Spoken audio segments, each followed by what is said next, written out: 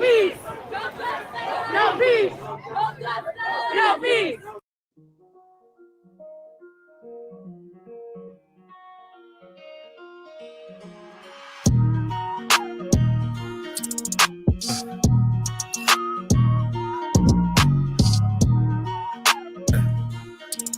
Tell me gon' die every day. Swear we gon' die every day. They said Jesus gon' save us. Well, I know we die if we wait. I know we die if he can't. They tell us we black, but we ain't. Aboriginal, native, yeah, we gon' die every day. Cause we don't know where we came. We been here, lived here, open borders, got deported, fought for rights. Kidnapped, bitch slapped, blacked out, covered up, washed white. Drugged up, slugged up, beat bread, left for dead, fuck your life. It's all a plan, kill your man, take your land, slave your kids, rape your wife. Why y'all look so mad if all this shit I say is true? Why y'all look so mad if all this shit happened to you?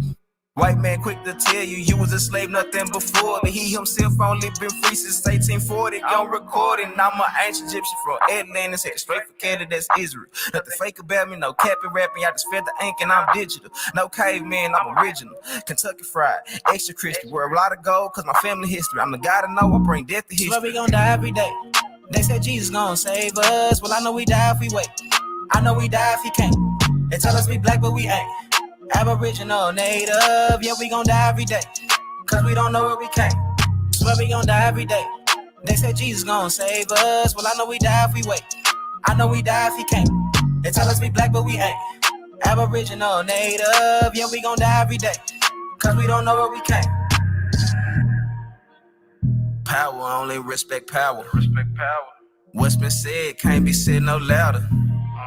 Stand for something, or you die a coward. They bombed our churches, set our kids on fire. Police keep erasing cause they backed up by the nation. Nation ain't complaining cause the Indians still hanging. Comanche, Sioux, Apache, ain't no history in blackness. No reason for that chatting if you bitch up when it's action. AR on my body, tell the bro to grab the shot. He loading up that new edition, finna hit him with this bobby. I can't shoot the shit, but 30 shouldn't miss. 54 races, 100 for his click. Anytime in prison, they don't want the shit. They don't want the problems. Snitches get the stick. Talking all that hatred, end up running like a bitch. Quick to call the laws, quick to play the bitch. Swear we gon' die every day. They said Jesus gon' save us. Well, I know we die if we wait. I know we die if he can't. They tell us we black, but we ain't. Aboriginal, native, yeah, we gon' die every day. Cause we don't know where we came. Swear we gon' die every day. They said Jesus gon' save us. Well, I know we die if we wait. I know we die if he can't. They tell us we black, but we ain't. Aboriginal, native, yeah, we gon' die every day. Cause we don't know where we came.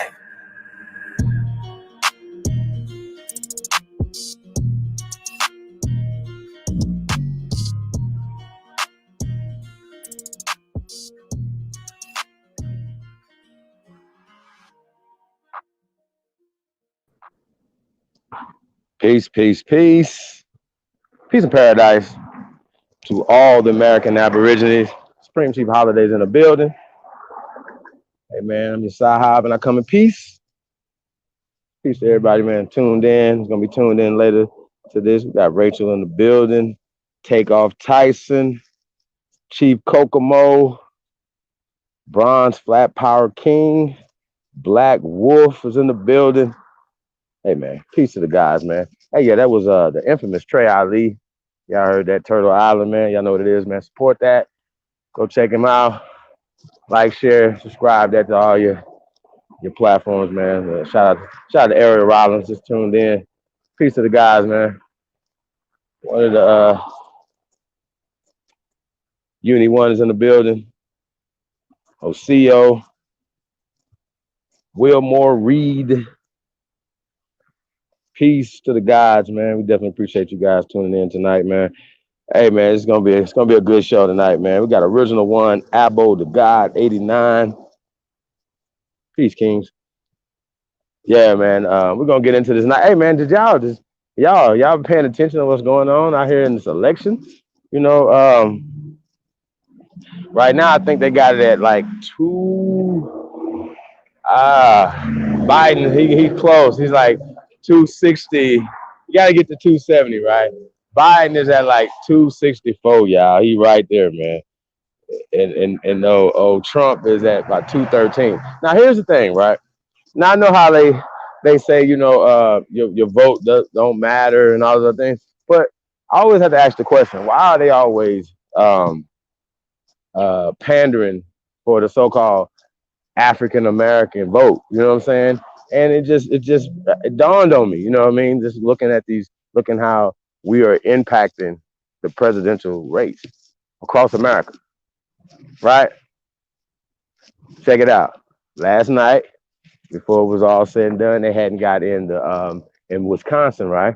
Shout out to the brothers and sisters up there in Wisconsin. But check this out, right? So Trump had the lead. Then I said about 4 in the morning or so, I said I guess they got about over 100,000 or so new ballots that came in from Milwaukee County. Well, Milwaukee County's, I guess a good chunk of our people up there in Milwaukee County, and they know he's gonna get a lot of those votes, and obviously those votes put him over the top to win Wisconsin. Now, people say, you guys vote don't matter. You guys aren't. Well, why are they caping so hard for your vote, right? And you see that the so-called African American or the black vote is a deciding factor in this election. Okay, not only the popular vote of it, but actually swinging the electoral college into right now. I feel that the so-called black vote has been coerced, has been it's been tricked. We've been tricked, like the whole Biden debacle. If you guys been watching the last couple of weeks, we've been exposing a lot of stuff. But a lot of people either didn't care about that or they just missed it. You know what I'm saying? They hate for Trump was way worse than anything else. And that was interesting. Like shout out to Deity came through last night, and she had said something, something to that effect. But when it all broke down to it, when it all got down to it, she still would have. If she had to vote, she would have still voted for Trump. You know what I'm saying? So people who are conscious, you know what I'm saying, who are awake or paying attention to what's going on. Now I'm just sitting back watching this shit. I'm like, yo, this is really interesting. Philadelphia or Pennsylvania, the same thing.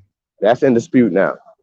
Well, they waiting on Philly to come in. They waiting for all the so-called right black votes to come back in Philly.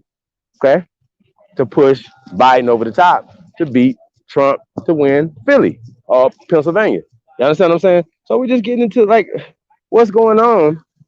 If the vote doesn't count, then I'm seeing not only the vote counting, but the so-called African American vote is determining whether who is the president or not. You understand? So this is what we're saying. Shout out to Black Indian in the building, Dopey Snow, the chosen one. Peace to the guys, man. It's 253 to 213 right now. Okay, so he got. Nah, I thought I could have seen. I think he got one more after that. I think he picked up Arizona, bro. He picked him up. Yeah, I think he picked up Arizona. But once again, different news agencies are called certain states and other ones won't. So you might be right on that. But I think they called Arizona for him. Got those votes. This shit's sad, son. Yeah. You say you voted for nothing? I don't know. I mean, like I said, they went out their way, bro, to put us in a certain mind frame against Trump, right?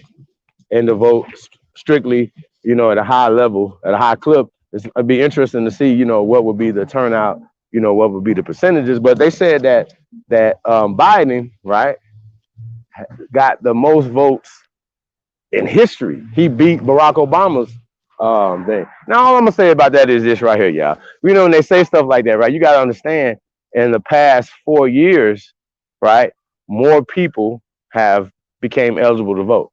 Okay.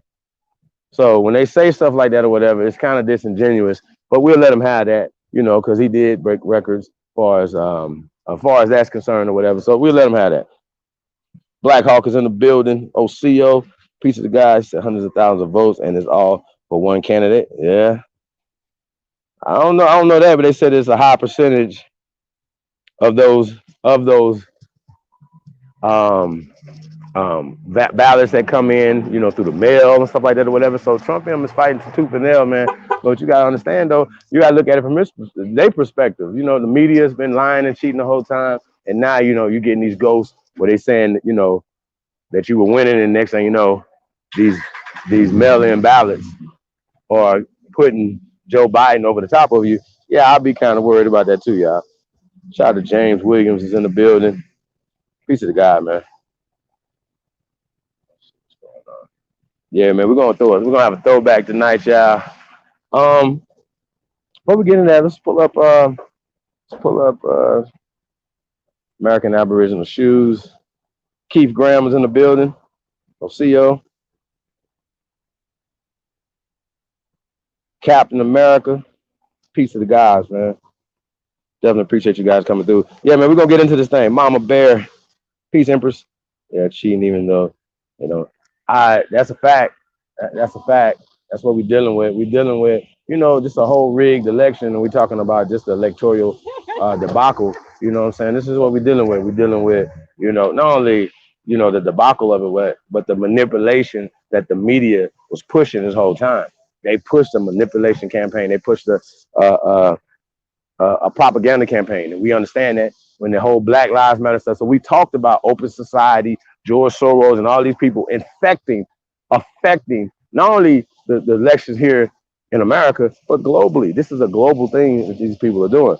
And for Joe Biden to be one of the worst politicians ever in American history, for all the money that he raised, and all the things that they've done, you know what I'm saying? You can't look back and say that's right and exact. That wouldn't be cheating. You know what I'm saying? So just a bunch of bullshit, y'all. Peace of the guys, man. Hey, man, walk like a god, y'all. Y'all haven't checked out AmericanAboriginalShoes.com. Check us out, man. AmericanAboriginalShoes.com, man. Walk like a god. Let's get it.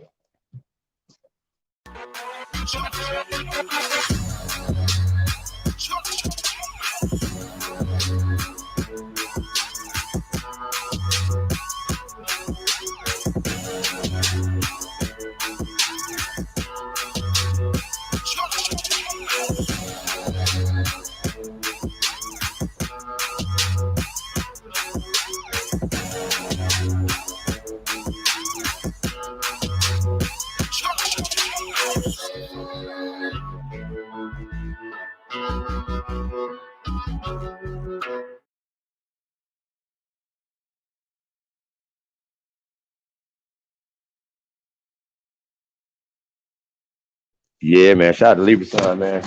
Walk like a god, man. Original tribal wear. I'm sorry, y'all. Shout out to Miss Maud. AmericanAboriginalShoes.com. Go check us out. AmericanAboriginalShoes.com. Peace of the guys, man. Walk like a god, y'all.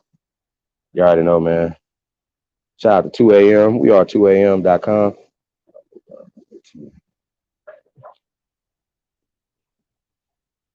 Shout out to Miss Sylvia Williams is in the building. Peace, Empress. Eagle Hawk Condor. Peace to the guys, man. Thank you guys for coming through tonight. We definitely appreciate you guys, man. Just want to get you guys' reaction to this election debacle that's going on, man. What do y'all think about this? What do you guys think about Kamala Harris being in there? I don't know. And like I said, we got a throwback tonight, y'all. We got the Ballot or the Bullet speech by Malcolm X, y'all. So we're gonna be playing that tonight, man.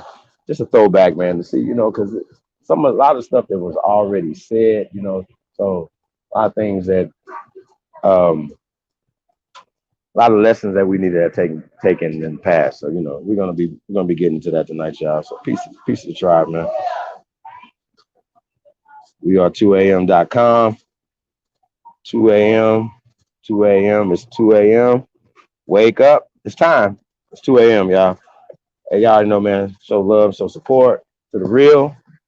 Hit us up at weare2am.com, man. We're gonna put the links and stuff in the chat room, man. Y'all already know what it is, man. Support the real, man. Like I said, we over here working, y'all. Definitely appreciate everybody. We got the chosen one. Sent to the building. Peace to the God, man. What's up, brother? How you feeling?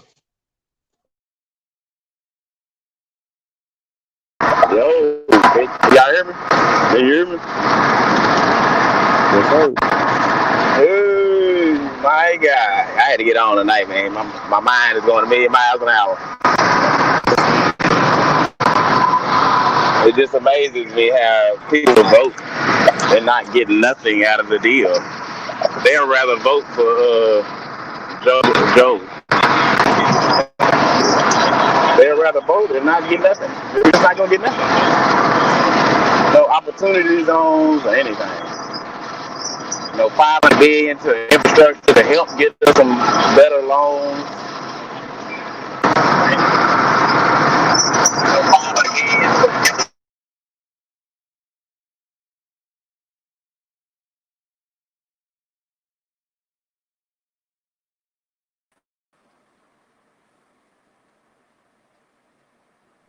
billion. The back, peace, bro. What's cracking?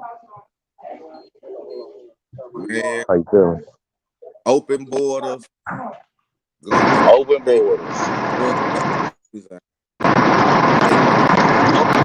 Yeah, open borders. They don't open the borders up. So what does open borders, forced vaccines, gun confiscations, and high taxes, what does that mix lead to?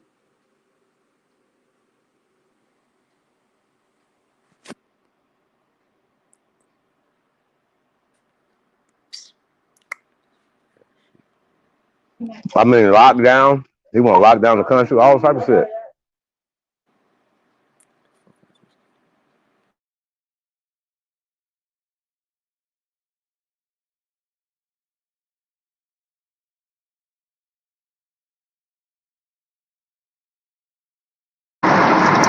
Yeah, they through with us. They finna let the Mexicans come in now. We finna be overwhelmed by the Mongoloids. They coming in. They finna probably dismantle the wall. These damn bitches. Abortion finna go up. Hey. I mean, y'all gotta understand, man. Now you know it's like niggas always need something to motherfucking to complain about. You know what I'm saying? But guess what? They're gonna be complaining the first 10 days of Kamala and what they call it, Jim Crow Joe. Y'all, you niggas gonna be crying. Y'all gonna be crying the whole fucking 4 years. Watch. I already told you. Watch. You ain't get nothing out the deal. Ain't gonna be no conversations. There ain't gonna be no conversations about no black contract for America. Ain't no conversation. And not only they gonna stop, And not only they gonna stop releasing niggas out of prison, they gonna start locking niggas back up. And the police gonna start acting even more of a fool because these fools right here, the Democrats, push them and they don't care about anything that they're doing to our people. So let's just keep it real. And like I said, man, you know, one thing about us, we're gonna be here still fighting, no matter who in office. You understand what I'm saying? And we're gonna have to maneuver regardless. And so that's just what we at, regardless of who's in their office, who's their president, that has anything to do with us and how we're gonna move. But we have to support each other. We have to start building our own shit, or we wouldn't have to have this old ass cracker representing us. Y'all understand what I'm saying? Remember, he said you're not black if you don't vote for him. Okay? The fuck? Come on, y'all. He had 60-something death penalties on his crime bill. He had 60-something statutes of code that if you sold drugs, it was the death penalty. He gave you the death penalty. It's crazy. Then Kamala, she's sitting there talking about, no, I'm not gonna just give black people anything. When you give black people, everyone should get. Man, we ain't finna get nothing, bro. People vote for nothing. I don't understand that. It blows my mind. It blows my mind. 70 million people voted against their interests. Think about that. It's just crazy. The back, what it do, brother? Man, sitting back, taking the gut analysis of everything. Mm-hmm. But most definitely, though, it's about to be contested in the Supreme Court, and then once The other side offers the appeal, whoever the other side might be, is going to be in the Supreme Court for months. So I don't see a January inauguration. Mm. Just think about this. It's like anytime it's a famous melody.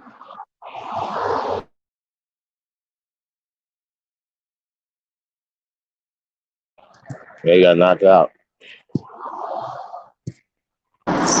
They got all them undocuments in here.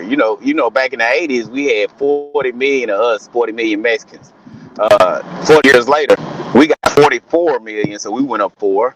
They have 62 million people now, the Mexicans do. And these Democrats over here talking about sanctuary cities. They talking about open borders. And black folks over here, or black Indians over here talking about saving these motherfuckers. These the motherfuckers that's gonna take your job. They not gonna pay you $20, $30 an hour and go get 2 Mexicans for $8.50. Fuck out of here. This shit is crazy. It's really Hey, bro, you sad. got Yeah, cut bro. off. Go ahead. No, it's really sad. It's just sad that people don't just, they don't rationalize. They just go with it over emotion. They just go with emotion. I mean, to vote away from your interest just over emotions, though, right? Because every time I talk to somebody, they always say, well, Trump's racist, right? And I'm like, well, he said he wasn't racist, right? I have never heard Joe Biden say he wasn't. Even when they accused him of it, he never denied the shit. He just said it was a mistake and that he's going to do better. He's going to apologize. He's not going to get in there and do shit. Biden Nothing. looks Absolutely like the nothing. Green Reaper that they used to portray to us as children. That's what he looks like today. He kind of looks like the Green Reaper, minus the road. Minus the road. He definitely. That's crazy, yo. I mean, but yo, I didn't think the people, right?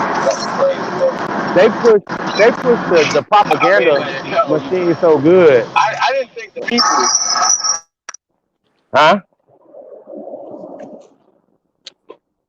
I didn't think we was that as a people that gullible, yo. You know what I mean? Like we fell for that. Wow. Nah, he Yeah. said that you could be 8 or 9, 10 years old and you could change your sex, dog. So Creepy Joe, I got a daughter. I got plenty of daughters. I got 3 daughters. You're not finna let no little boy go in the bathroom with my daughter, dog. Like, we're gonna have problems. We're gonna have problems. And he said that an 8 or 10-year-old, just like Boosie said, 8 or 10-year-old don't know where they getting dinner at, let alone if they want to be a boy or a girl. He said if it didn't make life easier, then he gonna do away with all the regulations. Like Joe Biden ain't got no spine. Like he ain't got. He can be sold to the highest bidder.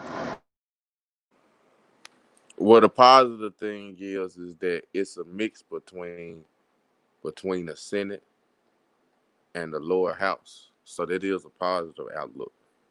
But their plan is similar to how whenever it's a melanated person, whether they're an athlete or an entertainer, and they have a big court case, whether they are the victim and they're whether they're the prosecutor or whether they are on the defense side. Whenever it's going against that person's favor or that culture's favor, they always delay the outcome. They always delay the verdict. If it's something that people are protesting and may potentially riot about, they always delay the verdict. So the longer that they delay this, then the more it's in Joe's favor. Because had they announced that last night, man, we'd be sitting up having a totally different conversation right now. And I'm taking all the emotions out of it, but also knowing and being forefront about what we're up against and how the dynamics the dynamics evolve every few years. So what are the dynamics of these next few years that we have to still mingle through? But most definitely, looks like it's going in Joe's favor for the fact that they have to delay the vote. But what I see is that Trump is going to go to the Supreme Court. The majority of the Supreme Court is Republican, so they might be able to reverse some things. In states like Virginia, that popular vote may have gone towards Trump, but the Electoral College vote went the other way, and Virginia was like 18 votes or something like that, something close to that. And so, if Trump Open up goes the mic. and Open appeals up to the the mic. Supreme Court, Open up the mic. yeah, he's gonna be there. He's gonna be in the Supreme Court for months, so that's gonna be past January. And if it gets to the Naughty. Supreme Court, he's still president. And so now we may hear about Yo, yo. 13603, the executive order 13603. Open up the mic. Put me on the front screen there. Truth, Naughty, what it do? What's up? What's up? Put me What's on the up, front brother screen. Naughty? Put me on the front screen there. You gotta holler at me when you come back to Dallas, Naughty. I'm looking for you, man. Who that? Who that? That's the chosen one. So Yeah. Put me I see on in the the dick, front man. screen. Put me on the front screen, yo. Got we all on. Try it.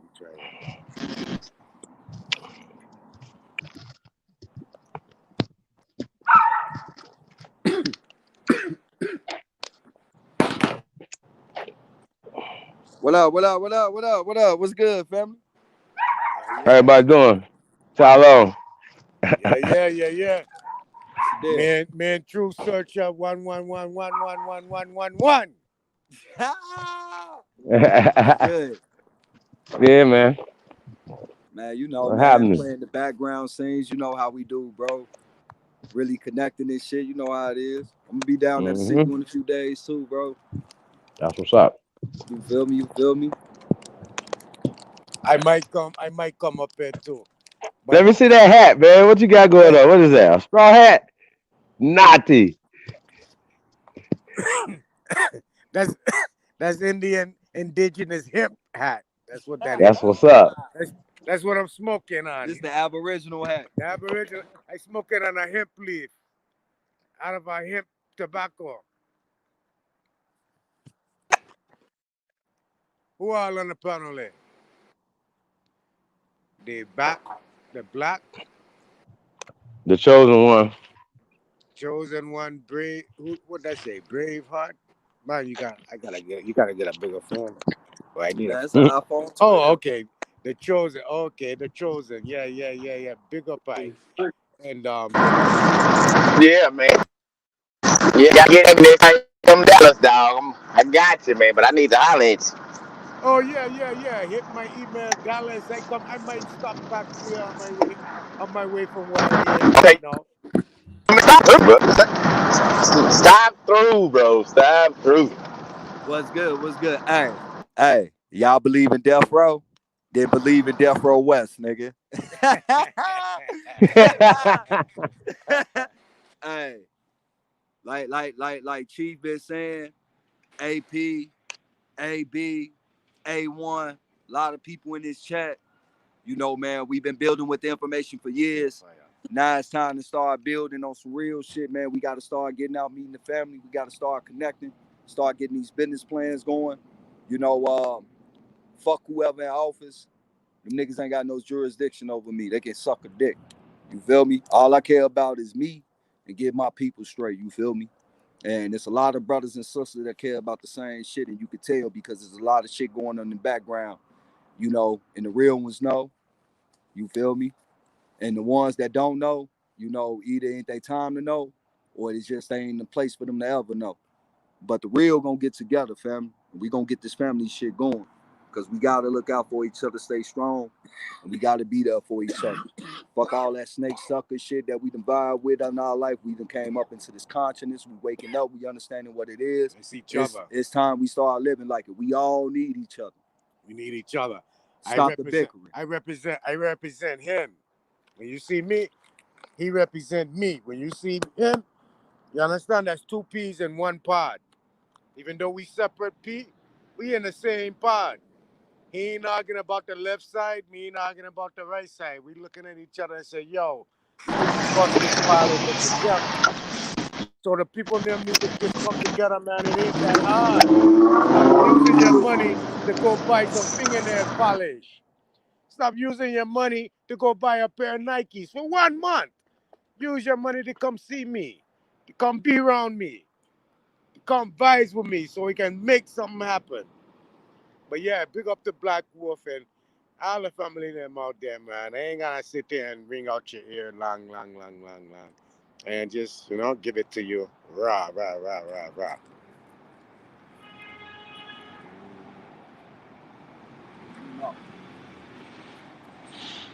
No. What happened? They still talk. Oh, they still on? Oh, yeah. Yeah, we just want to say what's up, family. Man, bless the stage and shit. The bro Chief, he always throwing fire bills just like the rest of the family. But, I feel like a visual is more important than words. We could have told you about this, but we'd rather show you just to show. Like, man, it's real out here, man. If y'all ain't paying attention, shit getting real crazy out here. If there ain't no better sign than to tell you we got to start sticking together, looking for each other, looking out for each other, it ain't no better time than the present. Let's get it together, family. And, I'm with y'all, all of y'all. Just reach out. This is all love. Big up to the sister Firewater over there on the East Coast, holding it down strong. She hold your lion there in a gracious synchronicity. So me appreciate that there. Now me there on the West Coast, west side of town, you understand? Now me have to represent West Side. West Side.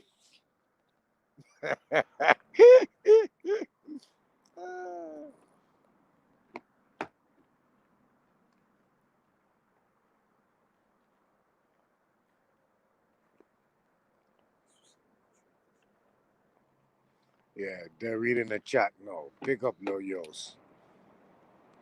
Pick up Black Card. Sylvia William. Big up Sylvia William. Infinity God. Yeah. Big up High Power. Yeah, out there in Cali, man. Sitting up in the mountains, sitting on one of the lava rock, burning on one of the lava stick. Me and troops. Out here in the big truck, you feel me? Smashing out on them and shit. You feel me? We out here like the good old country boys and shit. Go back to the chat. Let's see what the chat says. Okay. West Side. Big up South Wind, Empress South Wind. You there, you rocking it hard, sister. Booyah, Boo I am. Big up Boo I am. Leonard Peel, big up. Zoe Hasselman. Yes, sir, all right. Black Wolf again. Chicken Harmony Road. Yes, sir, our next sister and I be holding it down strong over on she side there. Representing the brothers. Yo, sisters, we coming. Natty smoking his hat. Yeah, I smoke in the hat. Hey, check it out to the sisters' name out there. Man, give you a strong message you can go to bed on and rest easy. And when you rise up in the morning and arising, you have a big smile upon your face. Brethren's out here really trying to link something together to make you comfortable now. Real talk. I ain't look to put you in a big old house and big old property where you can just run barefoot if you want. Where ain't nobody gonna call you no dirty foot. We'll just look at you and say, look at the mama, go there, We are trying to make things happy for you. We are look, and Ain't no sex thing. Ain't nobody looking for that, man. Look, I don't have enough sex for you, me, and your children them to come around. And nobody need to. That ain't nothing. You know what I mean? That's something that gonna go and pass. You know what I'm saying? We need something that's gonna be sustained forever, forever and ever and ever and ever. So like I said, the brothers them we linking up. We try to do some good work out here. We just need you sisters them to back us up, to speak up on things, to make sure we come through. You got a plate of food for we, to make sure you got some laundry detergent to help wash our clothes we've been wearing for 2-3 day trip. You understand? These type of thing there. We don't need no money in a man. We building, we making this money come in. So fuck your money. Take your money and put it to the side and say, yo, I want to link up with all you. I want to go in on a thing with all you. Boom, boom, boom. I have $200. What $200 be? It's $200 gonna try to get your ass 6 or 7 or 8 and 9 and 10. So yeah, we are just do it righteously, man. I know I talking. Let me go back to the chat. Let me see what the chat saying. Infinite to the God. Yeah, bless up, infinite to God. Bless up to everybody in the chat, man. Peace. So, sir. James William. Yes, sir. Big up, I King. Mr. Williams.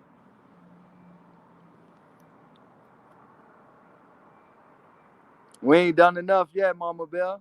Yeah. We just getting started. Yeah. We doing the most. We just getting started. You should have saved us earlier. Working. So I called the SOS and I'm gonna get up with you. Say less, family. Say less. Yeah. Take off Tyson. Big up Take off Tyson. Hey, I hope this get what we doing, what me and this man here doing, right? And what me and some other brethren done do, and what we continue on doing, right? We hope we giving ambition to the people to try to do better, to try to come together. That's all we doing. We giving a what they call it? Inspiration. Motivation. We gotta motivate each other. You feel me? I love when I see people doing good because it motivates me to want to do better. You know, we all we get. Yeah. At the end of the day, we all we get. Nobody else got us, but we don't even got us. It's time that we gotta start having us. Cause we all we got. These motherfuckers out here don't like us, and hey, the feeling is fucking mutual. But when we individualize, it's easy for us to get picked off and targeted. But the stronger we stand, this shit, a motherfucker gonna think twice before they come through that blood. Like, nah, you know, I don't think we can move on them like that because we gotta be prepared for that. So, you know, man, that's all it is, man. We just trying to stay blessed, stay humble, stay grounded, keep that spirit in us. You feel me? Let the ancestors speak to us. Let's take off from where the ancestors left at. Because it's been a big gap since the last real warriors of the ancestors stepped foot on this soil. Now it's time for us to we the cleanup crew. We come through this bitch like waste management, nigga. We taking out all the trash. You feel me? And we gotta have each other, man, no matter what. No matter what. It's time that we gotta start calling out our own and stop letting people be the face for us. Cause one motherfucker do something ignorant, we don't handle that shit. And now they looking at us all like we condoning that shit. Like, nah, not only we not condoning that, but we don't condone you either, nigga. And we quicker to bomb on you first.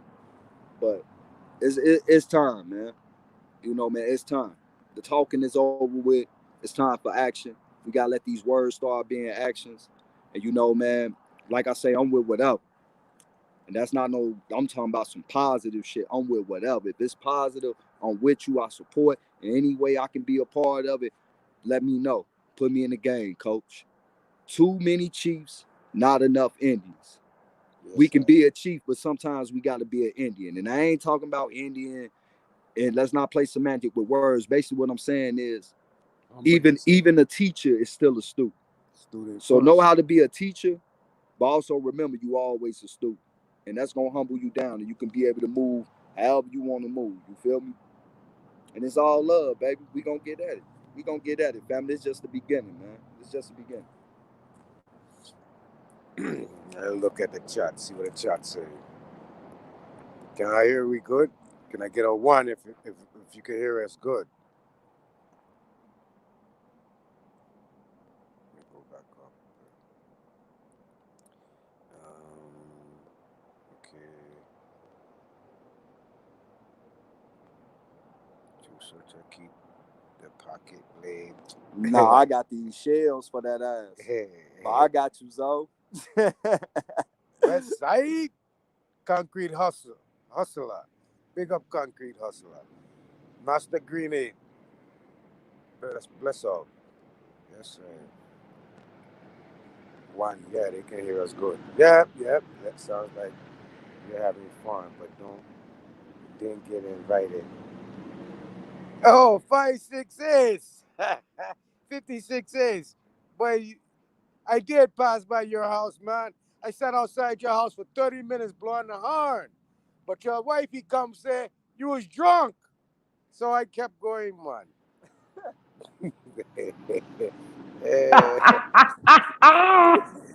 Not you, fool.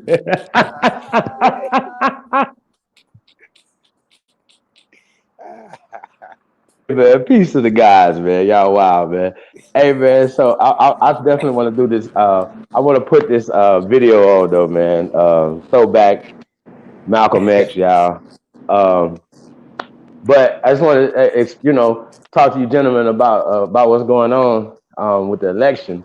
What do you guys think about the They turn of cheated, events that's bro. going on? Looking like Joe They Biden might cheated. be the next president. What do you guys think about that? They cheated. They cheated, bro, That's because what we was Trump is watching it saying. last night. They said like 90-some% was in Wisconsin, and Trump was up 56 to 47, 43. Matter of fact, how the fuck Mm-hmm. he beat him by 200 fucking votes and 90% was in, and he was down by damn near 11 to 13 percentage points. In Michigan, he was down by 7 to 8 percentage point with 80, 90% in. Like, bro, that shit bullshit, man. You know what time it is? Like, they called Arizona for Biden, then had to take it away. But here it is. You had 90% in Michigan, Wisconsin, Pennsylvania, North Carolina, and shit. And they said, oh, it's still a chance. It's still a chance. Like, come on, how the fuck you call for Biden with 60% in, but 90% in, and you don't call that for Trump? Like, bro, they cheated, bro. They trying to start a civil war. And that's why I say, man, we got to come together, because they go automatically label us with the Democrats because niggas went out there and voted for a fucking racist because it was anybody but Trump. So we got to look out for each other. I say fuck them all, nigga. You feel me? Fuck the white Democrats. Fuck the white Republicans. If they cool with me, I'm cool with them. But they coming with that smoke, they ass gonna get fired. But it's all about us, man. We need to form our own political party. Point blank, period, and stand on our own shit, because they cheating like a motherfucker, bro. I ain't gonna stunt. I don't fuck with no politics and shit, but Trump won that shit, bro. And he doing right by going to the Supreme Court about that shit. And but you know how that shit gonna play out, bro. They gonna try to snake him, and it's gonna go down and shit. So I just say, man, be careful, protect yourself.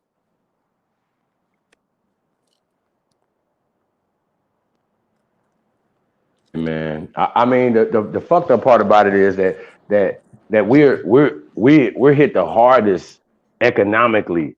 Like y'all understand what I'm saying? Like our community is gonna be hit the hardest from being locked down, because Biden is gonna lock shit down. Biden is gonna once again. These are the people that put together NAFTA and all these other things that hurt the American worker, the American car industry, the oil industry. These people, I don't understand the mindset of our people. Like you shouldn't vote without having all the fucking information. Like a lot of people voted on emotions. You know what I'm saying? And I think that's the wrong thing. You should, if anything, vote for your pockets first. You know what I'm saying? And never emotions. And I think that they painted dude as the most racist motherfucker ever. And I think they put that they successfully labeled him as that. And I think that's what did it, man. That's what drove all us to the polls to go vote for this dude, bro. Oh God, we got manipulated again. Just like the Obama shit, we got manipulated. We got manipulated again. And that's some bullshit, because once again, when it's all smoke, it's clear, they don't have any programs. They don't have anything. They're not even talking to us after the election. They're not going to start talking until it's time to get elected again. and we gotta make them pay. That's all I'm saying. We gotta learn how to get what we want, and not just in election times and shit like that, and stop getting Can I used. You know what I'm saying? We got used. Go ahead, bro. let me get in a little bit. So, if anyone noticed when they watched the election, when Biden spoke and Trump spoke, and none of the flags was any fringes. Did anyone notice that? When have you seen a presidential Nah, race with no fringes on the flags? There's a new representation and going on. People catch on. Don't allow Nati to see everything, man. Some of y'all got to stop burning me out around this camp, man. Like, y'all can't do me like that. Don't do me like that. I can see it all. Nah. But okay, let me come again now. If anyone else noticed, they said they ain't gonna have a real count for the president until next Friday, not this coming Friday, but next Friday. Wouldn't have that ever happened. That's not constitutional. Um, done. That's illegally. That's an illegal thing. That's an illegal act. That's a new government. See what's going on. And people are gonna be volunteering for this fictitious new government, thinking it's the same, and it's not. They just showed it to you on TV. No fringes on them flag. They ain't even in that representation of maritime no more. Come on, man. It's a whole new. It's the United States of the Americas. Go read it up. See what it say. But big up to y'all smart people out there, you know? Not to just dumb. Let me see. Let me see if anyone got something smart to say. yeah, man.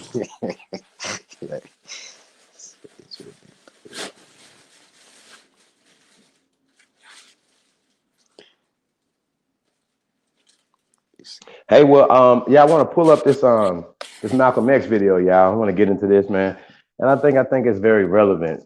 You know, if you haven't heard this before, it's gonna be a treat.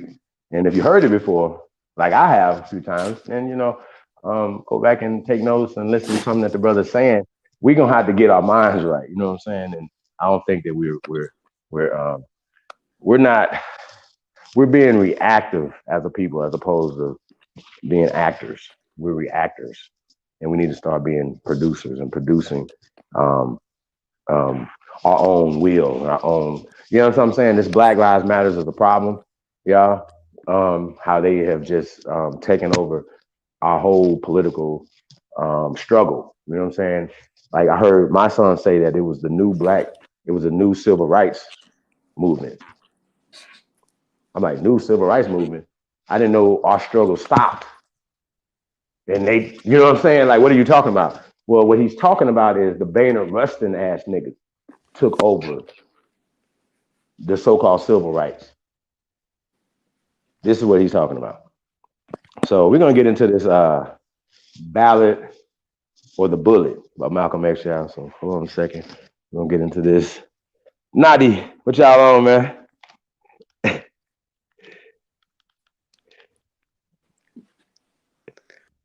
A The whole hemp lot of hat. shit. The I hemp gotta look up. hat. I gotta look around and see if it's something specific you want to know where we are. Like, we got a Mm-mm. lot of shit over here. We on over Don't here. say nothing incriminating on the air. Yeah, nah, nothing incriminating. Yeah, we got some. We got Nah. some. We got some over here. What we got? What we got? Got some Cheerios. Frosted Flakes. Some Nutty Buddies. Can I get a check for Got a bunch of advertising right now or snacks. what? Probably. Probably nutty butter. This is a check.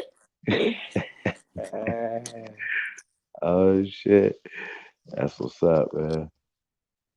That's what's up. Yeah, Yeah, I man. just Peace to the reading the God, man. chat. Reading the chat. Always looking for one of the smart people to do things, say things.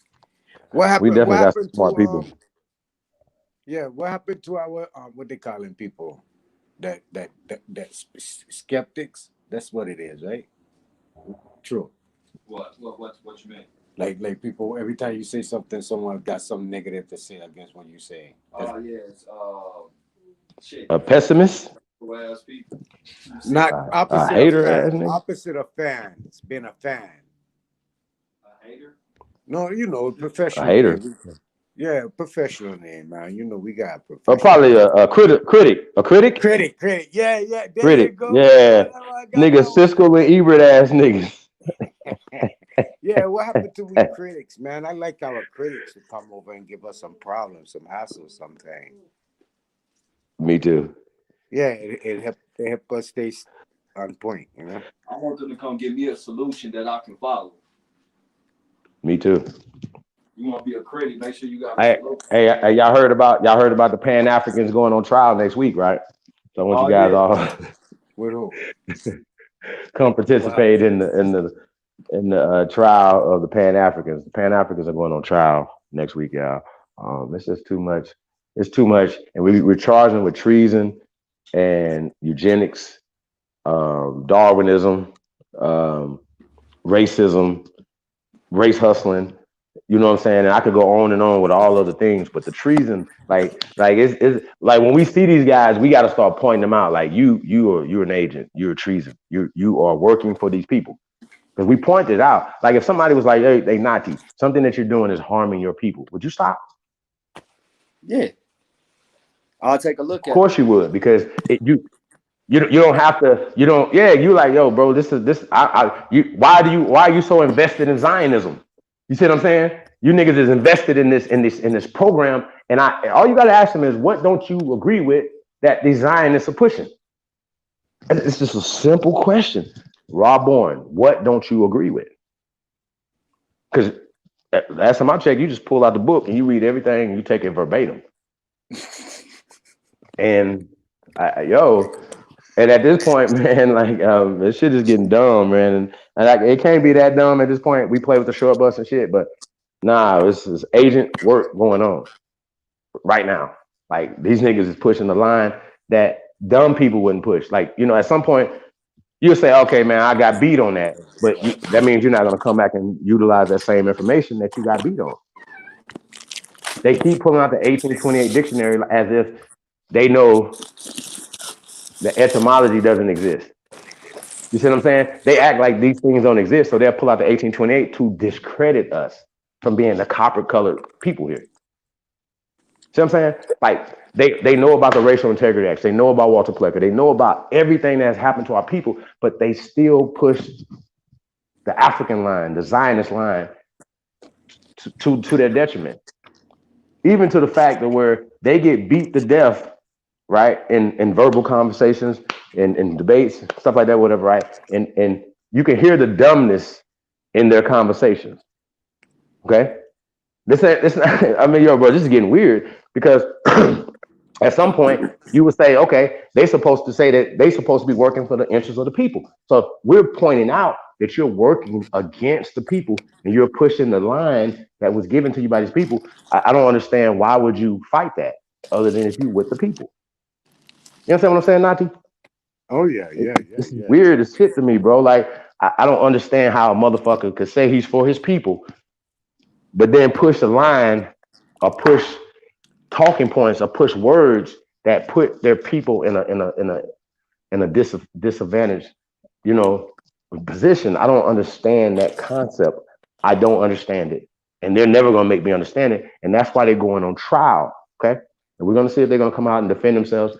The last trial we had last week, niggas didn't come out and defend themselves, so that's why we're gonna see if they're gonna come out and defend themselves. We're gonna charge them with pushing racism, pushing sexism, pushing every ism that you can ever think of, but they're pushing Zionism. Okay, they're pushing a Zionist agenda.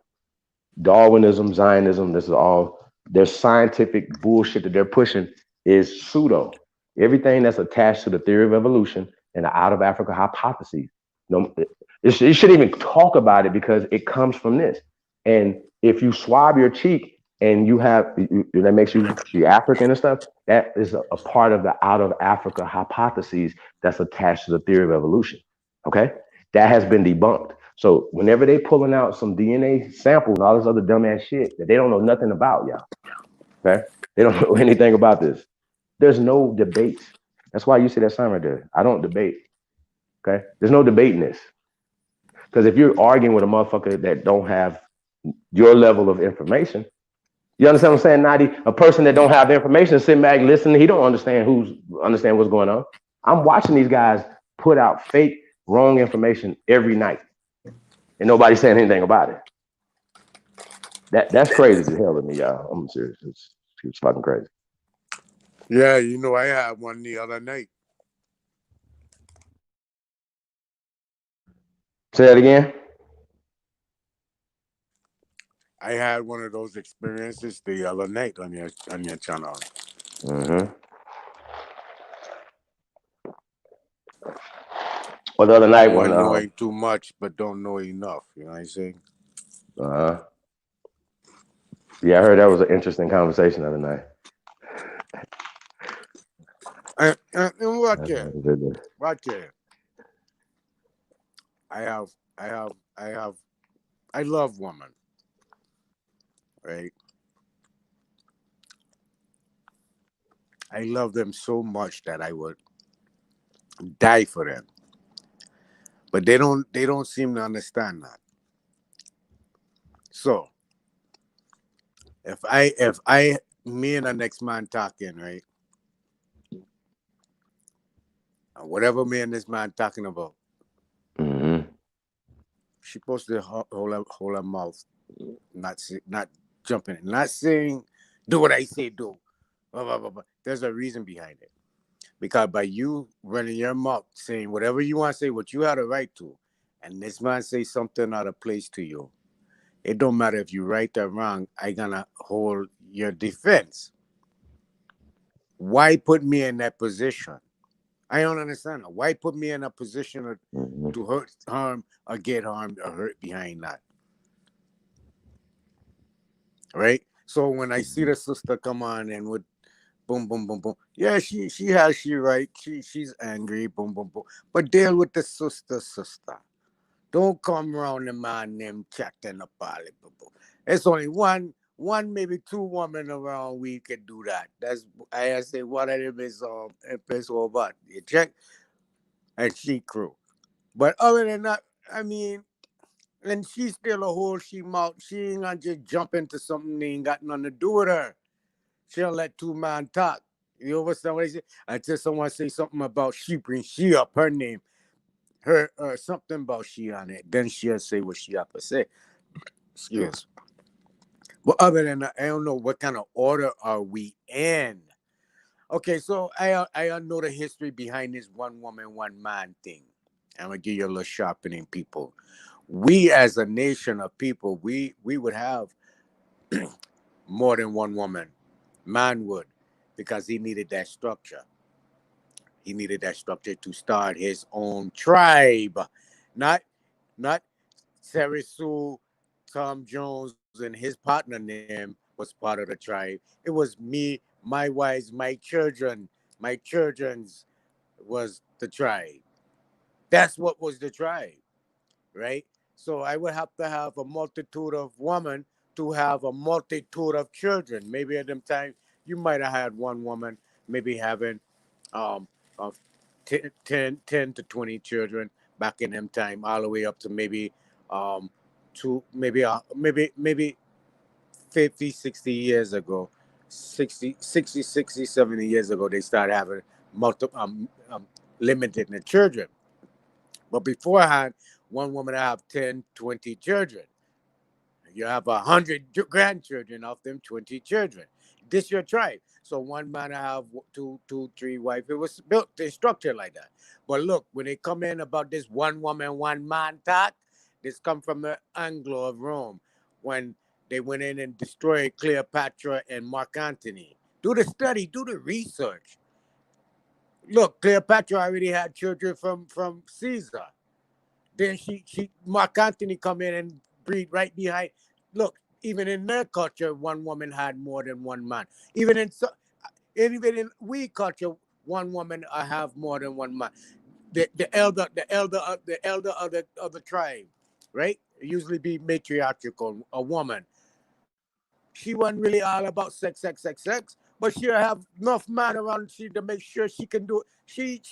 She's a one woman with over 50 man in the trade. Catch what I say? I gotta catch what going. I ain't saying no if or one way thing. I just try to give you some vibe. So Mark Antony was married to the woman in Rome.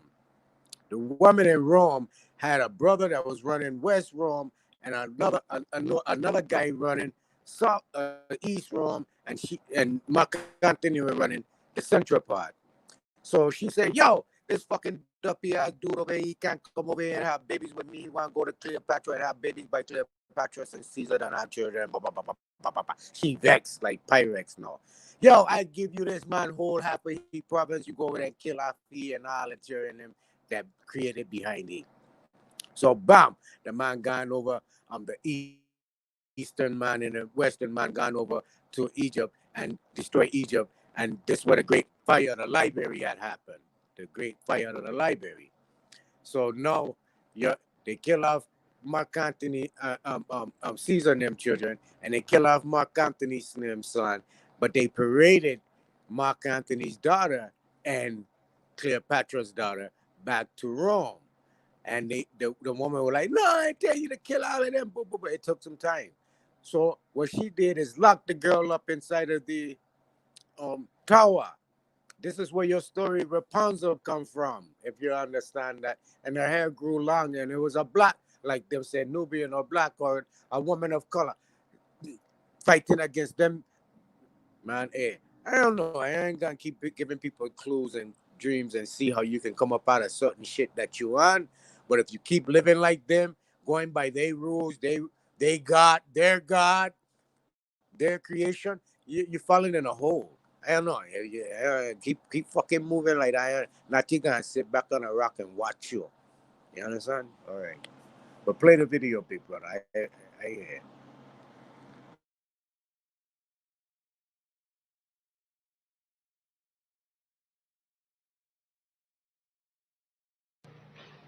Reverend Cleave, brothers and sisters, and friends, and I see some enemies. Uh-huh.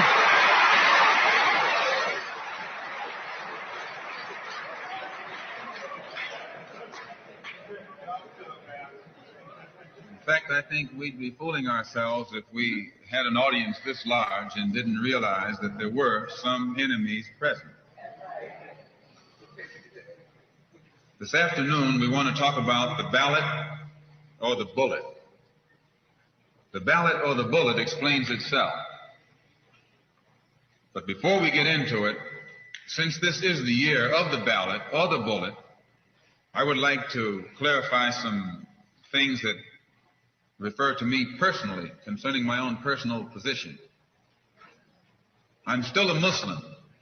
That is, my religion is still Islam.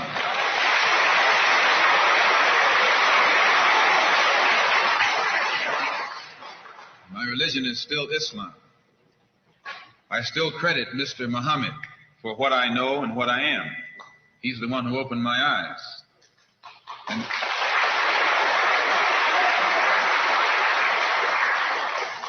at present, I'm the minister of the newly founded Muslim Mosque Incorporated, which has its offices in the Teresa Hotel right in the heart of Harlem. That's the Black Belt in New York City.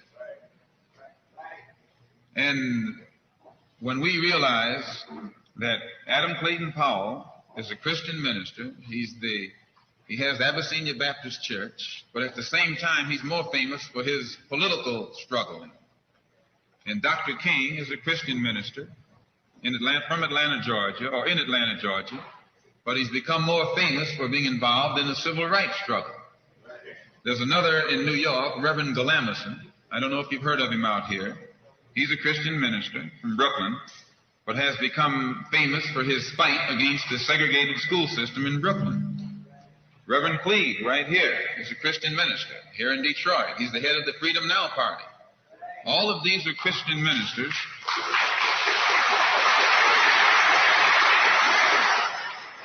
All all of these are Christian ministers, but they don't come to us as Christian ministers. They come to us as fighters in some other category. I'm a Muslim minister. The same as they are Christian ministers, I'm a Muslim minister. And I don't believe in fighting today in any one front, but on all fronts.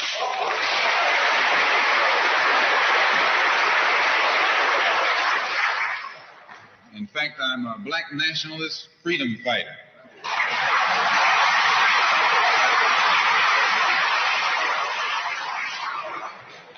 Islam is my religion, but I believe my religion is my personal business. You heard what he said? He said his religion is his personal business. My personal business. Morals. And my religious philosophy is personal between me and the God in whom I believe. Just as the religious philosophy of these others is between them and the God in whom they believe. And this is best this way. Were we to come out here discussing religion, we'd have too many differences from the outstart, and we could never get together. So today, though Islam is my religious philosophy, my political, economic, and social philosophy is black nationalism. You and I...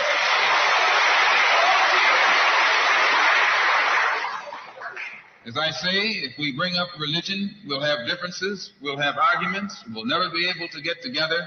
But if we keep our religion at home, keep our religion in the closet, keep our religion between ourselves and our God, but when we come out here, we have a fight that's common to all of us against the enemy who is common to all of us.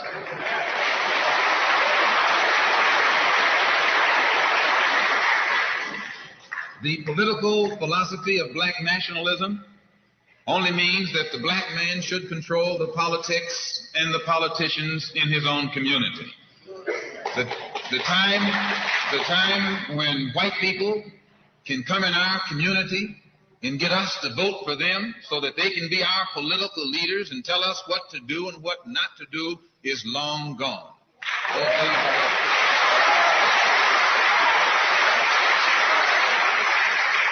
By the same token, the time when that same white man, knowing that your eyes are too far open, can send another Negro into the community, get you and me to support him so he can use him to lead us astray, those days are long gone.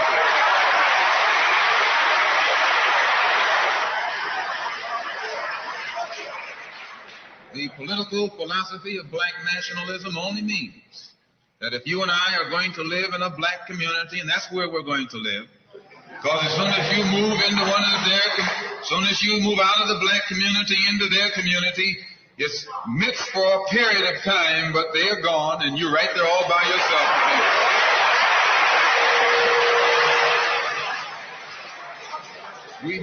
We must understand the politics of our community, and we must know what politics is supposed to produce.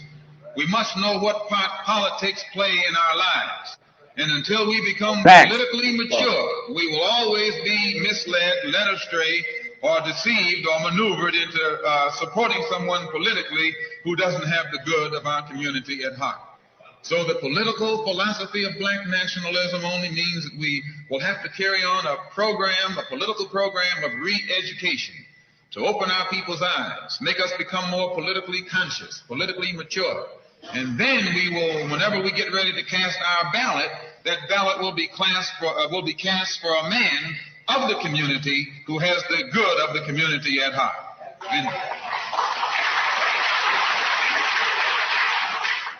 the economic philosophy of black nationalism only means that we should own and operate and control the economy of our community. You would never find, you can't open up a black store in a white community. White man won't even patronize you. And he's not wrong. He got sense enough to look out for himself. And you who don't have sense enough to look out for yourself.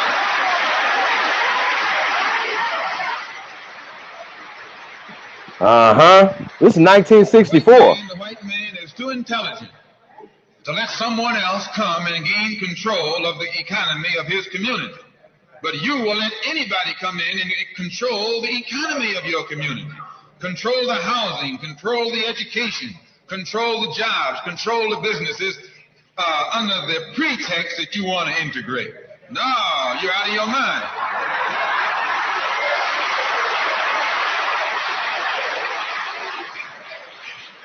The economic philosophy of black nationalism only means that we have to become involved in a program of re-education to educate our people into the importance of knowing that when you spend your dollar out of the community in which you live, the community in which you spend your money becomes richer and richer. The community out of which you take your money becomes poorer and poorer. And because these Negroes who have been misled, misguided, are breaking their necks to take their money and spend it with the man. The man is becoming richer and richer, and you're becoming poorer and poorer. And then what happens? The community in which you live becomes a slum. It becomes a ghetto. The conditions become run down.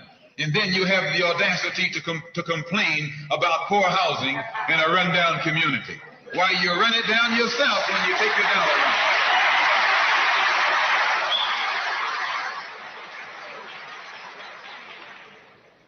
And you and I are in a double trap, because not only do we lose by taking our money someplace else and spending it, when we try and spend it in our own community, we're trapped because we haven't had sense enough to set up stores and control the businesses of our community. The man who's controlling the stores in our community is a man who doesn't look like we do. He's a man who doesn't even live in the community. So you and I, even when we try and spend our money in the block where we live or the area where we live, we're spending it with a man who, when the sun goes down, takes that basket full of money in another part of the town.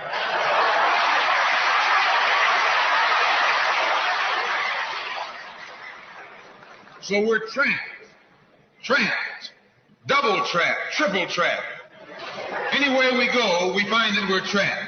And every kind of solution that someone comes up with is just another trap.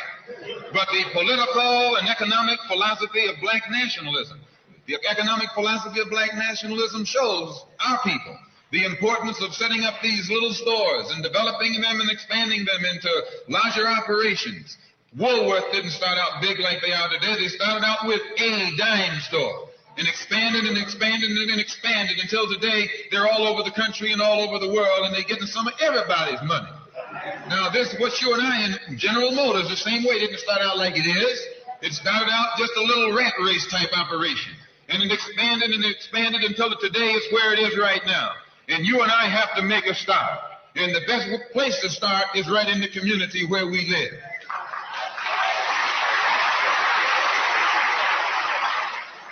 So our people not only have to be re-educated to the importance of supporting black business, but the black man has to be made aware of the importance of going into business. And once you and I go into business, we own and operate at least the businesses in our community. What we will be doing is developing a situation wherein we will actually be able to create employment for the people in the community. And once you can create some employment in the community where you live, it will eliminate the necessity of you and me having to act ignorantly and disgracefully, boycotting and picketing some cracker someplace else, trying to beg him for a job.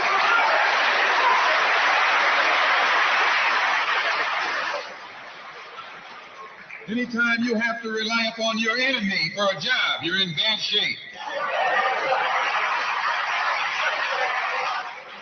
He is your enemy. Anytime, you wouldn't be in this country if some enemy hadn't kidnapped you and brought you here.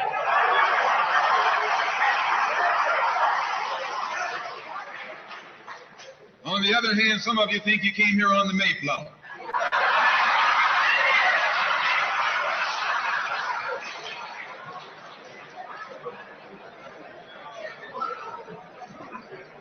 So as you can see, brothers and sisters, today, this afternoon, it's not our intention to discuss religion.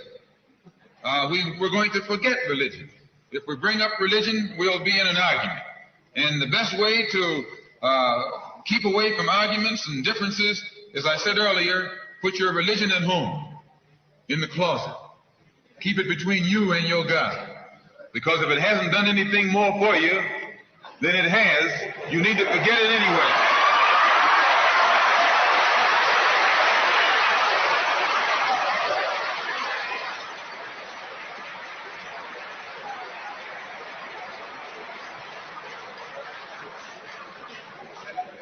Whether you are a Christian or a Muslim or a nationalist, we all have the same problem. They don't hang you because you're a Baptist, they hang you because you're black.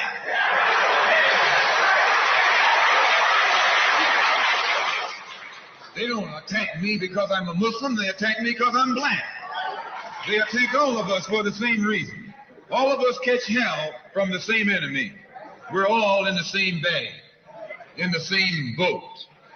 We suffer political oppression, economic exploitation, and social degradation. All of them from the same enemy.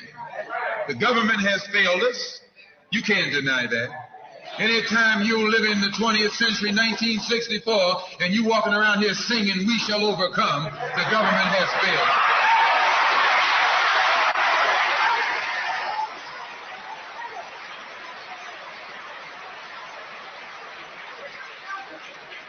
This is part of what's wrong with you. You do too much singing.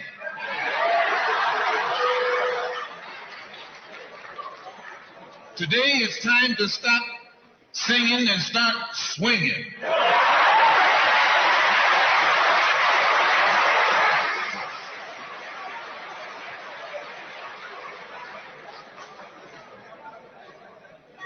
You can't sing up on freedom, but you can swing up on some freedom.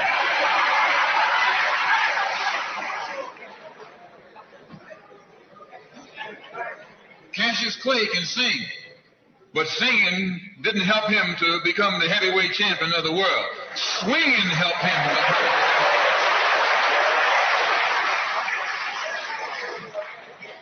So this government has failed us. The government itself has failed us.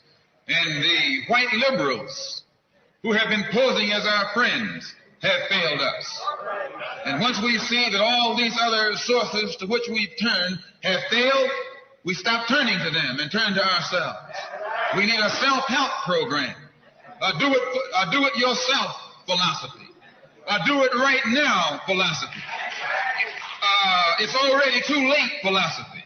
This is what you and I need to get with. And the only way we're going to solve our problem is with a self-help program.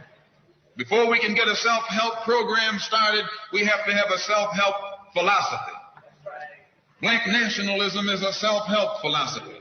What's so good about it, you can stay right in the church where you are and still take black nationalism as your philosophy. You can stay in any kind of civic organization that you belong to and still take black nationalism as your philosophy. You can be an atheist and still take black nationalism as your philosophy. This is a philosophy that eliminates the necessity for division and argument. Because if you're black, you should be thinking black. And if you're black and you're not thinking black at this late date, well, I'm sorry for you.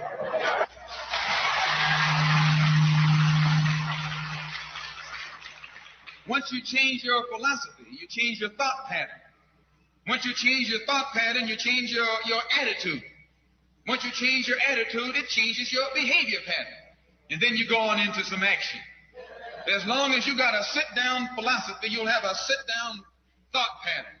And as long as you think that old sit-down thought, you'll be in some kind of sit-down action. They'll have you sitting in everywhere. It's not so good to refer to what you're going to do as a sit-in. That right there castrates you. Right there it brings you down. What goes with it? Think of the image of someone sitting. An old woman can sit. An old man can sit. A chump can sit. A coward can sit. Anything can sit. Well, you and I have been sitting long enough, and it's time today for us to start doing some standing and some fighting to back that up.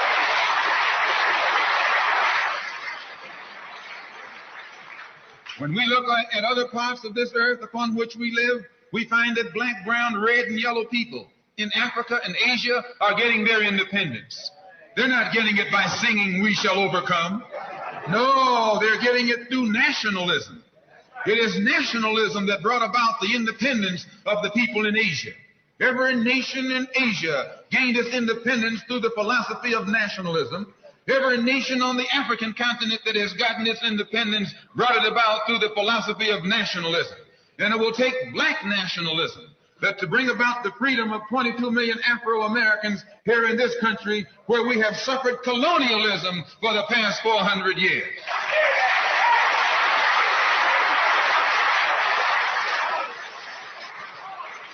America is just as much a colonial power as England ever was. America is just as much a colonial power as France ever was. In fact, America is more so a colonial power than they, because she's a hypocritical colonial power behind it.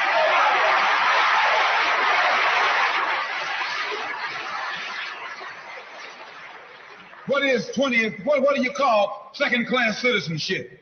Why, that's colonization. Second-class citizenship is nothing but 20th century slavery.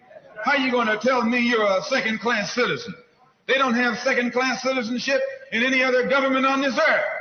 They just have slaves and people who are free. Well, this country is a hypocrite. They try and make you think they set you free by calling you a second-class citizen. No, you're nothing but a 20th century slave.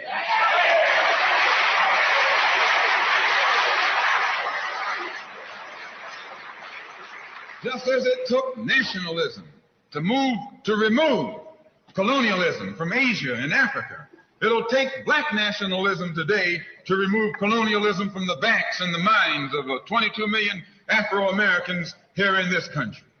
And 1964 looks like it might be the year of the ballot or the bullet.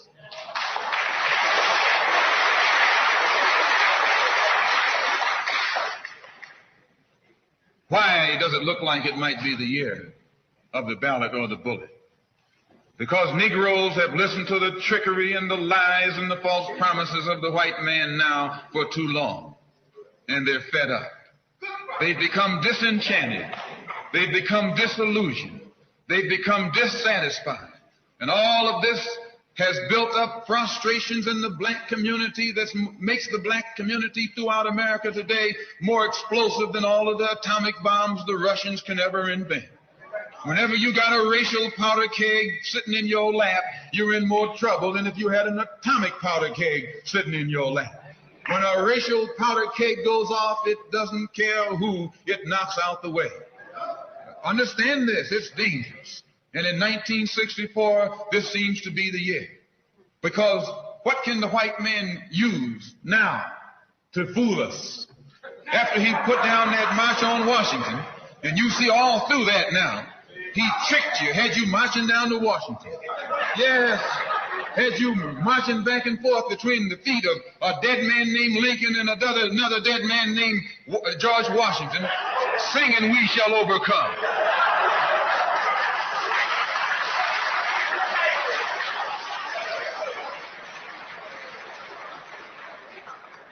He made a chump out of it.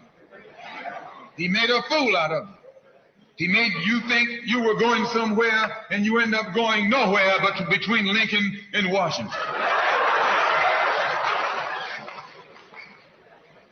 So today our people are disillusioned. They've become disenchanted. They've become dissatisfied. And in their frustrations, they want action. You'll see this young black man, this new generation, asking for the ballot or the vote. That old Uncle Tom action is outdated. The young generation don't want to hear anything about the odds are against us. What do we care about odds?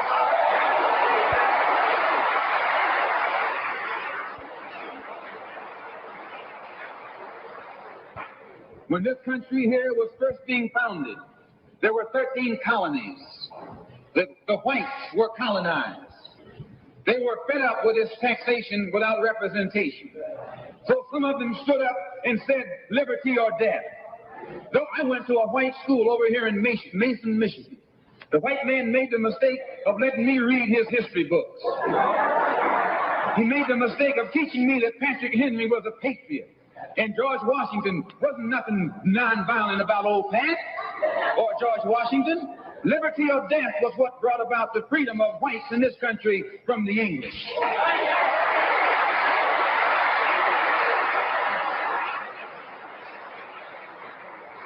They didn't care about the odds. Why, they faced the wrath of the entire British Empire. And in those days, they used to say that the British Empire was so vast and so powerful when the sun would never set on it. This is how big it was. Yet these 13 little scrawny states, tired of taxation without representation, tired of being exploited and oppressed and degraded, told that big British Empire, liberty or death. And here you have 22 million Afro-Americans, black people today, catching more hell than Patrick Henry ever saw.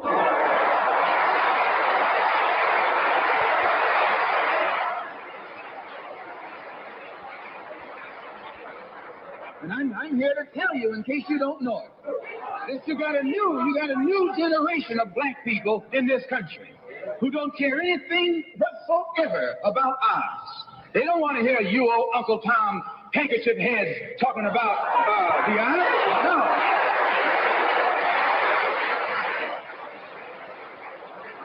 No. This is a new generation. If they're going to draft these young black men and send them over to Korea or South Vietnam to face 800 million Chinese.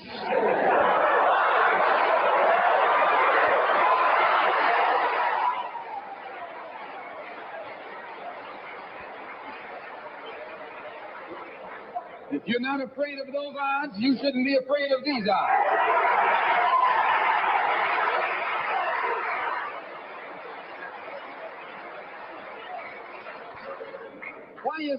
Why does this loom to be such an explosive political year? Because this is the year of politics. This is the year when all of the white politicians are going to come into the Negro community. You never see them until election time. You can't find them until election time. They're going to come in with false promises.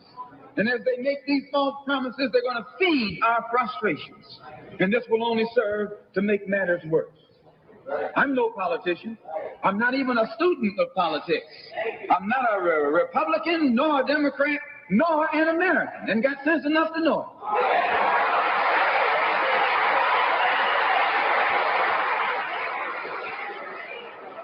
I'm one of the 22 million black victims of the Democrats. One of the 22 million black victims of the Republicans, and one of the 22 million black victims of Americanism.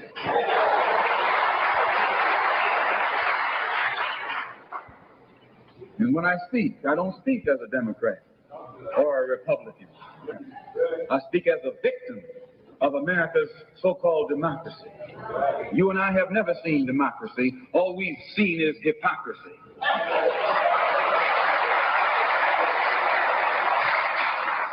When we open our eyes today and look around America, we see America not through the eyes of someone who has enjoyed the fruits of Americanism. We see America through the eyes of someone who has been the victim of Americanism. We don't see any American dream. We've experienced only the American nightmare. We haven't benefited from America's democracy. We've only suffered from America's hypocrisy. And the generation that's coming up now can see it and are not afraid to say it. If you go to jail, so what? If you're black, you were born in jail.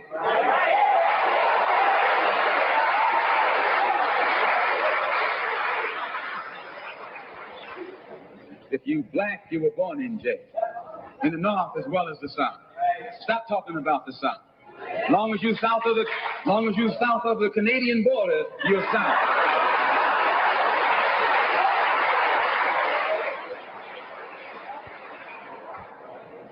Don't call Governor Wallace a Dixie governor. Romney is a Dixie governor.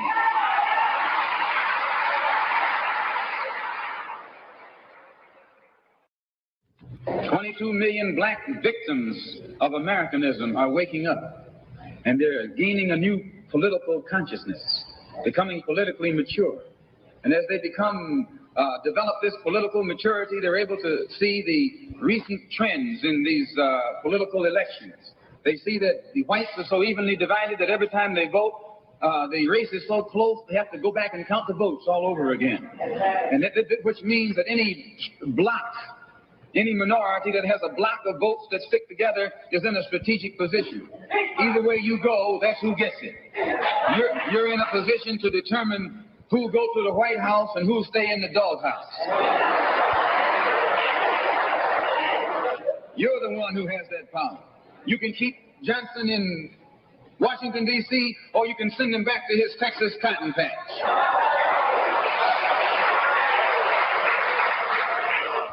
You're the one who sent Kennedy to Washington. You're the one who put the present Democratic administration in Washington, D.C. The whites were evenly divided. It was the fact that you threw 80% of your votes behind the Democrats that put the Democrats in the White House. When you see this, you can see that the Negro vote is the key factor. And despite the fact that you are in a position to be the determining factor, what do you get out of it? The Democrats have been in Washington, D.C. only because of the Negro vote. They've been down there 4 years. And all other legislation they wanted to bring up, they brought it up and gotten it out of the way, and now they bring up you. And now they bring up you. You put them first, and they put you last. Because you're a chump.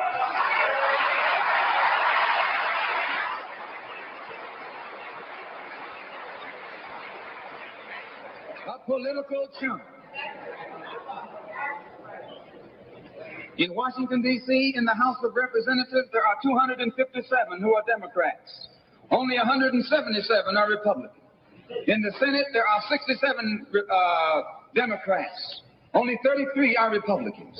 The party that you back controls 2/3 of the House of Representatives and the Senate, and still they can't keep their promise to you because you're a chump.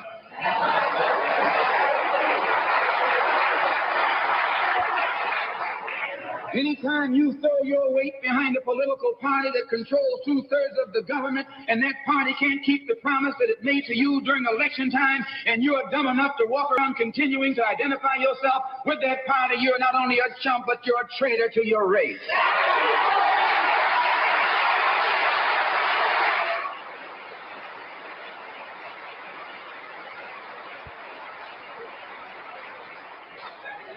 And what kind of alibi do they come up with? They try and pass the buck to the Dixiecrats. Now, back during the days when you were blind, deaf, and dumb, ignorant, politically immature, naturally you went along with that. But today, as your eyes come open and you develop political maturity, you're able to see and think for yourself. And you can see that a Dixiecrat is nothing but a Democrat in disguise. You look at the structure of the government that controls this country. It's controlled by 16 senatorial committees and 20 congressional committees. Of the 16 senatorial committees that run the government, 10 of them are in the hands of Southern segregationists. Of the 20 congressional committees that run the government, 12 of them are in the hands of Southern segregationists. And they're going to tell you and me that the South lost the war.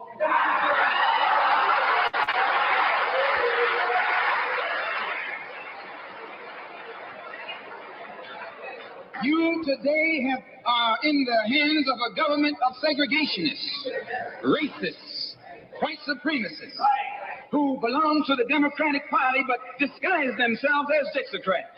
A Dixiecrat is nothing but a Democrat. Whoever runs the Democrats is also the father of the Dixiecrats. And the father of all of them is sitting in the White House.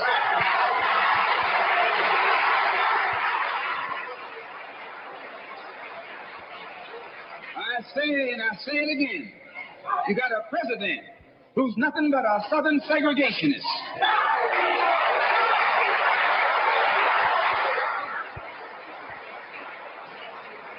From the state of Texas. They'll lynch you in Texas as quick as they'll lynch you in Mississippi. Only in Texas, they lynch you with a Texas accent. In Mississippi, they lynch you with a Mississippi accent. And the first thing the cracker does when he comes in power, he takes all the Negro leaders and invites them for a coffee to show that he's all right. And those Uncle Toms can't pass up the coffee.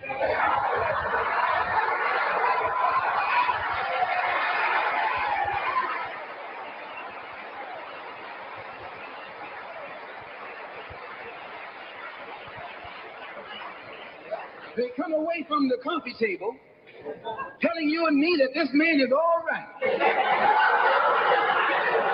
Because he's from the South.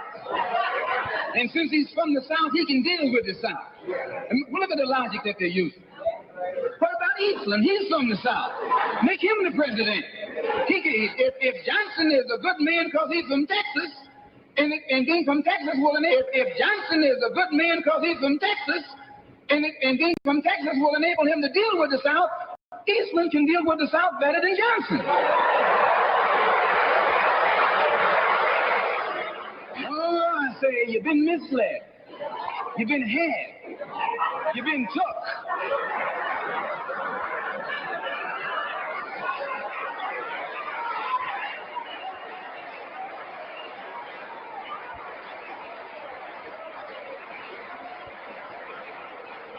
I was in Washington a couple of weeks ago while the senators were filibustering. And I noticed in the back of the Senate a huge map. And on this map, it showed the distribution of Negroes in America. And surprisingly, the same senators that were involved in the filibuster were from the states where there were the most Negroes. Why were they filibustering the civil rights legislation? Because the civil rights legislation is supposed to guarantee voting rights to Negroes in those states. And those senators from those states know that if the Negroes in those states can vote, those senators are down the drain.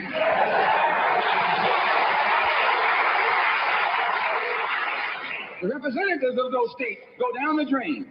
And in the Constitution of this country, it has a stipulation wherein whenever the rights, the voting rights of people in a certain district are violated, then the representative who's from that particular district, according to the Constitution, is supposed to be expelled from the Congress.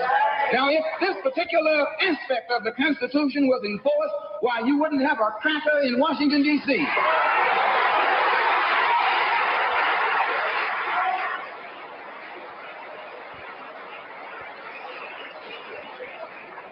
But what would happen when you expel the Dixiecrat? You're expelling the Democrat. When you destroy the power of the Dixiecrat, you're destroying the power of the Democratic Party. So how in the world can the Democratic Party in the South actually side with you in sincerity when all of its power is based in the South?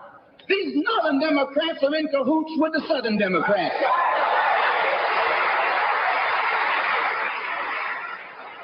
They're playing a giant con game, a political con game. You know how it goes. One of them comes to you and make believe he's for you. And he's in cahoots with the other one that's not for you. Why? Because neither one of them is for you. But they got to make you go with one of them or the other. So this is a con game. And this is what they've been doing with you and me all these years. First thing Johnson got off the plane, when he became president, he asked, "Where's Dickie?" You know who Dickie is? Dickie is old Southern cracker Richard Russell. Look here. Yes. Lyndon D. Johnson's best friend is the one who is who's heading the forces that are filibustering civil rights legislation. You tell me, how in the hell is he going to be Johnson's best friend?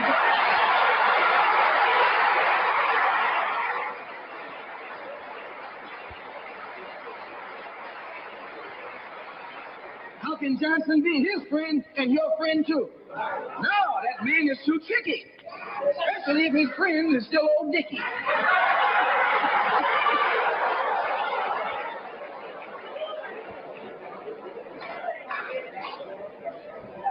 Whenever the Negroes keep the Democrats in power, they're keeping the Dixiecrats in power. This is true. A vote for a Democrat is nothing but a vote for a Dixiecrat. I know you don't like me saying that, but I'm not the kind of person who come here to say what you like. I'm going to tell you the truth whether you like it or not.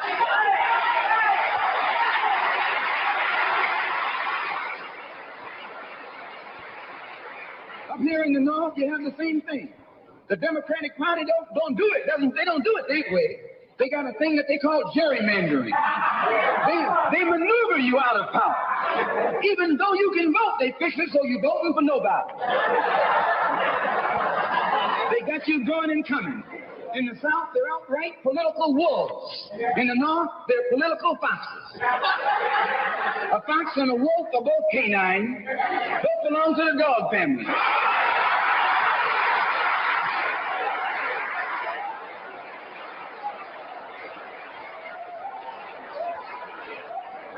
Now, you take your choice.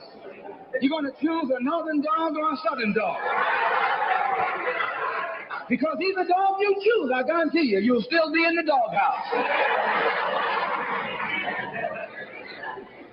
This is why I say it's the ballot or the bullet. It's liberty or it's death. It's freedom for everybody or freedom for nobody.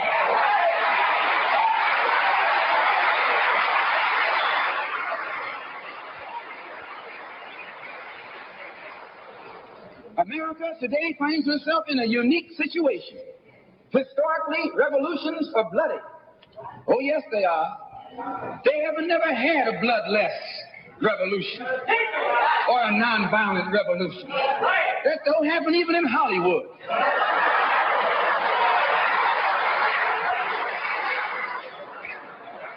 You don't have a revolution in which you love your enemy. And you don't have a revolution in which you are begging the system of exploitation to integrate you into it. Revolutions overturn systems. Revolutions destroy systems. A revolution is bloody. But America is in a unique position. She's the only country in history in a position actually to become involved in a bloodless revolution. The Russian Revolution was bloody. Chinese Revolution was bloody. French Revolution was bloody. Cuban Revolution was bloody. And there was nothing more bloody than the American Revolution. But today, this country can become involved in a revolution that won't take bloodshed. All she's got to do is give the black man in this country everything that's doing. Everything.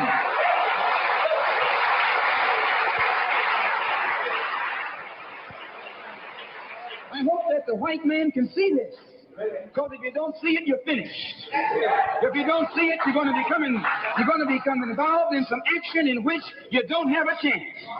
And we don't care anything about your atomic bomb. It's useless. Because other countries have atomic bombs. When 2 or 3 different countries have atomic bombs, nobody can use it. So it means that the white man today is without a weapon. If you want some action, you got to come on down to earth. And there's more black people on earth than there are white people on earth.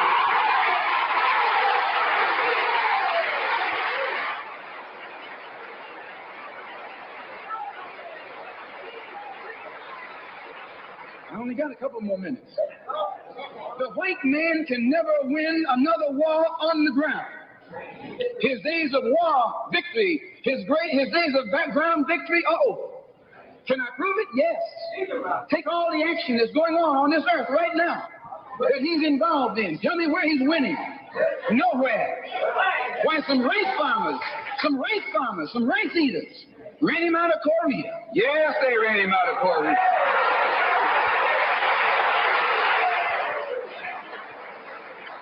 Rice eaters with nothing but gym shoes and a rifle and a bowl of rice. Took him and his tanks and his napalm and all that other action he's supposed to have and ran him across the Yalu. Why? Because the day that he can win on the ground is past. Up in French Indochina, those little peasants, rice growers, took on the might of the French army and ran all the Frenchmen. You remember Dien Bien Phu? No.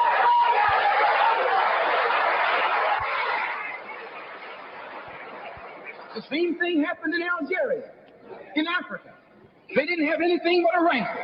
The French had all these highly mechanized instruments of warfare, but they put some guerrilla action on. And a white man can't fight a guerrilla warfare. Guerrilla action takes heart, takes nerve, and he doesn't have that.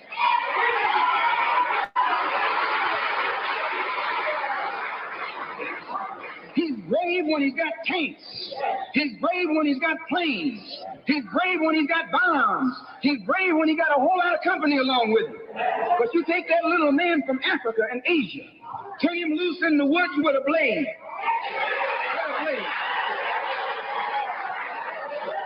That's all he needs. All he needs is a blade. And when the sun comes down, goes down, it's dark, it's even Steven.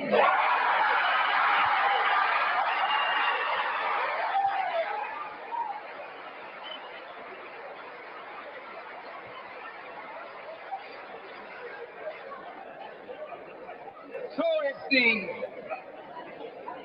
it's the ballot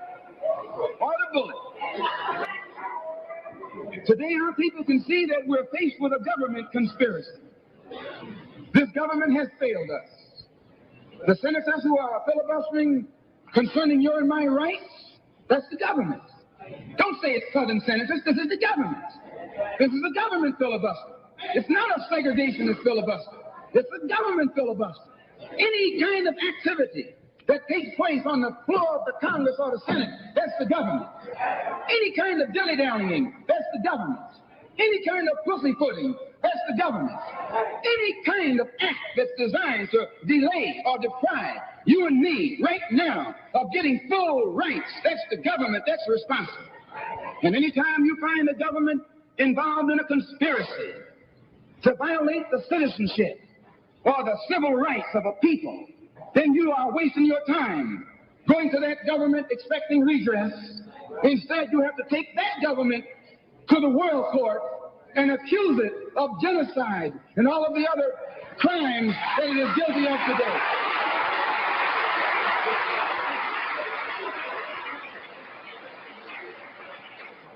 So those of us whose political and economic and social philosophy is black nationalism have become involved in the civil rights struggle. We have injected ourselves into the civil rights struggle, and we intend to expand it from the level of civil rights to the level of human rights. As long as you fight it on the level of civil rights, you're under Uncle Sam's jurisdiction. You're going to his court expecting him to correct the problem. He created the problem. He's the criminal. You don't take your case to the criminal, you take your criminal to court.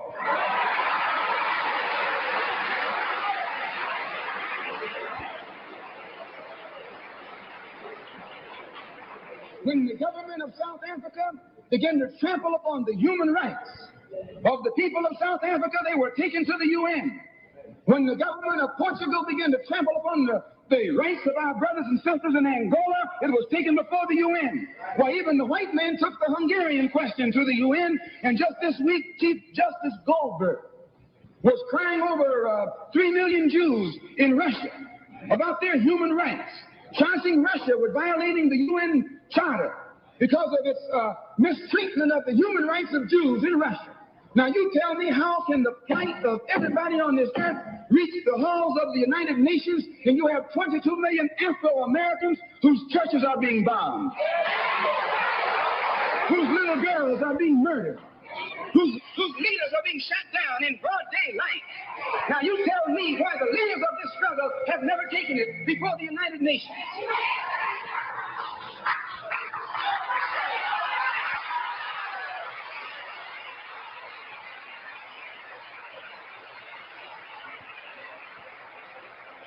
So our next move is to take the entire civil rights struggle problem into the United Nations.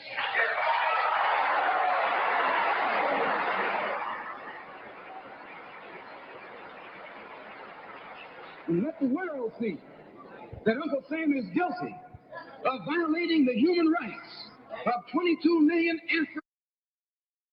and still has the audacity or the nerve to stand up and represent himself as the leader of the free world.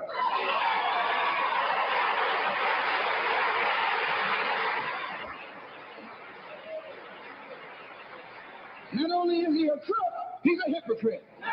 Here he is standing up in front of other people, Uncle Sam, with the blood of your and my mothers and fathers on his hands, with the blood dripping down his jaws like a bloody-jawed wolf,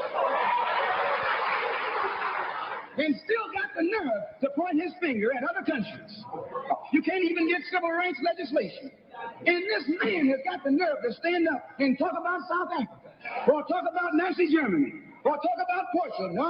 No more days like those.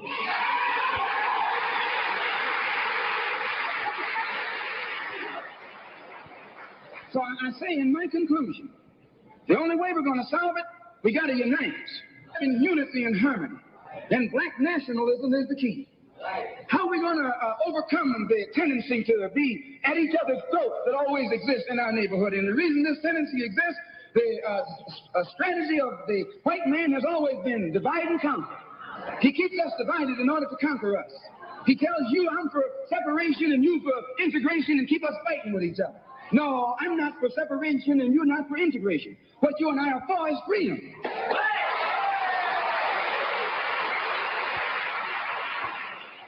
Only you think that integration will get you freedom. I think separation will get me freedom. We both got the same objective. We just got different ways of getting at it. So I studied this man, Billy Graham, who preaches white nationalism.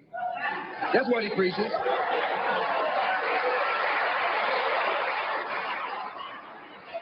I say that's what he preaches. The whole church structure in this country is white nationalism. You go inside a white church, that's what they're preaching, white nationalism. They got Jesus white, Mary white, God white, everybody white. That's white nationalism.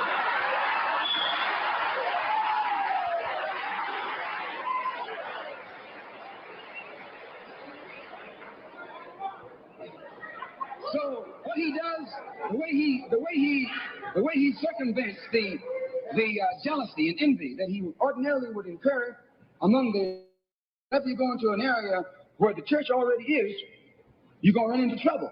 Because they got that thing, what you call it, syndicated.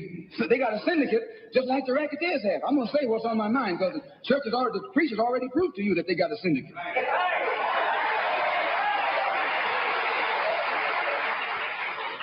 And when you're out in the rackets, whenever you're getting in another man's territory, you know, they gang up on you.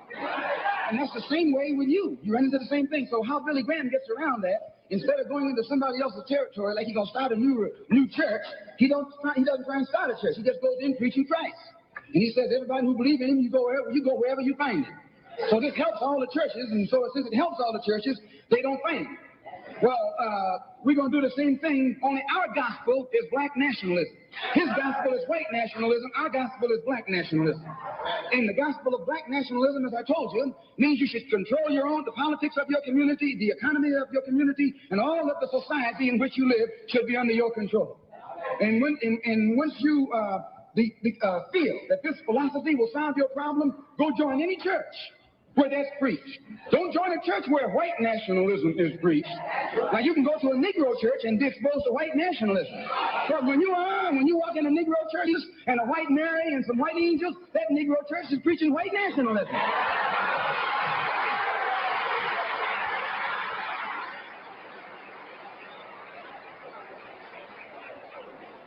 But when you go to a church and you see the pastor of that church with a philosophy and a program that's designed to bring black people together and elevate black people, join that church.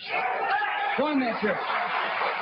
If you see where the NAACP is preaching and practicing that which is designed to make black nationalism materialize, join NAACP.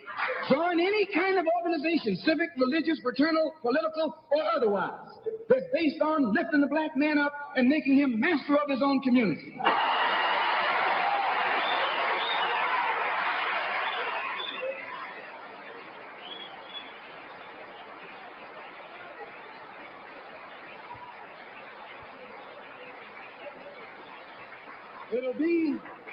It'll be the ballot, or it'll be the book. It'll be liberty, or it'll be death. And if you're not ready to pay that price, don't use the word freedom in your vocabulary. One more thing. I was on a program in Illinois recently with Senator Paul Douglas, the so-called liberal, so-called Democrat, so-called white man. At which time he told me that our African brothers were not interested in us in Africa. He says the Africans aren't interested in the American Negro. I knew he was lying. But during the next 2 or 3 weeks, it's my intention and plan to make a tour of our African homeland. And I hope that when I come back, I'll be able to come back and let you know how our African brothers and sisters feel toward us.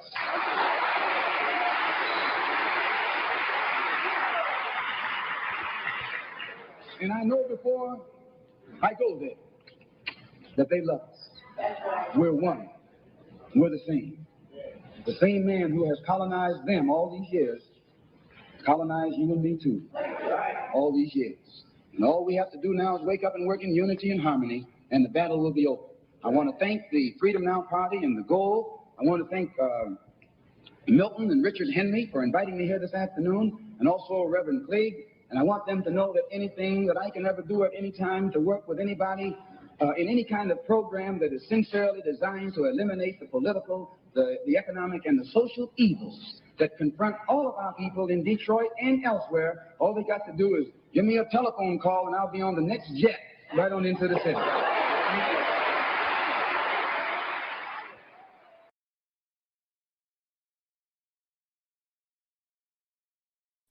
There you have it.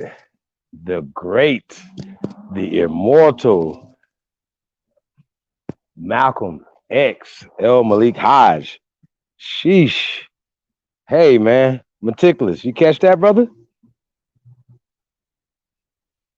Peace to the tribe, man. Peace to the gods, man. Y'all. Did I catch it? Did I catch it? Talk about it. Hey,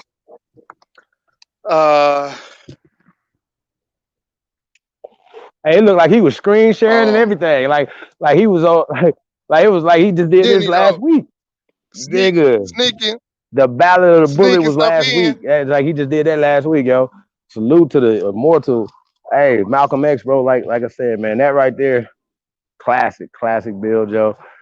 We talk about the Ballot of the Bullet, and I was saying y'all almost got the bullet of the bullet. It was almost to college, but we're going.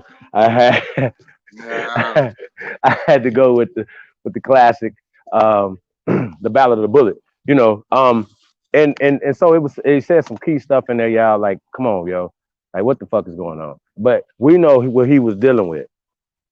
Even the pastors and stuff that he was dealing with, that invite him to the church and all this other stuff or whatever. At the end of the day, we know that they have that there are people who have created. I'm not saying created, that they have signed oaths and to protect the system, right?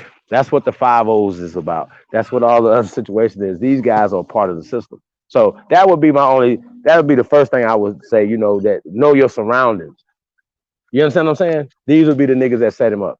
These have been niggas that, and a lot of times your enemy will invite you in. Just to know all your shit, know what you're doing, know what's happening. So we had to learn from the mistakes that the ancestors made before us. So that would be the first mistake I see right there. You know what I'm saying? And y'all already know, man, the black man. We're not black.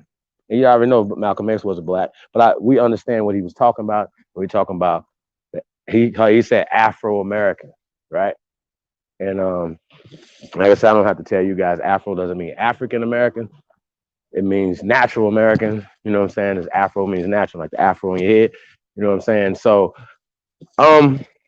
yo, Meticulous, you got anything to say? Well, I know I'm going in. I got a lot to say about this bill right there, as it pertains to today. Like it was just like somebody was telling us that information today. Hey, it really just sound like it really sound like it was created for this time. You know what I mean? Like even in today's time, almost 60 years later, you know, it almost feel like it was made for this time. So that's the feeling I get. Like when he says stuff, it resonates with me on different levels. So I don't know. That's it's a lot. I mean, he covered a lot, and really, it was just what I get out of it is a wake up. He's like, shoot, when you wake up and just start harmonizing together, then to the fight will be over. And you know what I'm saying? He said it so simply. The answer. Yeah. Now, Did you hear? if people understand the history of Malcolm X, you know, that would have been after he had left the Nation of Islam, this speech, right? And when he had started out, he said that Mr. Muhammad, he called him Mr. Muhammad. He was talking about the Honorable Elijah Muhammad was still the one who woke him up. Y'all get what I'm saying? So he was still respectful of his teacher. And I know that y'all know the history of everything that would happen or whatever. Unfortunately, it went the way it went, you know. But could you guys imagine if Malcolm X, as well as Dr. Martin Luther King, would have still been alive right now today, to be able to see, okay, well, we know we have the Ballot of the Bullet and all the other speeches that he has given, right? We're talking about Malcolm X, as well as I Have a Dream speech and all those other speeches that inspired our people then, right? And that we still can listen to today and then get inspiration from, right? However, if they were still living, they would be able to see the the the destruction since these speeches. I Have a Dream, Ballot of the Bullet, so on and so forth. You understand what I'm saying, brother? So Like the degradation, like how it was degraded or where it went from, and it didn't no, move they death forward didn't at move all. forward or nothing. So They you death talking didn't about didn't martyr they martyred them didn't inspire us to do what they said at all. It actually went in the opposite direction. It was used as a deterrent to speak out. Because I said something in the chat room. I said, yo, we need more men like this on the scene today. You don't think that they read the autobiography of Malcolm X? You don't think that they heard the Battle of the Bullet? But it's still, they still pushing, right? These guys are still pushing Joe Biden, the Dixiecrat, the Northern Dixiecrat. You know what I'm saying? And y'all got to understand this, man. You know, when we just talking about just historical, putting shit in historical context in the right frame of mind. You know what I'm saying? Yo, I mean, he was telling me, he said, "It's no only South is south of Canada." You know what I'm saying? Shit, he said Romney. I think Romney was the governor of Massachusetts at the time or some shit. Yeah, these guys, Romney and Lyndon Johnson in office, super ultra. What you guys want to say, racist? You know what I'm saying? Lyndon Johnson was open about the shit. The only reason why he was even the fucking vice president, so what's the name could get Texas, because he was the governor of Texas, racist ass. You know what I'm saying? So we got to understand that, man, that we have allowed immigrants to come here. He said something else in that speech, y'all. It was key. He said it, if we was moving the way we supposed to move, none of them would be in office. You heard that, brother? Did you catch that when he said that? loud and clear? Yo, He did. yo, man. Like I said, man, that this speech should be played at every high school. You know what I'm saying? Like, so our people can understand that the Democrats been using us for a long time. This was 64, and he was talking about how they took 80% then of the Negro vote, and we ain't get nothing for it. He called them political chumps. And he said it happened in 4 years, didn't he? Yeah. It must have happened in 60. So he was like, in 4 years, they haven't given us anything. Then they're gonna turn around and ask us Mhm. for something. Now, to me, that was him seeing it in real time. Like, okay, I see you ain't gonna do nothing for me. So he made a decision at that time. He didn't wait for almost 60 years later to say, hold on, man, Mhm. they ain't doing nothing for us. Mhm. You know what I mean? Shit's crazy, yo. Shit is super crazy. Man, definitely, man. Like I said, man, that just I was on my heart, man. I was like, yo, man, the answers is like, yo, this is what we needed. This was needed. You know what I'm saying? Like our people need to understand. Well, and it don't really matter who they put in office, y'all. You know what I'm saying? We gotta step up and we gotta start doing things. And there's a few things, like I said, he was saying that our homeland is Africa. We understand, and like somebody would watch that and say, oh yeah, see Malcolm X talking about their homeland was Africa, whatever. But I'm sure that if he was still here today, he would have been done past that by now, because he had went and traveled to Africa and met people and went to different parts of the planet, and obviously more science would have came out. Well, science that was suppressed during Malcolm X time in 1964, right? It had been suppressed at that time, so he would have been educated. And if everybody knows where he went to school when he was a child, so those formative years would, obviously would form his opinion, obviously learning things or whatever. But our homeland being Africa isn't not, it wasn't right and exact. You know what I'm saying? And that's and, I you know what I mean? think that what you said just a few minutes ago was like you said played in the high schools. I think that maybe played more often and stuff need to be kept in the forefront because when you start think about the whole thing, it's like it's like um when you um it's like the Bible, one of the Bible translations or whatever. One of the things said that um that when you give out seed, right? Like it go onto rocky ground and it might go onto um um um uh let's say clay soil. You might go I ain't trying to remember it. You might throw it in the vines and some vines might choke it out. You know what I'm saying? And then you'll throw some in good soil. So it's like when you get the information, what you do with it and how long you retain it. And if it was to fell on good soil, which would be the listener and how he took it in, um, then it would probably go further with what I think the story was supposed to mean and what I'm trying to say. So if we were to listen to it more often and understand the message, um, um, to go by the code, and I think that it'll lead us in the right direction. You know what I'm saying? Like just being on the right page or the same page or understanding like at every, because we got 2 years. To me, I'm not saying we talk about political parties and stuff. So we got 2 years, right, for the elected sheriffs and the judges and the governors seats, right? Every 2 years. So boom. If we want to put people in positions, like shoot, that need to be played all the time, because at the forefront of everything that is on there, right? That's one of the agendas, is getting to the forefront. And if you didn't vote for them, like they say, they're gonna vote 50-50 and be out of there. And then we moving our party and we doing what we supposed to do. So I think if being played more often and keeping stuff in the forefront of our mind, what's important. I think one of the other things is like, we talk about information and we look at information all the time, and when you debating or something, I thought that you was making a law, and that's why it wasn't supposed to be taken lightly. You know what I'm saying? So if you was creating laws and making a certain way to do stuff, you know what I'm saying? Like it'll stick better.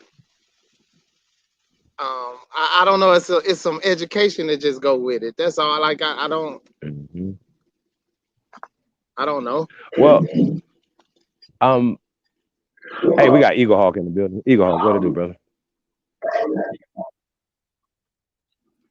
What's good, brother? What up, Eagle Hawk? How you doing? How you feeling? That's what's up. That's what's up. I'm always good.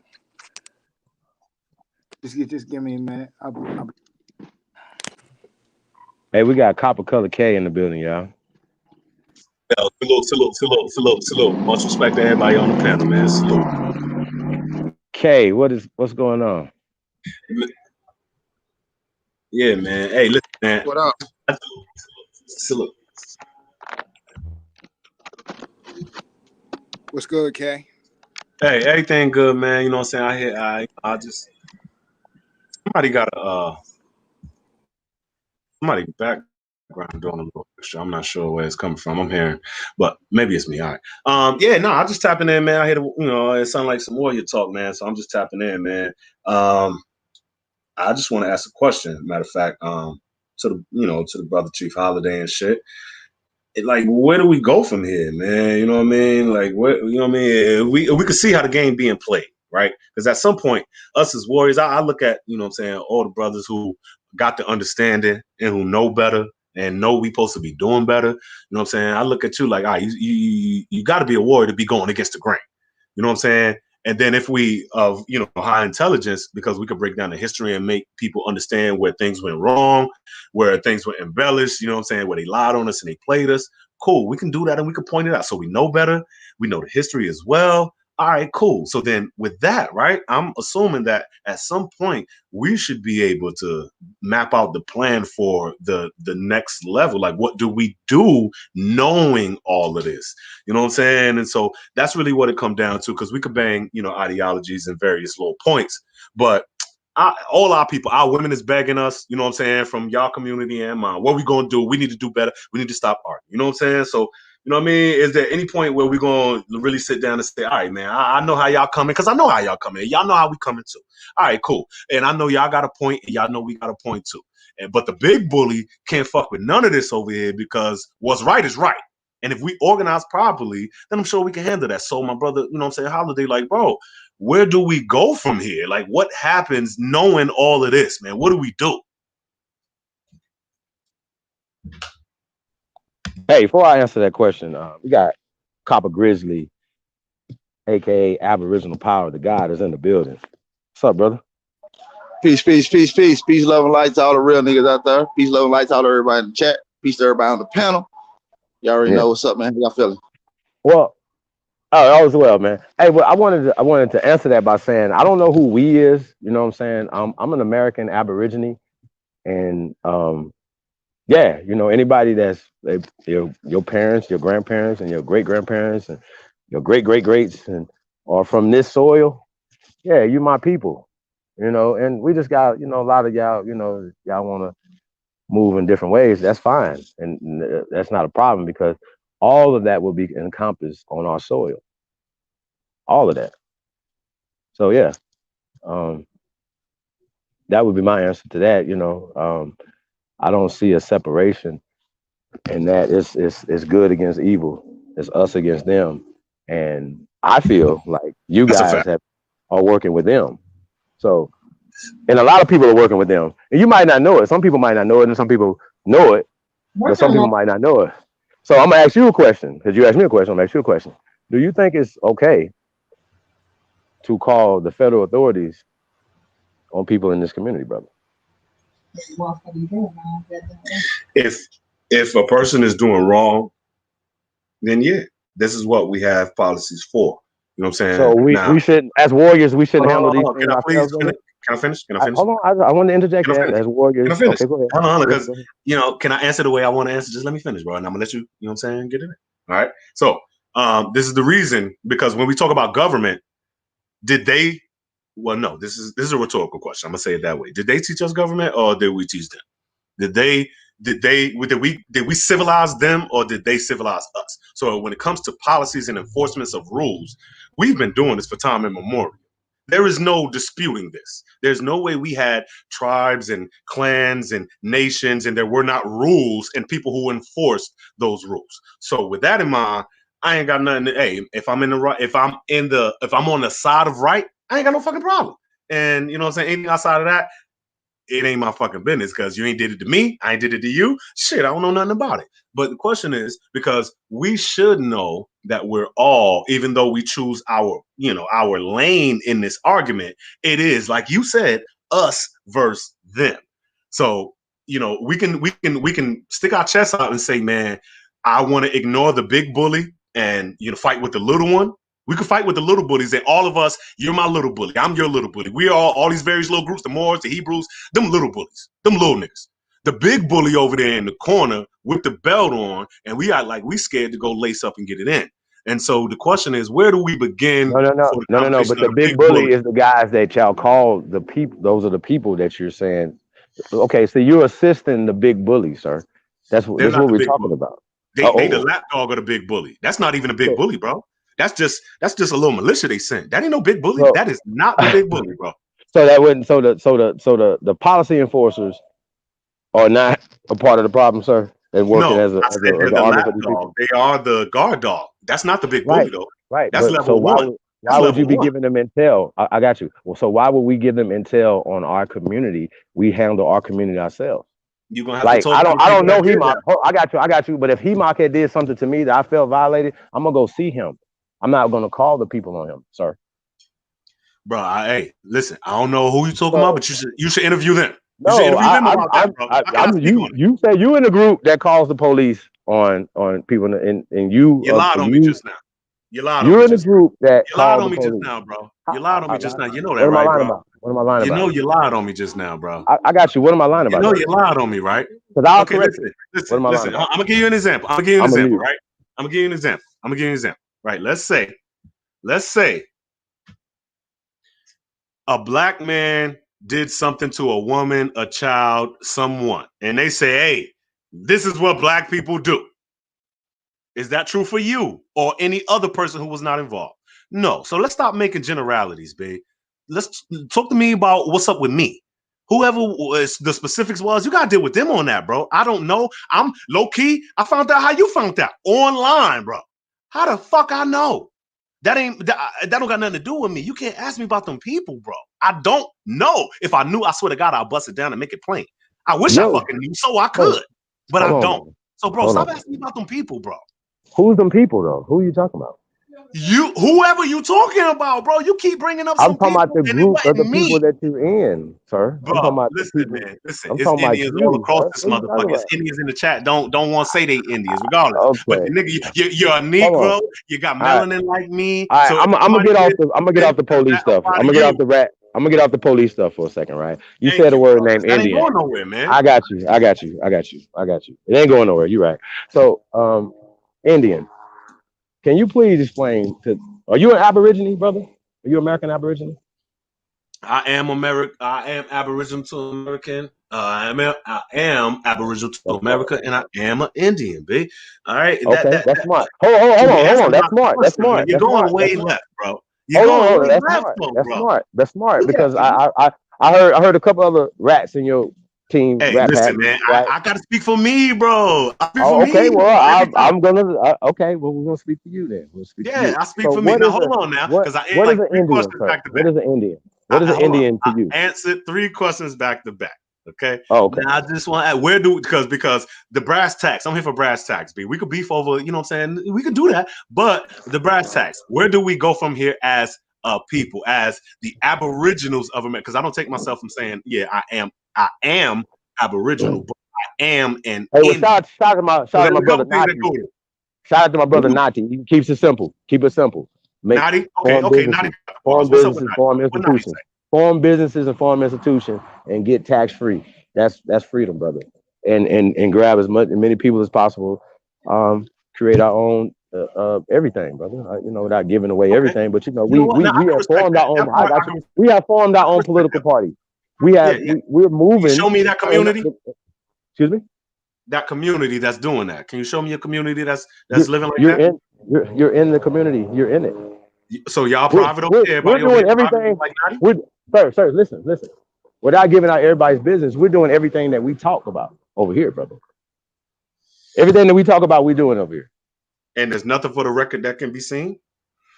Nah, I'm saying though, you're in it. You're seeing it right now. You're in it. What, You're this in it. online thing? Everybody doing this, bro. No, Hey, no. peace to the panel. Peace to the panel. This is Mr. Meticulous. Hey, peace out, power. What's going Yeah, on, we're big gonna have dog? get in here for a second. Al, what it do, brother?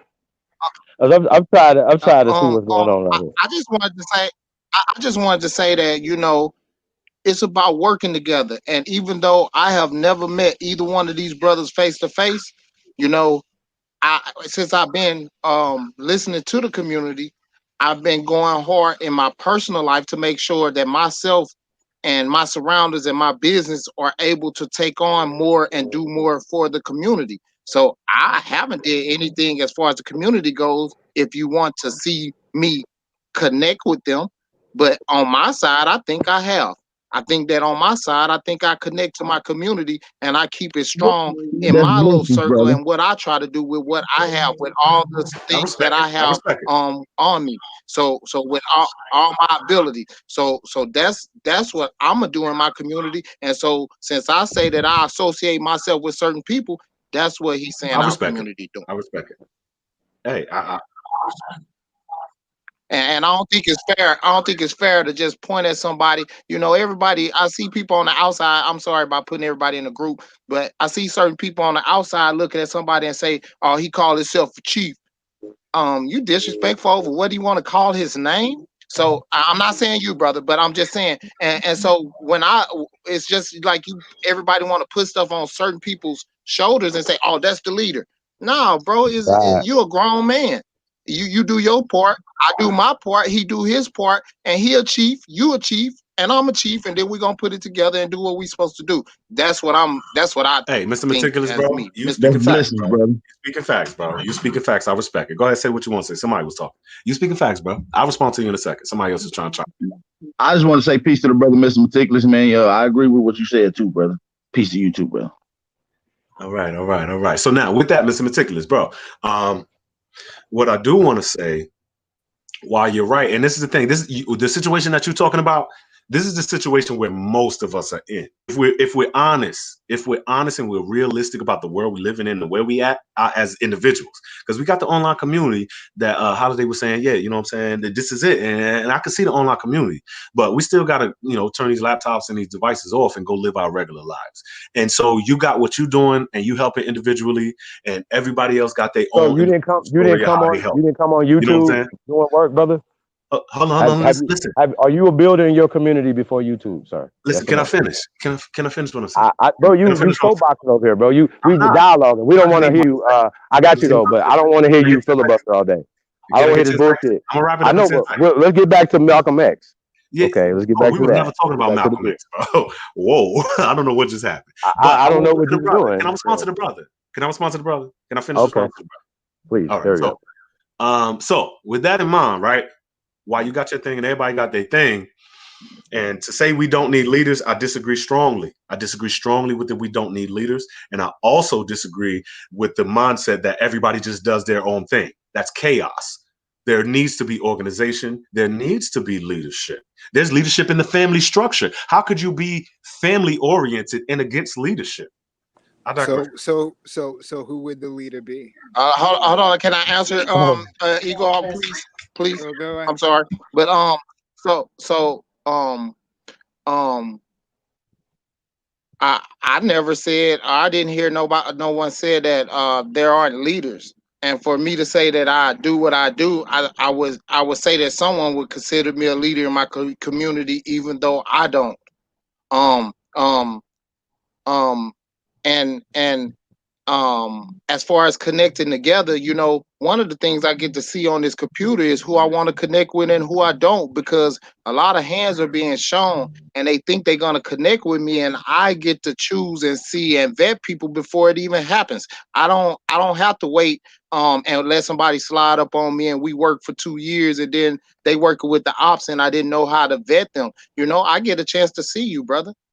Like, I get to see every word that come out of your mouth. Like, I get to read you, you know what I'm saying, a certain kind of way. And if you ain't coming correct, then I don't have to be a part of you. So I think it depends on what you're using it for.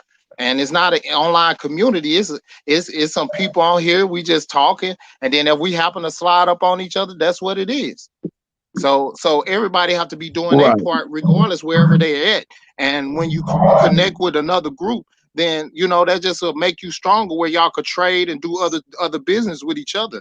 And I don't know how to say anything other than, you know what I'm saying? Like, I could respect individuality when someone has actually, when a group of people, or whatever we want to call it, has taken a whole group of people and changed them and put them against each other, like, or put us in a situation where we got to fight up out of it. Well, the only thing I see right now, because sometimes I can't even talk to my own brother about certain things to build on in my own family. So I build my own thing by myself, and then we'll agree later, and we agree on other things, and that's how it is.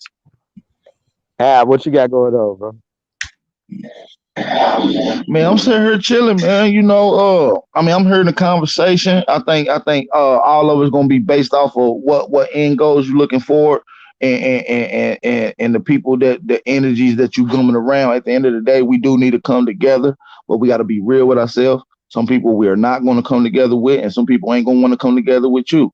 So with that being said, people just gonna have to find their lane and do what's better for them to fix their people. And we're gonna do this, and we're gonna do the same, and try not to, cross paths, because it can always get real ugly when niggas cross paths. We already done seen it. So niggas already know how motherfuckers be coming. And the one thing I try to tell people is that, when you really out here in these communities, all this gangster ass shit that niggas be coming with, I be trying to leave that shit alone. I be want to come on and do some other shit. You know what I'm saying? I be want to come on YouTube and be out power. Cause off this shit, I'm a real gangster. On her, I'm not limited. I do anything I want.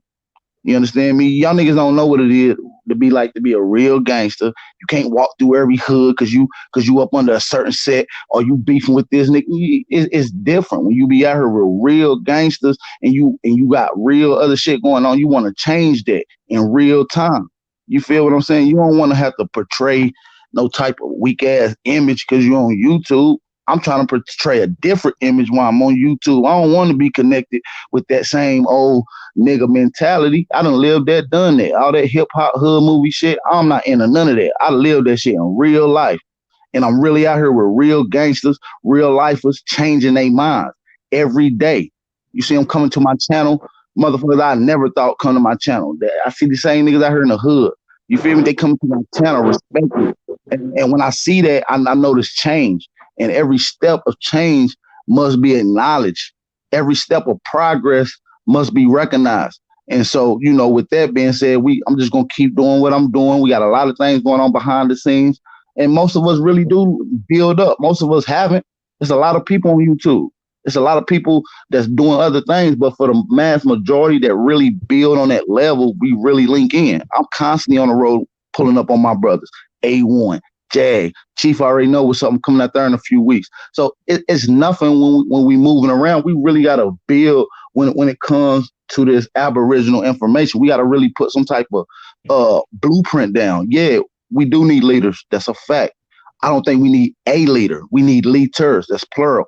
And not only do we need leaders, we need examples set by these leaders. You understand me? Anybody can lead you to anything. We need led to righteousness and progression. So we need the right examples to do that. You know what I mean? That's really all I got to say about this time. Peace. I believe that Malcolm X would not only love this community and love the work we're doing, right? I seen Takeoff, salute to Takeoff. We are a walking embodiment of the Malcolm X's, the Elijah Muhammad's, all the great warriors and the soldiers. They woke up in us, okay?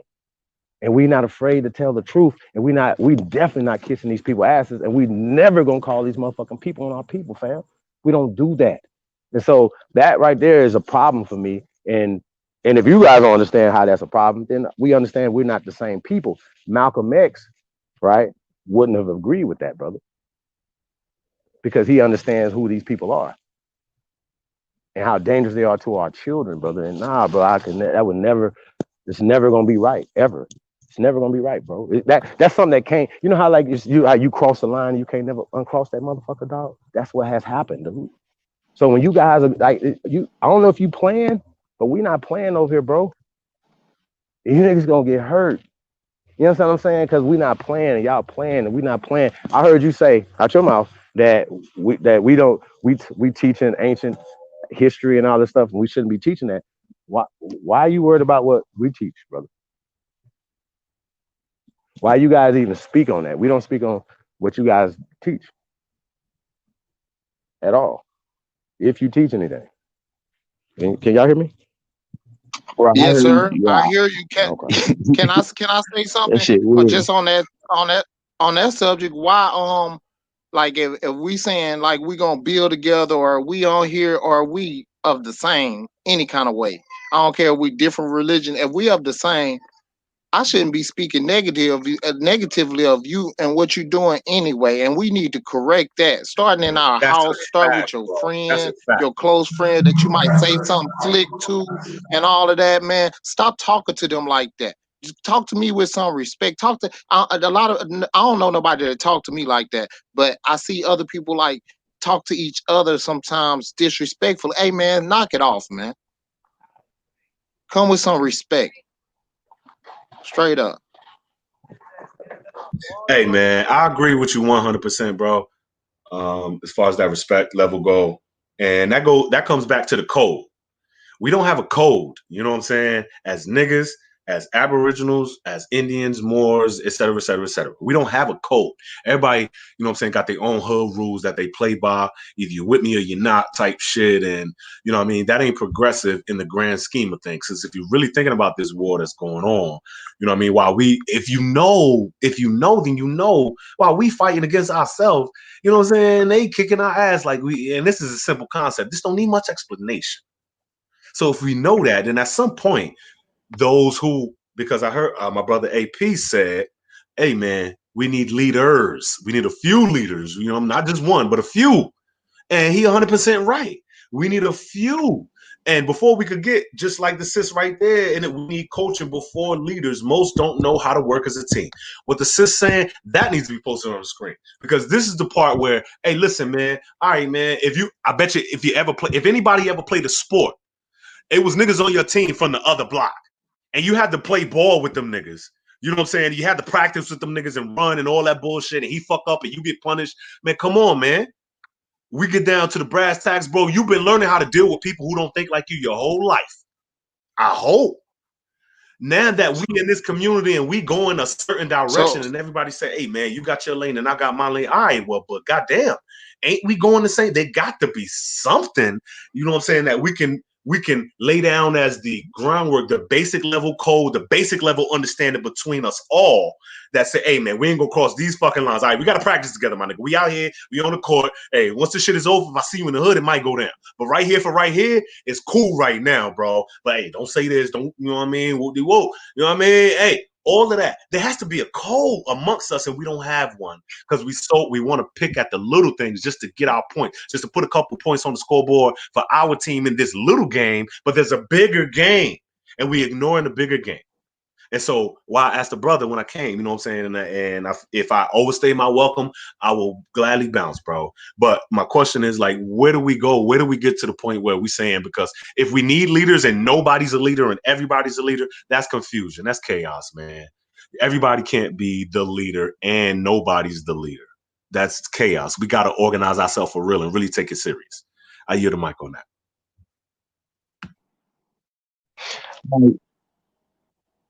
I would reiterate to you that that you should be connecting with like-minded people in your community and making them strong and getting the people strong and with great understanding around you. And when you do connect with somebody, you know, you're able to do that. You know, but what you're not hearing is, you know, some people do have a code. Right. And I could hear the code. Hold on. I can hear the code in some of the people that I feel like I'm going to be messing with. I hear my code, bro. I hear it being spit out. Like, and if you can't hear my code in me, you know what I'm saying? You might not be tuned in yet, brother. You know what I'm saying? Cause I have a code. I ain't gonna snitch on nobody. I ain't going to the police. Shit, all of this stuff going on. Shit, they trying to kill me. Shoot, I'm ready to die for my family at this point. You know what I'm saying? I do have a code I go by. I'm not gonna talk about you. Hey, I told this dude this in a joint, bro. We was playing basketball. He came off on some side stuff. I was like, look, man, I'm trying to go, man, but I'm gonna tell you how I am. Before I get mad and start going on you, I get mad at you and go hit one of them white boys. But I see you friendly bombing with the white boy and you run up the court and say something to me as if you want to fight me, but you don't never say nothing to them white boys. I say, come on, let's go to the bathroom.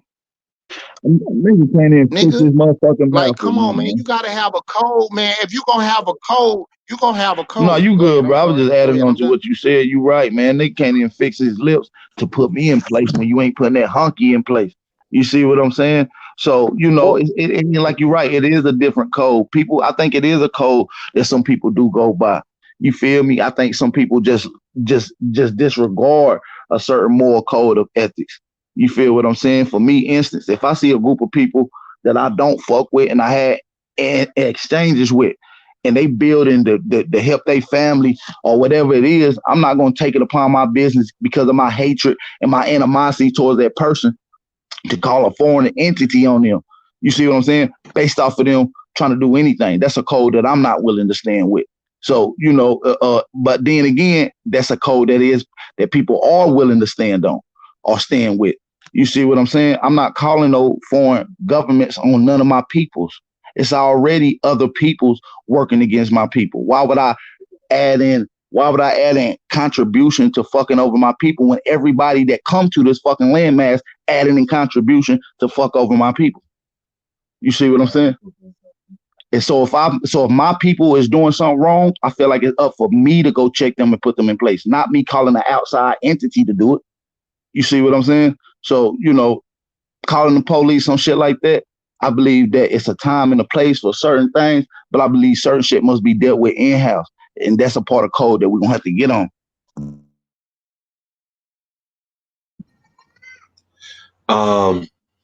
Once again, and I'm going to be quick with this because I don't know why that's the focus. You know what I'm saying? Whoever did that to whoever, they should be able to take care of that. And if anybody did anything wrong, that's what the court system for. I don't have nothing to do with that. If a motherfucker was wrong, the court is there for everybody. So if somebody made false accusations, goddammit, the court is there for everybody. I don't have nothing to do with none of that. Okay, I ain't in it. I learned of it like everybody else, and goddammit, I'm just looking like everybody else. I can't even comment. I wish I knew more, but I don't. Okay, but Can I ask you a question though? Like I don't know nothing about what you're talking about either. So what I'm gonna ask you is, so it is a code that certain people live by that they don't mess with people associated which is what I wanted rap. to get to. And so so I don't know nothing about it. So I'm not talking about nobody or nothing either. Right. This is not my issue. So I don't know anything about it. I just know I'm always running in the right place, so I don't have to worry about anything. So when you talking about connecting with people, why the conversation end back over here is when you talk about connecting with people, or is your circle is your circle tight because some people are being associated a certain kind of way. Now I don't know what names and who or what, I don't know who you are, brother, or anything. So this is somebody in a neutral party trying to say that if you're associated that way, that's probably why people not connecting with you, because they not sure of where your credence lie at, like what side you on. Some people try to straddle the fence and think it's cool. Right. All right. So one, hey, like you said, I don't know you and you don't know me. So I don't know your background and you don't know my background. Also, you don't know the people in question. So there's quite a bit in this conversation that you don't know. So with that in mind, like I already said, I don't know the inner workings of what they're talking about. So you don't know me, you don't know them, you don't know the details. How could you have such a strong opinion? Because if your grandma get her purse snatched, is she not supposed to grab her phone and do what she do? We're talking about a woman issue. All of this happened amongst women. This is women, dude. I'm not in the women conversation of things, and I'm not even I ain't got nothing to do with why y'all want to bang that. Can I get an example of the community that's living like y'all talking about, that's winning, so we can learn from them? That's basically what I'm looking for. Who, you know what I'm saying? Where is the community that is following what you are kicking? The code that you say, although none of y'all would have the same code, y'all code ain't the same. Who's on code with everybody? Who is we? Who is y'all we? None of y'all together. Nobody's a leader. Everybody's their own leader. Who's the code? There will be no code. You know what I'm saying? It ain't none of that. So can we get an example of what we're supposed to be doing, since everybody's doing it wrong outside of you, right? And if we're this, that, and the third, cool. Well, outside of this online community, can you show me a community that's living like what y'all talking about? Whoa. Okay. So what you're doing is, right? What you're doing is, right? You want to come check what we're doing. But what you should be doing is coming here and letting us know what you're doing, sir. You see what I'm doing? You should be doing. No, I don't. I don't know nothing that you've ever done. Right, sir, we don't know sir, shit. I don't know nothing that you ever done. I don't know you. It's happening right now in front of you, bro. No, it's not. Happening right Nothing's now. happened, brother. Okay, are we gonna talk personal? Like we can talk personal. No, We can we're go not back and forth. talking personal, bro. We are What are we talking talking nation then? building, Oh, bro. okay, And because it sounds like it's personal, hold on, sir. but it's not. Everybody It's not personal. everybody that's on this call, that's listening to this call, have a real family that they got to take care of. I could dig that, Real. bro. That's We really all in the that's. same And boat. listen, Oh, hey, sir. Chief, let me say something right quick Go ahead. because I heard something when he was like, "There's a lot of women conversation, right?" But what we gotta realize, this is a in general conversation, right? It ain't nothing to do with women and men, right? If you got ears, you hear it. If you see it, if you got eyes, you can see it. What we know is that, obviously people pick and choose. If you don't know the details of shit, that's cool. This ain't for you. I do know the details. We know people call the police. We know people did live streams, congratulating, doing a whole piss party about it. We know people's families was put outside and cold for no reason. So what I'm saying is it's a certain code of unwritten law amongst our people.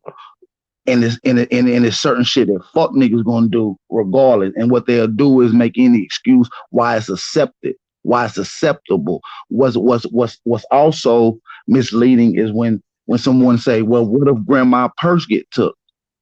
Nigga, what grandma got her purse took? You see what I'm saying? That's conjecture. What it's called is a projection.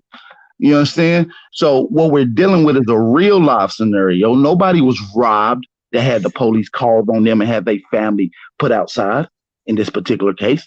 So what grandma got robbed?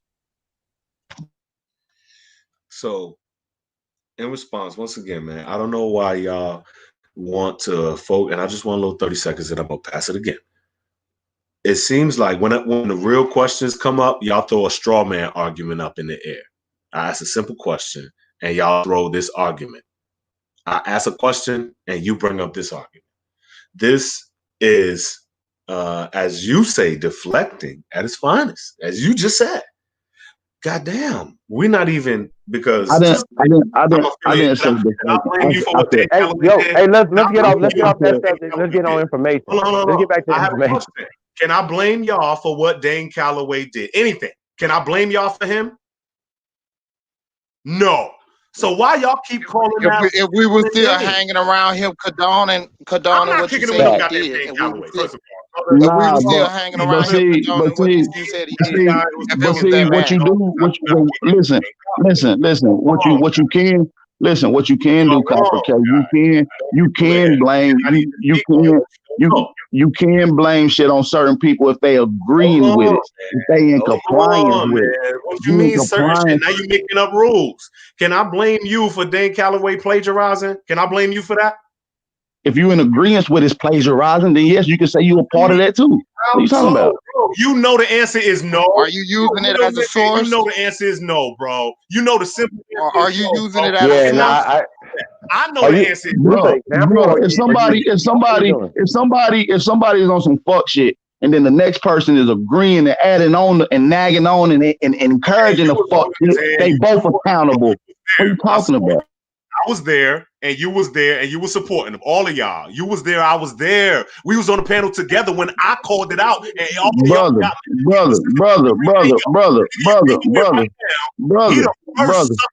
Copper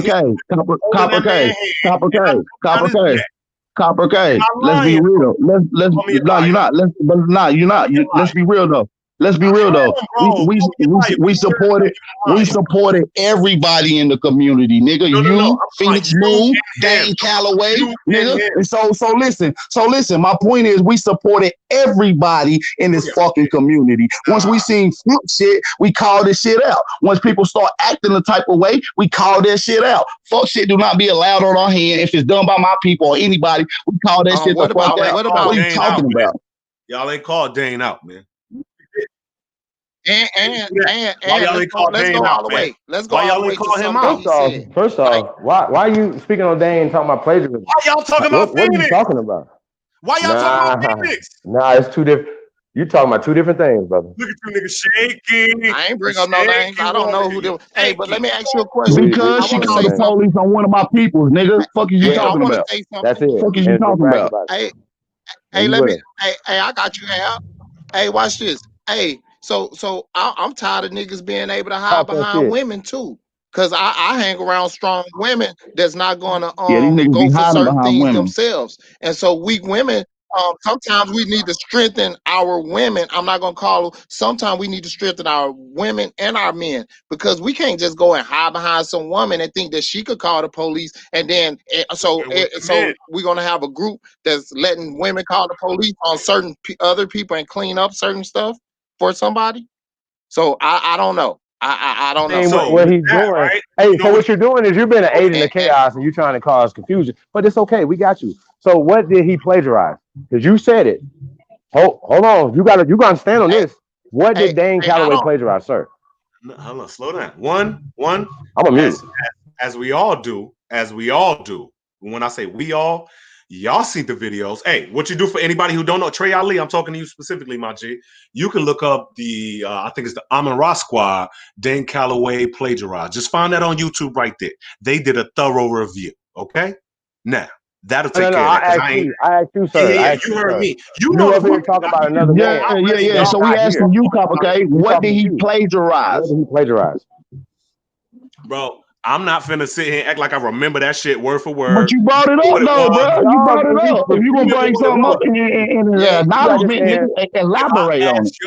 If I ask y'all who called the cops on If I bring up a rat motherfucker calling the police, I'm gonna explain in detail, nigga. Okay, you're right. So who called the cops on who?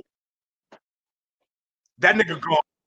But he already said that it was his people, though, Copper K. He already said that it was his family. Nah, we ain't got to talk about that no more. Don't even talk about that no more. We passed that part. Let's get to the plagiarizing. Hold on. Listen, we passed the snitching part. We understand you're part of the rap part. I ain't got nothing to do You with that. Sammy Davis, nigga. I'm a real we nigga. passed that part. No, you're not a real nigga. That's fake. And y'all on the same You bullshit. cannot find another nigga in your hood that's gonna vouch for what you just said, sir. Sir, you never gonna find nobody in your hood that can vouch for what you just said, sir. Man, you threw yours in the air. Now, okay, well, we talking. Okay, but we talking about you right now and speaking on this man plagiarizing. Don't talk about nothing else. So you say you don't know what he plagiarized, but you still spreading that. Okay. So if I brought a subject up, about somebody, so you can't do that over here because we're gonna fact check anything you that over here, could sir. be slanderous. Man, you scared to fact check yourself. Anything that's slanderous against somebody. Anything slanderous against any man's name. And you just said, we just came on here with that premise, bro, that anything is slanderous against somebody's name, like you got to come forward and say something about that on where you get this info from and prove his name wrong. Because the way you making it look in the community like he did something bad and then we're going to run past it. Why don't you tell what he really did so we can all know? See, because I right now we not on here with Dan Calloway. He cannot talk for himself, and I don't want to talk about it because we didn't. We talking about people that's here. We talk about building together. How can you go anywhere other than we can't speak on it. You know what? Now that's why y'all right. He's saying what he's talking about. Y'all right. No. You know what? Y'all right. Okay. Yeah, facts. Right? If I'm gonna say I should, right? Okay, hold on. Can you share my screen? Hell no, we share your motherfucking screen, big. Oh, you don't want to share my screen? Hell no. What do you mean? Why do we want to share my screen? Why do? Oh, you shaky, warrior. You was talking about building. Now you want to tear down. Hey, man. I'm gonna share this screen in front of everybody. Nah, I ain't gonna do that. I'm gonna share your screen, little nigga. I'm gonna share your screen. Okay, Copper K. You remember when I smoked you in that debate? We love the screen share, my nigga. Don't get it twisted. They asked me to prove it. I don't want to talk to nobody. Okay, just know we smoked you. We ain't scared to show that we smoked you in the debate. Your information sucks. I don't want to talk to nobody. What I told my brother who asked the question, it might still be on the screen. I told you to type in Dane Calloway plagiarism. This is very easy to do. I am showing you proof right now. Okay? I said it and I'm showing. Now we can listen. This is Jabari. Everybody know Jabari. Okay, and people know of this time. You may not have been around September 26, 2018, but I was, and Power was, and all of the rest of them was, and we know the story, and they acting like they don't know it. I'm gonna hit play and I'm gonna shut up.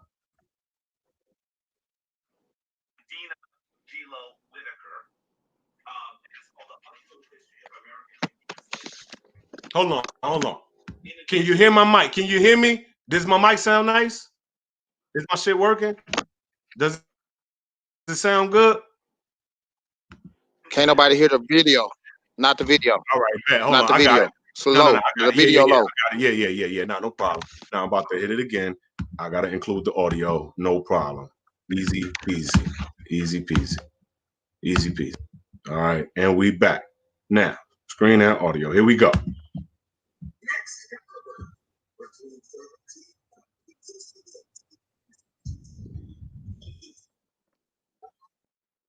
It's low still.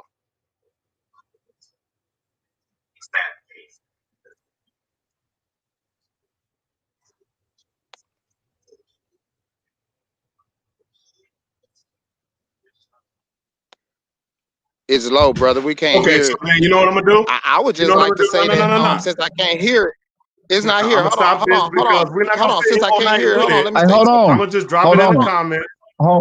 Hold on, y'all. Hey, Hey, everybody. He about to drop it in the comments. Hey, brother Chief Holiday, Yeah, pull up a video.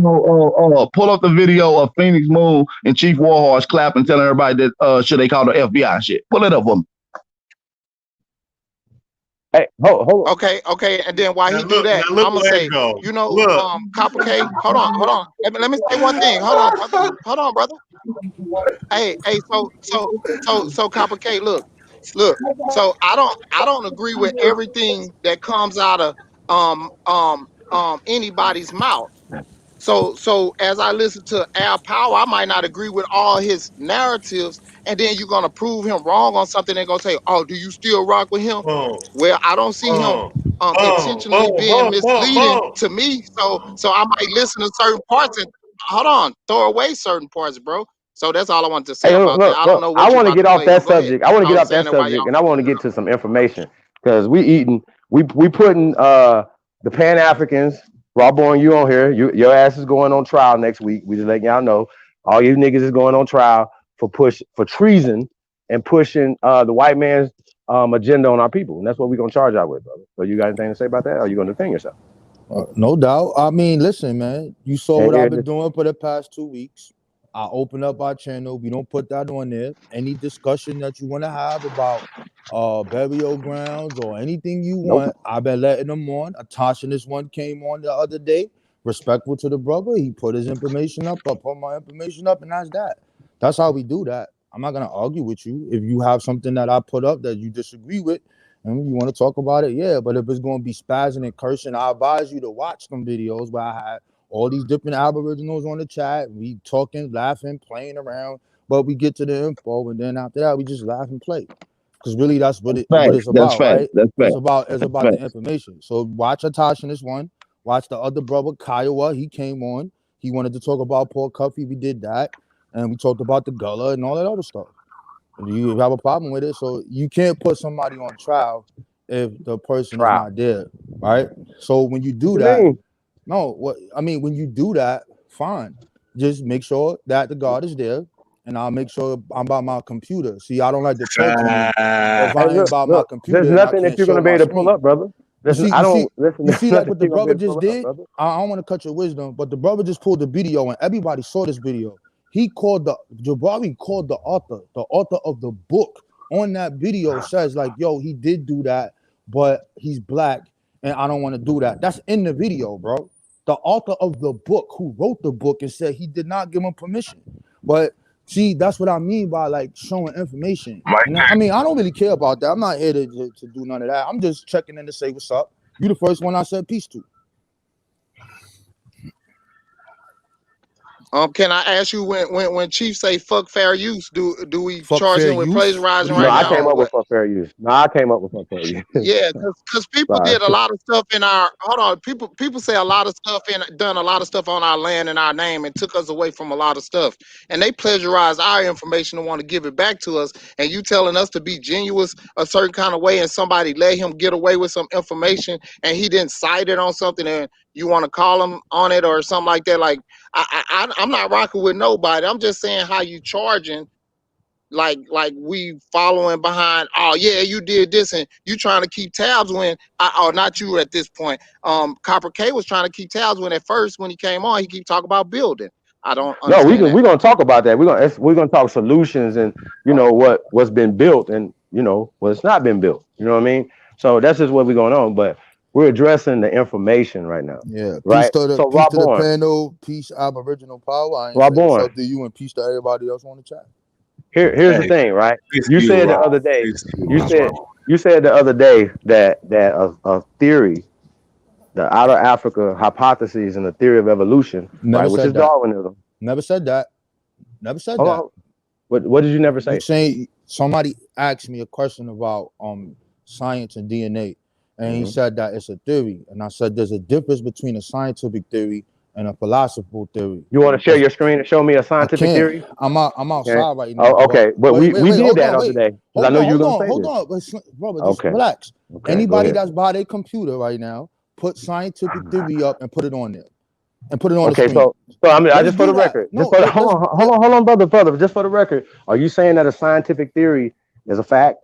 Yes, and I'm Okay. Can you please put the definition of scientific theory on the screen? Can we please pull it up? And I'm going to tell you what it is. A scientific theory is based off of testing, which first is a hypothesis stage, and then there's testing that make that come to the conclusion. A theory would be like me saying, why is Joe Biden and Donald Trump so close? And I give my own little what's the name of what I think it is. A scientific theory is based off of testing, a test that deals with this hypothesis, and that's what it's called. It's based off of evidence. It's not based off of thought or belief. So can you please put the definition of scientific theory on the screen, please? Because you're by your computer. Somebody do. Well, I just want you to know we just did this the other day, right? Can somebody put the definition of and I also want scientific you to theory know on the that screen? scientific and theory are two different words, so they don't go together. Yes, they do go together. That's why it's a definition called science. Why are you scared to put information on the screen? I'm about to, bro. Like we're gonna put it up. Just pull up scientific theory. That is the word. Scientific theory, not theory. The word is scientific theory. Put the It's definition. not a compound word. Hey, yo, family. Listen. Hey, can we say this before we do this? Before I embarrass this guy. Oh my God, yo. Can we do this? Can we break that down first before we do this? Yo, fam, I just gave you the definition of it. Can you please put the word scientific theory on the screen so that people can see? Hold on, brother. Hold on. I'm trying to share the screen. Hold on. Mic check. Hold on. Can y'all hear me? Peace. Peace to the fam. Who's that? Hey, so why we doing that? Why we getting this together? Share the screen, my brother. Aboriginal TV. What up? Peace. Peace, hey, Ab, is scientific theory a compound word, brother? Yo, fam, can you just put why are you stalling? Hey, bro, I'm not stalling. Calm down, bro. I don't have the ability to do that. I'm not stalling. You want to see the definition, my brother? Hey, look, you about to get smoked again. Hey, brother, I'm not stalling. You was able to give your brother. You was able to give your. Hey, let me say something real quick. Hold on, I'll be right back. I'm about to put this up. You better get over here. I'm about to put this Hey, up. Rob. What's up, brother? Who's that? So I know who I'm talking to. Hey, Rob. Who's that? Okay, so who's this? This Aboriginal TV. This the young phenom Aboriginal TV. Peace, brother. How you doing? I'm good, brother. So you said theory, right, is a let's just say an idea that somebody comes up with in their head, right? But basically doesn't have any evidence to support it. Basically, right? And you said that could be like me. That would be like, why do people like? Yeah, it's based off of evidence. It's based off of testing. We could solve this by putting it on the screen. Why nobody's putting it on the screen? There's no need to talk about it if the definition can be put on the screen. There's a lot Hold of on, hold trolling on, over hold here. on, Put the hold on. definition of scientific on the screen. I just wanna understand what you said logically while he's doing that. I just want to make sure that I got the proper understanding of what you're saying. So you're saying a scientific Yes, theory, right? it's Means that based off someone of has created testing. a hypothesis and Uh-huh. has They, done some tests to supplement the theory, correct? yes, a hypothesis, the scientific theory and the model of it, a hypothesis is first made, meaning there was an observation made or whatever the person is studying, and then they put the hypothesis out there. Then they test it. Right. Now the hypothesis is based off of evidence until more evidence comes up to change it, because science can change. If something new comes up So and disvalidates that, Hold then on, that hold on. changes So everything. I just want to point this out. Uh-huh. I agree So with you, right? I agree with yeah, you on the methodology of how they come up with a scientific fact. But this is the fallacy within that, right? go ahead, Even brother. if I come up with a hypothesis, right, and then I Uh-huh. create an experiment, right, that is Uh-huh. supposed to uh, exemplify this said hypothesis, right? Uh-huh. That is still, even if I find a piece of evidence that suggests Uh-huh. that my hypothesis, right, is valid or is in truth, right, does Uh-huh. not, in fact, give us an actual account of whether it is or true, because you actually did one or two Right. experiments, Now, right? and I'm So glad one or two experiments doesn't necessarily turn a hypothesis into a scientific Go ahead and finish up, into a brother fact. LTV. I'm glad you mentioned the one or two. You see, scientific theories is based off of multiple tests on the hypothesis. It's not just one thing. Right. Like that means that anybody could do that. I I could do understand that. something. It's like that would be like statistics. You see how they play games with us, and they'll be like, "Oh, more black people commit more crime than white people, or there's more black people on welfare than white people." And they play with the statistic because they could pull a number that's really real. But if you look at the whole entire body, then you're gonna come up with something different, right? That's what that is. But now with science, it is a tried thing that gives the same. If it gives the same result over and over and over again, then that's what the scientific theory is. Now, in order to debunk that scientific theory, you have to perform an experiment to show that is wrong, not your philosophy or what you think it should be. You have to perform a scientific study or experiment to I show agree why with this you, is Ross. not true. That's all it is. It's not that serious. I mean, it's simple. Now let me say this. You basically just explained exactly what we're saying to you. You just said Uh-huh. that they can take statistics, right? Which and do a methodology and show how they came up with, well, black people come kill more black people than this, or they came up with the Right. hypothesis, Facts. right? And then they Facts. found different different exponents and things of that nature, right, to supplement their hypothesis. This is not a true scientific methodology to coming to a fact, right? Because it's jaded, right? Just like you just acknowledged in the statistics. So when we're saying that the scientific theories that they have perpetuated, like the Darwin theory, like DNA and set forth, these things is a fallacy, just as you said when you said that statistics could be a fallacy, depending Right. Now on you how gotta they right. scope it and depending I on get what what different I get variables they add to it. right. I get what you're saying, and when you do that, what I just described is not the scientific theory. That's not how that's done. That's just me. Like if I tell you, like, yo, son, Aboriginal Power used to live on 147th Street. Look, I got a picture of Aboriginal Power right here coming out this building, and we like, okay, and you just said that and showed the fact that he came out this building. But now when we investigate the fact, there's no mailbox, there's no nothing, he has no lease, he has nothing, right? So the scientific theory deals with that. So if you're dealing with, if we say that X and Y, X produced Y, how did X produce Y? This is the evidence that we have. Here's what we found, and here's how we tested it, and we did it with multiple variables to see if anything else comes up different. Thus, we come up with our what's the name? Okay, I see it on the screen. With the Somebody beat it. So Go let me ahead. ask you a question real quick, Rob. Hold on. Let me ask you a question. Real quick. So can you Oh, go test? ahead. Go ahead. Can you Go ahead. reproduce and test evolution, sir? Human evolution. Can you make a monkey turn into a human, sir? Evolution doesn't say a monkey turns into a human.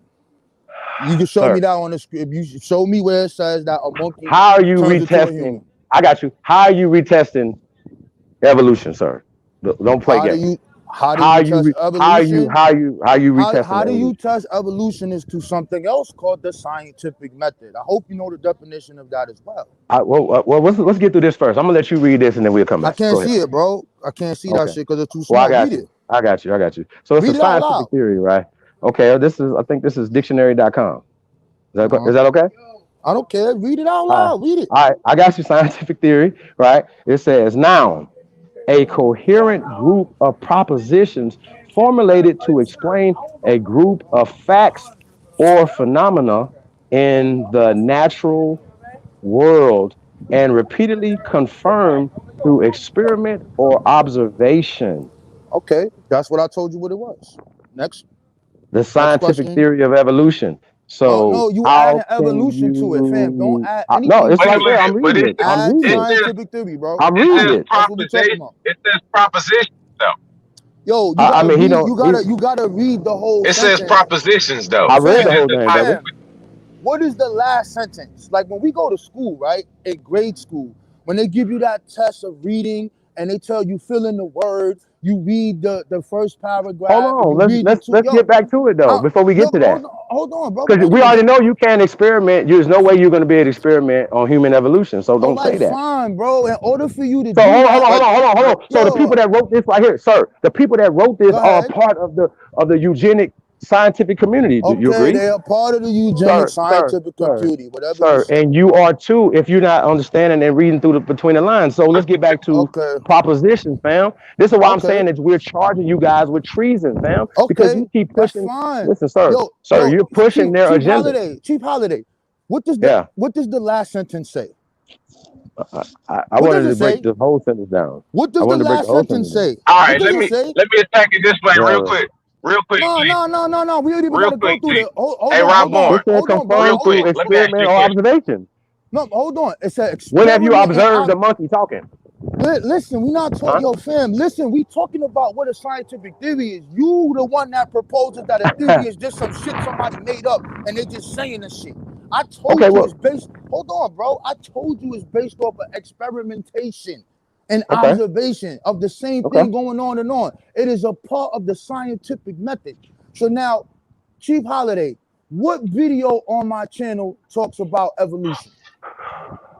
But we talking about evolution right now. I'm not talking about that. All right. The You reason want to why talk about I'm getting, evolution? sir, That's the reason fine. why I'm getting, I'm just because, gonna ask you. sir, You you said call you put, everybody black that you find on the man. planet I don't know what you're talking African, about. No, I don't. sir. No, I Yeah, don't.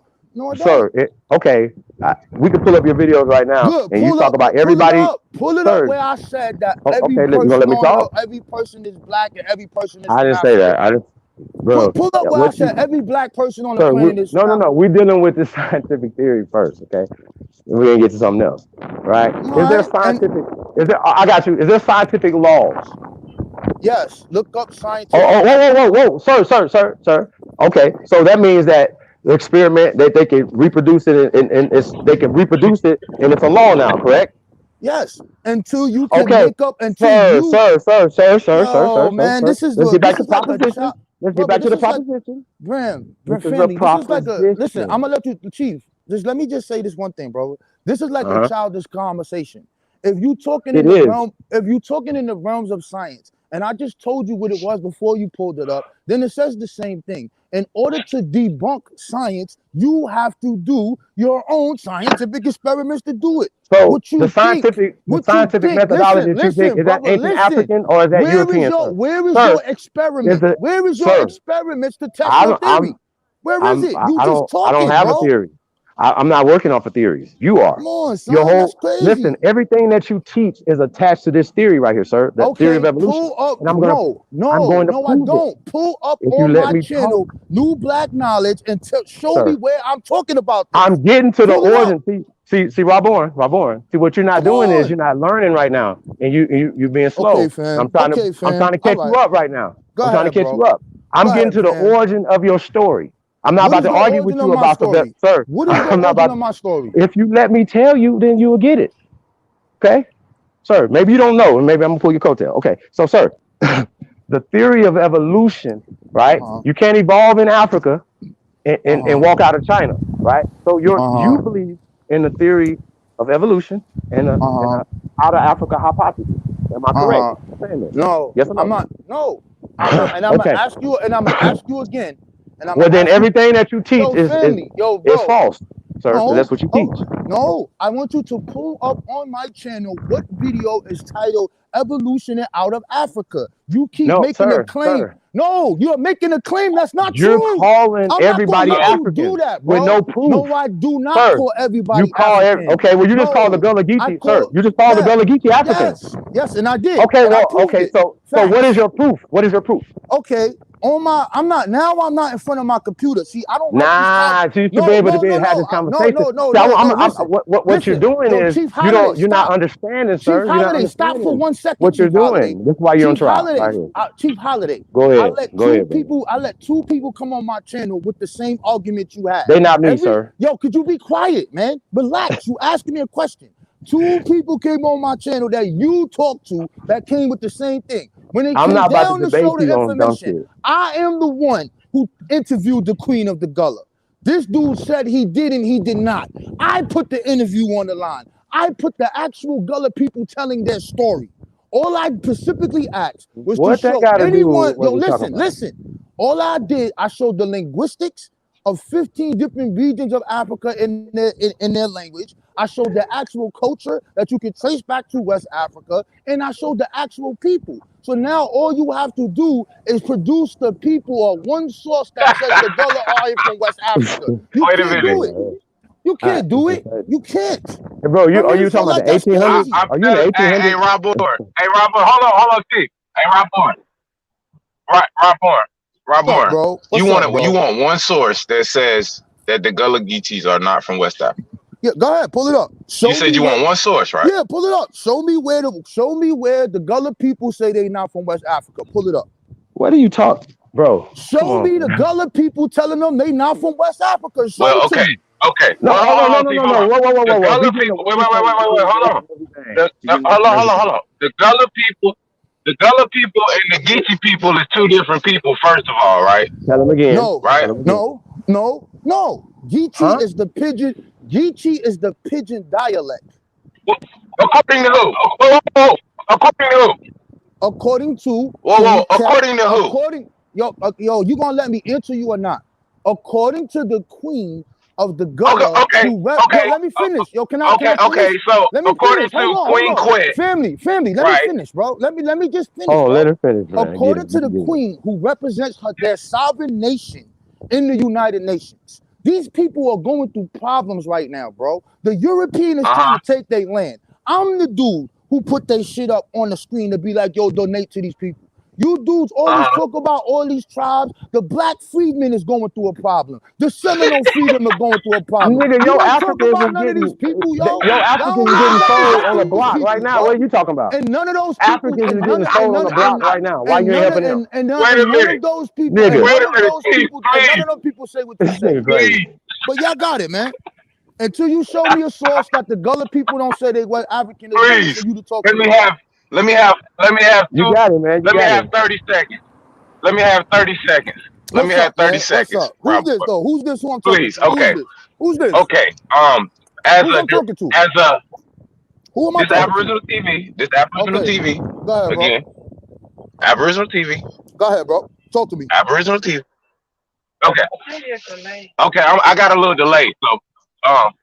So as a direct descendant, right? Tell him. As a person who not only descends from the people who comes from the Sea Islands of South Carolina, but a person who currently has lands in what is known as the Gullah Geechee corridor. Okay, a person that has a lineage that's probably longer than Queen Quet is telling you that the Gullah and the Geechees are not the same people. Okay? Tell him again. Tell him again. Check it out. All right, check it out. All right, check it out. Tell him again. Okay, all right, champ. Yo, fam, check it out, right? When I interviewed her, right, this is what she told me, right, and I'm giving that. The question remains, my brother. Can you show me? Can you show me a Gullah community that says that they are not from West Africa? Not you want. Now check it out. Now check it out. Like me. Now check it out. Right. Check it out. My great grand. Listen. My great grand. Listen to me. My great grand. Listen to me. My great grandmother. My great grandmother is Gullah. Right. My grandfather. Yeah. Hold on. She's not Gullah and Geechee? No. Relax, bro. My great grandmother is Gullah. I met her when I was real little. I ain't understand the goddamn words she was saying. I met my grandfather is from Florida, from the Sea Island. He is that, right? But I'm from the north. I grew up over here. Nobody in New York taught this Indian shit. This is some new shit to me. This is some internet shit. But if y'all from the south, y'all have those relationships in a different history than we have over here. So I was like, okay, and that's really what it is. So what I'm saying is this, right? All you gotta do is, you're saying this online. That's fine. I want you to show me the community where you at, where you said you live. I want you to put those people on the screen, and when they talk about their origins, telling the people that they not from West Africa. You can't do that. Okay. You just saying this online. You can't prove that. There's no community. Okay, so Rob, there's no Gullah community. Hold on, real quick. Were there melanated, were there carbonated? Oh, go ahead, brother. Go ahead, brother. I think your mic is mute. So real quick, so Queen Quet, okay, is the chiefess.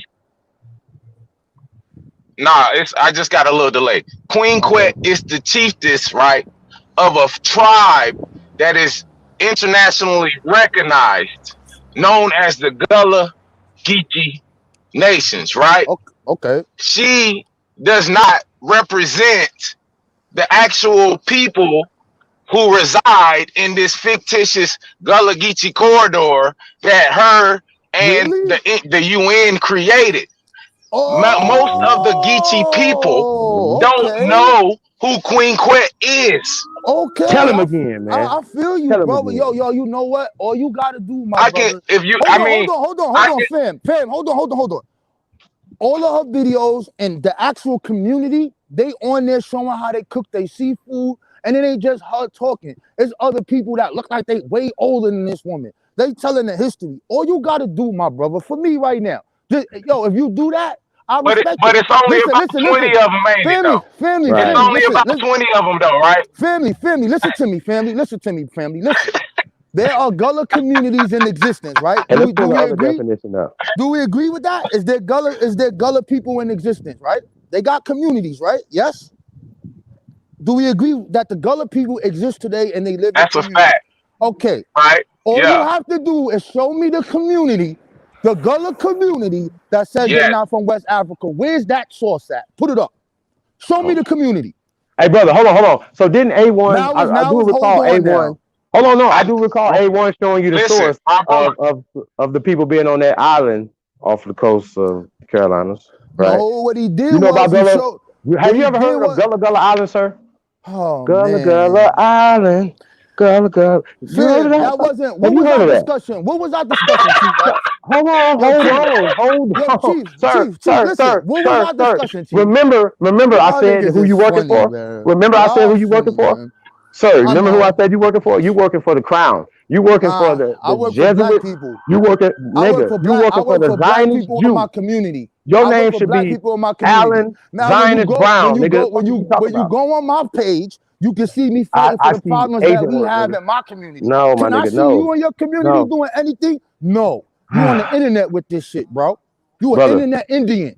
That's what you are. You're not in the community doing nothing for nobody. brother. You not helping with the prisoners like I So am. let me Me and You you not shouldn't even helping have this people let me get holler shot. at conversation, You you not bro. real doing quick Me and while you I'm nothing. shouldn't on. even have this Internet. Let me conversation. holler You at I'm in not this even about to community, even if you in your embarrass you. community, I'm not even about to embarrass you, sir. Internet. Okay. I'm just I'm fucking with not you, even. Chief. I'm I not even gotta about get to you hype. embarrass you on that. I mean, I that's like not to getting get you you hype. hype, man. I like I'm to not get gonna. you hype, I man. Turn came up. on Turn up, YouTube. Chief. No, Yo, no, no, Chief, no. Let's turn get up. back to the Talk your shit. information. Turn up, We're baby. gonna get Turn back to up. your information, Turn dude. up, Let's get back Chief. to your Turn up, information. Chief. I'm not turned up at all.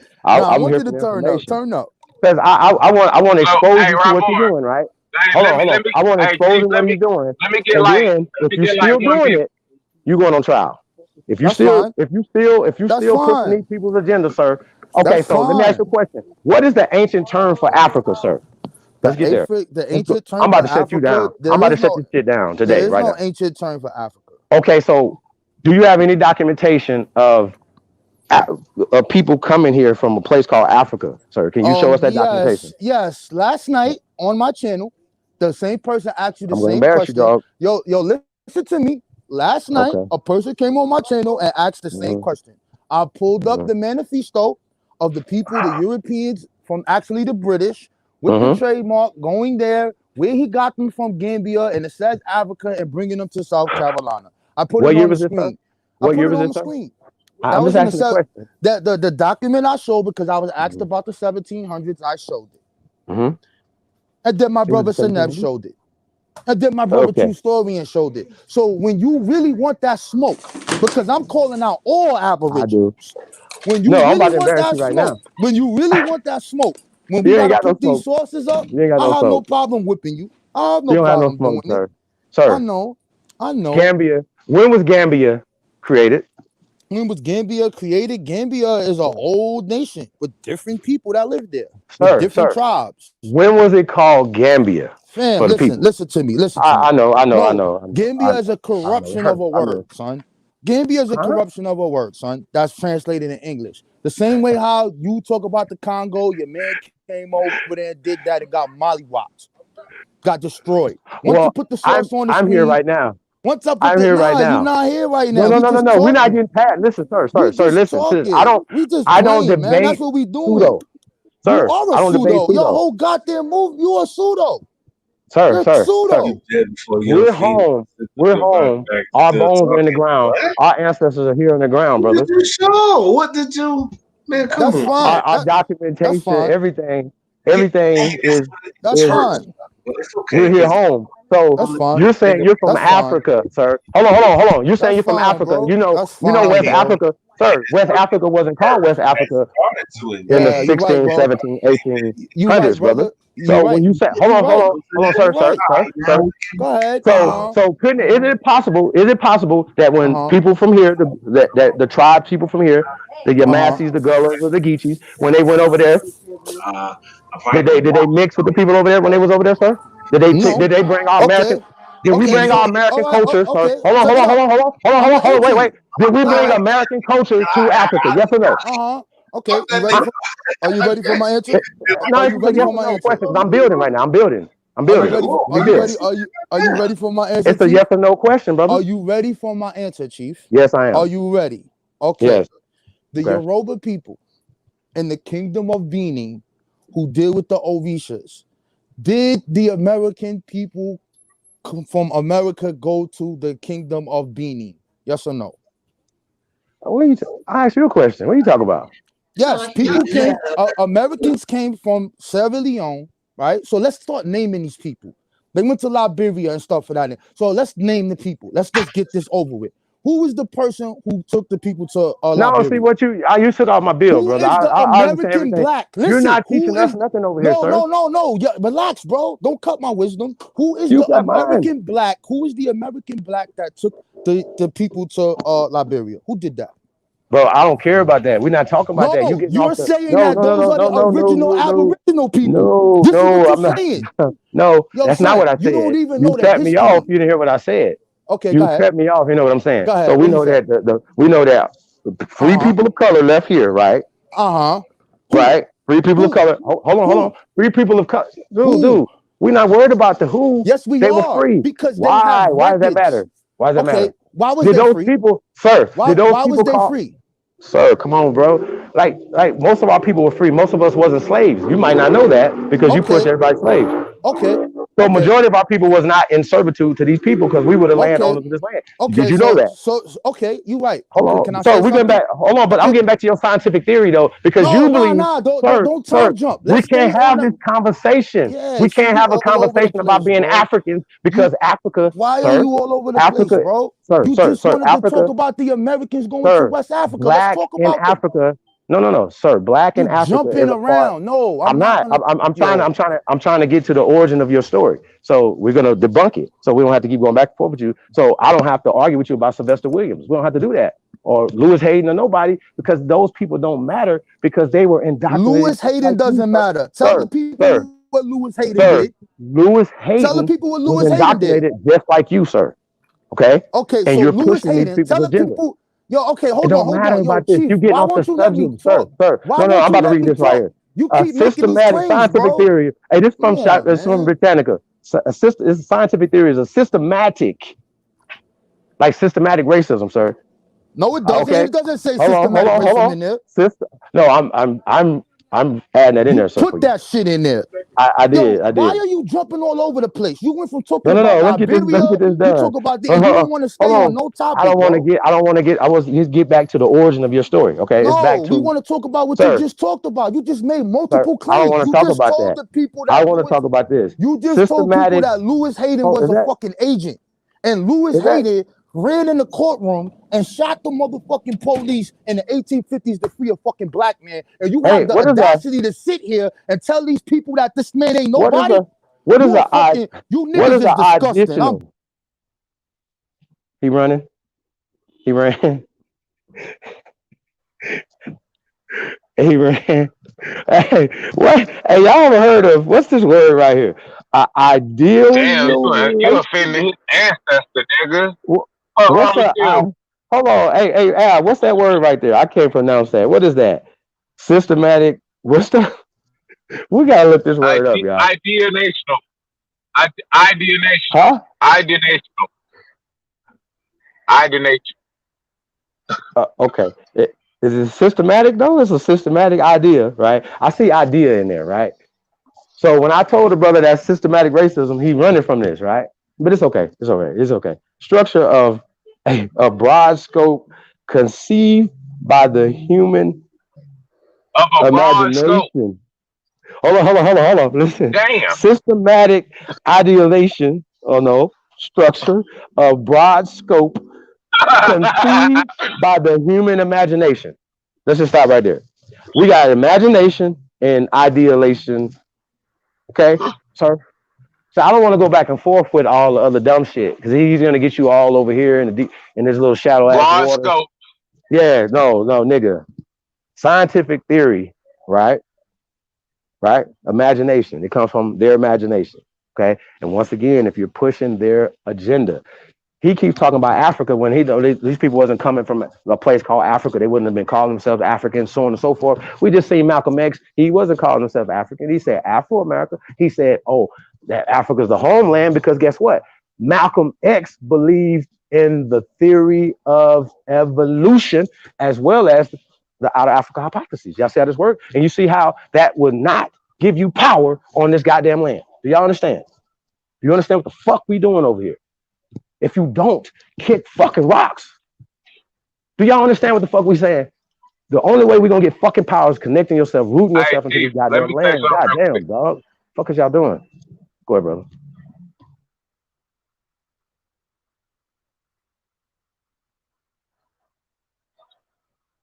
Yeah, so I just want to say real quick that I'm so tired of you niggas hollering Gullah and Geechee every time you want to try to prove your little hypothesis and shit, right? So for once and for all, we're gonna just make this clear for all you guys in the back of the short bus, okay? Queen Quet is the chiefess of a tribe, okay?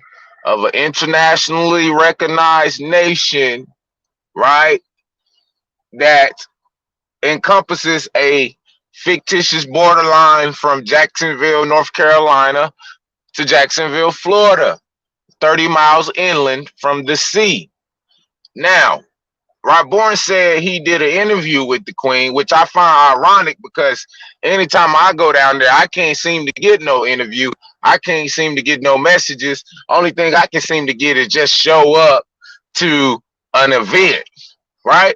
So, another thing I want to say, when you see the videos of the Gullah Geechee people, and Queen Quet and shit, I want y'all to just take a look and just notice some things when you watching the videos, right? It's never more than about 20 people there, right? But yet this is supposed to be a nation of people, right? Represented by a chiefess, right? Who has a nation that encompasses 4 fucking states, but yet you only see 20 people in the fucking videos.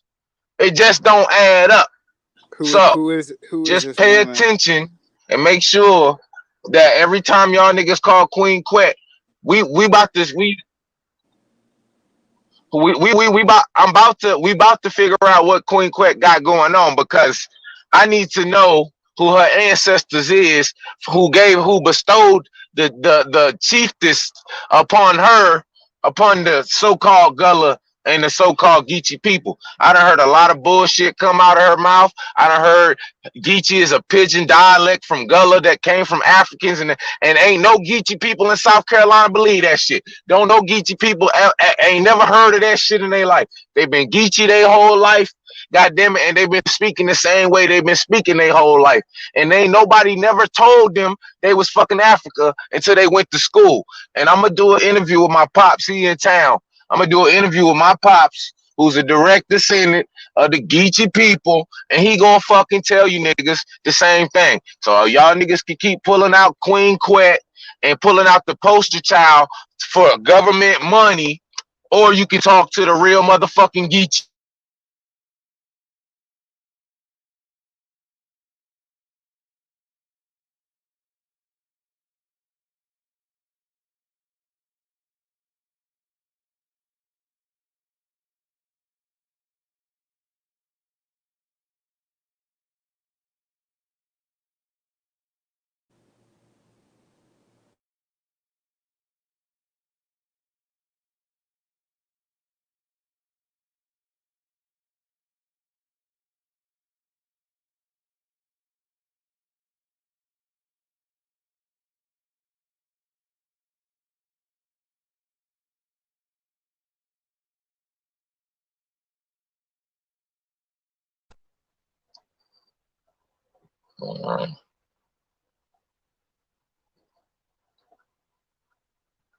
Mic check, mic check. Y'all still there?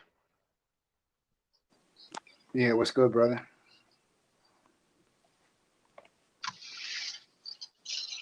Mic check. Give me some ones in the building. Y'all still? Okay. Yeah, we Okay. still here. I We just want to still make here. sure it got all quiet. That mean the ancestors speaking when it get quiet like that. Motherfucker keep perpetuating this Africa shit. Talking that shit. I showed y'all my ancestors in the ground going back to the 1800s. Allegedly when these niggas claiming we was enslaved. But we already showed y'all how white people was still enslaved up until the 1900s. So, I mean, this shit got to stop, man. Somebody got to stop this shit. It's, Okay, we Gucci, yeah. Somebody got to stop this shit, man. Fucking so Africans talking about we from West Africa, man.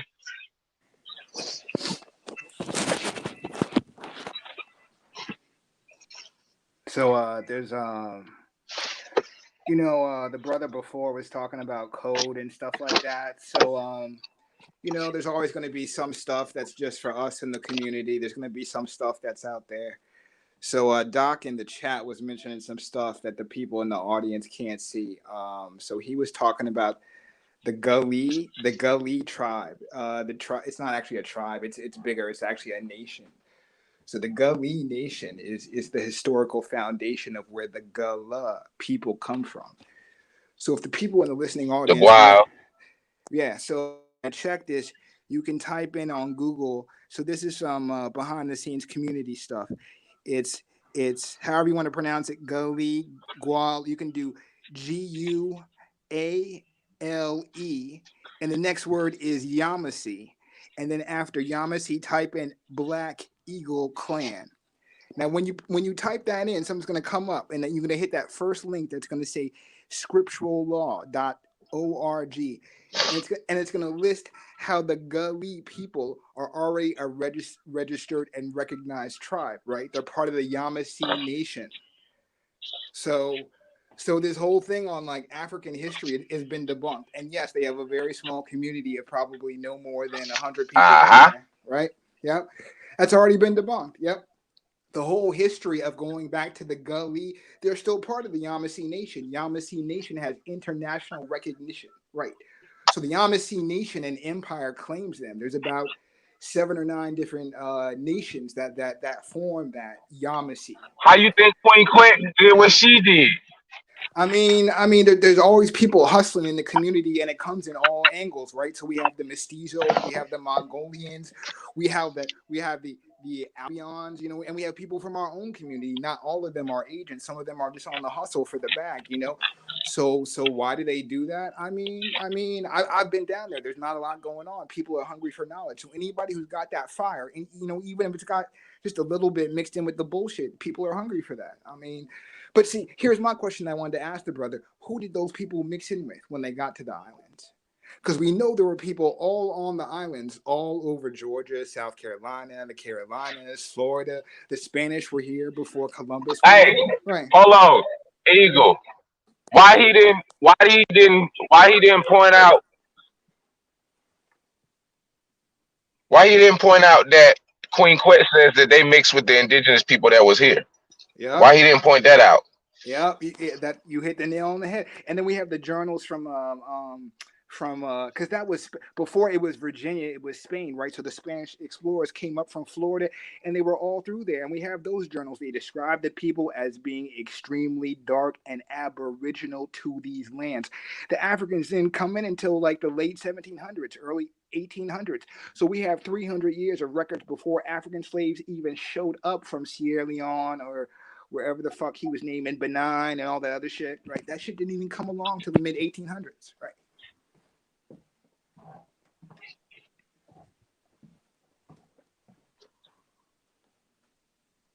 No, you good, bro. I just wanted to throw that in. So so I mean, for the people Googling, you see the clan. Nigga done ran Rob Bourne the fuck off. You see the clan there on the PDF, right? So that's the Black Eagle clan, and that's not some pseudo shit. That's tied to the history going back hundreds of years, registered international, right?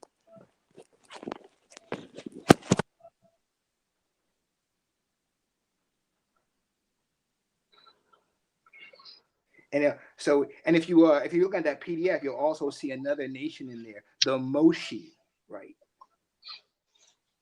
And that goes into some of the history of the Southeast. See, that's one of our oldest. You know, the Yamasee. If people don't know, that's the Moshe. Hell yeah. Yeah, that's one of our oldest nations that are still surviving. So the Yamasee have contingents from, you know, the Seminole, the Choctaw, the Catawba, the original 5 clans of the Cherokee. I mean, they got everybody in there. So, and they're one of the few people. I think there's only like 2 who have international recognition, you know, on the global stage. So, I mean, yeah, I don't know what that's about, the whole African thing. I mean, that's just people trying to graft in, you know.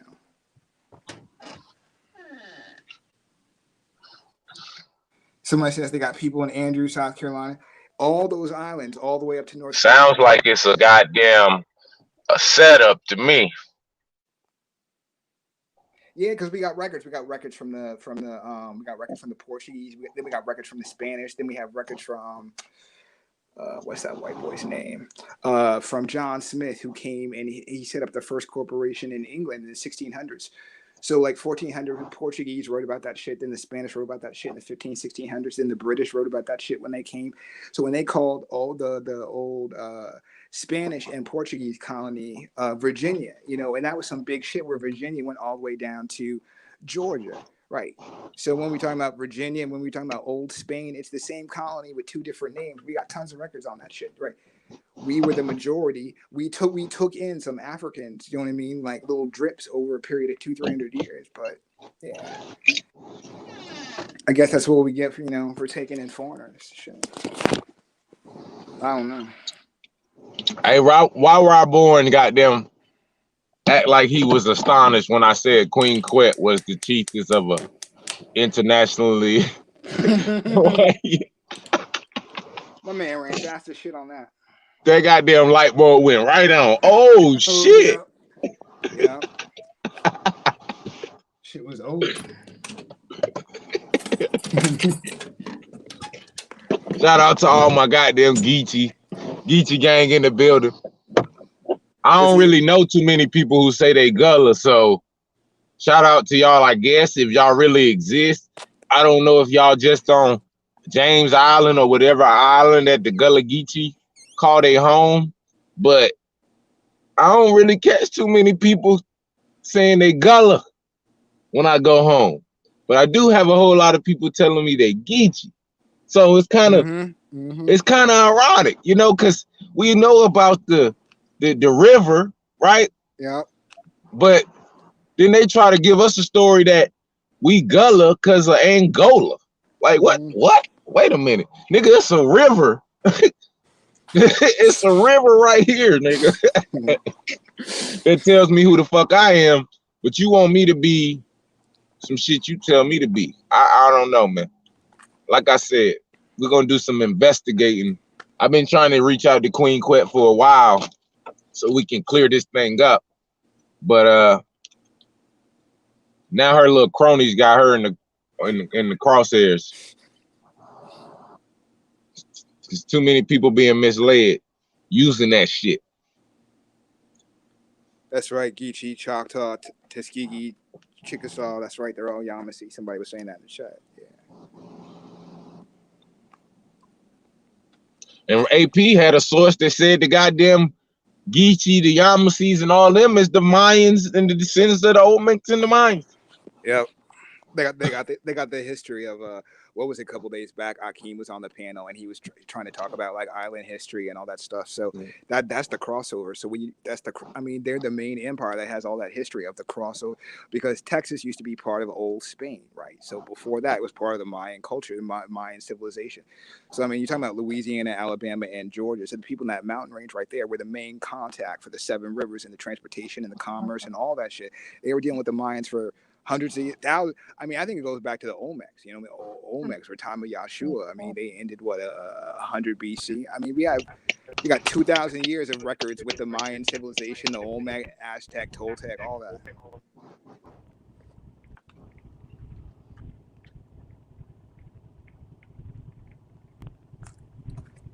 I heard you Pan Africans go as far as to say that these niggas, the reason we eat rice is because they brought it in their hair on the slave boat.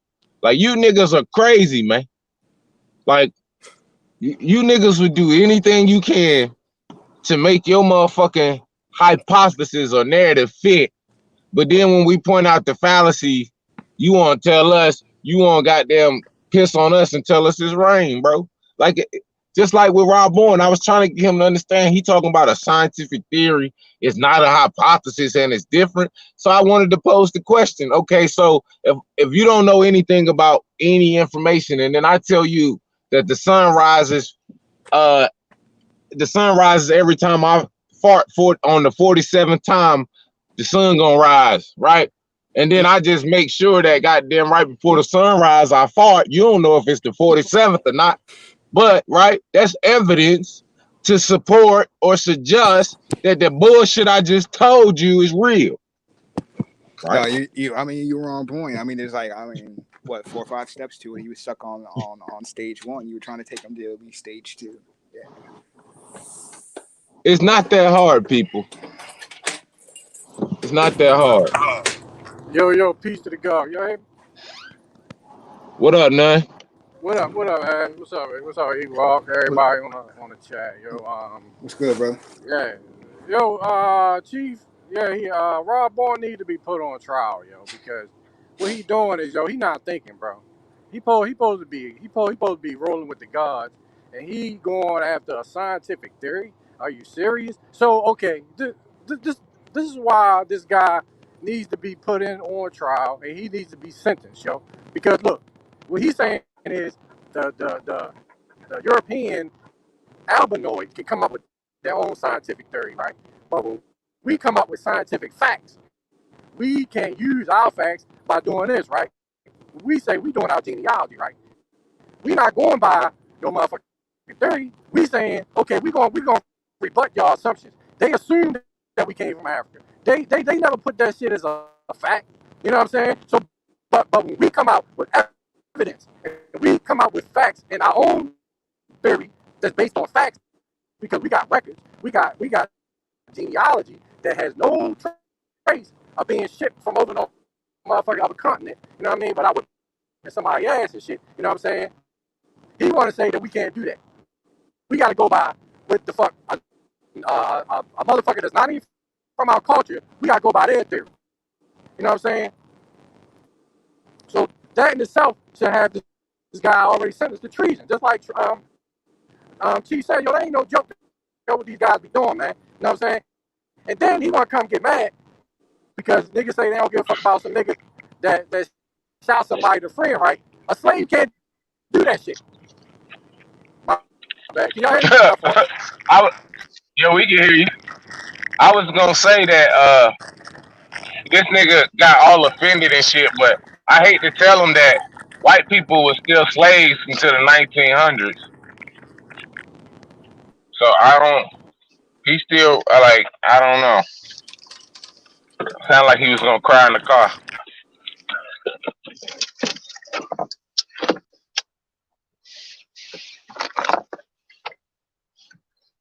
That nigga was appalled. You ain't Paul. You a nigga that steal.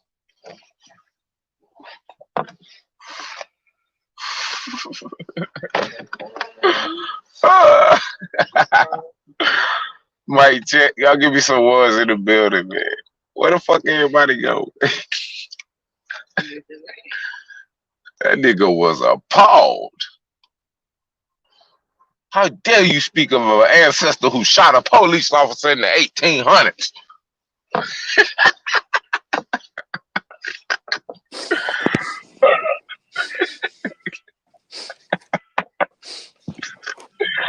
Yo, you couldn't get no better motherfucking goddamn exit than that, Ra. Come on, Ra. Come on, Ra. You couldn't have got mad at something else nobody else said. You should have been like, how dare you speak about Queen Quet and hunger? This nigga said, how dare you speak about the hate? This nigga, did you know, bro? You must have knew him. You sound about like Umar out there. That was one of your ancestors right there. I hate he got away though, cause I was gonna get his ass on that Gullah Geechee shit. I'm sick of you niggas with that shit. First it's the Gullah Geechee, then you just discard the Geechee, then you say Gullah. So which one is it? Is it the Gullah Geechee? And if it's the Gullah Geechee, and if the Geechee is just a pidgin language, then why did they put the language in the title of the people? Anybody? Anybody? Does that make any fucking sense to you? Like, we gonna call ourselves the language we speak, the Gullah Geechee.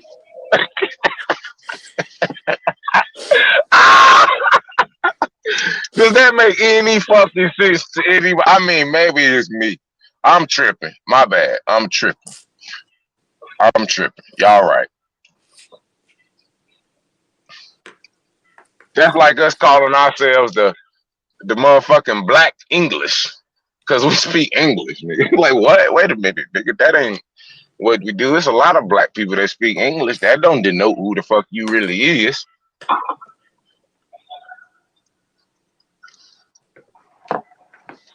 What do you think about what happened yesterday with the debate? What happened? Oh, no, yeah, with the debate. Oh, with the debate, I think my honest opinion. I think that it was a frivolous debate, and AP just. I mean, I think AP hit enough points to kind of confirm that the other side of the argument was total bullshit. And then I had a chance to go through some of them sources and shit, and they was some bullshit. So, yeah, you know, I didn't. And to be 100% fair to Kawa, I didn't get a chance to look at AP sources because every time AP would share, right, goddamn, I mean, every time AP was finished, right, and he would start throwing out his sources, I would be sharing Kawa's screen. So it would be like I couldn't really go and search and do all my little side shit I wanted to do in the background and come and add some context to the shit because my screen was kind of optimized. You know what I mean? So, yeah. but it was a good dialogue though. I mean, hey, it was all right. I'm about to start going back on Sinetta and beating up on these niggas again. They crazy as hell. Fuck wrong with you niggas? Y'all done came back out. Y'all done thought we done left the block or something. We still here. Mr. Brooklyn said he got on his bike and broke out. Joe Biden is the new president. Creepy Joe. Uh-oh, I might not say that too loud. Secret Service might come see me. I'm going to just say creep, creep, creep, creep, creep.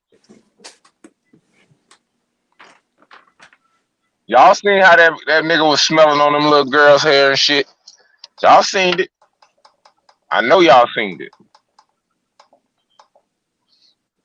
So you believe in that? Believe in what? No, it's cool. What I saw? Yeah, I believe in it. I mean, here locally, yeah, it's a thing. You know what I'm saying?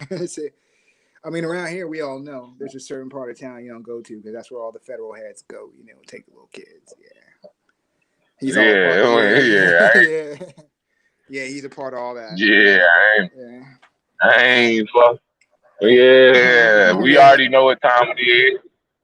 I mean, but I'm somebody else though. I ain't gonna lie to you. Like, I don't want nothing to happen to my children or my family, but I kind of already made a goddamn pact with my ancestors. We gonna ride this bitch till the wheels fall off. So if me speaking the truth and standing on my ancestors and trying to instill that into my lineage, it gets our whole motherfucking shit erased. That's just how it got to be. I ain't about to be nobody bitch or nobody slave though. I never was good at that. I tried it. You know what I'm saying? I tried to work. I tried to go do the. I tried all that good shit. That just was never in my genetic makeup. You know what I'm saying? It didn't fit. The programming didn't fit with my motherfucking hardware. So, goddamn it, we rocking. You know, Creepy Joe running this shit. Let Creepy Joe run this shit. Yeah. Oh. I think I seen it. Pharaoh dropped the video. I didn't get to watch it, but he dropped the video talking about he done fucking Creepy Joe done motherfucking ratted on SEAL Team 6 and all types of shit. Now the crazy shit is this, right? I be watching some of these motherfucking YouTubers. I watched Bro Sanchez's show not too long ago, and I never really got a chance to check out Bro Sanchez before. I know he got a decent following, but I actually got to watch a couple of his builds, and he makes a lot of good points about a lot of you YouTube niggas and who got a lot of what he calls them influencers, right? A lot of you influencer niggas, y'all niggas got to go, man. Y'all niggas is worse, man. That's all I'm gonna say on that. So. Yo, peace to the gods and goddesses. What it do? What up, Libra? What's good? What's good, brother? See, I know niggas by their frequency. I don't even gotta see their avatar. I don't gotta see none of that. I already know what time it is. Right. Yeah, man. Hey, check this out though, right? I'm listening to this Malcolm X, right? And man, I swear, man, I can't see the difference in what the fuck they be talking about and what's going on right today. Like, there's hardly no difference. It's the same shit. The same shit. It's hey, Libra. I know you up in there in age, but you know my pops. He about to be 68, right? So he lived through this shit, man. And like I told you, I'm gonna do the interview this week for sure. I know I've been saying I'm gonna do the interview with my old man and shit, but I got the nigga in town and shit. I'm gonna do the shit for sure this week. But like, he be telling me like some of the shit he lived through, bro. It ain't nothing changed, bro. Nothing. That's a fact, bro. Nothing. I mean, let's say that I come from the 60s through the 70s, through the 80s, through the 90s. You know what I'm saying? Like, man, it's the same shit, man. Like, The things that they were talking about in the turn of the century is the same shit they still talking about now, verbatim.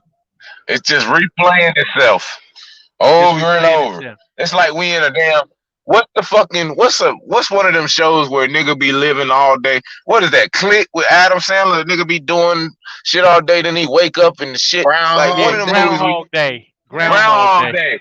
Yeah. Yeah, wake up and keep doing the same shit over and over. Infinite loop. Damn, we repeat as hell. We in a damn But time warp. nah, but you know what's Hey, funny, right? What's funny is that it's the same shit that we always say. We always talking about the same Yeah. shit. You know what I mean?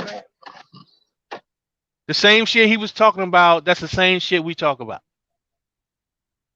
But nobody fucking That's pays a fact. attention. And then, Hey, but swearing it like, hey, down like leave they never heard it before. 25 years later, just look at it like this. 25 years from now, somebody will be playing our videos and say, damn, them niggas knew what the fuck they was talking about. Yeah. Damn, the shit's still going on.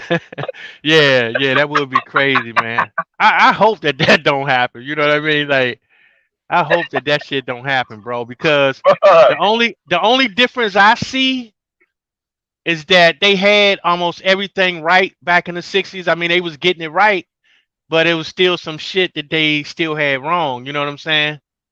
And I think the difference is that the shit that they got wrong, we're getting right.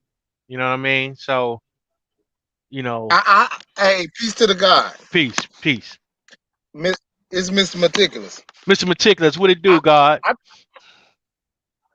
I think they actually didn't have all the evidence, and since we were able to sit down and let it mature a little bit, I think that we were able to get a little bit more understanding on the broader scope of things, and then like we got a better Oh understanding. yeah. That's a I mean, fact. That's the Because time I'm not. I can see that because in the 60s we was like a lot of our people were active, right? We was out Yeah, no doubt. moving, trying to make it happen, right? Then we went to sleep after they killed, you know, the leaders and shit, right? Then niggas went to sleep. So like you said, it kind of allowed for the information, for the history, for everything to kind of just marinate a little bit. And it also allowed for us as a people to kind of catch up in the information race to be able to put it in a different perspective now. Well, yeah. I mean, the thing is that information did not travel the same way it travels now. That's for sure. Actually, too, and like you said about being active, a lot of time people didn't have time to spend analyzing the situation. You know what I'm saying? It Right. was more or They was in the less they street. was right. They was just in the middle of the situation, just moving. You know what I'm saying? And like it wasn't like people were just analyzing, at all times, like analyzing this and analyzing that. They weren't doing a whole lot of that. You know what I'm saying? They was living in the moment. It wasn't a unified front or it wasn't organized. It was a bunch of us saying, hey man, we about to go roll up on this motherfucking goddamn lunch counter, nigga. We about to go shut down, da da da. But it was nothing done systematically to achieve a goal. Facts. That's a fact, man. And not only that though, we were still moving under a false identity. You know what I'm saying? Like that's always the ultimate um takedown for us is that we moving in a false identity. And just think about it, man. You coming into somebody and you not even who you claim to be and shit. And they know it. And they know you don't know who you are. You know what I'm saying? Uh-huh. It's like what kind of respect do you think that you're gonna get from that? No, I respect you, black man, even though we made that term up. You know what I'm saying? We gave you that. We gave you your history. We gave you your culture. We gave you how you talk. We gave you Well, everything. well, Let them tell it. the one thing I will say about culture is concerned, I don't believe that they gave us their culture, to be honest, because they didn't know how to do shit. So if you don't know how to do shit, you don't have much of a culture, as far as I'm concerned. So I don't know how that plays out with anybody else. But if you don't know how to do shit, then you don't have no culture. You know what I'm saying? Well, yeah, we know they I think if you, we I know think they if you can't. wanted to, Go ahead, bro. Go ahead. go ahead, Fino. I was just gonna say we know that Go ahead. I'm cool. Go ahead. they when they came off of boats and things of that nature, a lot of them, like you said, they didn't have a certain type of culture yet, but that's a part of the process of, socializing and acculturating and watching our culture and being around it enough and practicing the things and learning just enough. They goddamn take control whilst holding on to your barbaric Neanderthalic ways. You know what I mean? I mean, just think about it, man. They came over here looking like clowns and shit, and we was like, damn, that's some funny shit. You know what I'm saying? They ain't take it to, saying, damn, these some clown motherfuckers for real. But the thing is that, and they Hey, adapted our culture. You know what I'm saying? Like they start being more relaxed, dressed, and all that kind of shit. They came from our culture, not theirs. They was wearing clown shit after clown shit. You know what I'm saying? Like, and comes down to food. They didn't know shit about food. They can't cook without a goddamn recipe book. Like they can't even cook regular shit without a recipe book. You know what I'm saying? Like, damn, what the fuck you need a recipe book for? we don't roll like that. We would just know how to cook the shit. Oh, that's how, yeah. Oh yeah, this how grandma used to do it. All right, yeah. Boom. You know what I'm saying?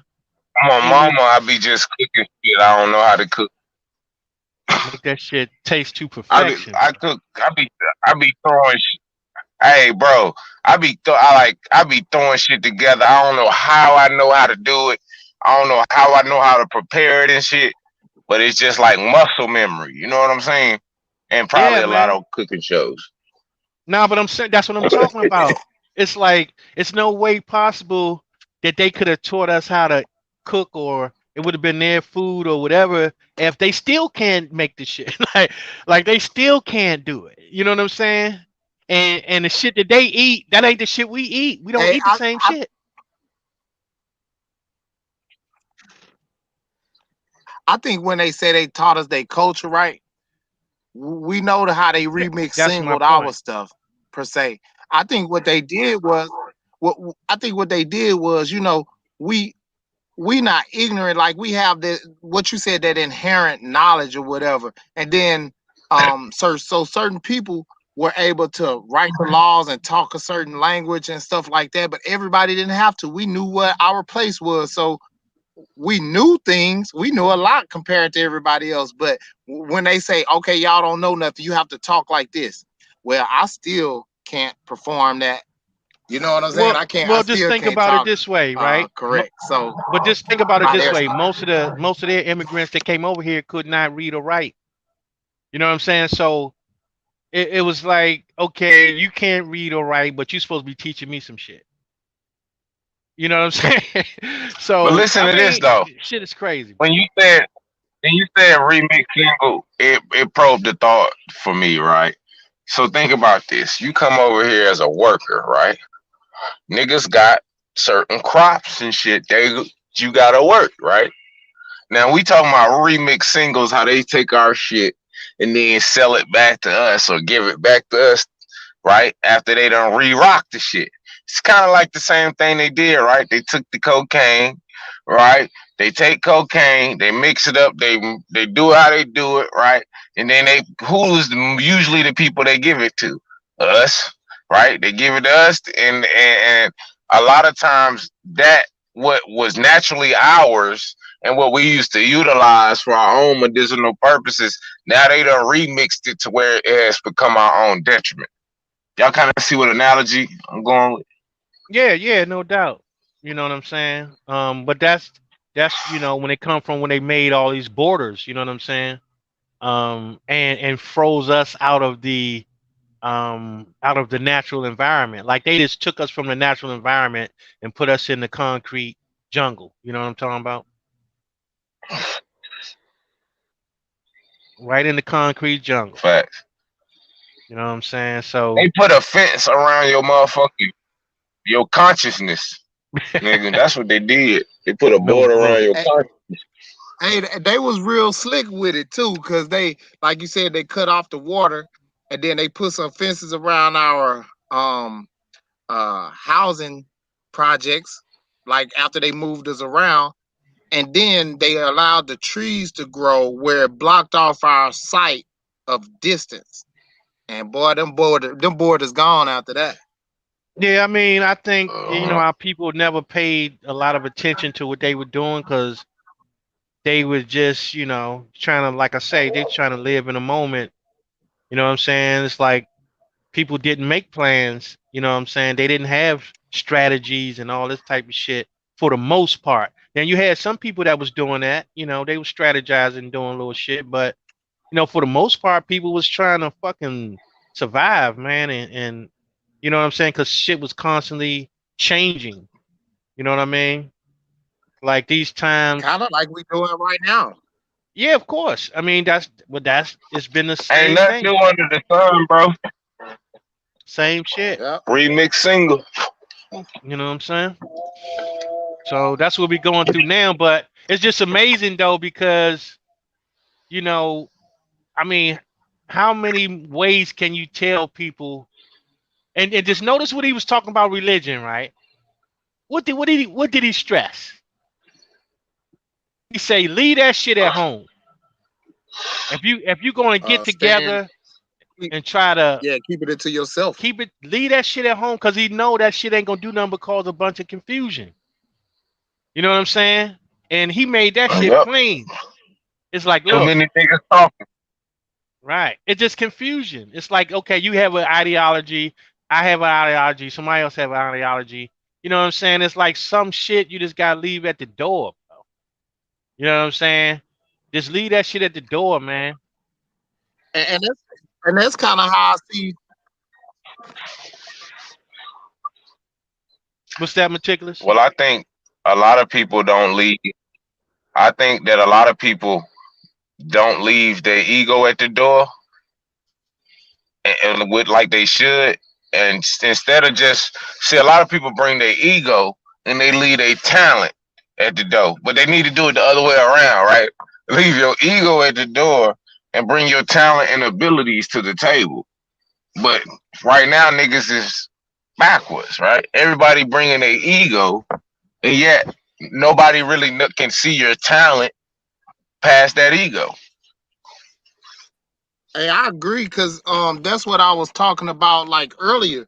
Because like if I come to the panel, like whether I disagree or not, I should come to the panel to help build or to grow from that point. And if I come to disrupt, you know what I'm saying, and keep a disruption, I can't be building like that. And when I see people doing that, I wonder what their motives are.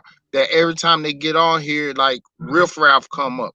So either my heart is in the wrong place, or this not the place for me, or something like that. I should think of something like that. If every time I come into this community saying something, then it Well, causes that was confusion. an interesting conversation, right?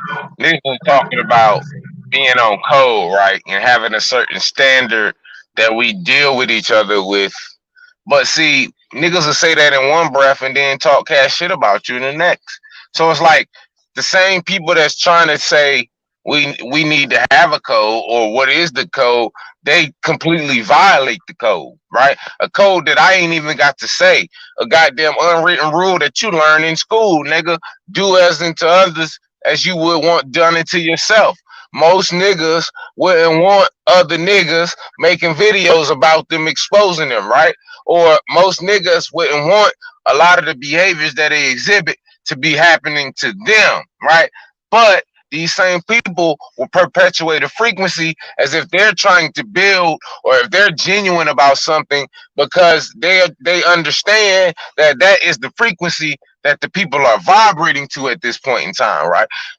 Before they was vibrating to that fuck nigga shit and the drama and shit, right? But eventually cooler heads will prevail, and eventually most people are going to vibrate to the frequency they initially vibrate at, right? Even if they get distracted by some rah-rah every now and then, right? So what I saw from that whole situation was niggas was talking about we need to be on code and and we need to have a certain like culture of how we deal with each other. But then niggas will completely disregard that when they doing their own thing, or when they went they niggas and everybody laughing and chopping it up. So it's like you gotta, like I always tell people, man, you just gotta really watch people and how they move, and they gonna tell you everything that you want to know. Now it's up to you to decide to take that for what it is and accept that person for who they are, right? But you can't blame that person for being who they shown you they are going to be. I digress. Hey, LTV, I would like to add that when I hear the conversation come out of people my well, black people can't work together, stuff like that, like, well, when we start doing this, hey, I already know that you the one that's the problem, because that's not my conversation ever. And when somebody come to me, I was like, well, it's just me and you and maybe this person in the room right now. Can we work together? Because that was my question when you start bringing out, well, black people can't. I just asked, could we work together? Because I don't bring other people in when I'm talking in a small setting. I'm trying to talk to you. I'm not going to bring other people in it. So I see other people uh uh bringing the the the script to the table because it's their script. Yep, yep. So, but yeah, you know what I mean? Like, but the thing is, man, is that, information is different for different people, man. Now, I will agree that there should be principles and codes that people should live by. I do agree with that, right? Because otherwise, you know, you just be freestyling and shit, and can't nobody hold you accountable to anything. You know what I'm saying? So yeah, I do agree with that. And but like you say, Ab, too, is that some shit is just shouldn't have to be like it should be understood. Some action should be understood right off the rip. But what I come to believe is that people that come up under different circumstances, they really don't know and shit. Like some shit, motherfuckers just don't know. You know what I'm saying? And And that's that's why just I what it always is. make it clear that, yo, we can talk about we can talk about race, we can talk about who our people is, we can talk about niggas in our family, but at the end of the day, nigga, if you ain't cut from the cloth I'm cut from, then you are not gonna phenotypically exude the behaviors that I exude. Nigga. That's one thing I don't need nobody to tell me or show me. You understand? I got family members that be doing some shit that I would never do. They move the way that I would never move. You know what I'm saying? Yeah, they my blood. Yeah, they was born from the same people I was born from. But I look at them niggas the same way as I look at any other nigga that I don't know or I don't fuck with like that. Because at the end of the day, I understand that if if you are a part of me, then you gonna vibrate the way I vibrate. You gonna move the way I move to a certain extent. We're gonna have that in common. You understand? So I don't need to be looking for other niggas to be cool with or none of that shit. Y'all niggas be goddamn capping for trying to get a following and shit like that. When and like Chief Holiday was saying earlier, some people out here really doing this for real life. Some people out here really sacrificing their everything to try to help the next man. You know what I'm saying? And y'all niggas playing, and that shit ain't cool. At the end of the day, So now your time is up. So, Well, fuck it. I mean, at the same time, man, the way the way it could be done is that you just keep on building with your frequency. You know what I'm saying? And whoever catches that frequency can build too. You know what I'm saying? Lay a brick down or two. You know, um, I'm a firm believer That's in all not I. block. That's all I Right. ever know. Yeah. But I'm a firm believer though, in not trying to block people's um signal and shit per se, right? Um, because everything is not about you per se, right? So some messages and frequencies ain't That's a for you. fact. You know what I'm saying? So I would look real crazy trying to block somebody else's That's frequency a fact. just because it's not for me. You know what I'm saying? It's like, well, I don't really rock with that That's a shit like fact. that, but at the same time, I can't block nobody else from rocking with it. You know what I'm saying? Like I ain't gonna get in the way of what somebody else need to get. You know what I mean? So I mean, we gotta really be paying attention to that shit. And a lot of times we want to shut everybody's shit down because it don't agree with me and what I understand and what I want and all that All other we gotta do, bullshit. Libra, just look at the past couple of years and all the time that we spent on these here internet trying to distill the little bit of gems that we have been able to retain for ourselves. Like you can just tell, man, we ain't had no issues with no people really, right? For Right. years. For years.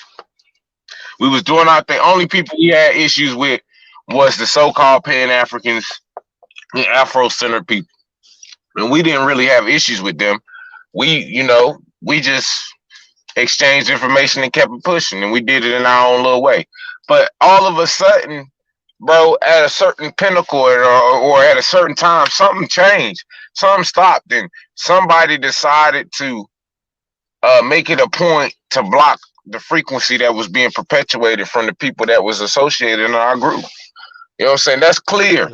That's You a can fact. tell, you can see that, and it's countless amounts of hours that show that we ain't never had a problem with nobody, and all we've ever done is just give to people. All we've ever done is just gave our time, our energy, and did whatever we could as a group, as a collective. No matter if we agree with everything, no matter if a nigga did some extra shit, we stood unified as a unit, right? And Right. we worked out our differences, on another level. But then all of a sudden, right, some people made a decision to pick a fight or to want to be upset about whatever for whatever reason, whatever happened, right? But at that point, right, there was a decision to be made. And now these same people are trying to perpetuate the narrative as if we the ones that's creating divisiveness. It's like reverse psychology. It's like the nigga who come in and goddamn rape your sister and your mama and shit. Now he looking at you like, well, what the fuck you mad at me for? You know what I'm saying? You shouldn't have left the front door open. And it's like, wait a minute, nigga, like you just gonna bypass that whole fucking your whole responsibility in this whole matter of why things are the way they are, right? And try to say that now it's time to build. That just don't make no sense to me. Yeah. I mean, So, hey, like this, man. Everybody, what do people niggas have. know about building, bro? That's the thing, man. That's the thing. But people have their own agendas, man. You know what I'm saying? And some people, you know, they want to be the master. They it's like a throne and shit. Like they want the throne. You know what I'm saying? And it ain't no throne for them to have unless they build it their own goddamn self, right? And they don't understand that's how it works. If you want a motherfucking throne, build one. You know what I'm saying? And you can sit on it all fucking day. That's all you do. You know what I'm talking about? So, but And it that's what ain't it gotta is, be a man. big Right? it ain't gotta be a big one, Libra. It just gotta be one that you built it by your own self. Right. That's all, baby. That's all you gotta do, right? But that, I mean, it's like I say, man. People they in it for different reasons, and one thing, just like I tried to say before, is that there's a difference between an audience and a goddamn community. They are not the same thing. And sometimes people get that shit That's a confused. fact. So, but we working, man, and it to I me, think I think we're learning that more than ever today. In today's time, I think we're learning that as a group. How about that? And I mean, when I say community, right? I don't necessarily be talking about everybody in the chat and shit, right? Like it's certain people that we all know who they are. You know what I'm saying? That help build whatever it is that it is. I talk when I'm saying the community, I'm talking about those people who are perpetuating information and knowledge. Now, the people in the chat who support us and things of that nature, they are part of our community as well. We make up that community, right?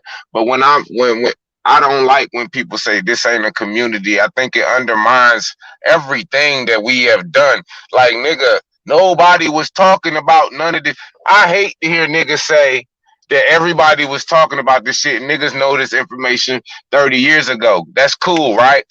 That's awesome, right? But like you just said, Libra, this is different now, right? There and no other time in history that we can record that we've been able to disseminate information the way that we have. So we utilized that and we took that and we did something with that. And so for when niggas be talking all this extra shit, bro, I just be sitting back thinking like, yo, I don't remember none of you niggas when I was growing up. I don't remember none of you niggas when, like, you know what I'm saying? Like, I just don't remember none of these great people that everybody claiming was doing all of this fucking work and got it to where now everybody just knows this is common knowledge. Yeah, And so I think that just be a fucking a slight to our people. You know what I'm saying? Nah, you right, bro. You right, man. And I'm gonna just say it because it's like, I ain't no real young dude, you know what I'm saying? Like I'm in my mid 50s and I've seen a lot of shit. You know what I'm saying? So it's like if I'm saying that and I was never no slow nigga ever. So my thing is if I come to a certain awareness now that I never had in my entire existence, then that shit says a lot for me. You know what I'm saying? And I would say it, sometimes people think it's about information on its own, but it's not. It's more than information. It's how you process. You have to be able to process. You know what I'm saying? The information. And it's a certain way that That's a fact. information is being processed over this side of town, man, that ain't being processed like that nowhere else. You know what I'm saying? So and you can see it spreading. You can see that shit spread. You can see it, man. 2 years ago, people weren't even using the same language. Now you hear everybody using the same language. You know what I'm saying? They might say one little phrase or something, but you know where it comes from. You know it wasn't around before. But hey, you know what's funny? You know what's funny? Copper Color K pulled up a video from 2018 talking about Jabari calling the author and showing this about Dan Calloway and shit. You know what he didn't show in 2018 when we was on their motherfucking ass all year, tearing their asses loose every motherfucking chance we got. Then niggas act like they don't even know you no more. Niggas act like they ain't never spoke to you before or they ain't never heard your voice pattern before, right? That's all good. Yeah, I mean, We got man. Well, but you know what was so funny though, man, is that what was it Professor Smalls? One thing he did, one thing he said that just kind of fucked the Pan Africans all up and shit. He said at the end of it, he was like, "Y'all on the right track. Keep going, keep doing what you're doing." And I don't know if hey, anybody even paid attention to that shit. You know what I'm saying? But something in him said, "Y'all on the right track. Keep doing what you're doing." You know what I'm saying? And he's I like, my elders tell me that shit all the time, man. That's why I just don't even fucking worry about nothing, man. Like, yeah, yeah, for real, man. Like I say, man, it's about the understanding, bro. It's about having a proper mindset to be able to make certain moves, man. When it gets down to it, you gotta have the right mindset in order to move. You know what I'm saying? So, Libra, when did you start doing this in your personal life? What's that? I was just asking, how long back did you start doing this in your personal life? It was a whole bunch of man. It was a long journey, bro. Um, it was a long journey, man. I started because in DC they should have like people coming to Howard University giving lectures and shit like that, right? Yeah, Um, that's how I started. right. So I guess, and plus, I used to work at a university, so it was a bunch of lectures and shit going on at the universities and shit. Um, but the thing is, Were you Pan African then? I'm not gonna say I was Pan African because I never could adapt to any philosophy. Like I couldn't adapt to any philosophy like full force. Even if I grew up in a church, I could never adapt to being a Christian. You know what I'm saying? So it's a kind of the same thing. Yeah. I No, could never I was just just curious. Yeah. fully engage in anything. I was always all the way in, like with whatever I did. So I mean, for me, I was Yeah, I raised. couldn't. I Yeah, was raised Christian. I left that at like I 16 when I was went on. too, man. Yeah. But I couldn't engage. I couldn't engage though because if I found a Hey, fault, I was raised in the church until I was like 16. I done been, and I was a badass little nigga, right? So I done been like baptized and exercised and all types of shit, right? But one thing I fucking like as many times, and I mean as many. I'm talking about. I've probably been to over hundreds. I mean, up into 100+ churches in my lifetime, and thousands of times, and I never, ever, ever felt anything while I was in there. Like the only thing I resonated to while I was there was the music and the fact that the fact that the people believed in something so great that they resonated to the point where they would be hollering and screaming and shit. And that connection with whatever they claimed their creator was. I could like fuck with that part, right? But like all that church nigga, and I saw more devil in the church than I ever saw God. And just to be honest, you know what I'm saying? So it was like, nigga, I used to tell myself, nigga, I used to tell people when they asked me what I was, because I got like 15 different strands of hair in my motherfucking head. So people always just ask me, was I mixed and shit? And I used to people like when I was in third and fourth grade, I used to tell people I was Indian then, but I was just capping. I didn't really know. I just was going along because I had chinky eyes and I looked a little different. Like I no lie, I was capping for a long time before I really realized. But I knew my lineage from my father's side, from them teaching it to me from a young age, not even knowing that had nothing to do with being an Aborigine or how much that it would come into fruition later on once I got further information and shit of that nature. But I'm one of the few niggas that was never a Pan African, bro.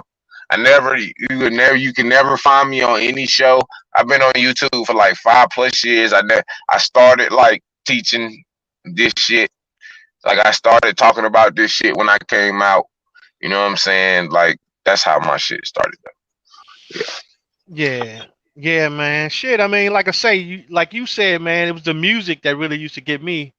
You know what I'm saying? Because it's like the church that I grew up in, like both sides of my family grew up in the same church pretty much. So it was that Daddy Grace church, man, and their band wasn't no joke. You know what I'm saying? Like they played um like that They New ain't had a Orleans quartet, did style. Nah, they had that like that New Orleans style music. Like it'd be 10 they? people. Oh, okay. Look, they had 10 people playing the trombone and shit. And they all sound different and shit. You know what I'm saying? Like that shit was crazy. Like Oh it yeah, was, they was rocking. man, what, man, it'll mesmerize you, man. Just watching them play and you be like, damn, how can they all be playing the same instrument and they all sound different? You know what I'm saying? Like it was crazy, man. And it was funny because like you had to grow up in the band. Like when you were little and you got in the band while you was little, so you grew up in the band pretty much in order to be able to play at that level. You know what I'm saying? I'm talking about professional musicians cannot touch these boys. You know what I'm talking about? They do shit with Yeah, I these know what you're talking about. trombones, man. At my mama's church, they had a family, right? Who it was a lot of them, just a lot of them, right? And they all Mm-hmm. had the same last name. They all looked the same and shit. And all of them had like a musical talent. Like one of them was the singer, the little nephew played the drums. 4 or 5 of them played the goddamn guitar. And I mean, they like it was like nothing you never seen before. You know what I'm Yeah, saying? This is man, something crazy, man. that even to this day, like I still resonate. Like even when I hear niggas singing about Jesus and shit like that, that don't really phase me. Like it don't throw me off because of the frequency that the individual is perpetuating. Like this person right here, most gospel singers is they hollering their soul out. Nigga, how can you not vibrate to that? You know what I'm Right? saying? Yeah, It's yeah. like No doubt. hearing a baby deer hollering in the woods. You like, damn, I don't want to go in the woods, but shit, And it I'm sound glad like that some you little said shit in that that, Ab. crying. Ab, I'm glad that you said that Yeah, because when these boys be playing these horns, it sound like there's soul coming out of them because they hitting notes that ain't even possible. You ain't gonna never see that on no sheet music. You none of that. You know what I'm saying? Like this is just straight, that's a fact. like no sheet From music. the source. This is this straight from the source. You know what I'm saying? Like if a musician came to watch them play, they would be in disbelief. You know what I'm saying? Yeah, Hardcore like musician. the Yeah. piano player, in my church. This nigga didn't know how to read music, right? He had to do was just watch you play it for about 5 or 10 minutes. You know what I'm saying? Just see you and literally the nigga have this shit down. I was like, some of our people are fucking amazing, man. But I Yeah, don't man. know, Shit is crazy, bro. like they get gobbled up in the church. I know it saves a lot of them Yeah. it saves them from a certain reality and puts them in a better one. But then is the better one the best one? That's the Yeah, I question, mean, right? see, that's the thing, man. I mean, it can be, it's debatable, but I can tell you that they're no worse off than the rest of them in the Matrix. You know what I'm saying? Because it is still the Matrix. You know what I mean? And everybody with the Well, Matrix let me ask you mindset this is question. gonna be them. Let me ask you this, Libra. You are OG. God damn it. As somebody who's in the mothership, what they call it, the never you technically we in the Nebuchadnezzar, right? Right? Right. We in the Nebuchadnezzar. Um, as somebody who is taking the pill, like, do you think the people in the Matrix have it better off, or do you think we do? Ah, that's kind of hard to say, man, because That's a good ignorance, question. I guess, is bliss to a point, right? Good question. Good But question. what's that, Eagle? I was just saying that's a good question. Yeah, yeah. I mean, it's debatable, man, but you know, at the end of the day, man, it's like, what is going to be the result, because we know that time is infinite, right? And our mission is to survive. Like that's the mission. You know what I mean? Um,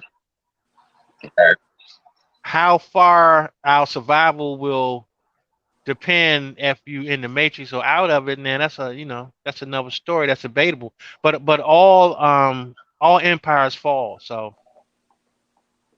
at Well, the end of the I day. think I think it's a natural response as the individual who feels like he's outside the matrix to feel some type of justification, right, of not being in the matrix, even though we are the ones who carry the burden and are on the lower status, or the or lower rungs of societies and things of that nature, right?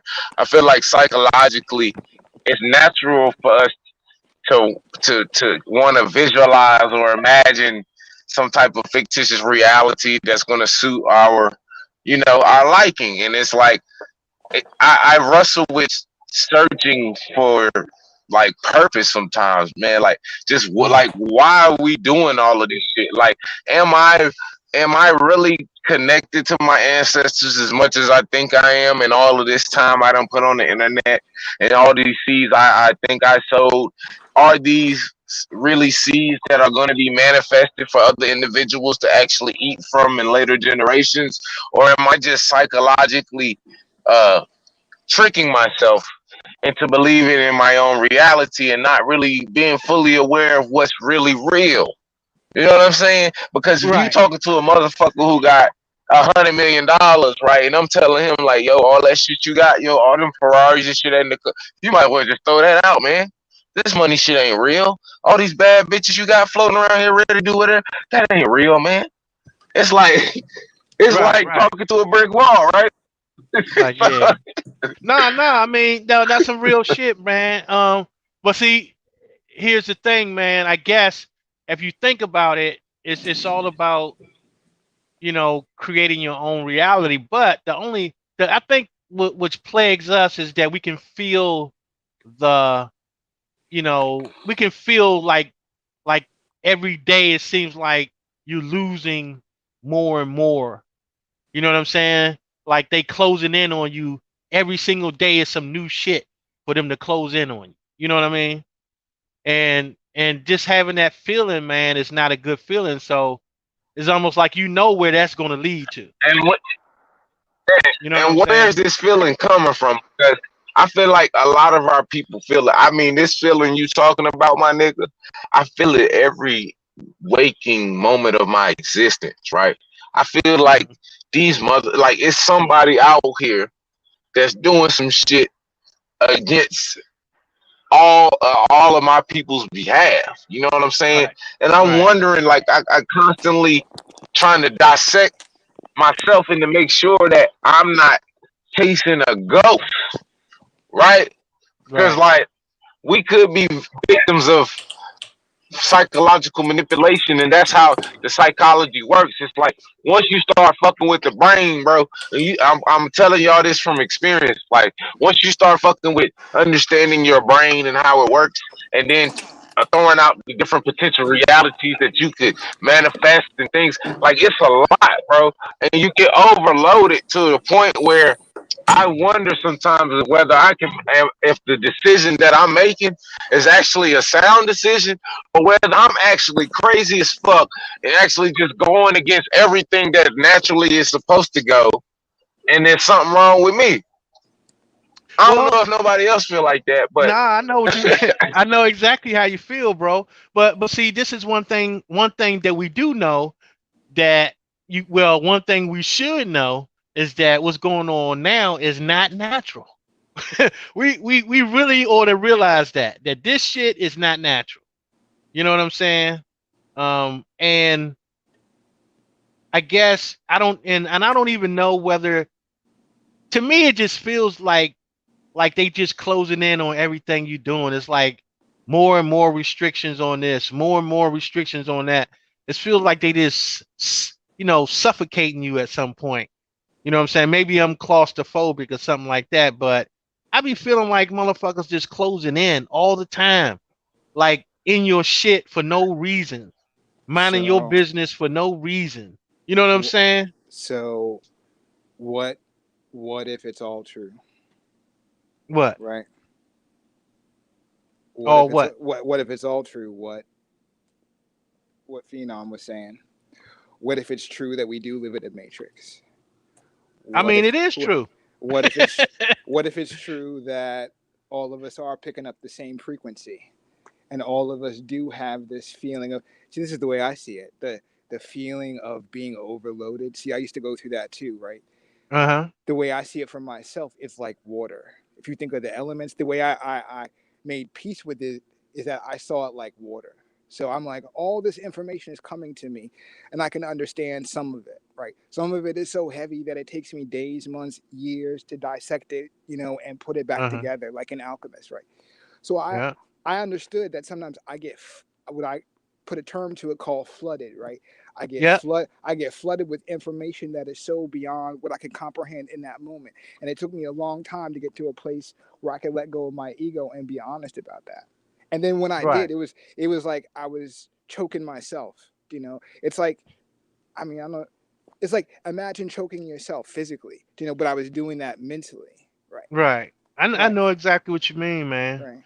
To me, I've come to the understanding of learning how to get out the way of a flood. You know what I'm saying? Like Mm-hmm. if something is beyond my understanding, then instead of me just trying to, spend all the time wrestling with it, then sometimes I gotta step away, step out the way. You know what I'm saying? Because it's like, it may not be if my mind state is not in the right state to comprehend it at the time, I have to wait till my mind is in the right state. You know what I'm saying? Then I can Mm-hmm. revisit it again at my own choosing. But, if I feel overloaded, um, sometimes it just boils, sometimes you just have to make a choice. You just have to say, you know what? Out of all of these possibilities, I need to make a choice. You know what I I'm mean, saying? that's where I'm at with it because, like what Phenom was saying. So, you know, uh, I've met other people and I've gone through that myself. And then you ask yourself the question. So what I realize is that it's hard to. So okay, I'll start from the beginning. I think we're practicing dimensional energy, right? So when you go from one reality in a dimension to another, it feels. I call it a shift. You feel a shift in your brain because you're going from a whole nother. It's like it's different than going through an idea, or a theory. You could break that down, but when you shift the whole reality, like a paradigm, it's like a paradigm shift. Yeah, you have to adjust to that new frequency. It's like going from AM to FM, right? That's how I interpret it for myself. So, Right. and sometimes I step back, because I used to be that way, where I would take in everything around me. Like if you were blood, if you were a friend, like whatever it was, I would just take it in.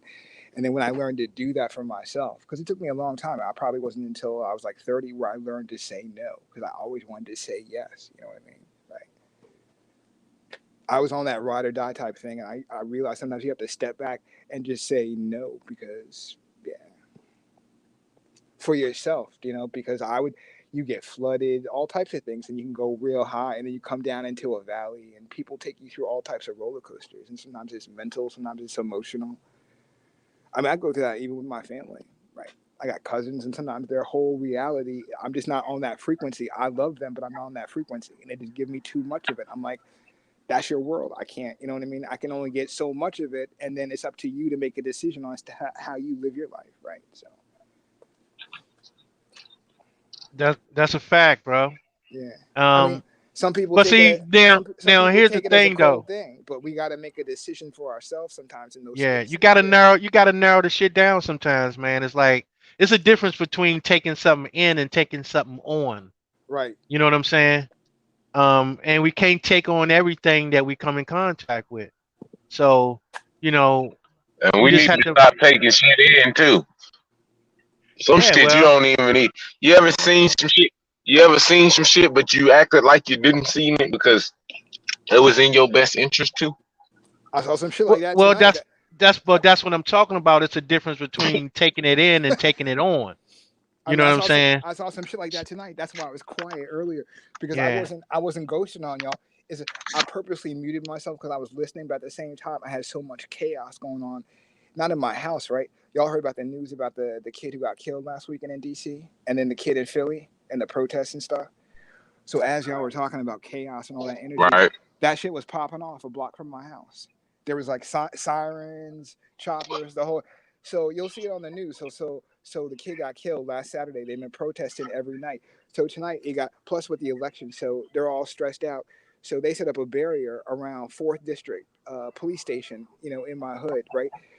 They passed the barrier, like for inauguration, you have like a security checkpoint. So they went through that, they finessed the cops, no weapons, we're not going to throw rocks. They got about a couple hundred of them in there and they started breaking the windows to the police station.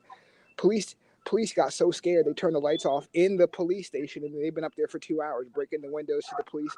Police come out mob deep about 12, grab somebody, pull them into the state. They've been rocking like that for like 5 hours. Right up the block. I bet they have. Ain't no feds coming right now.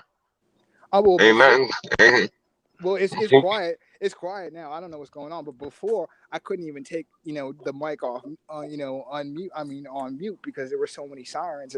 But I mean it's been like that for 3 or 4 days, 5, 6, about a Yeah. week Then it now. Yeah. depends on what part of town it be in too, though, because I know uptown when I was living uptown, bro, you talking about feds? You had a park police, Secret Service. Yep. Yep. You know what I'm saying? That's how it Yeah, goes. that Ask shit you a is crazy. question. How much how much money would it cost me to get a group of, let's say, what's a good size mob? I mean, What, I 1,000, mean, I mean, it depends on what you. 5,000? It depends on what you're trying to do. Like back to your question, like, are you going crazy? My personal answer is no. It I mean, depends. like protesting. Like, what's the average size of these protests of killing of black men, unarmed black men? What are they, like 5, 10, 15,000 people in one? What's a good mob? I mean, it depends on how.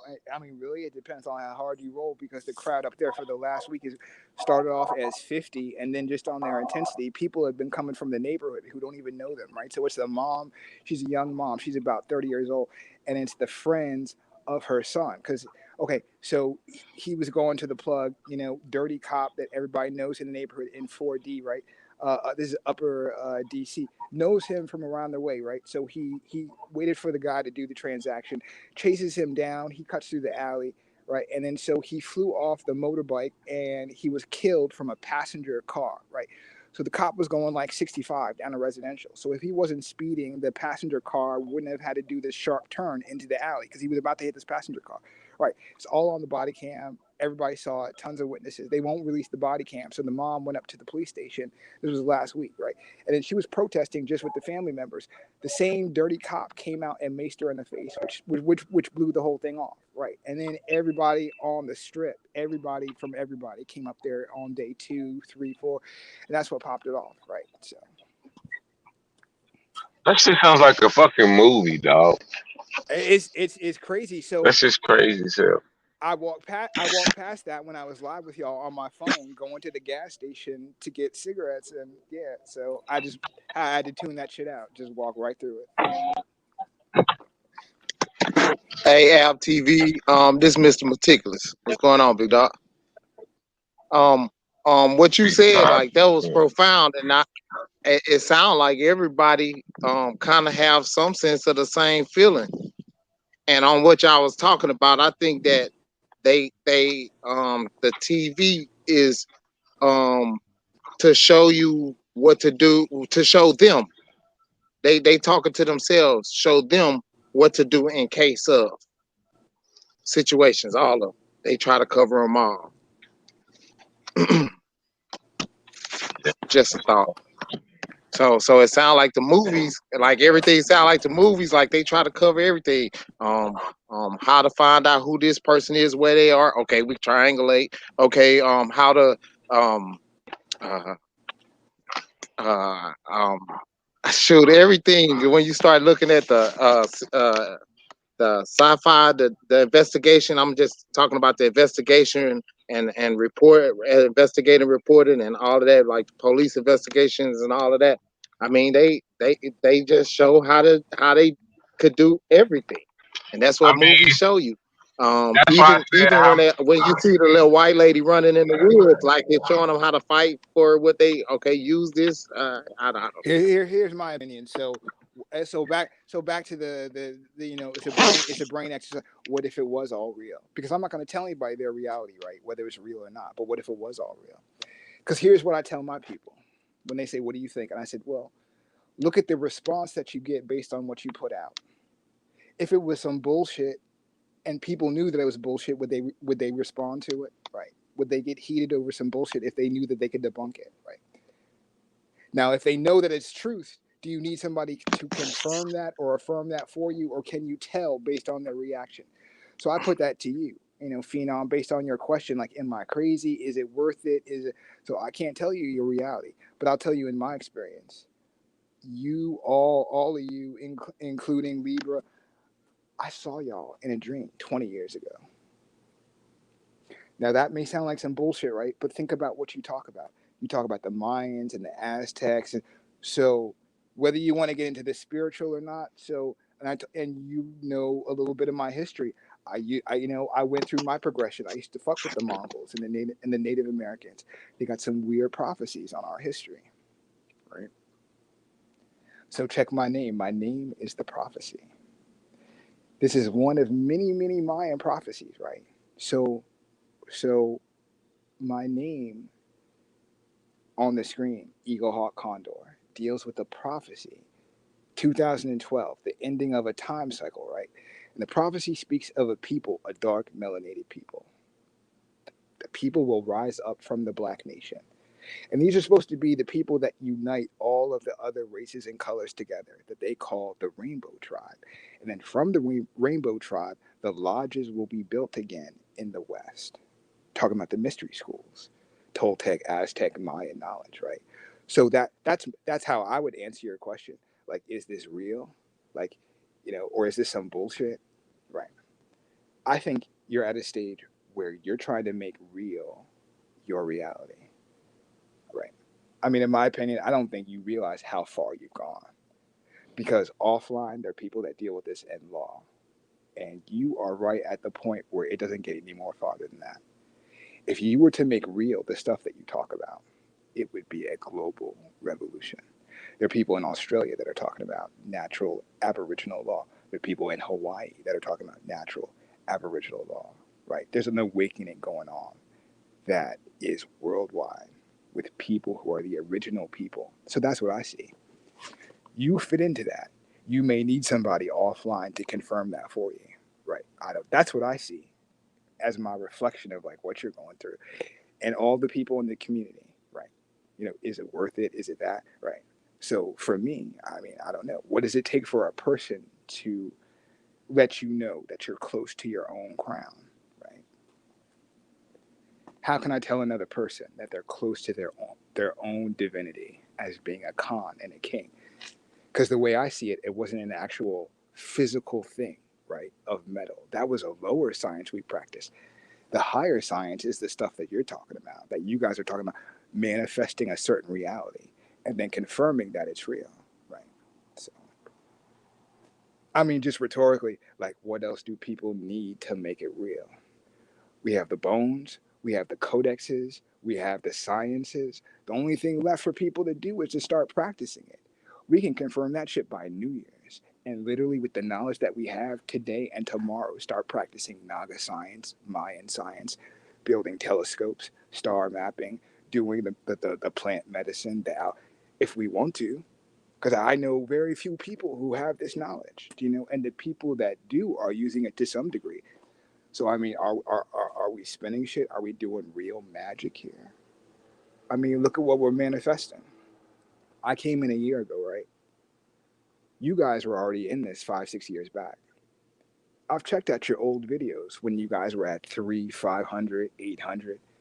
Now you guys are what, a year or two back at 1,000, 2,000, 3,000. Sometimes you guys average 10,000, right? I mean, you tell me, is that real? Are these people real and really listening? What I mean, because all it takes is one podcast, right, with that deep knowledge, and you don't even know you're broadcasting a natural vibration that is not some bullshit that people can go back and confirm and take and live, right? Y'all don't even know. I know people who walk and live this shit, and I've brought them in on the download to listen to you guys, and it's all authentic to the people who live this shit, who are Mayan, who live in the Yucatan, who are this and that. So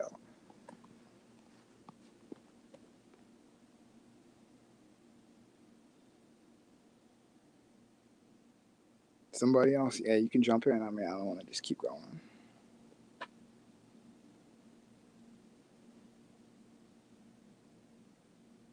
I mean, I'll keep going. Somebody, yeah, but feel free to jump in, yeah. I don't know what to say to what you're saying, but I'm on here. I don't know. This Mr. Meticulous. Um, um, You I see. I don't come in. I keep saying, like, when I came in on a panel, right? I don't know anybody. I'm a claim that I don't have any information. because I'm not a researcher. I don't do the books. I do the people. I'm in the streets. You know what I'm saying? Like I understand on a different scale. Like I once I don't know. I mean, to me, you're to me, you're natural. I just come as I just come. Hmm. I say I come. I am, and I didn't know. I always say that I'm a common man. You know what I'm saying? But so I say I'm a natural one. You know what I'm saying? And that's all. That's how I'm gonna come at everything. You know, naturally. I'm coming naturally with it. You know what I'm saying? I don't know how to I could I could dissect the information or whatever that you give me, and I think I'm on a greater scale because I don't have to um accept any of it. I do. You know what I'm saying? Like I love to study. Like I could read just like everybody else. I do. I mean I I do. I'm looking up some of the sources that y'all put out there. Like y'all come with a whole lot of them, and I go in. But at the same time, I don't have to accept any of it. You know, is like so if we having a build on it, like I could talk as far as to keep the bill going, and then maybe if I have some discrepancies, I might can introduce those. But naturally, I'm gonna do what's naturally will come natural. I think, and I'm gonna approach it like that. Like I don't want to. I don't know anything. I see a lot.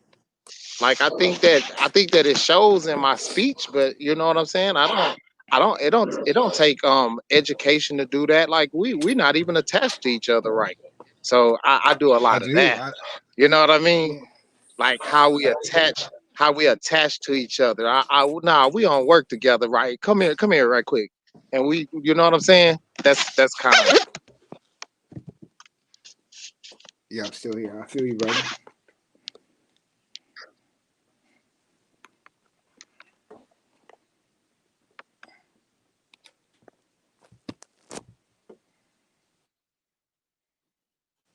I don't know how to uh look at like I think it is like the reality, like you get to make your own reality. But at first, like, you have to be, you have to understand where you at and where you standing at the time. Because at one point, don't seem like everybody know it. And then somebody posed the question, like, have you ever seen something that you wasn't supposed to see or look at or something like that, and you didn't do something about it, or you didn't react correctly when you seen it, or you accepted it and you know you were never supposed to accept that. Hmm. um um See, we come from a long line of it. Like we seen it in the past, and we're like, okay, why did he just hit my mama? Oh, everybody know this. Y'all talk about it over grandma's house. Ain't nobody go tell that nigga nothing. I know he my daddy, but ain't nobody go tell him nothing. Hmm. You know what I'm saying? So as a child, like, okay, so boom, when we see some information, I'm going back in my past and I'm seeing information I read in the Bible and being taught in school that contradicted something. I was like, we didn't just read that?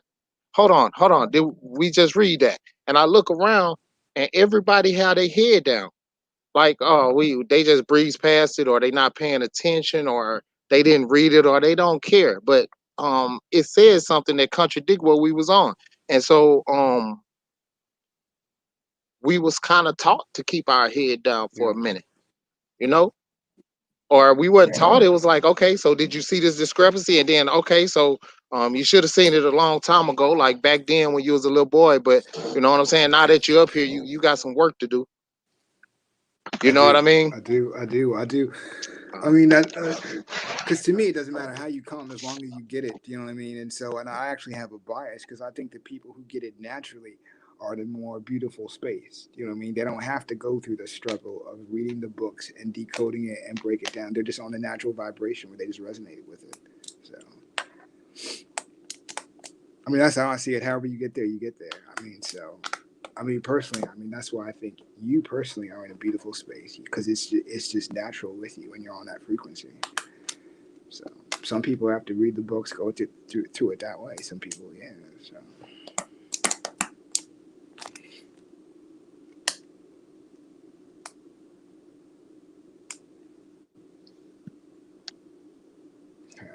What happened to Phenom?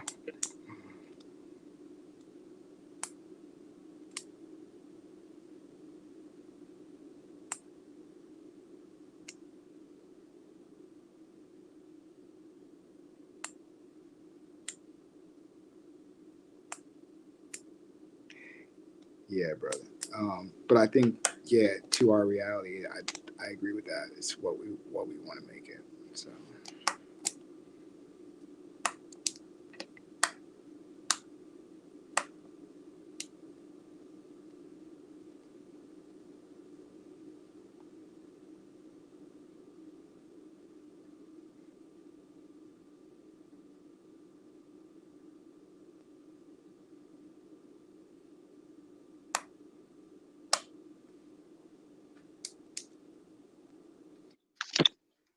Hey, Eagle Hawk, you still yeah, I'm there? still here, brother. No, I was just drifting. I was thinking about what you were talking about. I was thinking about Phenom and just the whole question. He was talking about realities and all that. Yeah, because I see it with all of us. We're all going through it. Trying to just realign ourselves to a better space. So.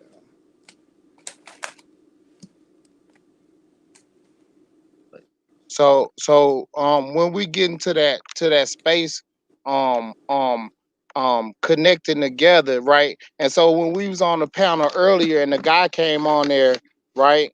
Um, we have to we have to conduct ourselves like in a certain way when we coming together so that we can have the whole experience.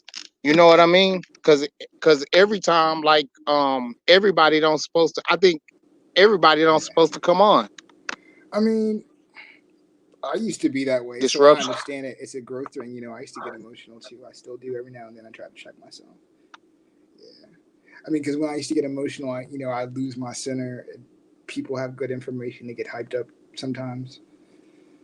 I understand it's a male energy thing. People feel they need to defend themselves and they go through all that. Yeah. I just try to keep it chill though. I mean, people can spar it up on the information, but yeah, keep it respectful, somewhat honorable. We don't have to degrade each other, so we can keep it a community. Yeah.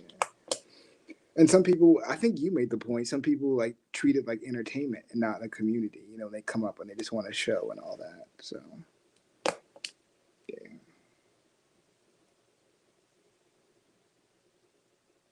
But that's cool stuff, though. I mean, that's how you have to. When you were talking about you take from stuff what works for you and you leave the rest. That's I think how we should do it. Because we have to live in our own world and make decisions and live with it. So take what works for you. Yeah. I think you were saying that like let people just have their thing, or Beaver was saying that let people just have their path or get their thing out, or just be whatever they want to be.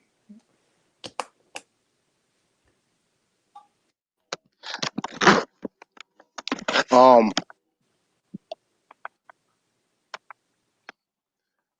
I think sometimes people trying to make their reality and and and and disruption could like change everything. You know what I'm saying? It could change some people reality. Like, oh, I gotta stop looking because they got too much smoke over here. You know I what I'm mean, that's what saying? Like, happened. That's what happened to me when I came last summer, and I don't think I talked until probably like I was on Chief's panel in January or February. And I came in August, and I came back and forth because I think when I came in August, people I didn't even understand what was going on. People had that old beef with that old crew and Lex and all that, and the whole Dagger Squad, and then it came. I was like, yeah, too much chaos. But I gave it a shot though, because people have good information. So I came back, and then there was a point where it was real chill, and I don't even remember what Chief was. Oh, that was when Chief and Naughty were doing their legal builds back in the wintertime. Yeah, and then just hey, you wanna know what was good though, bro? Like when I okay, so I'm gonna tell you um I started questioning some stuff and I came across some stuff on the internet looking at some stuff. And I came across oh yeah Hawk yeah yeah. School, bro. And man, he was the first Aboriginal talking that talk. I think he came. I watched one of his last bills was on Harriet Tubman, and he went took you through the Underground Railroad and everything, how it came through there, right? So, oh man, dude was wonderful. So to see him yesterday on the panel, hey, that was cool, man. That's That's that's what's that's up. real. That was cool, bro. I just started checking him out after he was on the panel last night. I mean, that was actually my first time seeing him. Yeah, because I mean, I came into it like a lot of people. I came in on the Dane thing, and I think I went from Dane to Yamasee Nation, and I was hooked on Yamasee Nation videos for a minute, and then what was I doing? And then I just tuned out, yeah, because there was like a lot of chaos and a lot of stuff going on. And then when I came back like 2 years later, yeah, I came back to Dane and then went to Dane to Chief. Yeah, so. So I had let me see how I got on, man. I don't quite remember, but I started looking at him first, and that was the only person I watched. And when he got off the when he stopped doing shows, then that's when I started looking for other people, and I came across Dane. And then after I started getting a understanding and stuff like that, I started looking at other videos like, okay, this is what I'm supposed to be looking for, like certain things that'll give me an understanding on what he's saying. And besides me going to ask my grandmother and understanding stuff from the roots, I then went and started looking for people with the information, and that's when I came across all of the panel Yeah. in certain form. So it was just um I don't know, it was cool though. You know what I'm saying? It was cool to see him on there, and and to know that he was growing and growing for the Mm-hmm. community. You know what I'm saying? Oh man, y'all the truth. That's why I keep saying, like,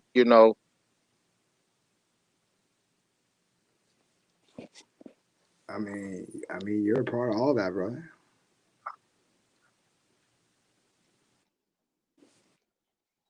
um I'm over here doing my side. I don't know how I'm a part of anything. I just like to like So like for like see you, so I, so I've I seen get to see. I've seen you Watch for at this. least Watch 9 months. this. You were To one me, of the I'm a first people that I saw on this side of the community. So I don't know how long you've been here, but I've seen you since at least the fall, and then you were like on a lot of Chiefs panels when you were going through all the legal bills, when Naughty was real heavy then. Yeah. but see, I didn't do any bills because I'm just a natural man. I'm not gonna come with any information like I'm about to stand on somebody's information. Now, if it was some universal information that's on a um up for everybody, I think everybody should understand that there's universal information at that point, or understand how it's being utilized, or use it as a tool or something like that. So I'm a natural guy, and I use tools. So I would use it as a tool. So other than that, I don't think I did anything to the panel, but I hear like negativity, and I'm not negative, and I try to come, you know what I'm saying, come give people pats on the back and like, hey bro, y'all the, you know what I'm saying? Like, I don't see a lot of people doing it. It's like a lot of people want to fight and say, "Yeah, I'm beat myself on the I think chest." that I think Well, I think that um, they beating themselves on the chest against each other, and nobody's telling them like, "Hey, man, this no, this some yeah. good." You know what I'm saying? And openly, like, so coming on a panel, like, I don't got nothing to say, bro. Like, shit, y'all the truth, I man. think you And should you give know what I'm yourself saying? more That's credit kind of how I'm because coming. because what you just said is what I think that you give, which is very important for the community, which is being honorable and having integrity, right? Seeing men of color our own age in this time being honorable and have integrity, I think is more important, than all these books and treaties and all that. Because anybody can hustle a piece of paper historically, do you know what I mean? But if they don't have honor in how they live now, right? So that's how I saw it. So, How did I show you honor and integrity? I just said that I came on being and patted just somebody on the being back. I honest. don't know. Because a lot of people come That's up and how I they're showed they're it. not for the community. They're for the entertainment value. So they're for the, they're for the shits and the giggles and the click views and all of that. Or and all of that's good because every community has that business end. But you're just focused on growing yourself and getting it however you can get it. So, and I think if people just stick to that program, no matter what community you're in, you're going to elevate yourself. Because to me, it doesn't really matter what you call yourself, a Moor, a Hebrew. As long as you're elevating, you're going to get to where you need to get, right? So that's why I think it's cool, because you, of all people, are the last person that I expect to get caught up in any of this hype because of that. Because your focus is on you elevating yourself, right? First for yourself, then you can share it to your family, then you can share it to people like us, right? To me, that's the proper order of things. To me, there's no higher level of standing in honor, right? Because once you got that, you can fill in the knowledge later of like, okay, ceremony and culture, spirituality. But yeah. I mean, that's how I see it. Because we got a lot of clowns in a lot of communities, who just want to act a fool and just put on a show, right? And you just honestly I, want to I, grow as a go person, ahead. And there's lots of people with money and not without money who are not even in that space, right? Whether it's TV, entertainment, there's a lot of fuckery out here, and you're trying to avoid all of it, right? And you don't give anybody a pass. And I mean, to me, I'd love to see more of that all around, everywhere. So, because we bullshit ourselves, we bullshit our families, we bullshit our friends, right? And it's all about getting through the moment to the next day, and to find people who keep it real, even with themselves. Yeah, that's a beautiful thing. So,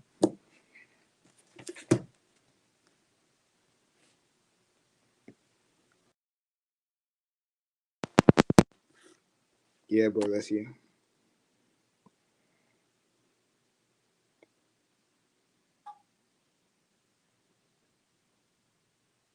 Yeah, Hawk was cool. Hawk brought that knowledge, but he also brought that like refined, like elder vibe about him.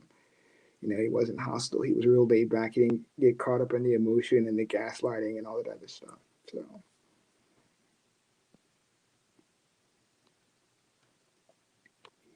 Yeah, he used to say he was taking people to school. You know what I'm saying? He used to take me to school all the time, man. Dude, dude's the truth. I'm telling you the truth, man. real. He would drop his information and he'd be like, "Okay, I ain't gonna rap with you. Here, go check this source out. I I'm about to mean, pull it up right here, and we're gonna read I'm along, not. and you I'm tell not me gonna what lie. you There was get from times it." where I was You fading know in what and I out mean? because whenever my man came on and he unmuted himself, like I stood up to attention because he would just drop it like a volcano. He was like, "Yo, I'm reading on page 220, and my man says this in your resources. I don't see it." But I was like, "Damn, bro." Mm, yeah. Hey, that was real too, and that's kind of how a moderator or somebody's supposed to be. When somebody that's up on Yeah. information, they should be Yeah. dropped the sources some kind of way and be able to vet the sources before, so they could come and when everybody debating, like they could go ahead and be able to interject in between rounds and stuff like that and say they piece and stuff like that. And he just read at Scam 220 and be able to give you an understanding on what happened. I think that was showing some type of understanding on structure, and you know what I'm Yeah, saying, stuff like that, I mean, and he had a scholarship. method to it. He was You know fair what and I mean? honest. You know what I mean? He said, "I'll look at both," and that was I was checking him out. The whole time he was sitting there reading both sides, being honest and fair, and yeah, I mean, to me that's a lot. So I see that in you too. I see it in a lot of people. I see it in Gretchen. I see it in a lot of stuff. A lot of people who just hold it down on a moral level. I mean, yeah. I don't know. That's how I see it in my world. When people say, "I hear you guys talk a lot," is it a real community? To me, I think it's a real community. I mean, we not physically be together, but it's more real than a lot of the stuff that we have, on our blogs.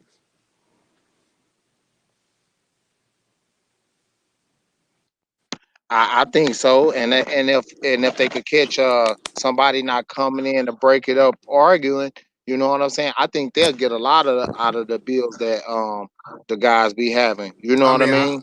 I learned a For lot. real, I spent a lot of time in Pan African community, and I've learned probably more in 1 year, despite all the chaos, in the different panels and builds, flipping around between 8 channels than I did probably in 15 years in the Pan African community, right?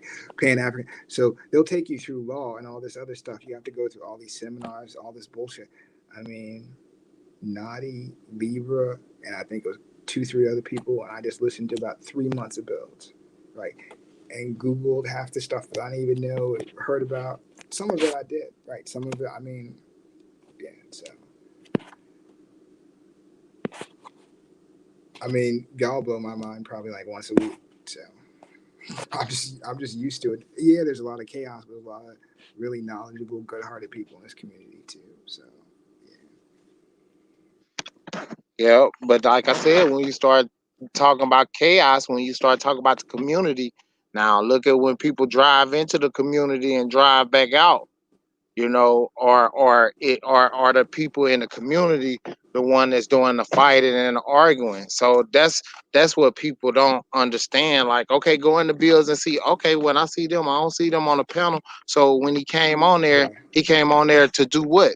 He started arguing. Okay, so when he came up there the next time, what he do? He started arguing. There was no bonding on there. You know what I'm saying? So you you know No, I feel you. like. 'Cause no, I, because it's a I good don't know. positive thing to try to walk away, not burn bridges with people, and not be that hostile and personal. Do you know what I mean? Because there's always some kind of connection you can have with somebody, right? I mean, when somebody's in that, yeah, I mean, when somebody's in that frequency where they don't want to connect at all on anything, like at least you're a human being living on the same continent with me. We got that same basic struggle. I mean, yeah. I see Al Power good at it too, and I try to commend him on it. Sometimes I'm not good with my words and everything, but I try to commend him on it. You know what I'm saying, on how psychology is, and he he really take his time and he trying and he like, oh Right. damn, I had him on a hook, he got Yeah. off, but I'm working with him. You know what I'm saying? Like he really trying to do that, and I don't, you gotta represent people and tell people what's up when they doing stuff like that. He really, you know what I'm saying, working on, okay, they might not be ready right now, but I'm giving them this information is because they didn't have the right information. But other than that, is how he's in tune to the information that they're missing. And he keep on like uh uh picking at the problem at the root of their problem. Like he meticulously do it. He used my word and everything. He meticulously do it, man. And he know what he doing. And I watch him, and that's exactly what he does. And I'm glad that he understand what he do, and therefore No, he'll get better at he's like a doing it. little You know surgeon. what He's I'm like saying? chipping away, And cutting away at them.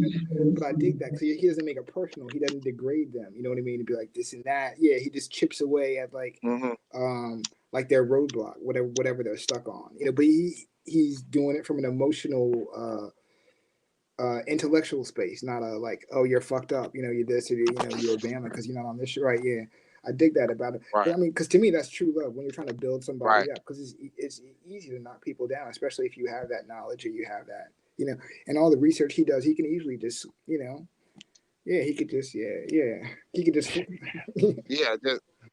Just say, go to the exactly. videos and look up all my videos, and then come back and talk to me. Now he let you on his panel, let you make a Yeah, fool of yourself, and then he still will come in and show you all yeah, the information that you haven't seen. He yeah, give you yeah. exactly what you Yeah, need to know. So because that's how I a see. lot of You people know what just I'm dust saying? you off Like and they'll say, "Oh, this is go the check my truth, man. shit from 2018," and so you don't know this, but and sometimes he does do that, but that's after at the end he's frustrated and he's already broken it down and shown you 5, 6 different ways to do it. You know what I mean? And he'll be like, "Okay, you're still not listening. Then you just go watch this." But he does it at the very end. So I mean, he keeps it fair. Yeah, I mean.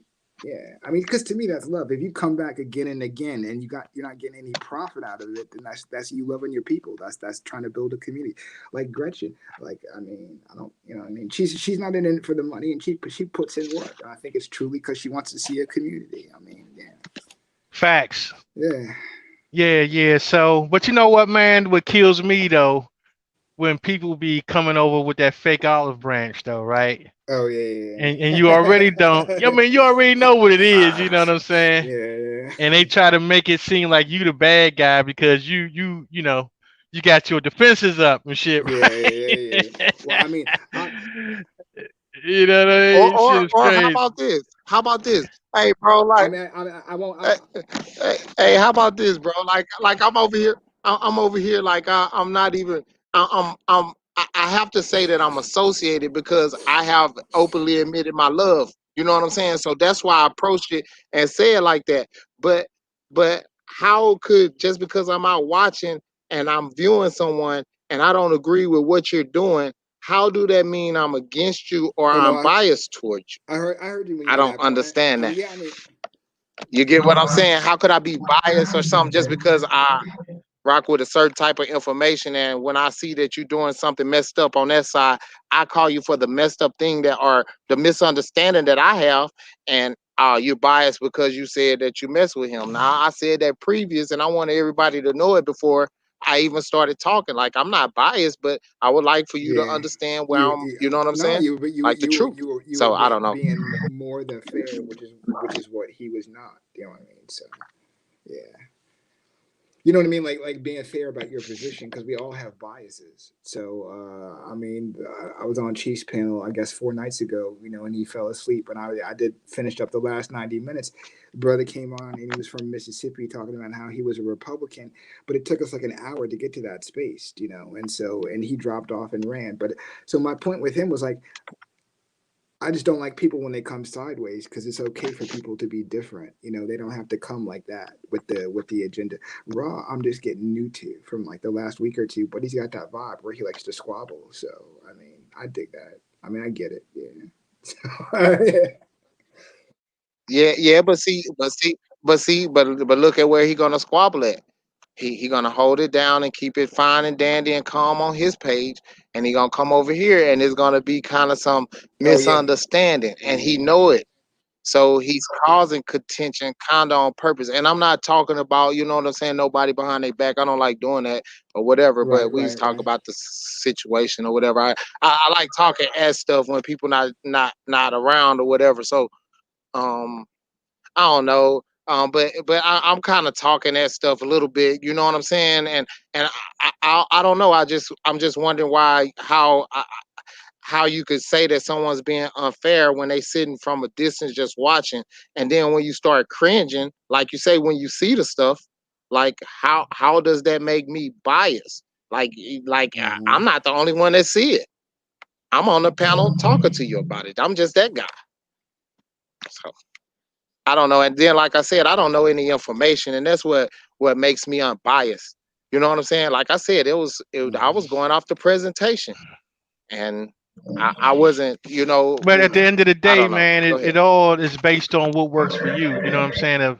If something is working out for you, if you able to take information and be able to utilize the information to better whatever it is that you're doing, then that's all that really counts, man. All that old other shit, with somebody think about this and think about that, that shit don't even matter, man, in the long run.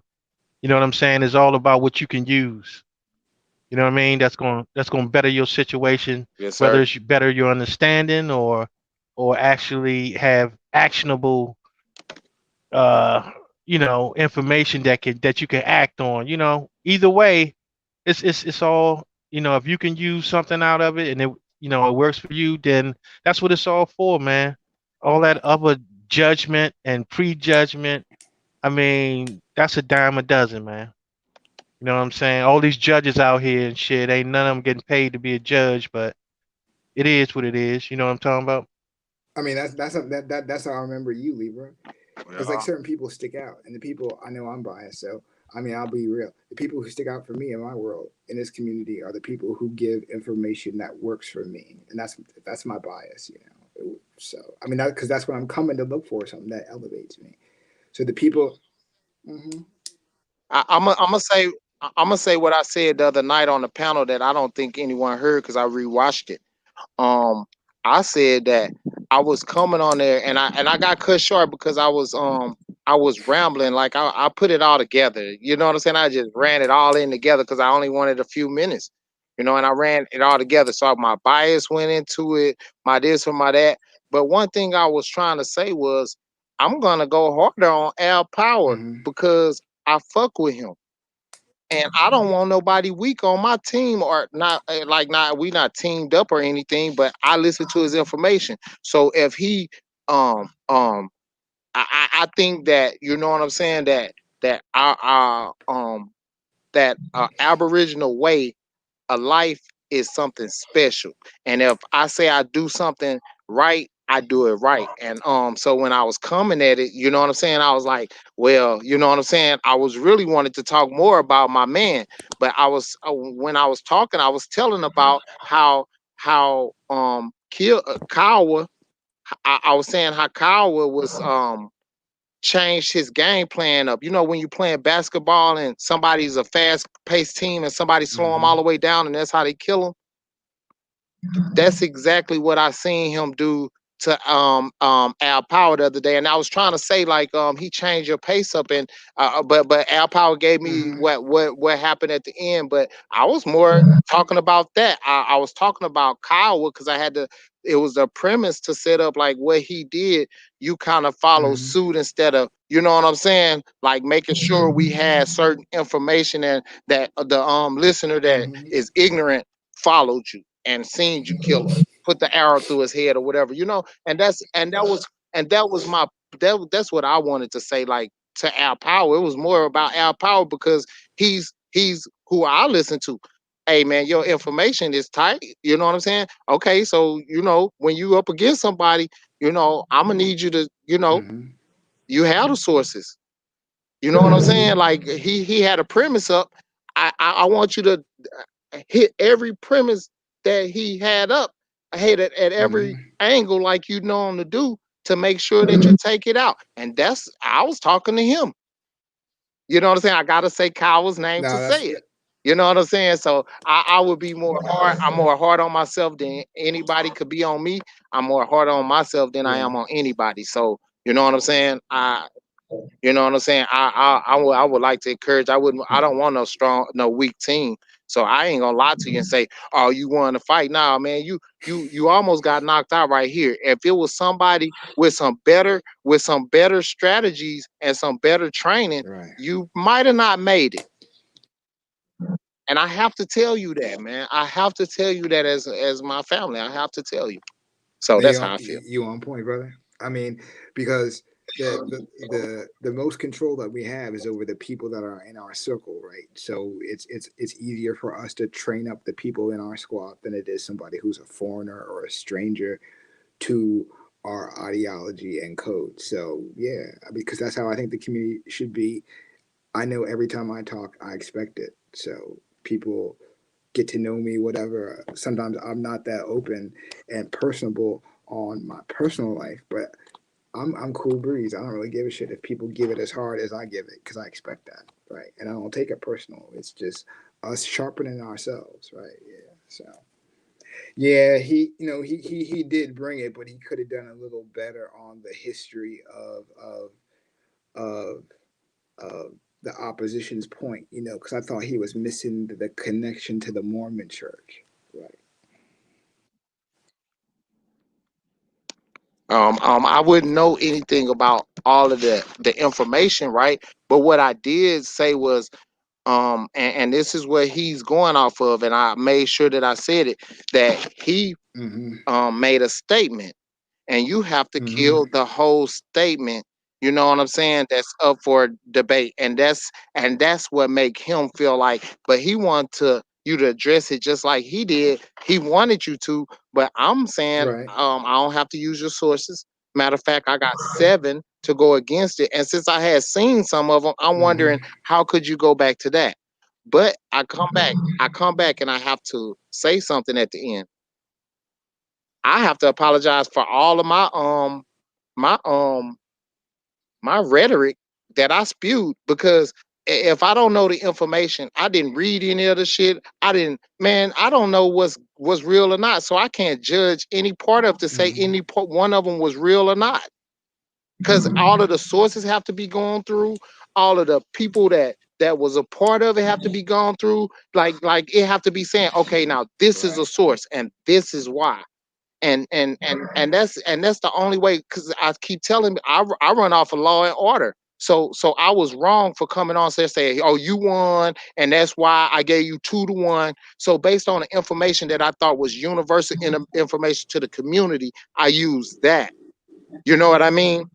And that's what I used. And I think I was fair in doing that the sources and stuff had been vetted a certain kind of way as far as I'm concerned. And I went with that part of it, knowing how my people vet the sources. And that's what I went with. What? So but I'm still out of order because I haven't read any of them. I didn't look up any of the sources. And for some of the people that are historians, I was very disingenuous to the whole community by doing that what I did. I don't know about that. That's what I, I I think. don't know about That's what that. I think. I That's think, if that's you're what I talking think. about the debate last night, brother. Yeah. Oh, well, I didn't. Yes.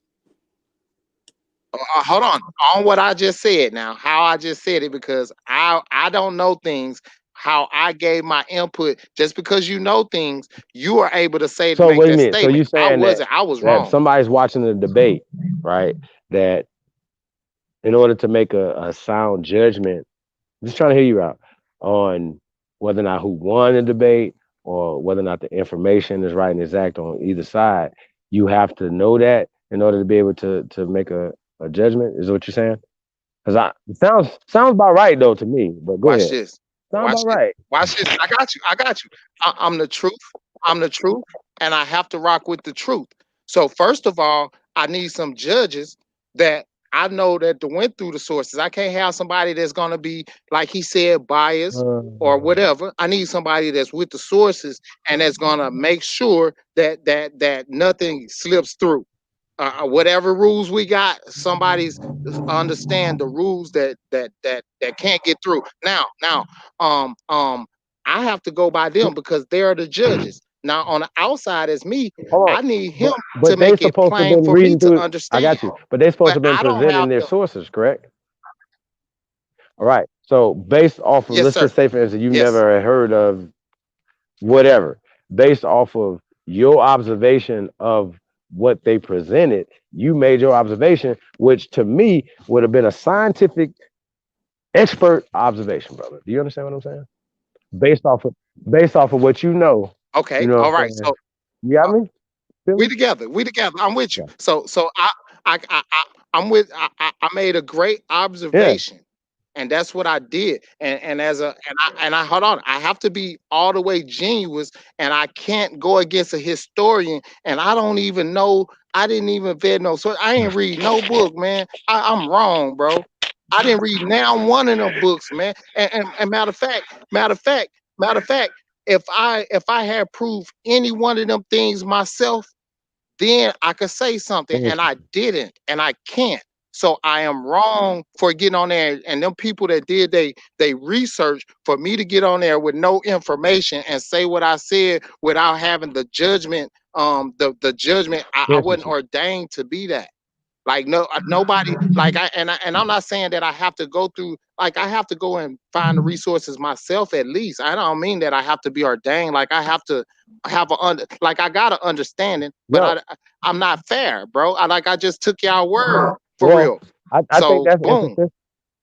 I Like think that's I'm interesting. reading what you're saying, but y'all could be doing the same thing Kyle did. Like it looked like somebody wrote on some of it. It looked like something was photoshopped. It looked like it was possibly a newspaper clipping that was took out that I didn't see the dates or Right. certain things that made it official. And Well, let me ask you a I'm question though. being straight honest. Everything that's going to be So put together go is ahead. going to be Go ahead. photoshopped. It's going to be copied. It's going to be translated. It's going to be up to somebody's interpretation. Correct? Okay, so this is what I'm saying. So at the top of most screens, they show you, okay, I'm looking at such and Right. such.gov. This is my No, these are source, all references. Wikipedia or These the are etymology references. dictionary and stuff like that. So boom, and so I gotta say that I'm Our disingenuous ancestors didn't to need none of that though to build none Kiowa of this though, brother. because hold on, because he said that he put his information out there, and if I knew anything about sources, maybe I read some of the books. I can go through there and say that's bullshit, that's bullshit. But since I didn't, I can't judge it at Hey, all, well, man. Just to be well, honest, I'm just, I think you you can get what I'm judge saying? off of what was presented, and then go with that limited information or whatever. However, you know, some things. That's why I said you have to get to the basic of it. What's the origin of his conversation? I don't even know what the fuck Uh-huh. his argument is, right? Because it's so vague and it's veiled. Uh-huh. Because right? Because if you tell me Yes. that you know that these people were here, then how would you know? What would be the methodology for you to do that, right? And if it's craniology, then when he's saying Mhm. that craniology pseudo and stuff, I don't listen to dumb shit. I don't listen to dumb people. I don't even entertain just because they pulled out a book that came from a pale face. Hear me out though. Hold on, brother. Can Hold on. No, no, can no. can Let me I hear can you out. I Hear me out. defend in Hear me one out. second? I don't validate. I don't Okay. honor nothing that comes from the pale face. You hear me? Nothing. I don't honor their degrees. Okay. I don't Yes, honor sir. their opinion. I don't honor their paperwork. I don't honor shit that they talking about, bro. And I don't honor any nigga that present anything that comes from them. You understand what I'm saying? So anything that they present, I can Yes, sir. give a fuck less, right? Our peer group, me and you, us putting our minds together, you know what I'm saying, and coming up with Yes. our observation as scientists. You dig what I'm saying? I trust Yes. you guys' observation Yes. better than Yes. your judgment, better than anything that anybody that whatever documentation that they pulling up, because if they don't understand the agenda that was written behind it. And that's why I was trying to get with Rob Bourne. Look, bro, we're gonna get to the origin of what you're talking about. Because anytime that you say African, that's a part of a social Darwinist construct, right? So we're gonna like, first off, why are you pushing theories and hypotheses and facts? You understand? Hold on. Do you understand what I'm Can saying? I? So no matter what Kyle was talking about, it's a Yeah. part of that same system. You understand what I'm saying? If we're gonna beat these people, you gotta step outside of their Yes, fucking sir. system. It's like using their system to try to fight them against them when you know that they system and they books and all the shit that is a part of their system. I've been telling these niggas to burn their books for years because apparently the books have poisoned your mind because you can't utilize anything, right? Because it's not written for you to utilize anything in it to win. You understand what I'm saying? These tools Right. that people are calling sources, these are not sources, these are references. Somebody else's imagination. Remember? Rob Bourne is programmed Uh-huh. by crackers. Period. I don't care what nobody say. And if what we're gonna do when we put these guys on trial, right? We put Pan Africans on trial. We're gonna show well whose paradigm, whose understanding is pro our people. We're gonna pro and con this shit, right? We understand. We've done this before. This is the crazy part about this. We've already done all this, and the fact that they coming out with the same dumb shit. I don't want to argue about none of that dumb shit because you're pushing this agenda. Gambia didn't exist in the 1500s, brother. But Hey, but he's his mind is trapped. And some of us been there. I definitely been there. I didn't even want to be American, y'all. Trust me on this. I was like, I got into college and they started teaching us about this African shit, and they start all this Africa, Shaka Zulu, and all these great warriors that was African. They never showed me no warriors that looked like me here on this land, right? They never showed us that. They never showed us right. Tuscaloosa whooping ass. You understand what I'm saying? They only showed us people looking like Kui Mayo, okay? And that's the danger of what we're talking about and the shit that y'all pushing, the bullshit that y'all pushing, because we got people like Rob Bourne and everybody else that push that we're Native Americans, push that all the Gullah Geechee come from Africa. Like, it's just dumb shit, bro. It's just, and like, you don't have to have a book in your hand to just have a logical conversation, brother. A good old like down home, like what do they say? Mm-hmm. You know, some people got book smarts and you got common sense. Well, common sense is what built pyramids, built civilization, and gave this to these motherfuckers. Not they book, not their universities. And that's Yeah, all yeah, that's that's all all I'm I'm gonna saying though. talk Their about. universities ain't That's built all I'm gonna shit, talk brother. about. You know what I'm saying? You know what I'm saying? Fuck them. I ain't I don't I haven't read any of the books y'all presented. Like I've read some of them. I read middle parts of some of them. I read parts. Like you know what I'm saying. Like I'm building on certain things. But I you know what I'm saying. I'm gonna keep on saying that I come as as a natural man. You know what I'm saying? Like I don't got. I'm gonna talk how I'm gonna talk, and I'm gonna say what I say. I could articulate myself, I think, well enough for people to understand me. And shoot, we about to do something with that because I'm not gonna fight with nobody over something that I didn't write. You know, and to say what I was about to say about Kyle um was that when he um I was about to say what he did. You know what I'm saying? I tried to get to it, but they didn't want to talk about it. But he was trying to get to what he did and why he did it. He was trying to like some people like I'm gonna start the premise like this so you can understand where I'm coming from. Suge Knight with bad jokes. Some people don't understand what they be doing, and so what he was trying to say was later on, Mongoloids are going to try to come back with the craniology that they brought up, that they came up with. Like you can't be somebody at their own conversation. They came up with it, right? And what else? What other premise he was talking about? He said something about he don't want it to be used against you. So you're gonna have to build some things up against craniology because it's pseudo. You know what I'm saying? And I'm like, okay, if you wanted to do a build on it, why didn't you do I didn't say this to him. If you want to do a build on it, why don't you do a build on it? Get your research together and throw it out there like that. Because when you bring it to the community as they are aboriginal to this place, it's all the way like, okay, so you making me come from a whole different premise. Like, okay, so are they aboriginal to here too? Because I don't see how that works. You know what I'm saying? So what he was trying to do, Chief, and what he did was a bad Hey, let me jokerly ask you a way question, man. of how to do it. But at the same time, I still get some raw born type, what you say, raw born type of activity might be coming out there. Like somebody might have got some payment or something, and then they some people could flip back over. I'm not sure, but I Right. don't know how to Well, rock with that. like I Go said, ahead. man, most of these arguments that we have with these guys are super old and already debunked.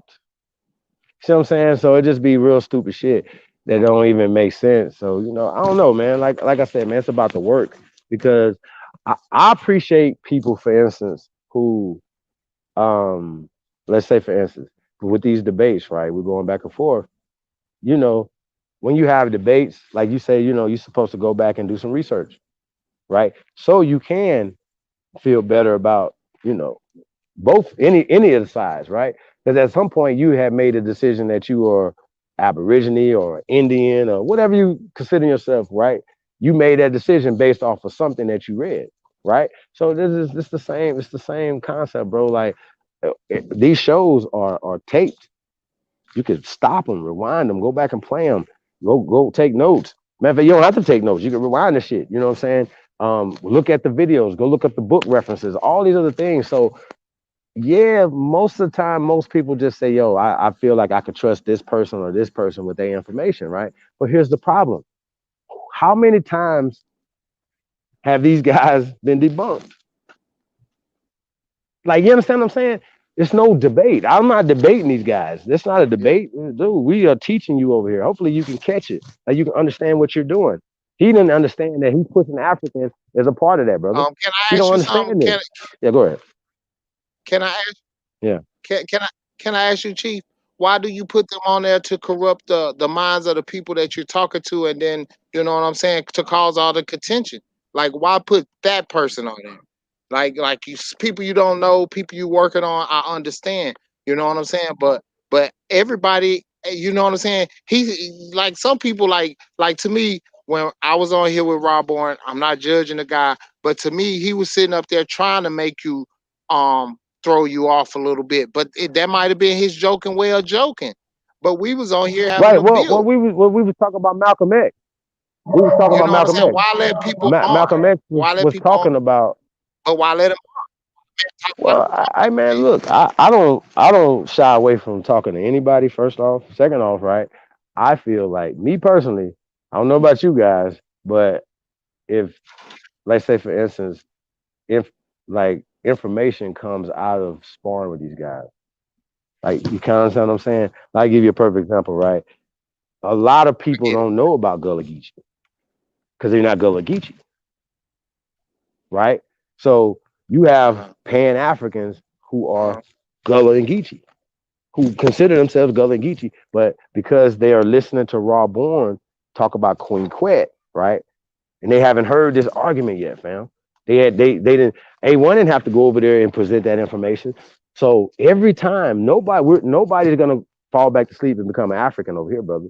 But every time that their people hear something, more and more people, you're starting to see more and more Pan Africans trickle over here listening. They listening right now, brother, because the ancestors is waking up in them, fam. This knowledge can't be stopped. They've been suppressing this shit. They've been doing this forever, bro. These guys been obstructing justice forever. We have to bust their ass out because where I come from, bro, we don't leave none of our people behind. If you a 5%er, you're supposed to look out for the 85%er, brother. You know what I'm saying? And so we the 1% over here. We the 1%, fam. It's all we got. Like I don't listen to nothing these fuckers talk about, bro. Nothing. They can't say shit to me. But look, check this out, man. We're gonna get into this little clip right here, right? It's real quick little clip. We're gonna say fuck fair use, y'all. This is Canon Class featuring Young Pharaoh. It's a quick little clip, y'all. We're gonna get right back at it. Let's go.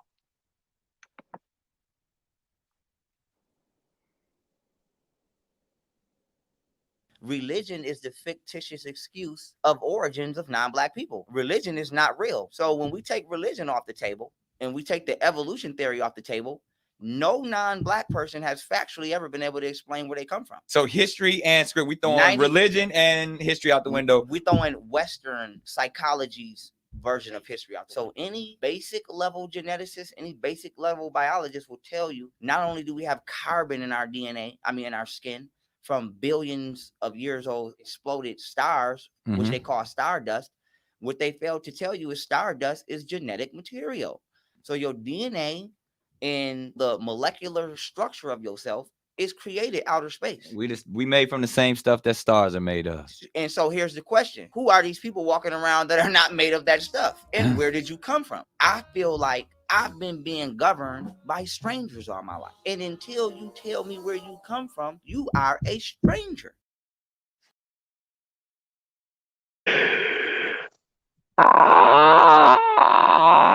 Who want to take that first? Who want that? Libra, you got that? Meticulous. I'm here, bro. What's up? Hey, brother, this is right. This is what we talking about. This is what we talking about right here. This is a perfect example of what we talking about. Hey, I'm gonna just say this, man. I mean, God. Man, I don't even know where to start with this, man. But it's like this, right? I don't really know what's the significance of that statement. You know what I'm saying? To be honest, whether it be true or not, I don't know what the significance is. You know what I'm saying? So I don't know if I can use that information. I don't know how that information is going to help me. That's all I got to say. Whoa. So okay, exploding stars. No, that don't do nothing for you.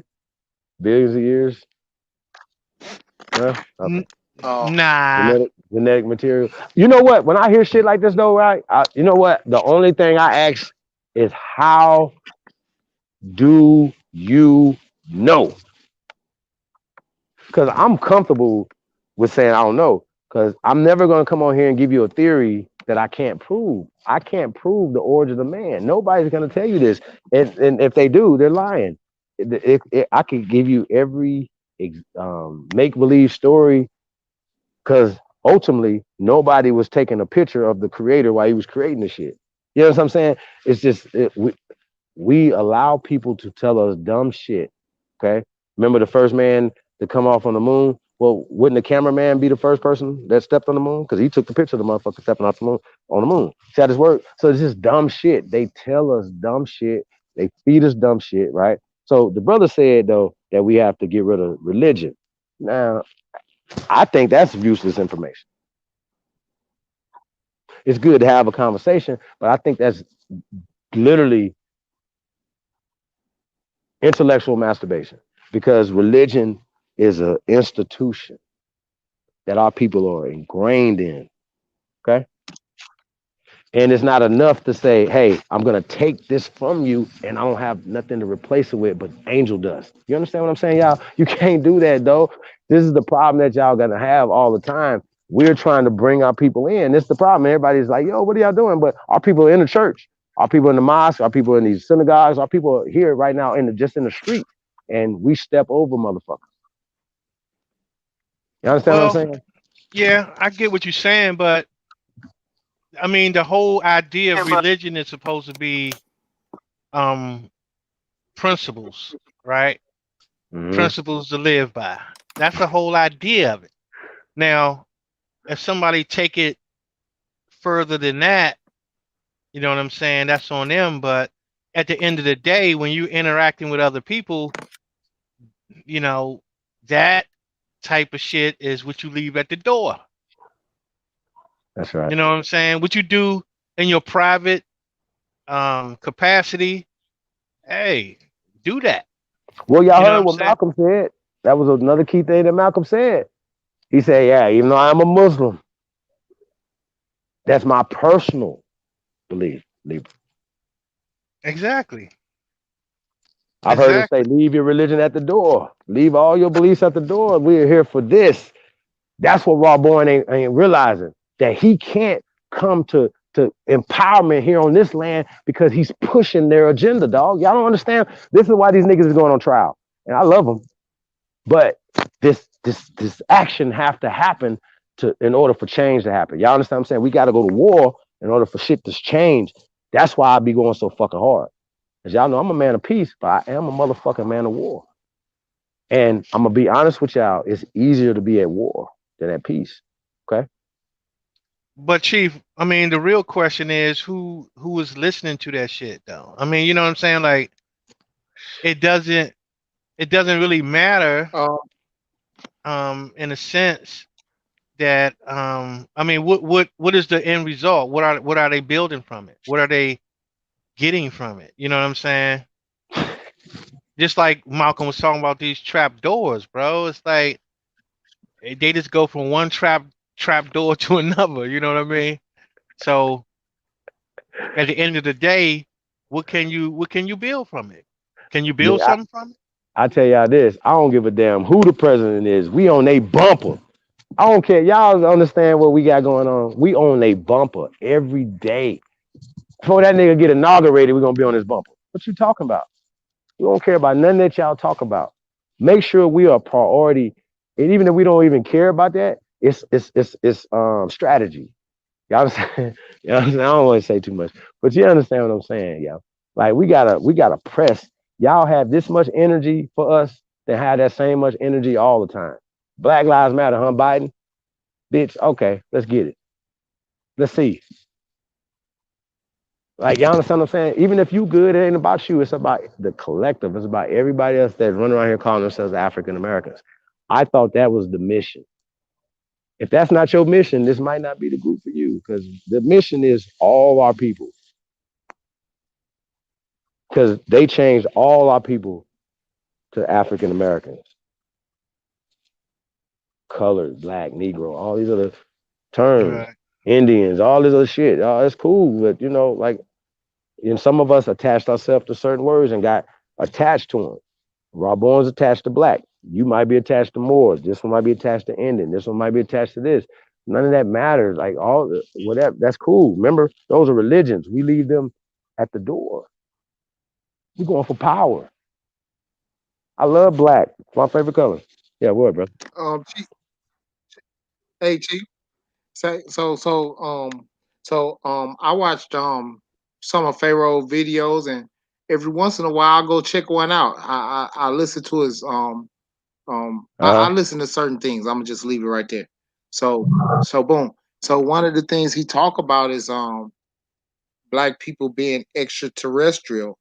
He talked about, you know, how white people were created. He even had a debate against a Jew, a certain Jew. He asked Right. him what kind of Jew he was and everything. And he asked him how to prove it. He said, prove it without using the Bible. And the dude never could prove it Yeah. without He using the hold on. Bible. That He was was gonna be able to prove it with the Bible though? Like, how? Yeah, he that's the only thing. So when this what they do when you start talking about it, they're gonna start talking about their lineage wherever they came from, Ham, Noah, whoever, you know what I'm saying? They go down that line with you. that's what he did on him. Like, you know what I'm saying? He'll go, well, see, so in the Bible, when Noah had the flood, right, and they had to disperse or whatever, that's Wow. what they start. Well, That's where they start.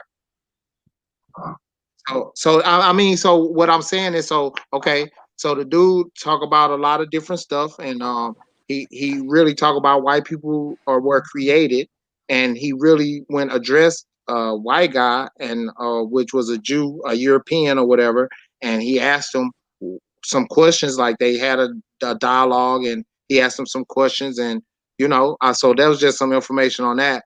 One of the things he says he has. And I'm just sharing information with the community, catching you up on do you people. think, That's man? what I feel that I'm doing at this time. So one of the things he did was talk about black people having extraterrestrial DNA, and so maybe that is his reference to a certain thing to try to reference something. I'm not sure, but um I think somebody said that white people had extraterrestrial, like he was saying, and then that came. So then I'm gonna move into recently. He's been Hold up, on there Mr. with a group Meticulous. of people. Before you go into the next one, right? Yes. Even dealing with the extraterrestrial DNA thing, right? So if we Yes. had extraterrestrial DNA, wouldn't all the fucking plants, wouldn't all the animals have the same fucking extraterrestrial DNA? Well, he's saying that we're extraterrestrial because it came from space, outer space, right? And I don't know if he's a flat earther or whatever. I don't know if young Pharaoh's a flat earther. I'll get back to this, y'all. But here's my point, y'all. I need y'all to understand, okay? Hear me out, okay? Don't be mad, right? But I was Oh, just okay, trying to but say I something though, don't. Chief. Let me You finish though might first. not. Okay, go ahead. I look. I'm not. Just let me finish first, and you'll see where. So boom. Recently, he's been talking to a certain group of people. I don't know people. I don't research the people. I don't know what's going on. But it's certain people that's been on the panel with him that he's been building with. Well, recently he left where he was from, and he started moving into a greater life. Salute. But Congratulations. I'm saying one of the things that I seen. So boom, he went to a different life. He was moving on up like the Jeffersons or whatever, and he was moving from his community, saying, "I've been here a long time. Now it's time to move up and progress." So it seemed that the group that he had been in contact with for the last couple months might be helping him out or whatever, but that lined him up with uh What? what's his name, Nick Cannon. How about this? Go ahead. I How just about was this? giving some How about this? information on some How stuff about that I this? had Right. seen Here's my thing, transpiring. right? Go ahead. Just remember we always get to the root of shit, right? Whenever you hearing about extraterrestrials or planets and all this dumb shit, right? There has an origin to that. Okay. If those people are the people he said are created, and that he don't know why he would listen to those people and be governed by them, then we're not talking about aliens and stuff because that's their shit. That's Zachariah Sitchin. That would be his master teacher when it comes to aliens. You got Zachariah Sitchin. Okay, Sitchin. One of the things he said was, he talk a lot of warrior shit. And what he said Sitchin. was that um he what he said was that he talked about cutting people head off, like he showed some of the pictures, like that was probably, yeah, he showed some of the pictures. He said, this is what my ancestors said, cut their head off or whatever. But one of the Wait a minute, wait a things, minute. Are you man, are you got my basically trying to point. say that basically that he's have made a contradiction in the teachings and stuff that he's saying? And I've and seen it. way how you moving? What are you saying? No, I look.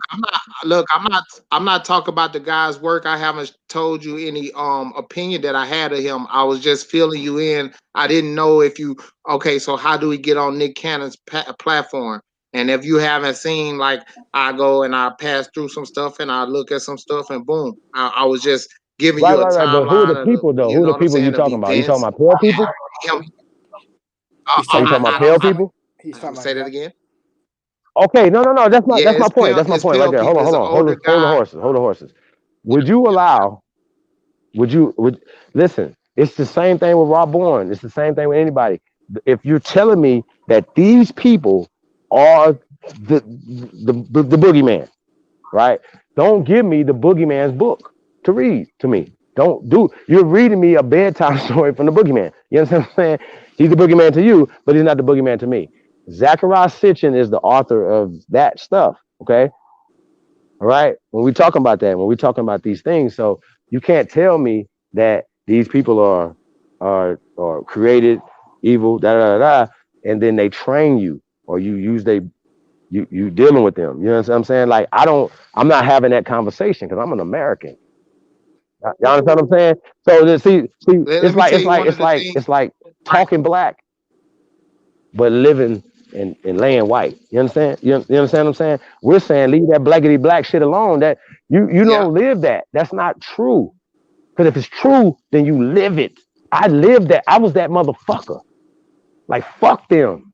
You understand? I'm not doing shit with them. If they attached to it, I'm not fucking with it. If you speak like that, then you be that. You understand what I'm saying? That I think maybe that's why you confuse a little bit in what you're saying, brother. Because if if you're standing on something, then you don't you're not gonna do that. That's not gonna happen. You know one of the That's all things I'm he saying. said that I didn't understand. I'm not Yeah. sure how to take it. Right. This is what he said. He said that he said y'all he talked y'all need to get the motherfucker off my land or whatever. All right, just give me my people. We'll go over to Africa, to Egypt, or whatever. All of us will go over there and just give me my people. Y'all leave us the fuck alone. It don't matter where you drop us at. Y'all could just leave us the fuck alone. You know what I'm saying? So he was saying that like I'll take over my people at this point, and that he had plans and understanding to He's get not gonna his do it. people there, his He's not black gonna people. do it. He's not That's gonna what he do it. said. That's what he said. He's Now still young. I was just He saying might one of the do it. bills that he had. Like He's still I be young. listening. He's still growing. We got another clip too, though, y'all. We're gonna pull that up. But okay, scientific theories. Hey, man, I'm just look, bro. I'm just a free thinking motherfucker, right? I think Carlene, outside the box. Okay. you see the chat? Yes, she killing it. Yeah. I no. So no. I No. can't see Carlene. the Yeah, chat. it's on the I don't know. screen. That's a So fact. so he was talking about what's the dude's name? The white guy, Sitchin, right? So he wrote the book. Zachariah Sitchin. Yeah, so he wrote the book in the 70s, right? So what's that show on the History Channel? Damn, aliens, the alien thing. Ancient aliens, ancient The aliens. Anunnakis and all that. Yeah, exactly. So Go check ahead. this out. This is the breakdown on Damn it. young. This is the breakdown on young Pharaoh. He's mixing four different ideologies together. So the Babylonians and the Sumerians believed in that alien thing, right?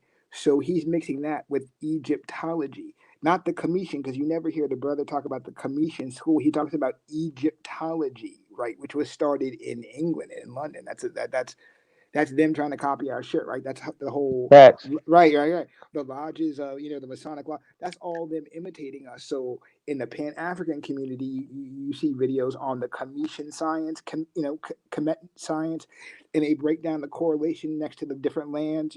South of them was Ptah, right, the land of the blacks. He doesn't even get into any of that. Now he does have good information on the Hebrews, right? So, but where's he going with it? Because you can't be a Hebrew and an indigenous and an aboriginal and an Egyptologist, right?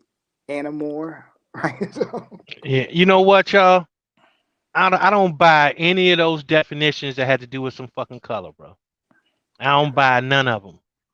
see, I None of think those that land of the blacks, none of that bullshit, man. I don't believe none of that shit. see his information is good, but see, to me, that's a flag because all of his definitions are race based. Like even with the Egyptology stuff, he's using British terms to describe a civilization of dark people. So I'm like, But see, so that's what I'm saying. Listen, man.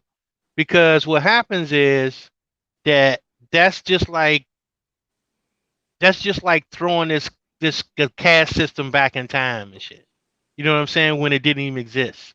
Right. And every time I hear somebody have a definition about some black people, about some dark people, and this means that, I think it's bullshit to me. You know what I'm saying? Because if that were the case, then that means that the caste system always existed. That's what that would mean. I think that I don't think it's always existed. I think it's existed for a long time. But yeah, I think I don't think it existed that long. I think I think it's very new. You know, what's I it don't either. the That's what I'm saying, yeah, man. So the papal bull thing. What's it called? That we all dumb diversus. yeah, I'm gonna say it's more recent than that. What I seen like as my natural self, I seen them say the red bone, the red man, the yellow bone, and they were sicking them on different people. You know what I'm saying? To intermingle and to address a certain group of people at that time. And we pull a color scheme on it in my lifetime. I'm 42. In my lifetime, you know what I'm saying? We put a color scheme on everything in my lifetime. I don't think we looked at people messed up the way that we look at each other now. And when I was in grade school, I don't think that 40 years ago we acted in that manner. I know my family didn't. My family always talked about people from like what county and state you came from as a cultural thing. It didn't really matter racially. I mean, so well, and that's yeah, go but ahead. see, that's the thing though. Ego is like, they come up with all these terms, talk about this meant dark and this meant black, and I don't believe none of that bullshit. None of it. You know what I'm saying? Because if you're around a bunch of dark people, what reason would it be to call yourself dark? Like, the shit just don't make sense. Now I need to know who you are and where you're from. Who you are, where you from. Like, are you Dutch? Are you know what I'm saying? Are you American? Or where you from in America? If we in a locale, like you off of 25th Street, or are you from the north side, or you know what I'm saying? Like Yeah, we locale people. Like I don't see why somebody right. would Complexion and shit. distinguish It their wasn't about no race damn in this complexion, house. right? Because we don't do it to this day. Like we don't do it to this day. The only time we do it is when we fill it out some So paper. That's he what went Like I'm who on. saying, introduced man. This all themselves? sounds crazy to me. So he went on Nick Cannon. So how does Nick Cannon identify himself? Did you catch that part when he was talking? How does Nick is Nick Cannon one of these? I don't know. What is he?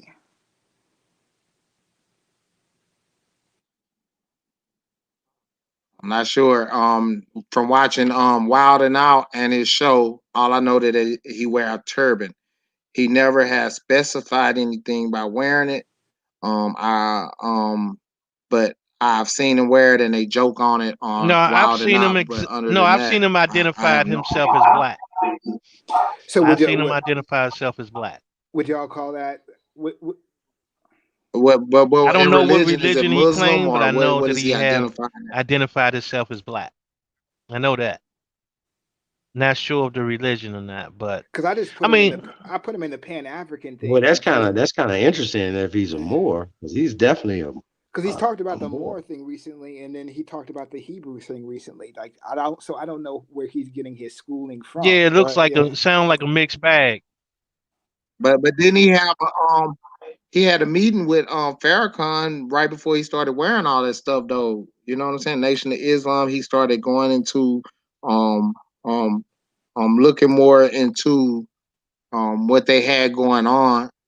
He never identified with them per se, but he talked about meeting and talking to Mr. Farrakhan and I all mean, of because this stuff I don't and know all for of that. sure, but I heard that in the All the rappers do that, brother. yeah in the gossip when he was Yeah, but that's all I was saying. He never went past that, and I'm just saying what I seen. I I'd didn't rather say that have he a identified turban with anything. wearing. I'm making I'd sure to rather say have a that I didn't turban hear wearing that. Nick Cannon on Wild 'N Out on America Got Talent. You know what I'm saying? Than anything. Y'all understand what I'm saying, bro? It's levels. It's levels to this shit. oh he's Like, you close know what I oh mean? Like, so he's close I to it. gotta give Nick that credit just because he pushed the line when he ain't have to, bro. He could have just been a fuck nigga and got his money to go about his business. He never had to do this. Yeah, this dude is super rich. He's Mariah Carey rich. Y'all get it? You understand? He don't have to do this. I agree with you there. So come on, like, come on. I don't throw niggas under the bus like that. Chief, Come on, God damn. Yeah. Oh no. Niggas, I'm not trying to like throw him under the bus. I just there's think levels. Like even with Pharaoh, there's levels. Yeah, no, Like, I think he's incomplete. You know, if Pharaoh keeps going, he can have that. He can have the Stardust and shit, but we on the ground over here, buddy. You know what I'm saying? Nigga, What level is the Stardust on, nigga? What level is the Stardust on, Chief? I ain't on that man. level. I can't get to that level yet. Look though, man. I ain't got molested by no aliens yet, nigga. Yeah. So, Here's the problem, though, bro. The problem why is we that aliens? the problem is that we're subject to this little ass landmass, and trying to act like we know everything about the world when the world is not even open to us. We You know what I'm saying? Alien intelligence? What? The world ain't even open to us. It's places we can't even go in the world. Right. In You know what I'm our own saying? So country. how in the hell do we have all those answers? Ridiculousness. Ridiculous. You know what I'm saying? Like it could be, the world could be twice as big as we think it is. Hey. You know what I'm saying? And if that being the case, I was gonna tell Kay about our secret arc we making. A secret arc. I mean, because I don't know. It's weird to me. They're all that heavy. He's like, what's next? What are you guys doing? Oh we man, cancel that was him, crazy. motherfucker. Hey man, You heard?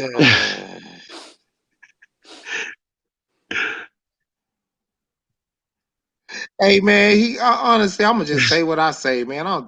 Hey man, he sounded like a snitch, bro. Like he came on, sound like he was ready to go tell somebody, "Hey, what y'all doing over here? Huh? I need to go report it back to the guys. Could you tell me what you guys are doing over here?"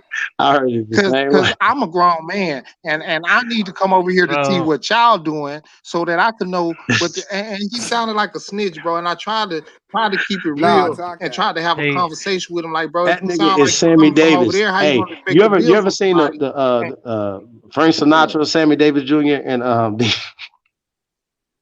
dancing what left, they call right, it, up and down. the Rat Pack. They call it the Rat Pack, right? Is that what they call it, Chief? The Rat Pack. God, yeah, the Rat Pack.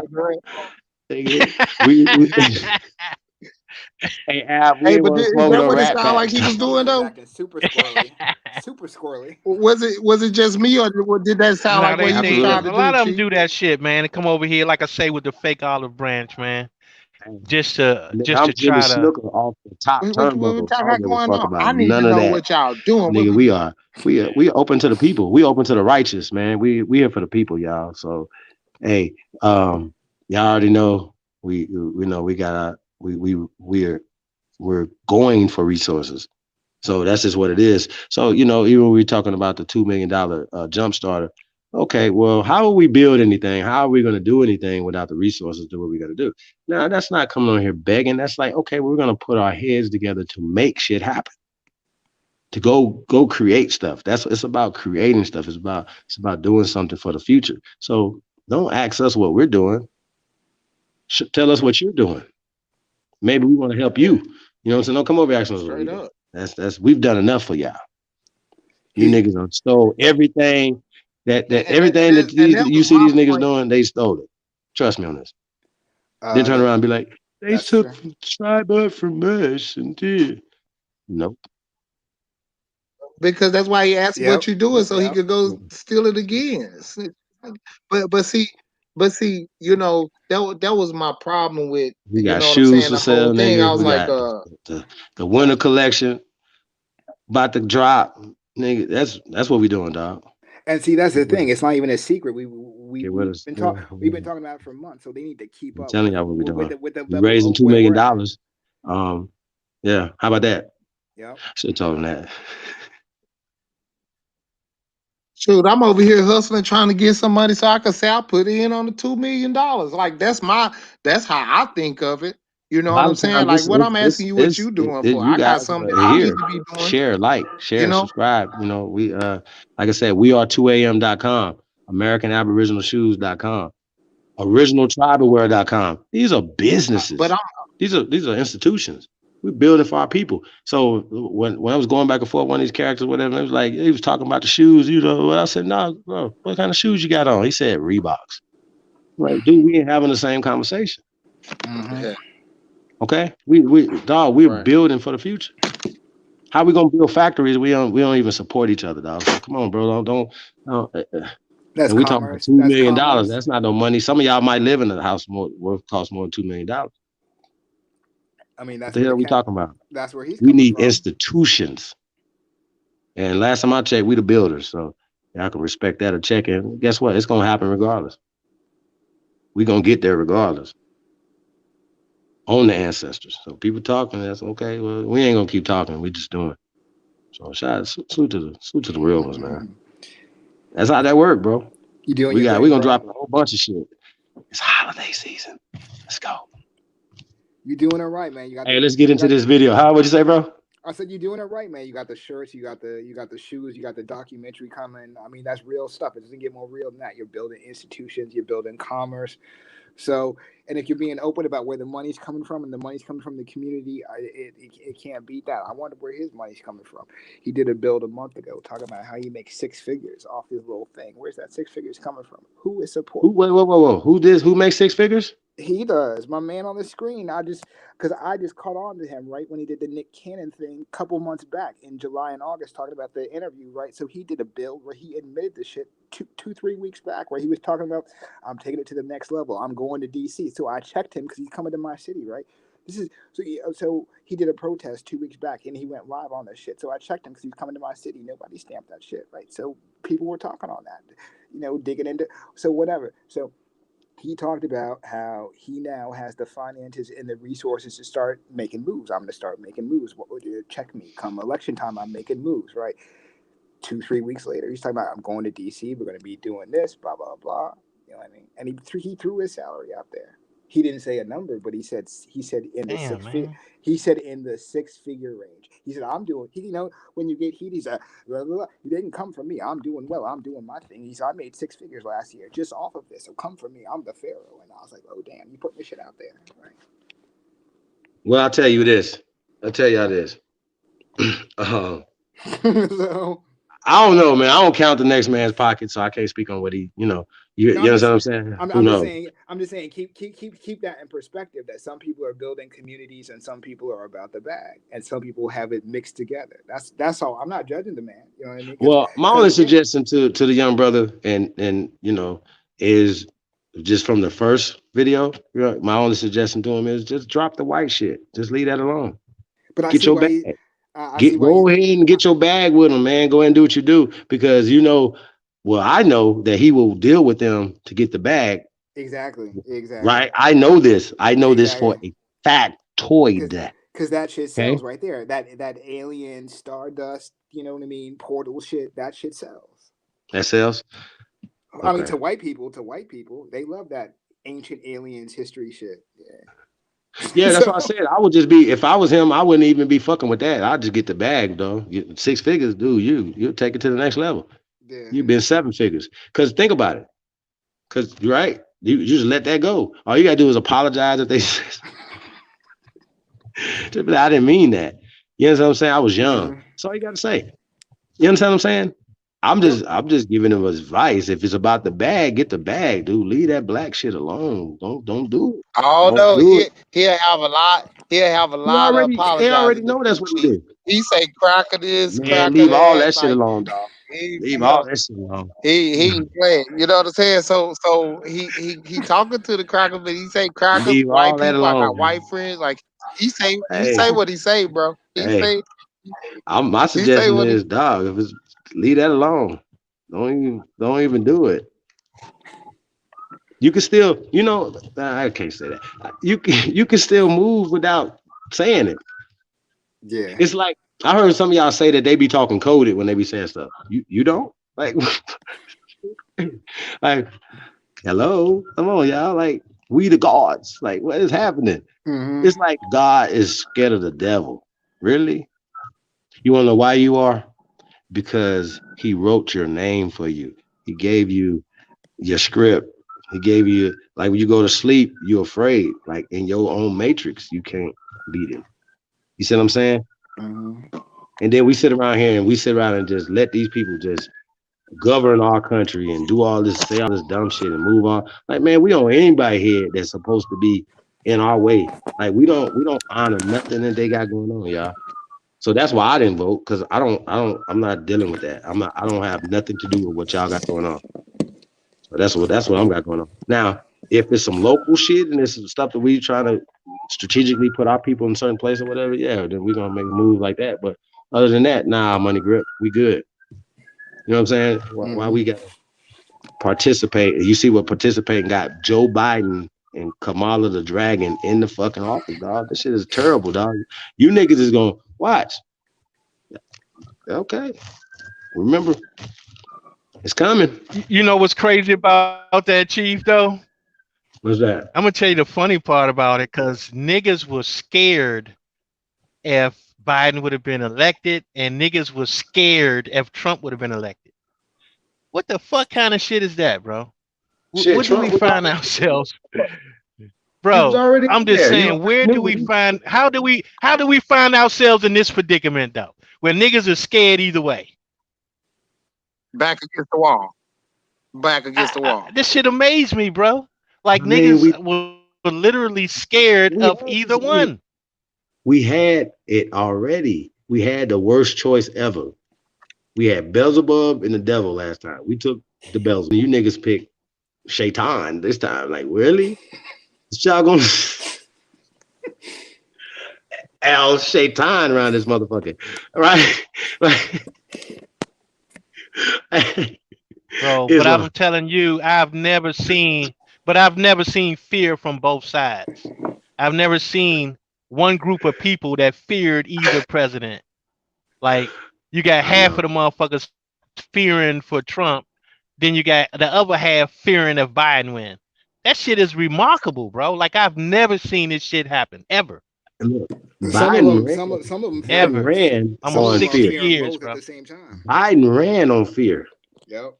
Think about it. Bro, I'm talking He about ain't never 60 did something. years, bro. I've never Look, seen this happen before. facts, nigga. They thought Woodrow Wilson was about to get up in this motherfucker. Nigga.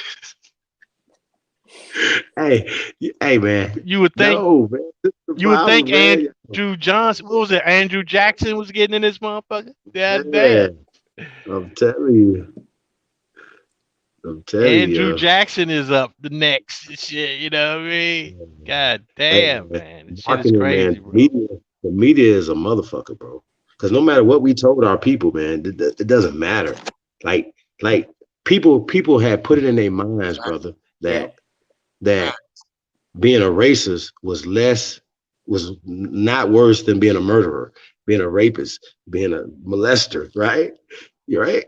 And being an actual bigot, like, you know what I mean? Like, And and and, and that's to tie both of y'all things together. Like the media, the way the media told our family that, you know what I'm saying, how to choose and stuff like that. Like you told them, and then they didn't even come to us. They waited till they went did it. Like, yeah, I went and did it. You know what I'm saying? I had to get him out of there. And then to come back, like they always say he racist, but they can't prove anything racist he's done. that's terrible. Hey, so But okay. I mean, like I say though, even taking all that shit into account, bro. I'm talking about I've never seen people fear like half the people fearing one and half the people fearing the other. I've never seen all black people just be in that type of fear, like for both sides like that. I've never seen that shit happen ever. Never. But because I think like this, what I think, just for me in my natural state and taking in information and stuff, for real, I think this was probably one of the most important elections because of certain power moves they was making. And while Trump was putting a dent into things that would kick a lot of groups out of this country, and that in itself would help a lot of melanated people. A lot of people couldn't go for that. You know what I'm saying? A lot of people, and so when I see they talking points on the news, whenever I catch it, because I really don't watch TV. Um um um they talking points was from a standpoint like, yeah, he trying to keep the country divided. Cause see, if you get in the private and the public, like, right, people gonna stand on a certain group of people. So Okay, it got a group up there fighting, and we think that they fighting about something, but they fighting about what we talking but about over bro, here. I'm just saying, you got people trying to back up the Go ahead. Klan. You know what I'm saying? You might as well call them the Klan, bro. The Dixiecrats, you might as well call them the Klan. You know what I'm saying? The Klan is looking out for their. Yes, sir.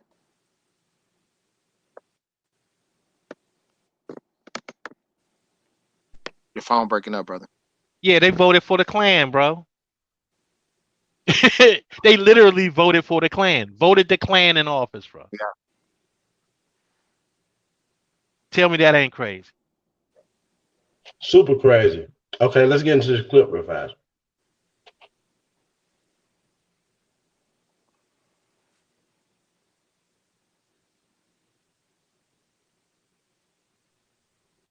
Why that face though? Why that face right there though? Yeah. What the fuck?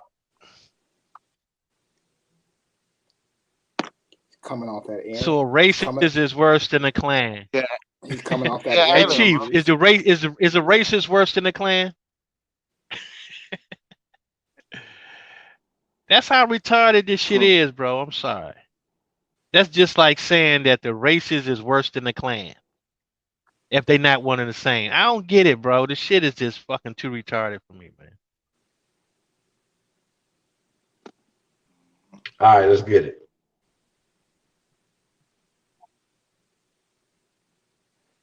Some of y'all might think I'm an alien, but I understand exactly how they did it. You might be an alien. We don't understand. I would rather be that pyramid, right? People don't understand how intelligent we were. To be able to calculate your position and triangulate the stars, get right under there, Right. build the world's biggest structure, put the heaviest stones on the top, lightest ones on the bottom, Right. with no modern day construction, and Teach. then to circumnavigate the world and do that all over the world in order to stabilize the Earth's latitude and longitude field, you would have to damn near be an alien, or you would have to possess alien intelligence. Because we don't know how you got there. So what how you get from this point to that point and do the exact And same so thing. my ancestors already had a template for me to follow, and it was better than yours because you still can't even copy it to this day. We really love the ability to develop thought.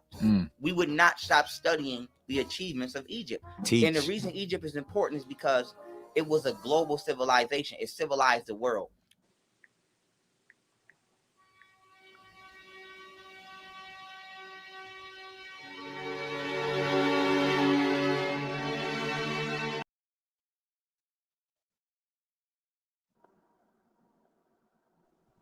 What y'all think about that?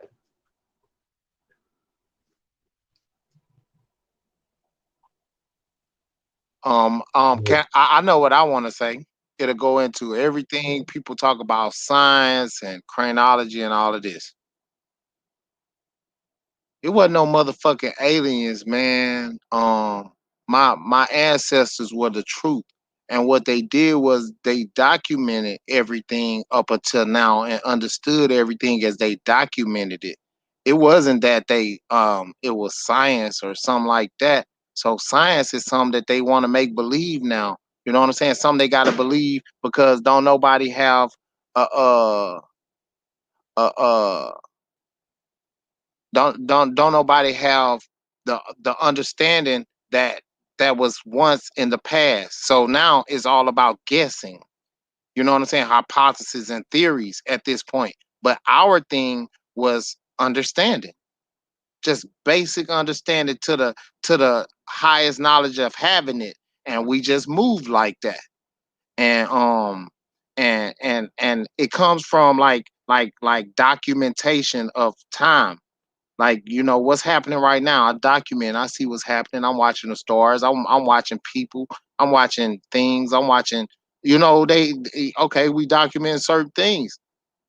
So boom, then people put it together. So now that's my thing about science and what you see and the aliens and all of that. We document things. So you want to keep up with you want to plan all the way till you plan, and then you'll understand how you could move the calendar forward and plan something that haven't been here yet, based on what might have happened, to earlier in life.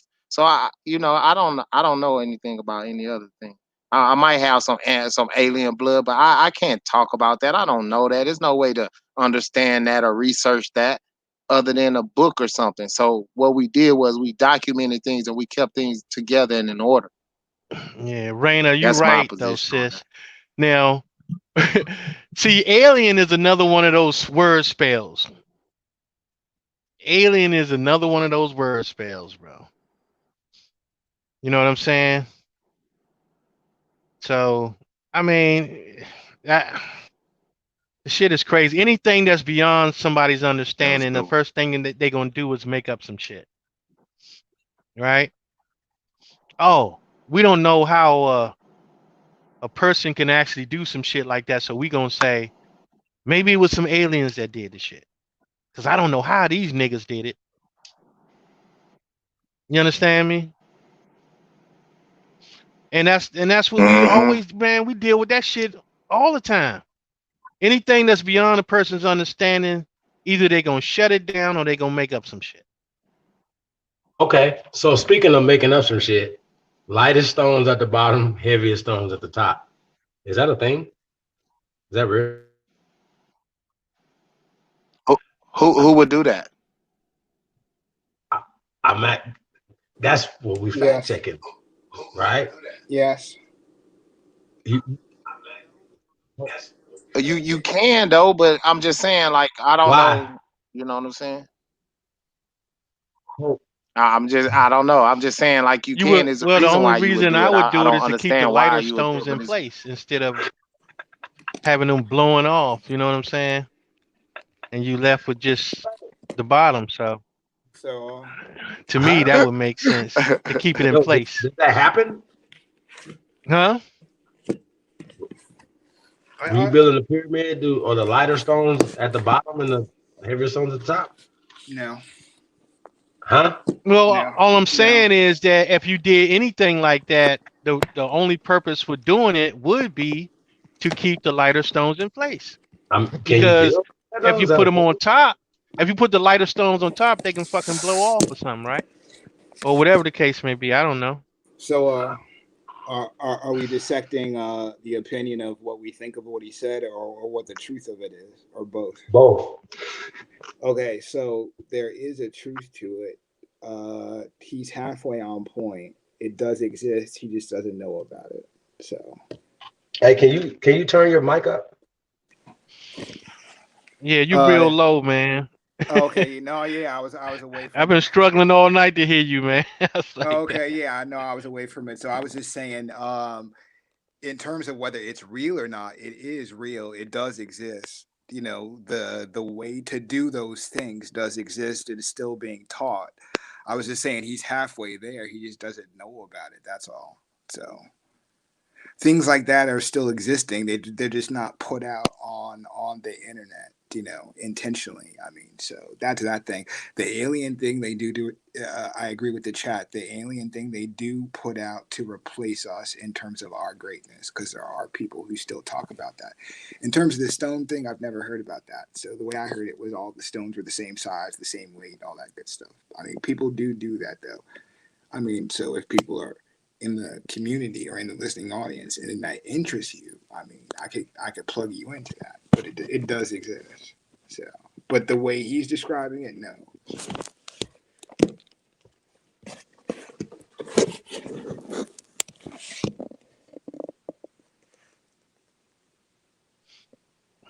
I bet you when they found them artifacts and they found airplanes and all that kind of shit, they didn't know what to make of that shit, man. They didn't know what to make of that shit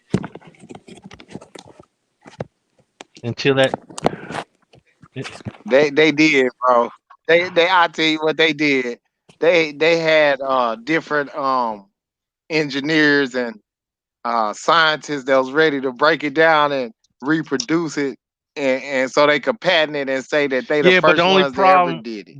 but the only problem They is the knew only problem that exactly. they always Go ahead. have, bro. They always have a problem because they don't know how to do shit. Mm, Now, the same way is when it came right. down to medicine was no fucking different. You know what I'm saying? They couldn't even. I guess the only miracle they ever probably came up with was a fucking band-aid of that. You know what I'm saying? Otherwise, they didn't know shit. They didn't know how to. They didn't know how to do blood transfusion safely. All the way up to the 20th century, they didn't know how to do it. They didn't know how to do heart trans. They didn't know how to do anything with the heart. All the way up to what? Damn near the 60s. They didn't know how to do shit, bro. Like most of their shit is bullshit. I don't believe none of that shit because when it comes down to looking at what they actually was Um, able to do, you can see that they ain't know how to do shit. Took a veterinarian to teach him how to do open heart I would surgery add to that. from a person that wasn't even a damn doctor. Come on, man.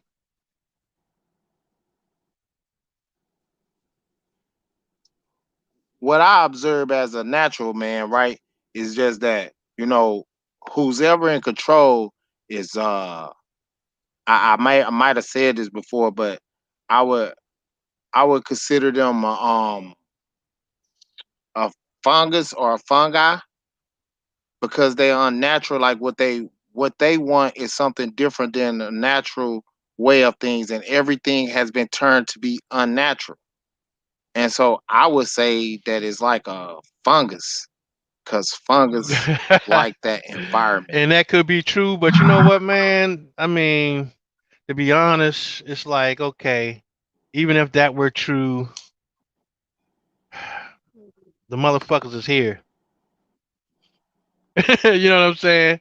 Hmm. And I mean, we gotta be able to deal with them on a real level, man. Um, and they got our minds captured right now. They got our minds encased in some slave ship and shit. Like that's where people's minds are, right in that motherfucking slave ship. You know what I'm saying? And we got to be able to deal with people on a, we got to get back to being responsible enough, even if shit was given, like if they were to return some shit, they say, all right, y'all take this, we'll return some of your land to you or whatever, and motherfuckers wouldn't even know what to do with it. You know what I'm saying? Like, got to get into back into how do we build and how do we maintain shit. You know what I'm saying? We gotta get into the building state, man. We can't be into, just relying on somebody to give you shit all the time.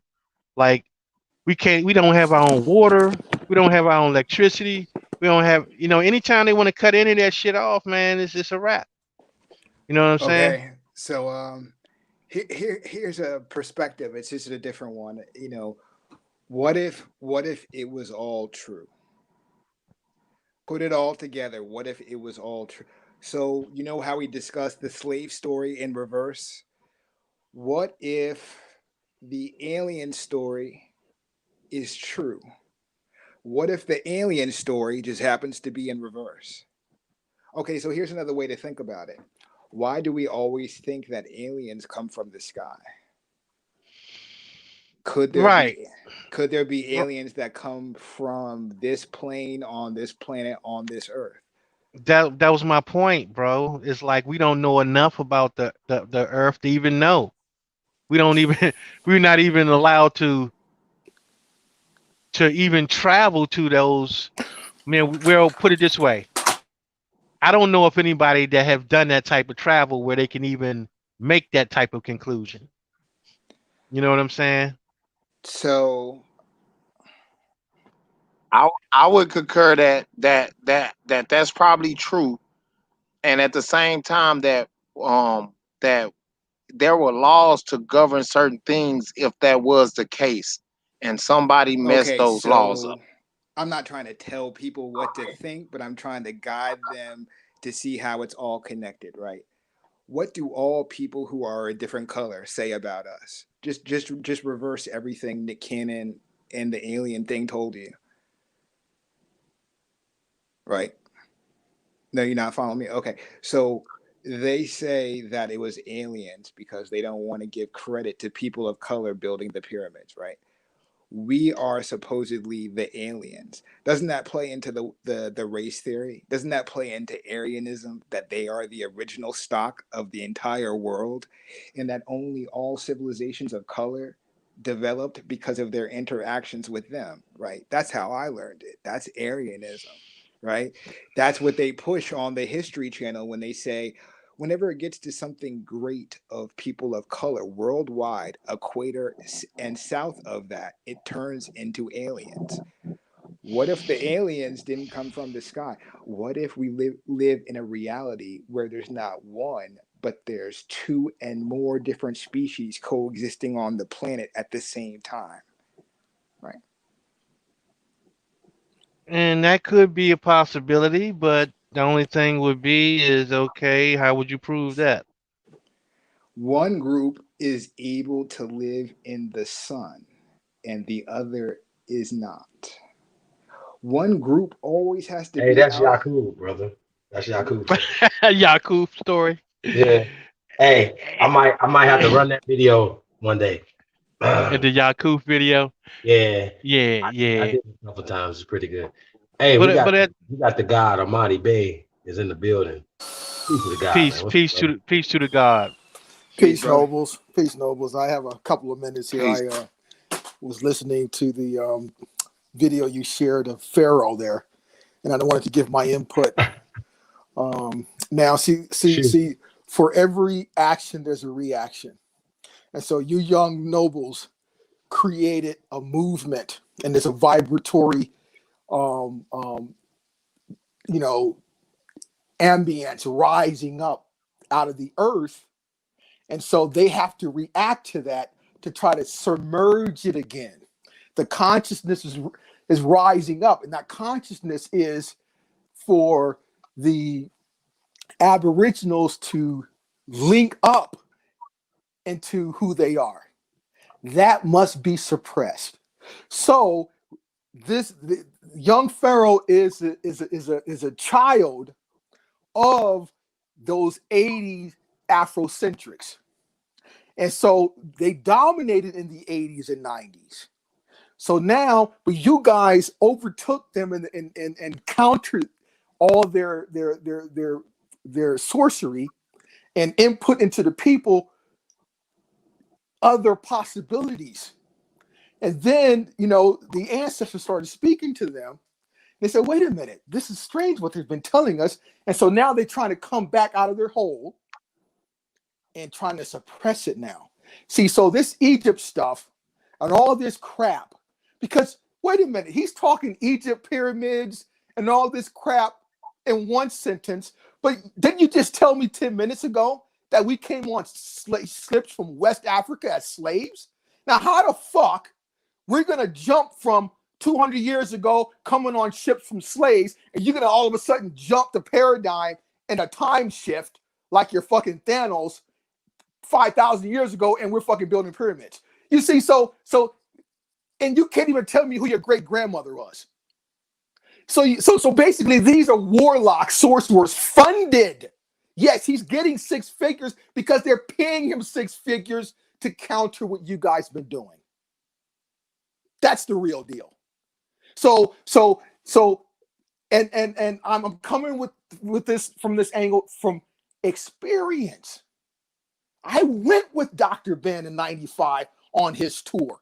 I saw how they generated finance at that time. There was no YouTube, there was no internet, but they were generating millions and millions of dollars off the people's ignorance of self. And brother, just I don't want to stop you, but would you call that Egyptology?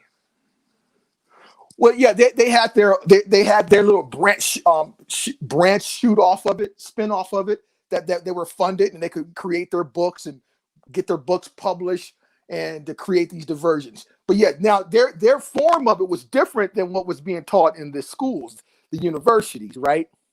But they were given permission to create their little deal there, right? All that stuff. But it was a little bit different than how they were teaching in universities, right? So in universities, you know, they're pale, right? So it's that old theory of the pale man bringing civilization around the world and all that. So in universities, they would never admit openly that they were melanated, but they knew it. But they allowed them to do that, to create a diversion, to generate finance and basically feed two birds with one piece of bread. Well, we can create these diversions, we can generate finance, and they'll still be lost of who they really are. But you don't tell me I'm a slave off a ship 200 years ago, and then the next sentence tell me, oh, I'm a builder of a fucking pyramid. Way off. But the deal is to disconnect you from what's right up under your feet and place you somewhere. But now remember, they're not, what's the connection to them in Egypt? What's called Egypt now? There's no fucking connection. They're not going over there petitioning the modern current government for some recognition of their ancestral land to get some kind of political and social connection to that. They're not even doing that in West Africa, where they say they came from. So brother, yeah, you said they were looking for something. What do you think they're looking for in our community? Who, people like Young Pharaoh? Yes. Oh, well, they measure the temperature of consciousness of self. That's constantly measured on a daily basis, right? And so when it rises, when they lose control and power, and the people will rise into self-knowledge, they come out with their agents to suppress it. See, and to create these diversions. Now that the social medium is the form of communication, right? So young Pharaoh, if this was the 80s, he'd be giving tours to Egypt. He'd be the new guy. He'd be the present day Dr. Ben. Give Asa Hilliard giving these tours to Egypt every summer to generate finance. That's dead. So the social platforms is the replacement of how they used to do it in the 80s. Now, I appreciate that, brother, and I thank you for that contribution. I actually agree with you, and people can grow and they can feed off of it. So with that said, and you said it's right underneath our nose, can you go a little bit deeper into what you think is right underneath our nose, and then where we go with that? So, for example, 1905, the Arizona Gazette, okay, published an article. A guy named Kincaid went down into the Grand Canyon, 1905. And you know what he saw? A so-called Egyptian citadel right there in the Grand Canyon. Now I sent an article to A1. I'll send it to you guys. I need your email there, Chief, and yours as well, Eagle Hawk. So over 115 years ago, 1905, the so-called Egypt was over here. Citadels, the tombs, the East Bank, West Bank, the names of Osar, Aset, gold pottery, sarcophaguses, all of this. And you know what happened? The Smithsonian came in, took it, and it's been buried ever since. But in that article, because it's an eyewitness account as to what he saw. Okay? So that's why they had to shift it over out of America, because that's the big secret. And what did Pharaoh say? He said, oh, civilization came from Egypt and they went all over the world civilizing people. So the starting point is not America, but somewhere else. Now, I just want to add to that, and I again, thank you for your contribution on that. So let me ask you this. How do you feel about our history and what you're talking about in terms of the Midwest and the West Coast in terms of the Grand Canyon area? The reason I ask you that is because we had a bill the other day, right? And there was a person who offered a different perspective of information, and their information came from the perspective of there are Mongolians and people with white skin who are indigenous, not just indigenous, but aboriginal to the Americas. So how do you feel about that perspective that there are white-skinned people and Mongolians who are aboriginal to the Americas. Okay. Well, first of all, anyone who talks about the word Mongol without giving you the etymology of the fucking word is a sorcerer. He doesn't know what he's talking about. First, we got to understand what that is. Now, if you're trying to talk about, people who lack, melanin in their skin pigmentation, we know how they were made. They're genetic defects of albinism coming from us. So yes, of course, but that happens every, I don't know the exact number, but 1 in every fucking million or 10 million or something, a child to come out from melanated parents lacking with that recessive fucking gene. So I mean, that's not a secret. Everyone knows that.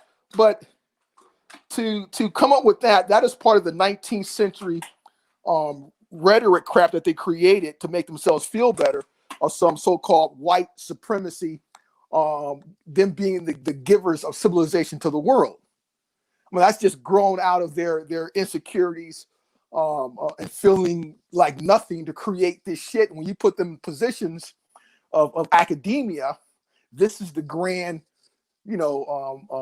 delusion they create, right? So that's just, whoever said that is just repeating 19th century dogma and rhetoric by those scholars and people who didn't have melanin in their skin.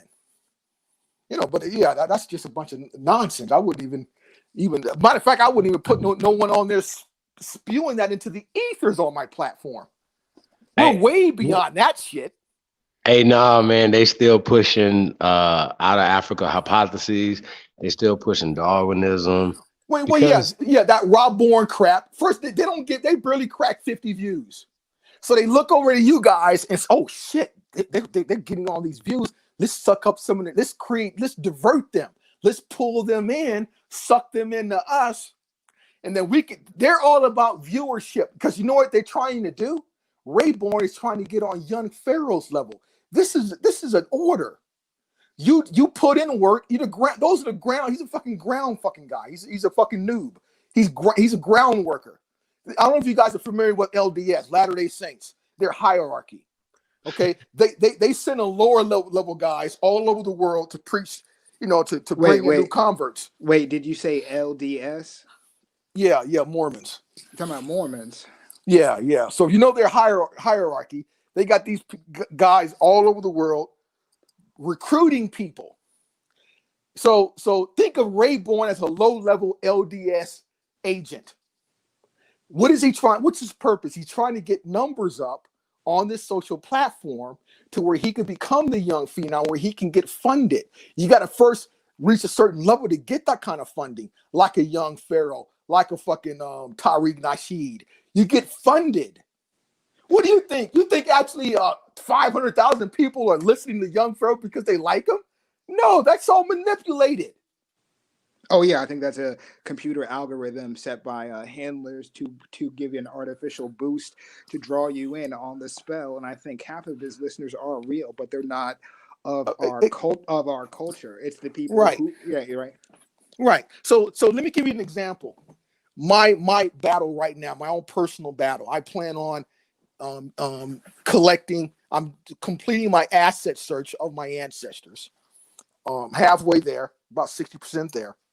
But what I've uncovered is, you ever seen the movie Taking Lives with where they stole our identity. So whenever you're looking at these, you're looking at these old census records and shit, and you notice they actually stole our identity. So what they were doing when all these Albions came over in droves in the 19th and 20th century, that's when they really came over. Prior to that, we brought them over as slaves, but they came on boatloads in the 1890s all the way through the 1940s. And when they got here, they were actually given identity of our ancestors. So my own personal deal, for example. So on my maternal side, I showed some of you guys that when I was on A1 show, my family tree. You had the Gullies, you had the Maoris, and the Whipples. But when you look at, so that's Rhode Island, Providence, right? That they set up and got charters to set up. But the slave pale skin Albion took my ancestors' identity. So somebody in the chat was just making a distinction that albinism is a genetic defect and that not all pale people are albinos. No, that's not what I'm saying. I'm saying early on in the beginning, because if two melanated, richly melanated parents produce that genetic defect, right? And then that child with pink eyes, pink, blonde, pale. But if that child then, let's say, mates with another melanated person and they produce a child, and it goes on like that. So yeah, of course that child would start getting more melanin, and they're all not going to be like that, right? So you got, I'm just talking about from a genetic recessive child will of course mate back in with someone who's more, genetically dominant, right? And then that they'll produce a child that's not inflicted with that mutation, right? And will have more melanin. So that's how it started. I'm just saying not all of them are albinos, no. So I just wanted to add two things real quick, and then I want you to keep continuing with that. So on your historical research, I would suggest, and this is helping me, try to find your state archive. And they're going to have a list of primary resources of the first corporate charter for your colony. And then I have that. Okay. Yeah, I have all that stuff. So now what I have to do, I want to fly there, but I can't because of the darn situation with the pandemic. So I have to go to those places where? Physically. Well, Louisiana, Virginia, okay, South Carolina, Rhode Island, to get the original records that I can authenticate legally and file and then move on to my legal lawsuit against all those entities that injured me. Okay, so real quick to help you, for people who are long distance, who are in the chat or listening, there's a way you could do that. You can hire an official records keeper who's licensed and bonded, and they can have it certified as an official document for you. It may cost a fee, I'm not doing that. Yeah, no one's getting hold of my records. You can fuck them up. You have to, No one's getting. Yeah, they're not getting on the inside of this stuff because that's the down end of it, that you're giving part of your privacy away, right? So, but not only that, they doctored the books, they cooked the books. So once they know that somebody realized what happened, they're not helping. Yeah, that's the downside of it too. You don't know who is connected on the occult level to a lodge, and then and who's going to change what. So exactly. So I feel you. So I wanted to get back to your thing with the Mormons. How do you feel about them being the keepers of some tribal and national empirical history of ours in the Midwest? In terms of the Grand Canyon people. Yeah, they have all those records. But one thing I can say about the Mormons, they don't destroy the records. The records are there. So right there in Provo, Utah, the main database, the records are there, and they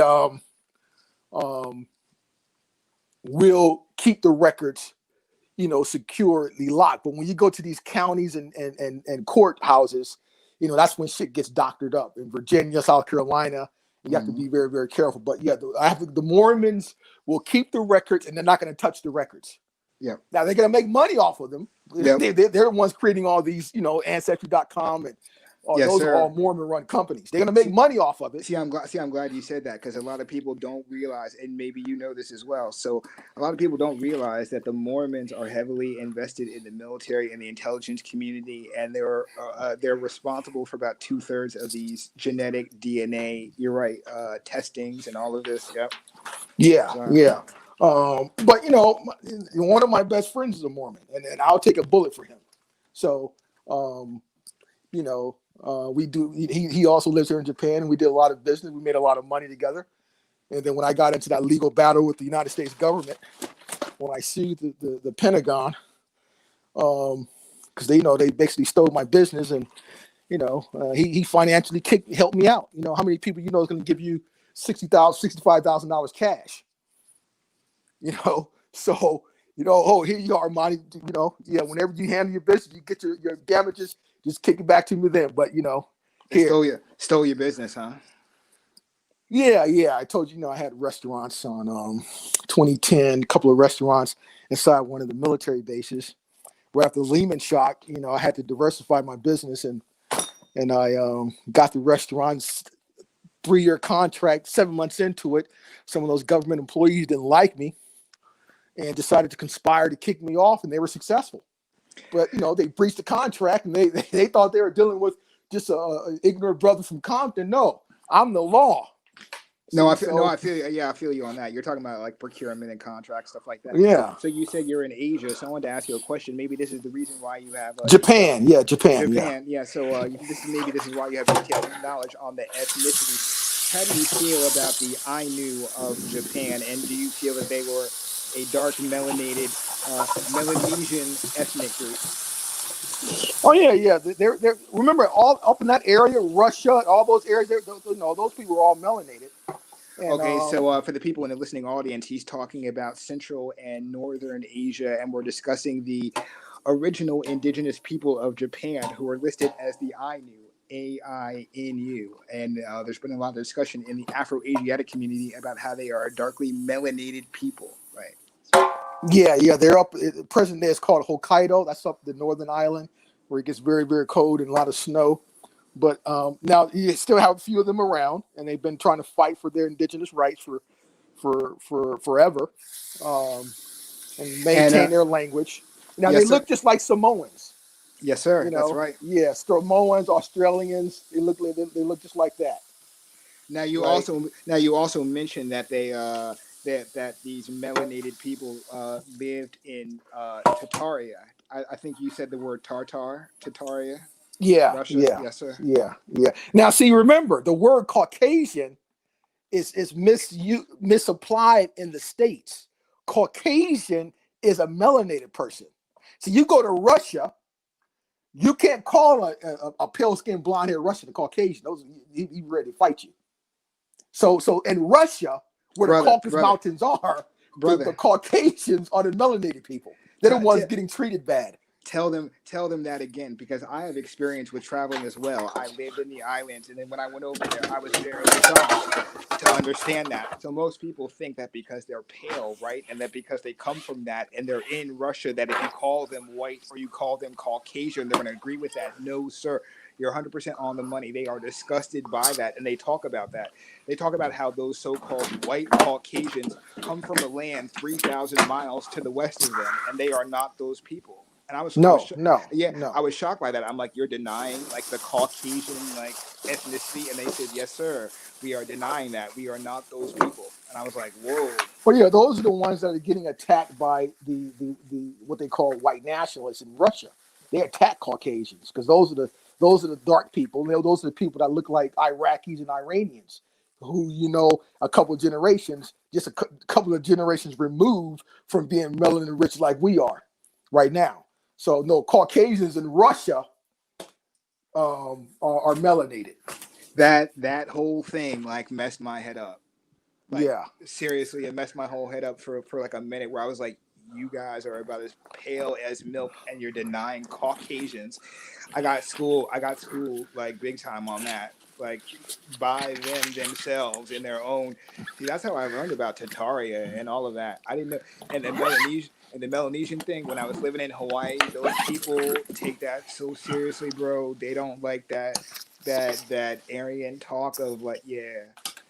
They know their history. They're like, we have been here for 4,000 years in these islands. We came from the original stock of the Australian Aboriginal who lived all over Southeast Asia. And, and they can name the colonies and the people down to the ethnicity. And I'm like, whoa.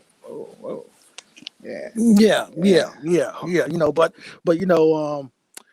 There with Dr. Ben, in 95, you said you get to really see the. You said you went to Egypt with Dr. Ben in 95. Yes. Okay, so how was that? So how long were you over there, brother? Those tours were 16 days.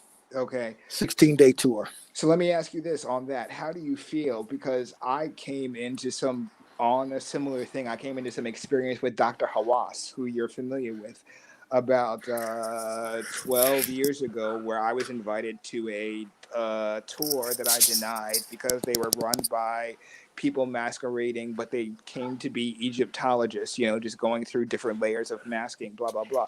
So anyway, I wanted to know how you felt about Dr. Hawass opening up, and I think it was 2007 or 2008, the Egyptian tombs again. Oh, right. Yeah, well, a lot of those deals there is and matter of fact, they found something recently, right? Some so-called new tune. But hold on one second, Nani, huh? Go Mac. Then watch you. Yeah, it's my wife there. But um, yeah. Now Speaking of him, there was an issue with some of the Afrocentrics with Havas back about 17 years ago. Remember that?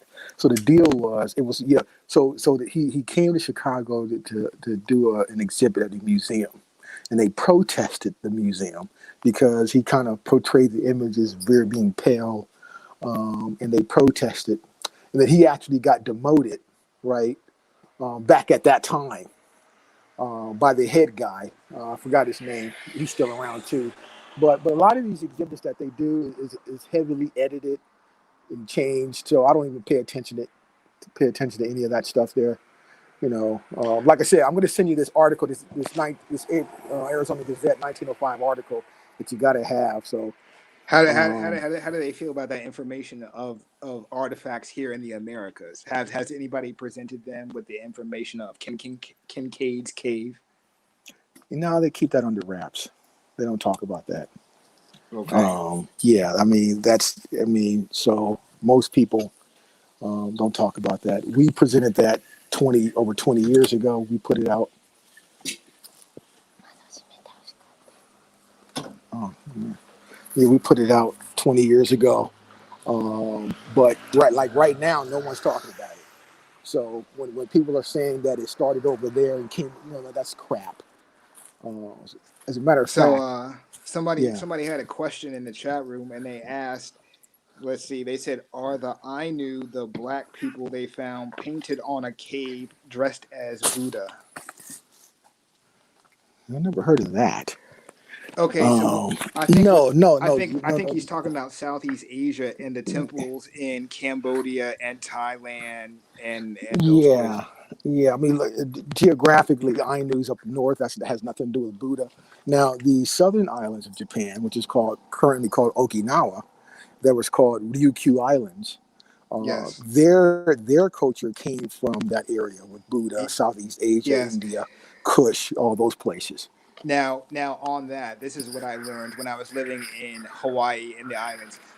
They told me the story that they said half of Japan came from the Ainu and they had other ethnicities, and those ethnicities came from South Asia, and they were part of the Naga colonies out of India, and that all of the colonies of Southeast and South Asia ran on the Naga science, and they had different names for the cultures and ethnicities, but they were sort of in their own civilization, even though they had different empires. For instance, with Japan and China, from what I heard, is that it was the darker versus the lighter. For instance, in China, you have the Huns, then you have the ethnicity of the Imjins, Imjins, who were the lighter skins, what they called the white Huns or the white Chinese, right?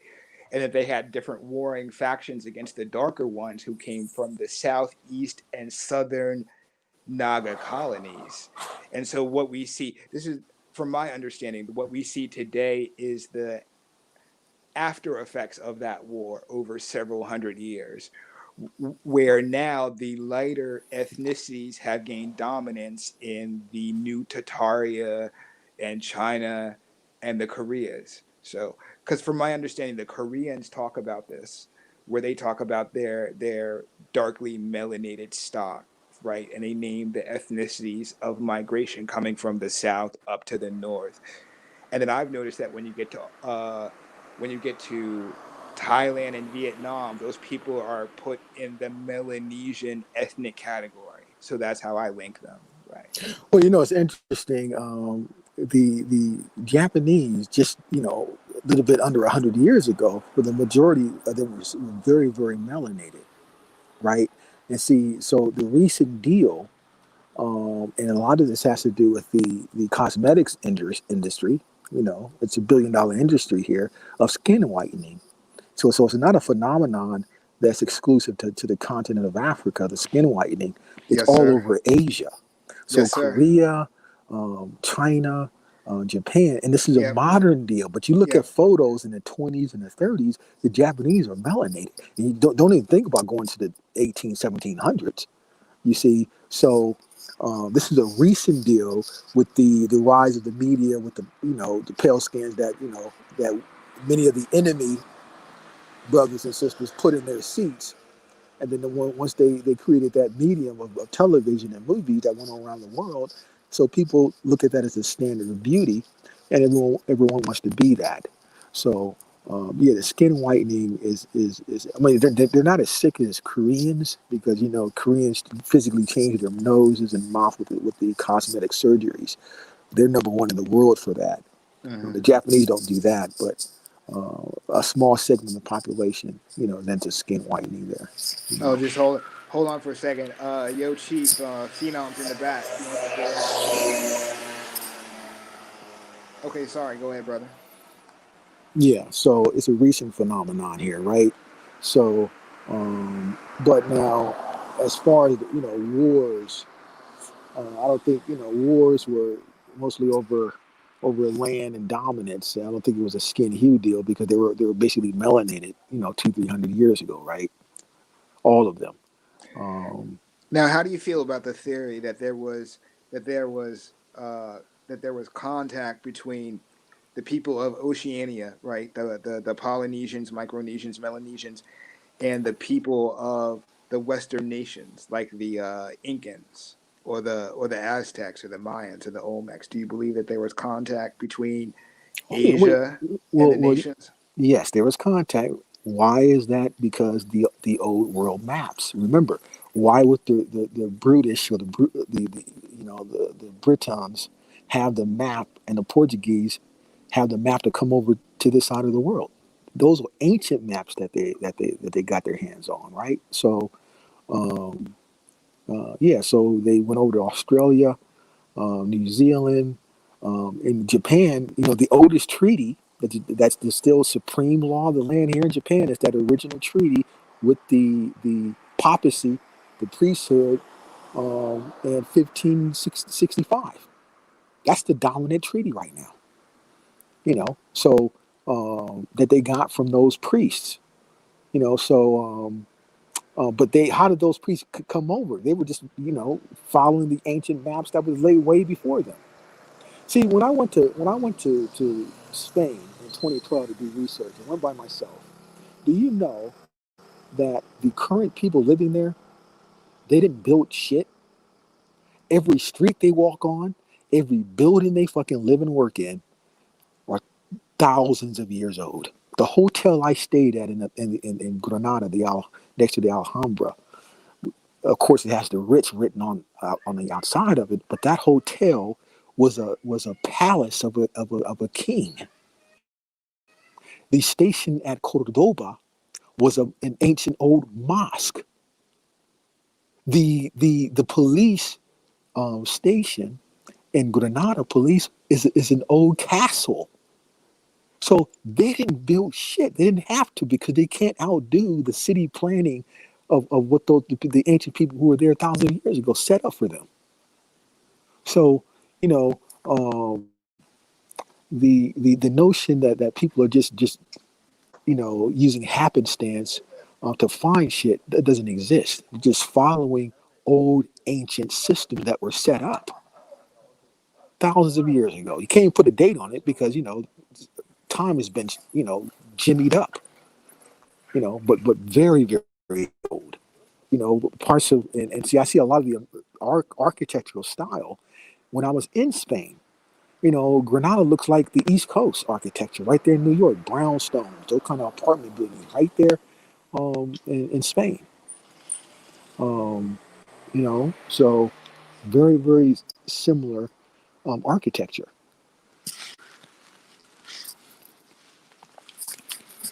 And if I can, I want to share a lot of that, you guys. Um, like the old photos I have in '95 in Egypt there. Um, We got to figure out how to transfer it over to where it can be visible for you guys. I mean, that'll be good stuff where you can see that, right? I mean, I can share this stuff from Spain. That's pretty easy. But you need to see that stuff. But as far as these brothers preaching this Egyptology crap and all this shit, it's just a diversion because they don't want you to claim your estate. You're getting close. That's what they don't want to happen. That's their mission. That's their op.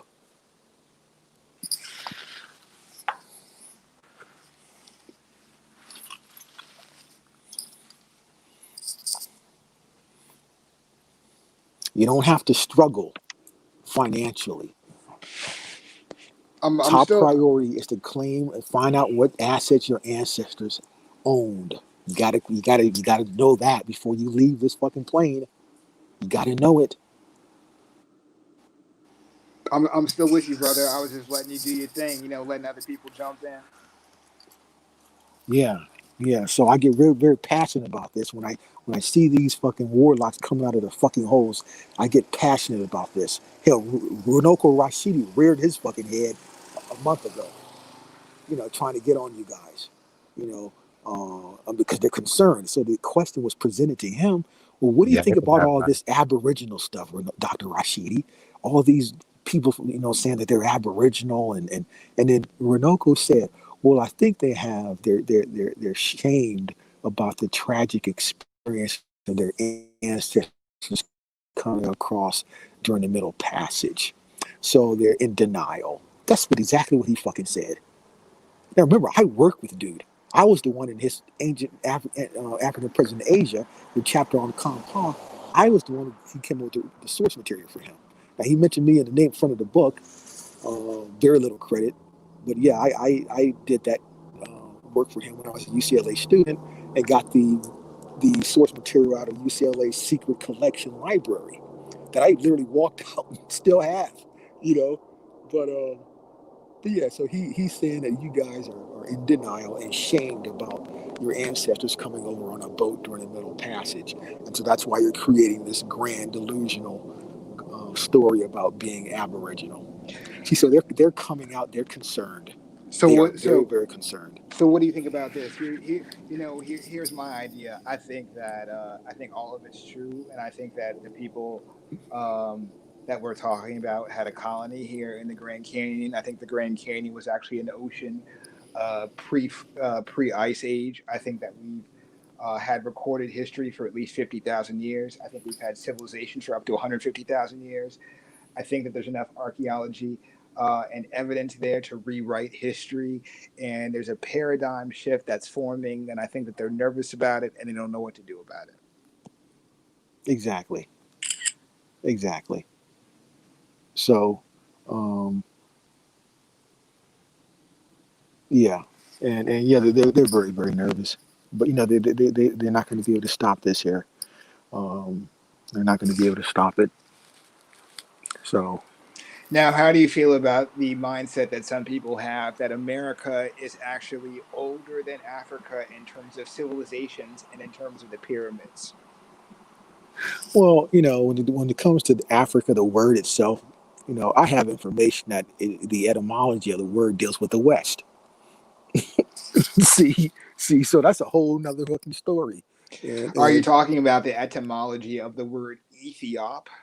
no, not that one. It's Aper, Yes, where you Afro. say they certain sources say it's kind of unknown, but I got something Yes, from 200 years ago saying yes, it meant the Americas, the West. yes. So, and they recently shifted there to shift us mentally there. But it's Mm-hmm. been up under your feet the entire fucking time. Mm-hmm. You've been in Africa the entire fucking time. Mm-hmm. Well, yeah. See, I didn't want to say that before because I had got away from Africa. But when I came back to the etym of it, like you're saying, um, mm, it would be Yeah, we don't have to their use that. I mean, their that's east. that. They would, Yeah, obviously, if they were over here, they wouldn't be pointing to. They would be pointing west if you would be talking about across the way. You know what I'm saying? So he's absolutely right when they're talking about this would be the far land Ooh. yeah, to them. No, yeah. I mean no, that. yeah, no, yeah, yeah. So, have you all heard of that in terms of the maps of how they put the so they put the direction of east actually in the most northern section that we think of as north? Have you all heard that before? Say that again. So I knew somebody, and I still know her, and she used to work in planetariums, and they put star maps together. Somebody in the chat had mentioned Batista, and that's how they came so-called over here.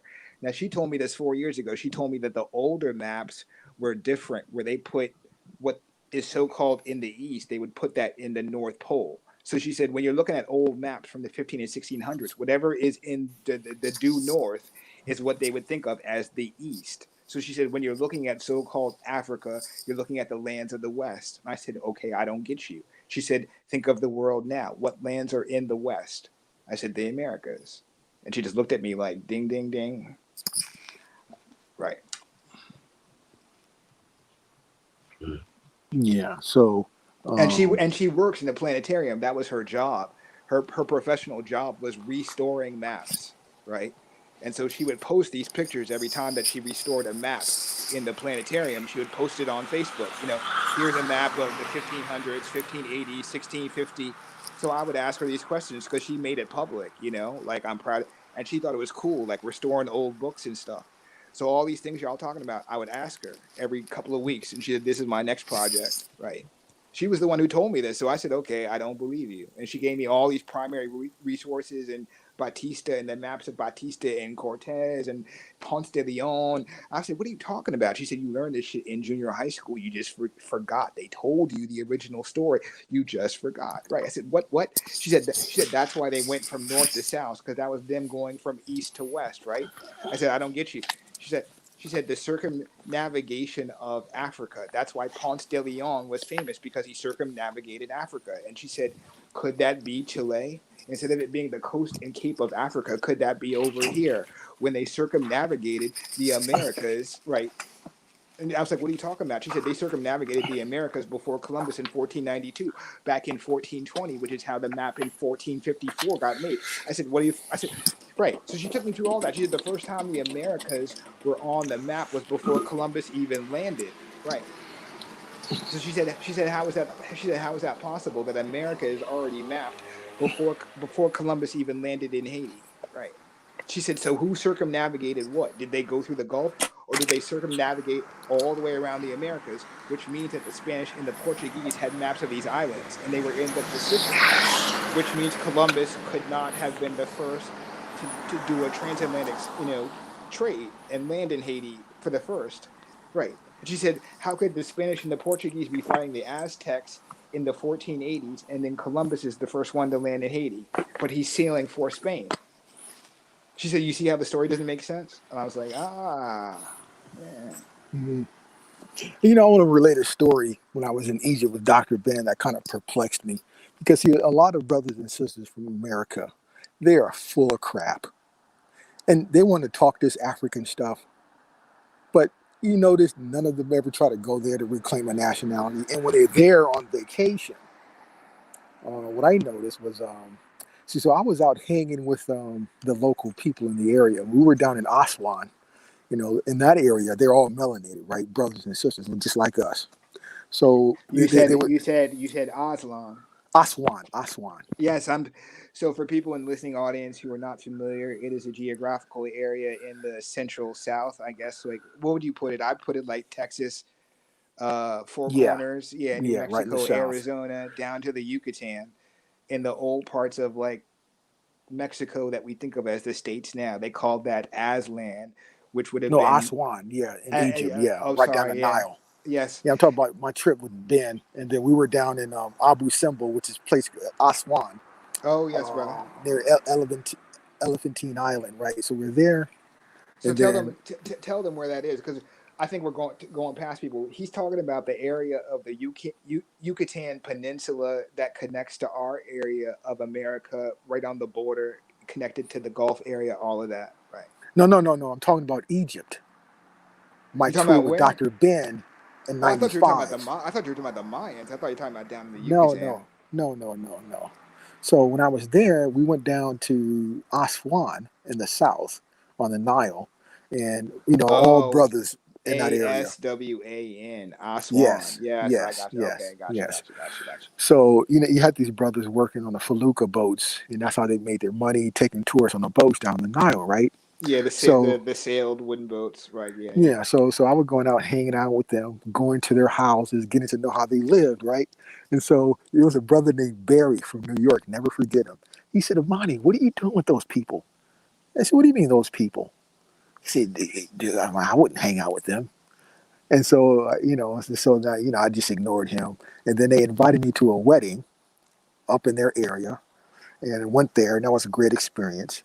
And so then the next morning, I'm out on the boat in the felucca, and Barry walked by. I said, "Come on over, brother. Barry, introduce yourself." He came over 2 seconds. He had to fucking leave. It's like he couldn't sit next to them. And then Dr. Ben invited us to, we had to pay $85 for this dinner, and we had to pay another $100 to wear this fucking costume. And so we went there, and I invited a couple of the brothers in the area to come eat. And they just fucking tore me up. They did not like that. And then one of the sisters from New Jersey was a professor. And one of the brothers sitting next to her, she all of a sudden jumped up and said, "Don't touch me. What are you doing?" And he didn't do anything to her. And she literally accused him of rape. And she made that scene. And I just, I gave him some food to take home. But they were just treating those local people there like crap. And they want to talk all this African stuff. But when they go there, they detest and don't want to get anywhere near anyone on that fucking continent. Yeah, They're I've heard the same. Now, have you ever been on the west coast of Africa? Yeah. On the West Coast, I went on a tour with that fucking Ashwa Kwesi to Ghana. So Ashwa Kwesi he was giving trips to Egypt, and then he was giving trips to Ghana, right? So you know about Negro Land. Ah, yeah, yeah, yeah. All right, yeah. No, go Tropical ahead. No, go ahead. dependency. Yeah, yeah. You Go got ahead. that book, yeah. Yeah, go ahead. Go ahead. Give it to him. But see, remember, I always knew who I was. I was actually, my whole experience with the Afrocentric movement was just getting close to them, seeing how they do shit, and gathering information, firsthand accounts of shit. Right now, Okay. you So, had another brother who you sound just like him. Do you know you sound just like Jose Pimenta Bay? Your voice sounds just like Jose Pimenta Bay. You know him? I know, familiar. He Mm-hmm. wrote Othello's Children in the New World. He was also part of ASCAC back then in the Yes, 80s. yes, yes, He's yes, yes. Yeah, he's a yeah. professor. Yes, yes, University there in Kentucky. yes. Good friend of mine. And I He was agree. also in ASCAC. Now he's a straight Moor. He's a Science Temple Moor. Yes, yeah, I mean, yeah, from his family. yeah, So, yeah, yeah, yeah, you yeah, know, yeah, yeah. um, he No, the was in reason, there the too. reason, He was the right reason, there with me. the reason I asked you is because I went over on the west side. So I went west side across the north, across the Maghreb, and so yeah. So I went from west to east, starting with Morocco. Then I went through Senegambia that way. Then I went back up and then over with my studies. Yeah. Yeah. But I mean, physically too. Yeah. remember the Ghanaians, the Nigerians are the biggest hustlers on the planet. Oh I mean, you man. want to talk about scammers? They will make money. They'll find any way to make money. And then when they figured out in America, we're the easiest ones to make money off of. Oh, what do you think they're doing over there? Total Yeah. fucking scam. Yeah. Total fucking scam. So I And went through. Ajwa Kwesi, this Yeah. dude here, and I mean, first of all, he's a police officer, part of the Fraternal Order of Police. A lot of those Afrocentrics during that time came from the Fraternal Order of Police. Ajwa Kwesi was a sheriff, Wait, retired. Uh-oh. wait. Shit. Wait a minute, brother. So you telling us that brother Ashwell Quasi, the brother that was last week or whenever, 2 weeks ago, when I played the immortal Steve Coakley, That's that the police. brother Ashwell Quasi was the member of Fraternal Order at the time. God Yeah. damn it. But remember, Once you remember, you always remember. that's facts. That's, shout out to brother James Rozelle. That's what he said. That you always under that oath or some shit. Yeah, him, Ray It's pretty Hagan's. interesting. Why do you think Ray Hagan's Sour Suit and SETI Definitely can't fuck with went with Ajwa Quasi? Because Hagen. they're all part of the same order. Damn. Oh So man, the stop order. playing, bro. Like, I damn. mean, cause see now we're talking about stuff. I mean, yeah, it's there's a lot of stuff out there in the wind. You know what I That got mean? past me right there, There's a Amani. Shit. I put it out into the ethers. I ain't no shame in my game. I should know where to find me. So I mean, I mean, I knew said he had took the oath because he's a correctional officer. well, you know, That nigga Ajwa Rick created Ross. that. He created the craft, with some kind of order there, the craft of Amon Ra. Ajwa Quasi created that. So he Created what? initiated. So when Ajwa Quasi was giving his tours, he kind of came up. He was trying to be creative, so he came up with something called the craft of Amon Ra, his Oh, own gotcha. secret order. Yeah. So when you go on the tours with Facts. Ajwa Quasi, he will initiate you into the craft of Amon Ra. No, Ray yeah, I know, Hagan's went yeah. there with him. Cyrus Suit said he went there with him, and so they talked about, oh, I'm part of the craft of Amon Ra. No, Yeah, Quasi created all that. Yeah, now see now, yeah, I know. So he upped his I'm with you. I'm numbers. with you. Now I'm with remember, you. I'm with you. Dr. Ben Yeah. was first. Ajwa Quasi was a student of Dr. Ben. He used I to help him know. out on those tours. So See, then, Dr. Ben. Okay, I'm not gonna. Okay, never mind. See, I'm biased because Dr. Ben was straight, and then that's where I think that the schism happened because people twisted the teachings. Dr. Ben gave it straight. They wanted to put a little magic on it. But see, because Dr. Ben was smart, he gave them enough, but he didn't give them everything because he knew in the martial arts sense you don't give them everything because your student will kill you. You can't give your student everything. Not at one time. but Ajwa Right. took it to a whole nother level. Yes, See, he Dr. did. Ben Yes, he would did. average between 30 to 50 people.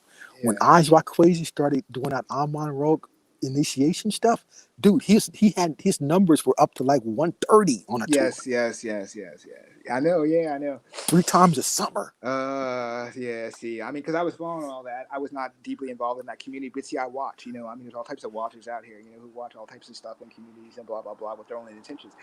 I don't have that kind of agenda to be infiltrating and all that, but I do watch squads and crews. You know what I mean? So when they moved like that, I was like, okay. I mean, yeah. So yeah. Hold on one second here. So all that there, and so it was all a diversion of financial. Oh, it was a cash fucking cow. Oh my God, was it the cash? They had a run. You know, Asa Hillier got involved, and what he used to do, he would have his tour because they didn't want to mess up each other's little route, so he would have it on the ship on the Nile. Yeah. So instead of staying in his hotels, you would actually stay on a cruise ship on the Nile with Dr. Asa Hillier. And so, right? Okay, so do you have an opinion on that? Because I have an opinion on that. My opinion is that he did that in a very, very slick way in terms of commerce. Right. You know, yeah, he's on protected maritime law. Right. So yeah, exactly. Right. Yeah. If he's on the shore, then you can hit him up with fraud charges, on domestic, under their codices and all that. And so yeah, he puts it on the water, and then so you're very smart, about maritime law. You have to be so many feet off of the shore, and now you're in international waters, right? There are no laws. You can charge for whatever. There's no fraudulent. See. Yeah. So this whole paradigm of teaching the people became industries, multi-million-dollar industries. It became, during that time, and so it was just so much profit. And of course, they get the backing to put out those black books and Afrocentric books, right? They get all that shit out, Yeah, I heard the picture too. That was weird. Now Ranoka Rashidi started giving tours to India. Now he actually got kicked out of fucking India, right? So because one of those local girls, she was a part of the government there in one of the areas, and when she heard him talking that black crap and just slapping everybody with that label over there, she made a huge fuss with other government officials, and he got kicked the fuck out of there. Okay. And he could have.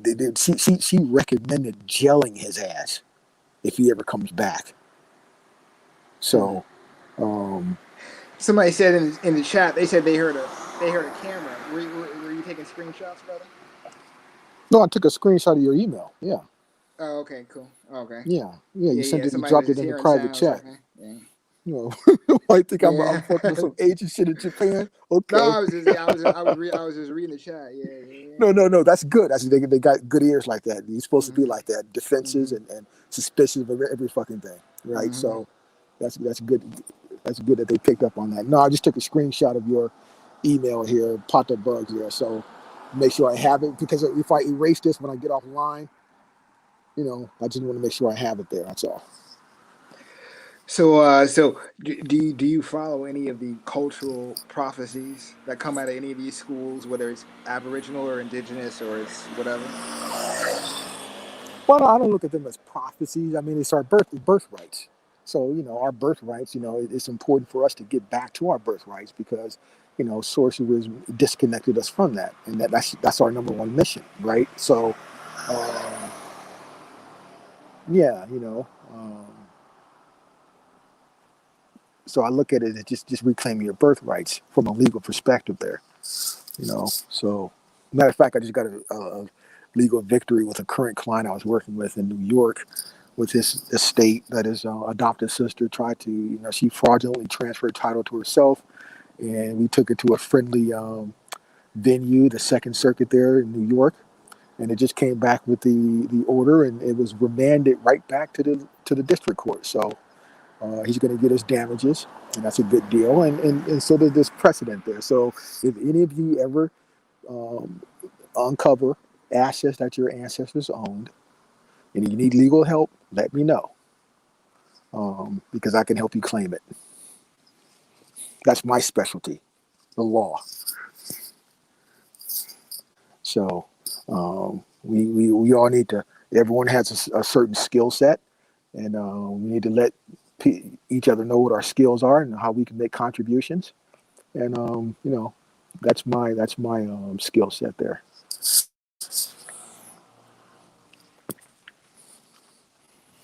Yeah, but it's not. I don't get into religious edicts or prophecies. It's just about birthrights, uncovering your, getting your birthright, getting connected to that there. So, you may be shocked. You start doing research on your own immediate ancestors and find out that your great grandfather had 160 acres of land that's currently unclaimed and has, been labeled abandonment. Under cheating. Um, you can claim that. Remember, a foreigner at law can never own land. They can only have a controlling interest in it. But once the heirs are cognizant and prove that they're connected, the heirs can always come back and get their birthrights. Because, birthrights can't be bought, sold, or transferred. You got to know these things. Now, if you are indeed from somewhere in Africa, and you know the nation, you got proof and record of that, you can still get remedy invoking what's called right of return. And that present day government must make you whole with land and finance. So, wherever your inheritance is on this planet, you can claim it.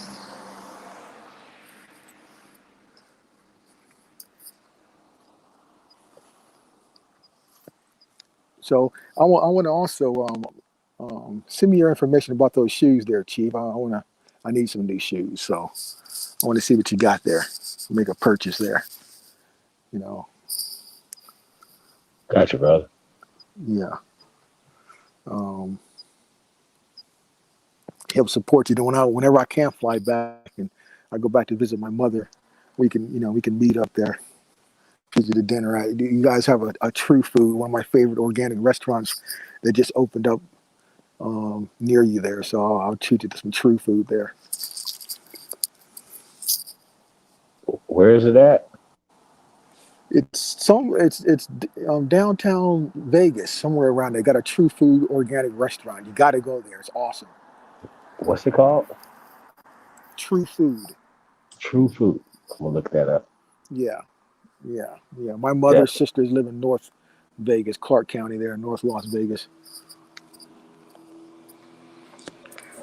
So, someone in the chat wanted to know if you had an opinion on Prince Uriel Bey's work? Oh, that's awesome. You brought that up. Now, when I actually went to Spain, Prince Uriel Bey, we were building a lot, and now he wanted me. And now looking back, I should have never did that. Um, so, Prince Uriel Bey wanted me to take his passport, the Mariam passport that he created, and he wanted me to get the stamps in every area, every location I went. He wanted me to go to the local post office to get stamps in those passports to where it looked like he's been there. And I did that for him. But now then hey, welcome home. And then he gave me this letter. He wanted me to give this letter to the Duchess's. Now I went to go to the Sidonia, Medina, Sidonia. I actually went to visit the house of El Bueno. Okay, El Bueno, that Moor, hero of Spain, national hero. You got two of them, El Cid and El Bueno. So I went to go visit his castle, and of course the Duchess she's a direct descendant of El Bueno. She died in 2009, I believe. So I went there, but Prince Uriel Bey wanted me to give a letter to the Duchess's current partner, who she was partnered with. That person manages the estate, the castle of El Bueno. So he wanted me to give a letter to her that was written in Latin that I couldn't fucking understand, right? So I brought the letter with me, and then when I went there to the castle of El Bueno there, which houses the most in-depth library in all of Europe, going back to we're at 1,500 years of stuff. And I went inside that library, and I'm saying, okay, I was there, and I said, no, I can't give this to her. I don't know what the hell's written in it. This chick, because so when I was at the Yeah, bro. Alhambra, I'm just saying, don't be a goat. Don't be a yeah, goat. when I was at the Alhambra, you know what he wanted me to do? He wanted me to plant his Almarian flag on top of the Alhambra. I'm like, dude, I can't do that. Uriel, no fucking way. I'm not planting your flag on the fucking top of the fucking Alhambra. I'm not doing it. He's like, oh, brother, it's okay. Just plant it. I said, nope, I can't do that. Now I will. I got it. I got the stamps for him in his passport, but I didn't fucking plant the flag, and I was not going to give some letter in Latin that I couldn't understand Yeah, to. in Latin, bro. No, Yeah, that's no. old code, old Yeah, contract code. Yeah. yeah. So then he wanted. He was, kind of aggressive. He wanted me to pay for a flight to him to come to Japan. He wanted to build. He would talk about setting up a bank account for his nation. And now he managed to get on to there's something, the United Nations. There's a second tier United Nations of countries like Iraq, and those second tier nations are part of on that United Nations. And he wanted to get his applied to be on that platform as well with his nation. So he just made some requests that I just couldn't agree with. That's all. Yeah, but you know about that though. Yeah, but I give him credit because I was the last one with a copy of his Moorish Latin language program. Okay, all the entire CD collection with the book, and I gave copies of that to Brother Asir. He has that, and he's passing that on, so he's maintaining that. So Prince Uriel Bey made some good contributions. He was the one who got a lot of the stuff from the Library of Congress, the Continental Records, and he spoke Latin, so he made positive contributions with that. But when you're talking about me helping you, get some pathways and moves with your nation, no, I can't do that. I can't participate in that. Yeah. Can I ask a question? Yes. The reasoning for him asking you to plant a flag on top of the building. Now I understand what it kind of means to a certain extent, but would that redo anything if you were to successfully do that? Well, yes, basically him taking over and making that his. And so exactly what he told me, he said, Amani, listen, what do you think they did to us? They just planted the fucking flag, and that's the first thing they did. I said, yeah, I understand that, but dude, I just can't plant a flag, I'm out here exposed all by myself. I don't have fucking backup. I'm in a fucking foreign nation. So I'm not going that far as planting a fucking flag, dude. I'm not doing it. You're there comfortably in Pittsburgh. That's funny. So in just to add on to that, in maritime law, to my understanding, you're capturing another vessel. And Exactly. right, and that vessel has 30, 60, 90 days to respond to the charge, right? They are Yes. presumed innocent, and if they don't respond to the charge, then you can take possession of that person's vessel, right? Through what's it called here in the States? It's called eminent domain, and there's several types of eminent domain. In business, it's called, what do you call it? An aggressive takeover, and you can do that with property. So you can do an aggressive takeover on somebody's property, right? And so it can be a boat, it can be a person, it could be their Yep. building, right? Yep. And you can do that as a captain of a ship. So as a captain of a ship, you can plant your flag and declare some other person's property abandoned, right? And you're Yes. taking it through, right, hostile takeover, they call it, in Yes. the Yes. parse syntax Latin meaning of it in terms of the courthouses. It's a hostile takeover, right? Yep. You can do it physically, but most people do it financially, but you can also do it physically by planting your national flag on somebody else's property. By doing that, it's actually a paper declaration of war. That other Yep. nation, right, has 30 to 60 to 90 days to respond in kind, either financially, physically, or militarily. Any person who does that is a proxy of that state. So by planting the flag on that, he is now an agent of that person who gave them the flag to do that. So now Exactly. he Exactly. so now he is liable as the offensive initiating agent of a change of both contract and ownership. He is the one declaring war. Right. Exactly. Yes. That's why And I'm his agent planetary. exactly agent And agent planetary. Exactly. yeah. So I'm not no. I said no, not doing that. So what? Hey, that was a great explanation, and just from my standpoint of just a natural man, no understanding at all.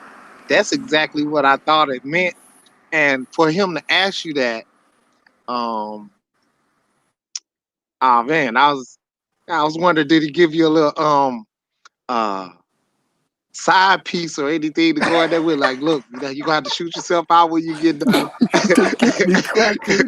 because it's like that. He didn't give me. He did not Because give you me. go in there with a flag in your back pocket, right? A long flag sticking out of your Yeah, I back mean, pocket and a did the note, brother send you in right? there with a crew, an And entourage, a personal driver, a backup plan? Yeah. you know what I'm saying? Nope. Nope. Yeah. So a hatch out the back. I had no Oh man, somebody that work in the no kitchen axe, and no looking bow and out. arrow, no spear, nothing, dude. Nothing. Nothing. Did you even peach the bitch? Nothing. No, I feel you, bro. You know. I mean, that's how people move. Some people give you a little bit of truth, you know what I mean, and then try to push you out there and have you operate in that fashion. So, but what do they call that in law? It's an implied contract, right? So if I ask you to do something and you do not specify whether you work for me or not, it's an implied contract that I'm contracting you, right?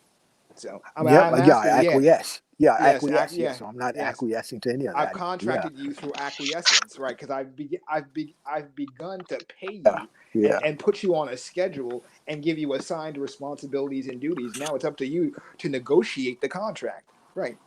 And if you don't negotiate the contract by saying I But let me refuse, tell you this: go ahead. yeah, and when I went to that El Bueno's Palace, now you actually supposed to have an appointment. You just can't show up.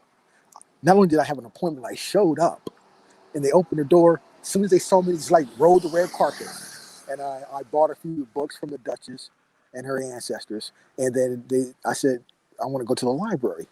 He said sure, let me in the library all by myself. They just let me just have whatever I wanted to do and look at any book there. Of course, it's all in Spanish, but yeah, just gave me free reign of the place. So. So let me ask you this: since you've been in one of my favorite libraries, did you in that library or any of the libraries that you come across, did you come across the history of the Cabra Nagast? the Book of Kings out of Ethiopia? No. But I got one. I Okay. got one book from her. It's called titled Africa in America.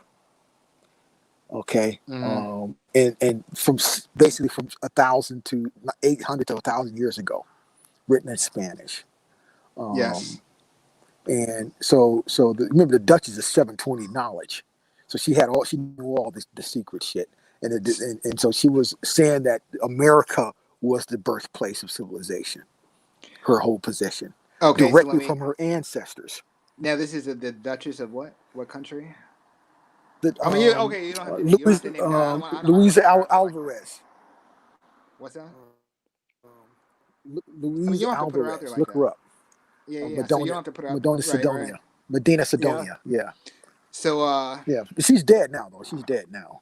okay. But the BBC did a documentary on, I think it's called one of the most famous documentaries on her in that castle, in that library. Was the BBC. Is that the area Um, of Seville? no. It's south, very close to Oh, you're talking about over there by Turkey. Cadiz. No, Spain. Oh, Spain. okay. The town is yeah. So, Yeah. with that, did you think that she was talking about the old black royalty? So I'm asking, do you feel that's what she was talking about? All of them were melanated, were ancestors. Yes. Yeah. Yes. But Okay. she was making a connection, Yes. showing how it came from there. Yes. Because Yes. I heard the same when I was in Europe. Right. Yeah. I And heard the same so, when I was in Africa too.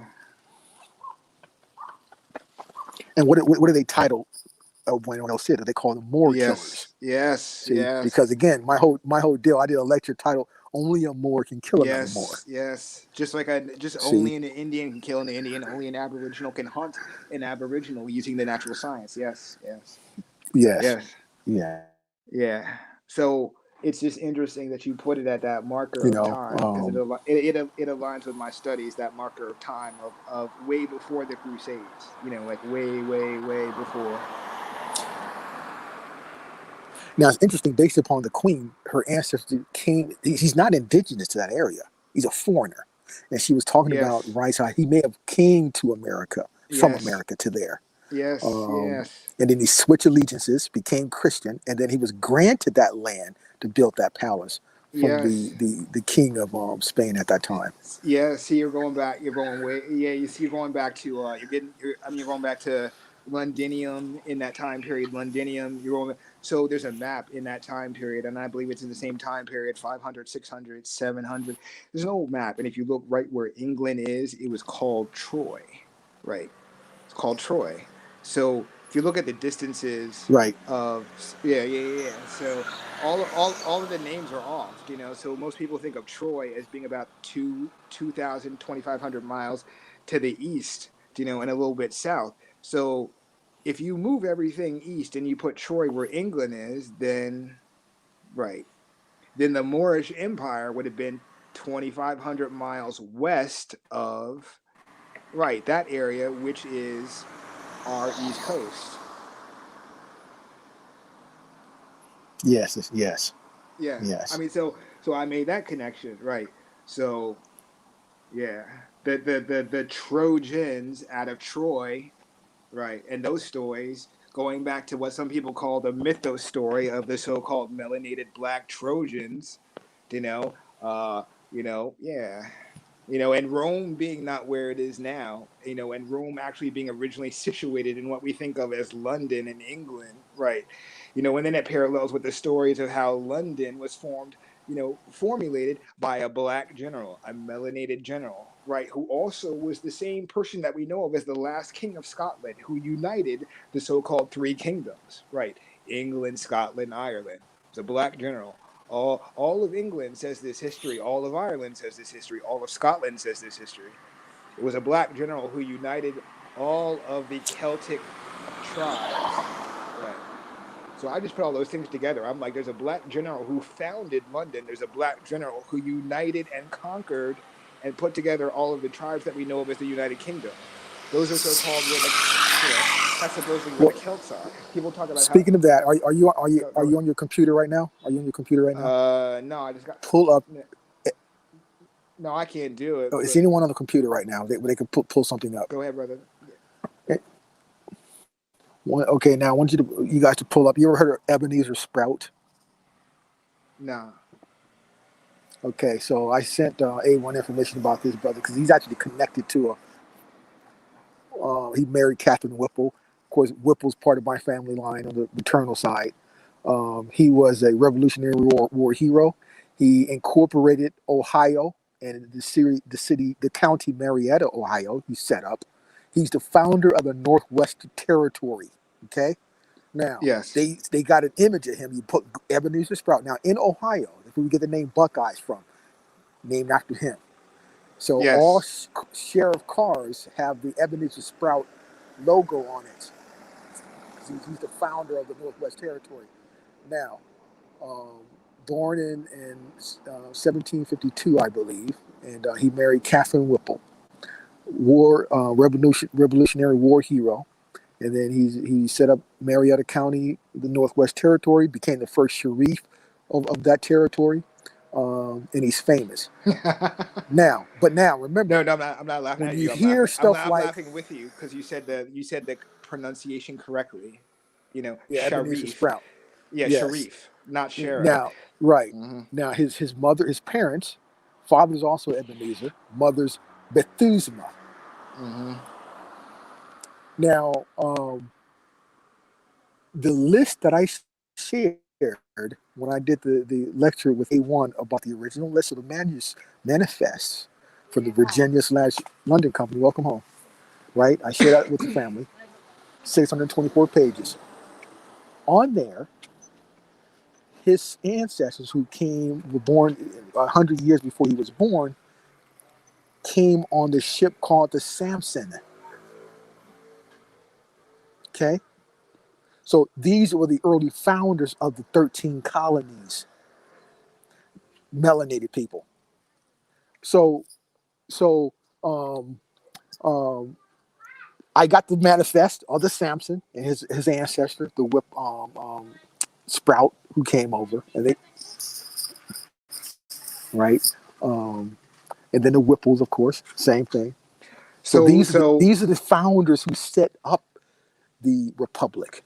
so what the brother is sharing for the people in chat of the listening audience, he's talking about the people who were commissioned to set up the colonies, which were originally chartered corporations. Right. So that's what the brother's talking about, the original founding fathers and the people Yes, that people that set up yes. the So they colonies. just flipped it. Hmm. Yes, they flipped it. Those were Now let me melanated ask you people who this, did because that. there's some people who do All of believe them. in that, and then there's some people who've done builds on that where they talk about how they believe Well, that whoever's those on a people were the computer, Jacobins. type in Ebenezer Sprout. Eben, Well, yeah. Well, he's part of that, okay, right? okay. Now, his name, those names, Ebenezer, Bethusma, are Hebrew names. Now, what you're getting to is something that I think is very interesting. Now, if people are not with us, what he's talking about are melanated people who sailed and chartered the colonies, who are commissioned to sail for England, but also have Hebrew names. Okay, continue, brother. So, and now, so he married Catherine Whipple. Hmm. And then, of course, now you guys may know about Whipple because it's the famous painting by the Swedish guy where you see the the the phony image of George Washington on the horse with a brother with a turban. You ever seen that image before? And they call him Yes, Prince Whipple.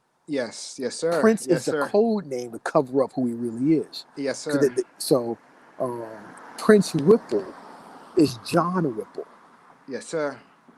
Okay, one of the Hmm. signers of the Declaration of Yes, Independence. sir. Yes, sir. Whipple is on it. Yes, sir. Whipple's on the So, declaration. Yes, sir. so now, although Sprout was born in Massachusetts, and when he was of age, when he got married to Catherine Whipple, he moved to the same place where the Whipples were, Rhode Island, Providence, Rhode Island. The Whipples and the Gullies, all in that area there, right? So then he left Rhode Island to go set up the Northwest, found the Northwest Territory, Ohio, etc.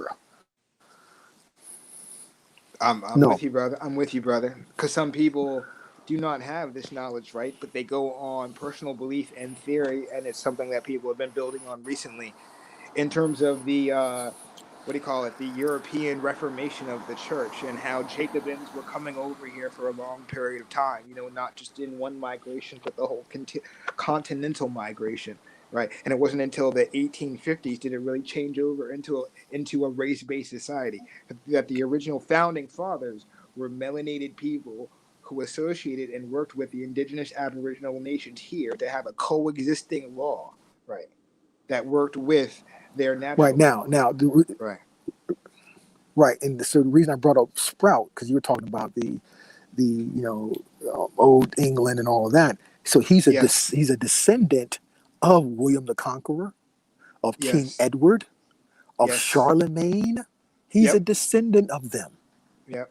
Mm-hmm. Whoever's on a computer, type in Ebenezer Sprout. There's an image of him, nappy hair, and a draw painting of him, And brother, right so, there in your face. I mean, that's But really good no one's history. never heard of him. Mm-hmm.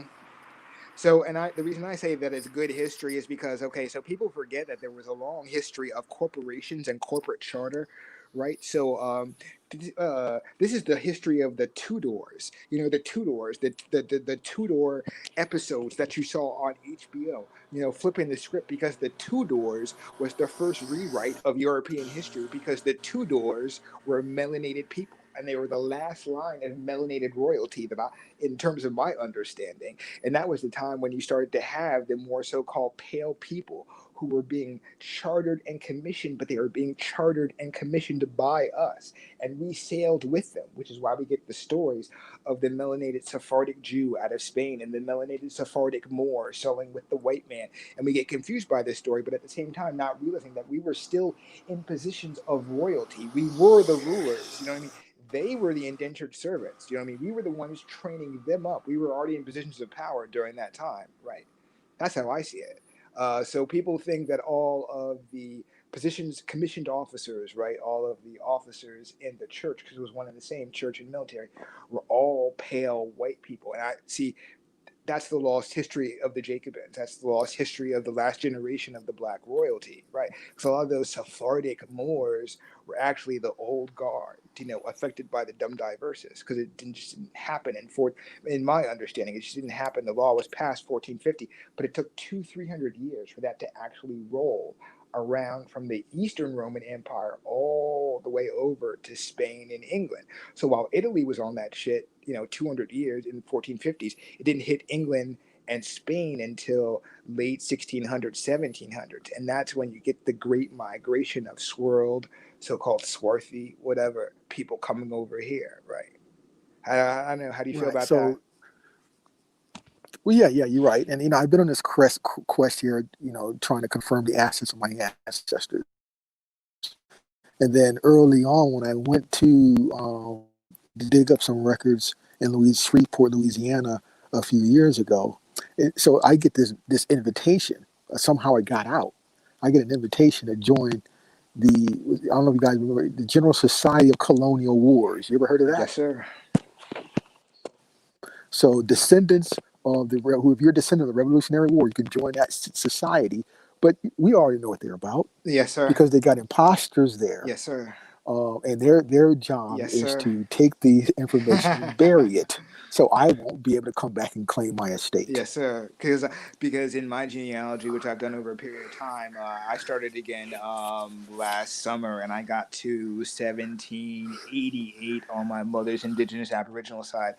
So where I have traces of revolution, right? So I can claim on one side of my family that we participated in every war. Both American, so quote unquote, and the British and the indigenous Aboriginal of our people, right?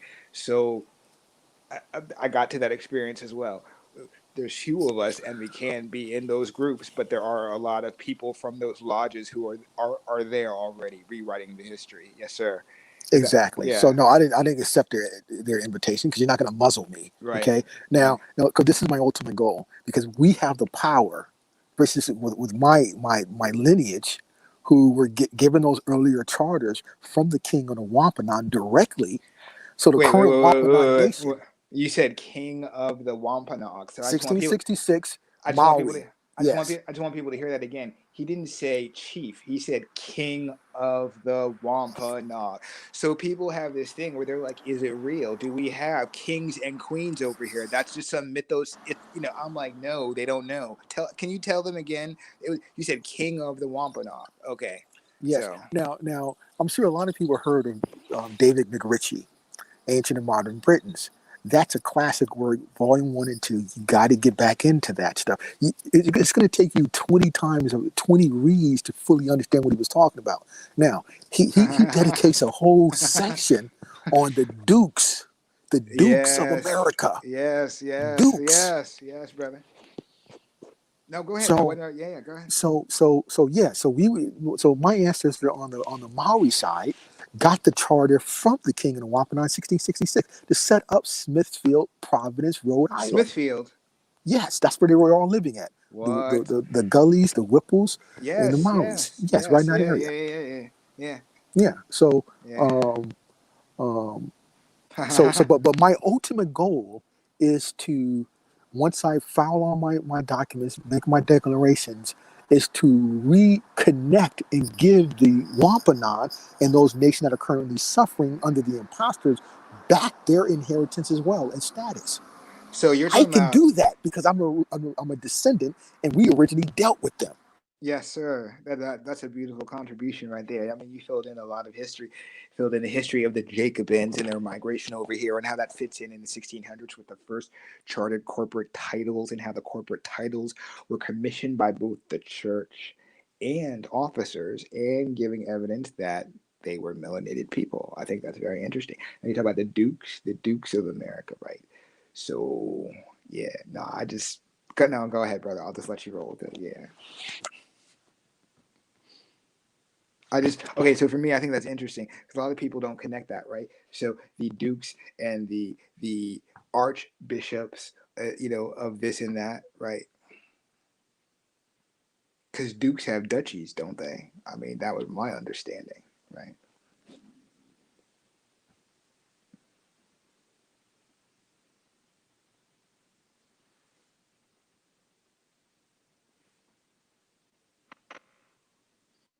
I don't know what happened. Somebody just fell off. Did Bay just Um, fall off? oh, I thought that was you because you stopped talking. Somebody Yeah, I think just that was fell Bay. off, I man. was waiting for him to respond, and then I sort of checked. I looked at the chat and I looked at the board. Yeah, I think that he dropped off or something. I want to say that that's one of the best stories that I probably ever heard. So what I mean by being profound and everything is like a lot of us don't get to travel anymore, and Mr. Bay has traveled and told stories that are very profound.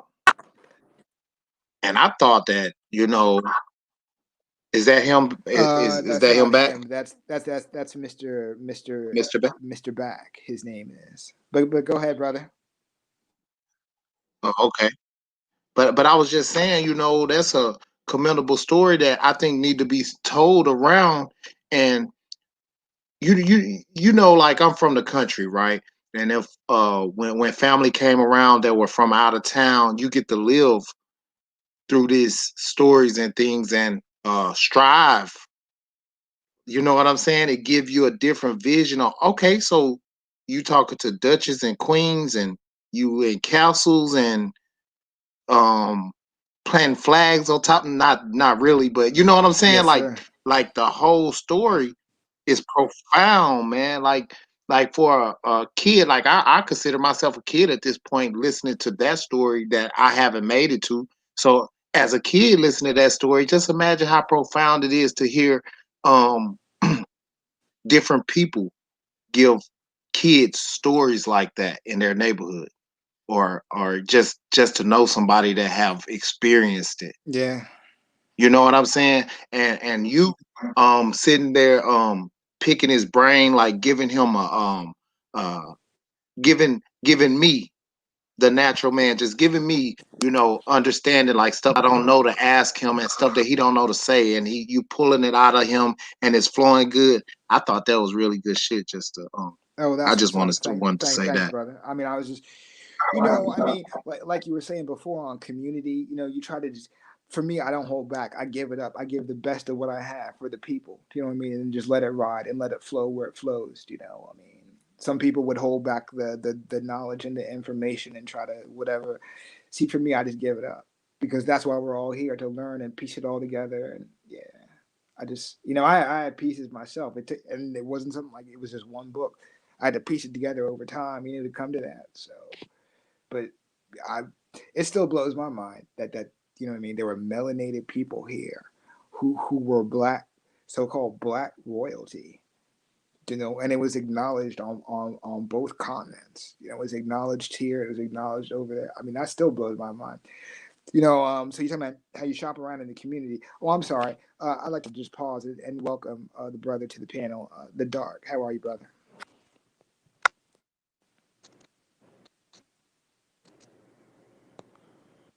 Man, feeling fine, brother. How about yourself?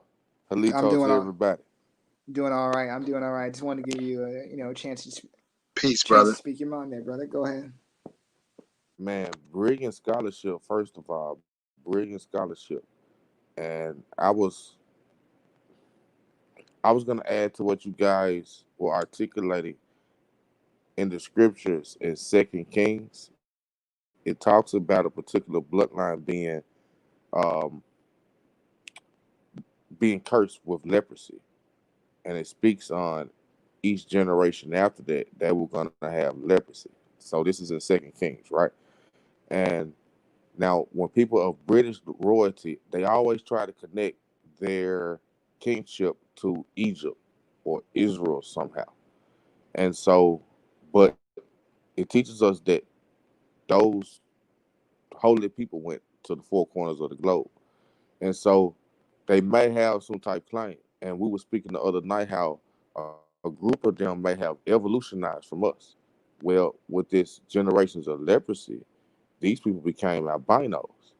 So in Ireland, we have what the leprechauns, for which St. Patrick's Day is named after. And if I'm not mistaken, St. Patrick's Day that was commemorative of of a massacre, like a mass a cure, to where they killed a lot of people at one time. And these people were supposed to be the Twa people. And a lot of the Twa people, some of them practice dark arts. A lot of our people that were melanated that went to the north practice dark arts. Hence wise, we kind of experience some of the social brutalities or social economic experiments that we see today. That's just the evolution of that over time. But these leprechauns, uh, if you break that down, it goes to leopard kings.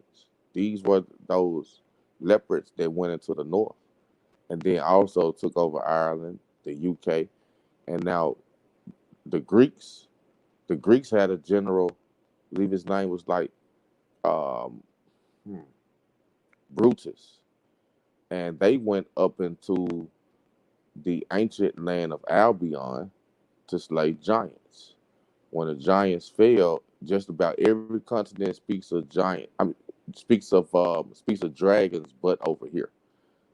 I don't know if this was the first continent where they slayed the dragons at, but the Greeks sent a special envoy up to what we call the UK today to slay dragons in the southern UK, around what a town of York is, and that's where Britain gets his name, Brutus. He was a melanated general that looks just like he has a lot of astronoid features. He was a very melanated brother with like straight curly hair. It's a mixture. Um, hard to tell, hard to tell, but he had a lot of melanated phenotypes, and you brothers are speaking on that, and how much how familiar are you with the Leprechaun or the St. Patrick's Day story?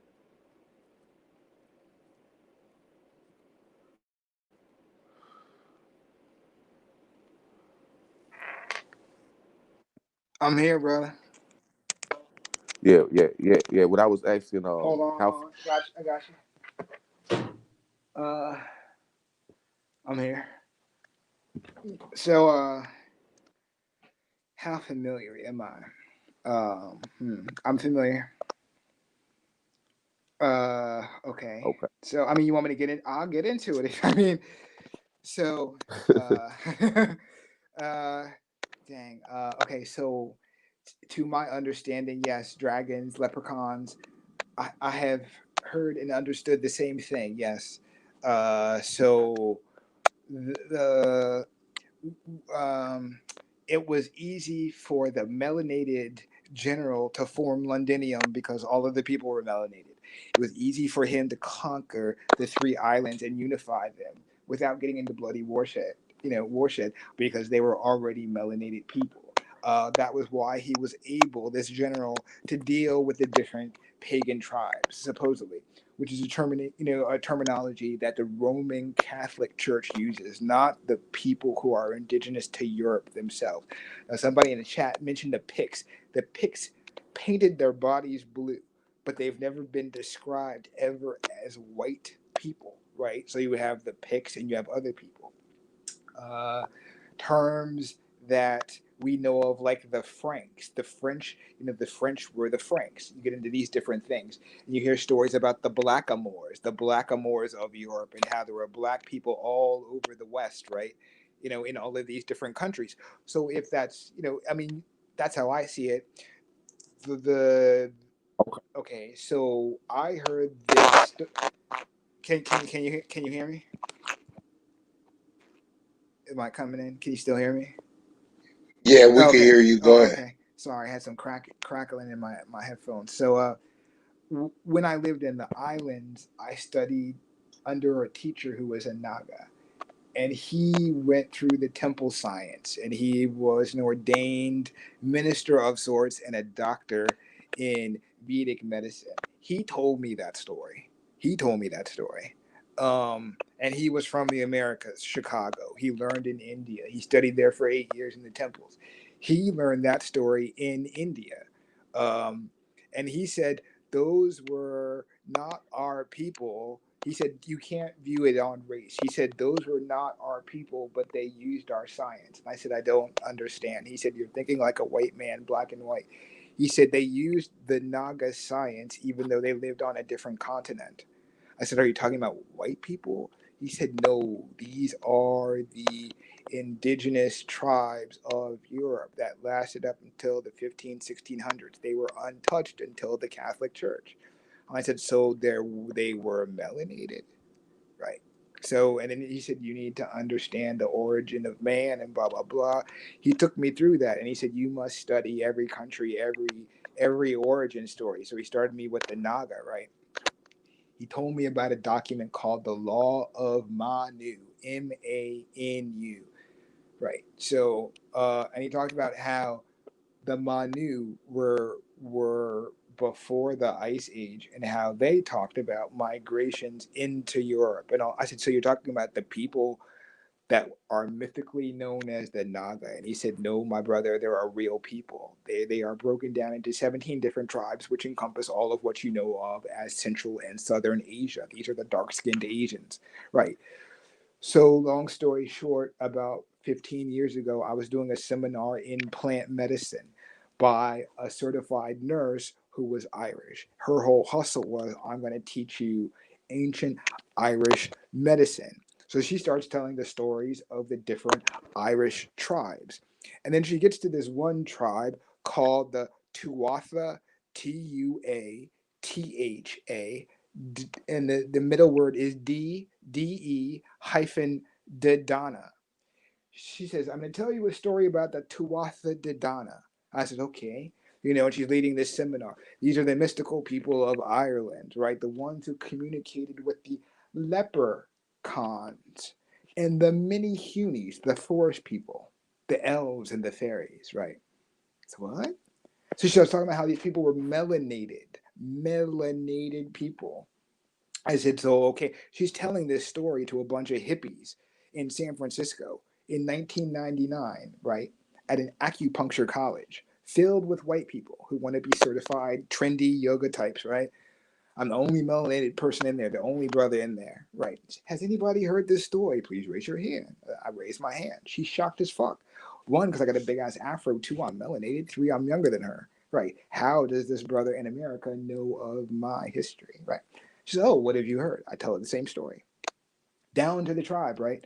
My teacher told me this, that Tuatha De Dana were one of the main tribes of Ireland, and that they were melanated, and that they were the ones who discovered in Ireland the Garden of Eden. And that's where you hear the story about the Garden of Eden with the Irish people, who were actually not Irish. And that's where the folklore comes in about the Irish people being Egyptian, because they actually do have a bloodline connected to the old pharaonic line of kings, back to the 25th dynasty, right? She was like, oh, how do you know this? I said, oh, I know about the bloodlines, and that's why y'all talk about Egypt in Europe, and that's why the Egyptologists formed to begin with, because it didn't really come out of London, it came out of the Celtic countries. And England, the Anglo-Saxons were imitating what they heard from the pagan tribes, because the pagan tribes were the ones that had the connection to the mystery schools and the pyramids. They also had that connection with us over here in the indigenous Americas with the Aboriginals, because they went north through Greenland, Nova Scotia. They had contacts with the tribes. We shared the science with them. There's so-called white people that are not either Anglo or Saxon, right? But yet know the same science and go back thousands of years. So I laid that on her, which my Naga teacher told me. He said there are some people who are not melanated or dark that you would call the alien species that have been our friends for thousands of years, and they don't live on that artificial timeline. I said, get the fuck out of here. He said, no, I shit you not. And he said, and they are the whitest people on the planet. I said, who? What? Who are you talking about? And he said, the Sami people. He said, I said, he said, the Nordic people, the reindeer people. He said, to this day, that's why they hate Arianism. That's why they hate the Catholic Church, because they know who they are. They know who they are. They know that they are not from Europe, that they're from Asia, that there is no white person indigenous to Europe, that they're from Asia, that they came across from what is now known as Russia. And then from that area, they were living with the reindeer over where the Siberians and the Mongolians, when they break it down to the ethnicity, these are the Sami people, the reindeer people, the so-called Nordic, blue-eyed, blonde hair people who live in the snow literally with the reindeer, and they say this shit? He said, yes, they say this shit. They admit this shit, that there are no indigenous white people to Europe. And they talk about how all of the melanated people that they know of were here when they got here. He said all the way up to their lands in Norway, Sweden. That's where you hear about the melanated black royalty before it even became royalty being in the church. Right.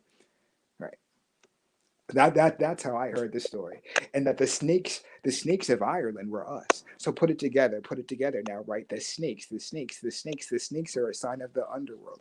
The snakes in Dogon science, it's similar to Naga science. The snake was a symbol of the primal state of man on the material earthly plane, and if you could master that, you mastered the five senses and this plane, and you evolved, you were anointed, you became a king, a Khan, right? So at different terms in different sciences, but it was the same shit though, right? The three Indias, the same science, right?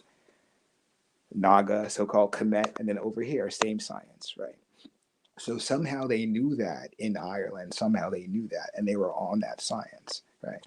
Not all of the so-called white pagan tribes, but those specific ones, which is why that is the original place of Rome and Troy, and that was where the schools met. That was the first world white society. That's where the original Rome was. Do you know what I mean?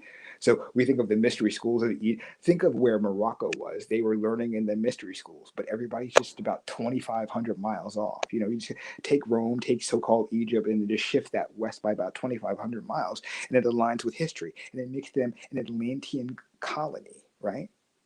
All of the history aligns, right? It fits into the mud flood story. It fits into all of that. So I laid that on her, and she was Irish, pure white, in 1998 in San Francisco at a fucking hippie medical college, and she confirmed all of that, like to my face, in front of my girlfriend, in front of hundreds of people who had paid tickets to hear this seminar on indigenous Irish folk medicine. And she's talking about how one of the tribes of Ireland has always been known since the beginning to be dark skinned and melanated. And they are the magical ones that talk to the fairy people in the forest and have the magical powers and have the so-called related bloodline back to Egypt, which is why so-called Celtic people believe in so-called Egyptology, but they don't identify with the London branch because they know it's corrupted. I said, what? All of this shit makes sense now. It's blowing my mind second by second. I get it now. So after the seminar, I'm talking to her. We're just rapping one-on-one, away from the paid so-called entertainment audience of it. We're really building personally, getting down to the good stuff. So, what do you think? And she's heavy Irish accent. I heard this and this, and she's naming counties and about records of this and blah, blah, blah. I said, well, tell me some of the oldish Irish books that you have. And we have books that go back to this time in all of the Celtic different languages. I said, do they name these melanated people? In these records, do they say they were melanated people? She said, yes, they say they were dark people. I said, how far back does this shit go in Ireland? She said, it goes back far. We have old history. She said, we have records that go back to 500, 200, right? Written in different Celtic languages, right? On paper in natural inks that talk about the Tuatha, and the melanated people. I said, what?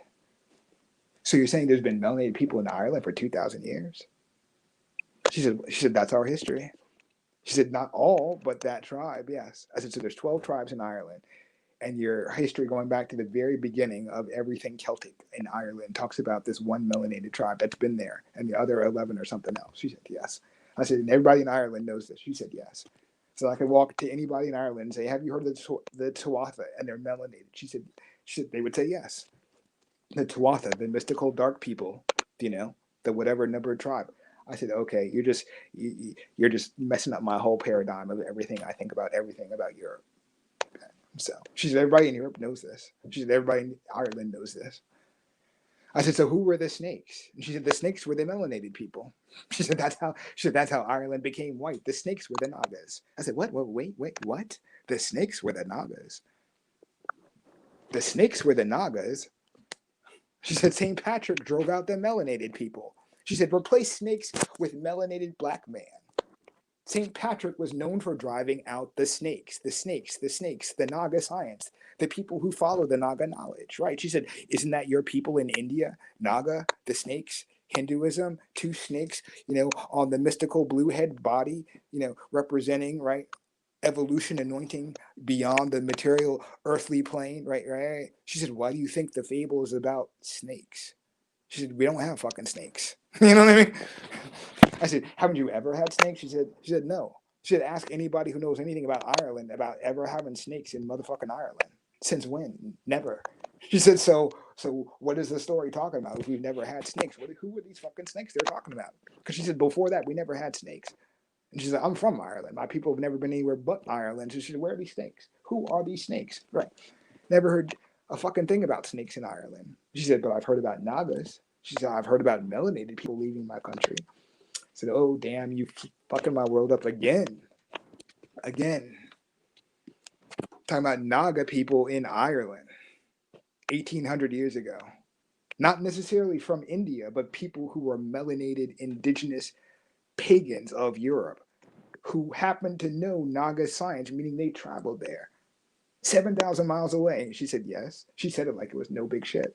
I said, you're a white person confirming that, like, we traveled before 500. She said, yeah, I mean, she said it like it was nothing. She said people in Europe know this. She said, not everybody wants to admit it. She said, but people all over Europe know this. Right. She was like, y'all in America are the only ones who don't know your history. Right. Which I learned. That's interesting. Because when I traveled the world, everybody knows our history except for us. Everybody's like, yeah, the Phoenicians were there, and then y'all blended in and brought in the Hebrews from the old migration, 2,500 years ago, and they migrated there several times, which is why all of us as white people love the Native Americans because we know who the fuck y'all are. I'm like, what? I've heard this shit for 25 years. Everywhere I go outside of America, everybody tells me who the fuck I am. Right. They're like, do you want to know why? Do you want to know why we love black people? It's not just because y'all can rap and sing and dance. We know who the fuck y'all are. That's why we love y'all. Right. what are you talking about? God's chosen people. Why the fuck do you think everybody's on your swag worldwide? Right. It's not just because we like the color of your skin. Right. I was like, damn, y'all fucking me up and shit. Y'all know this shit? They said, sure. What do you think we're gonna do? Just go around and tell 35 million of y'all? Right. Like you waiting on us to tell y'all who you all are, right? We keep telling y'all, but y'all not listening to us, right? That fucked my whole world up there. White people in Europe being like, we're telling you who y'all are. You're not listening to us, right?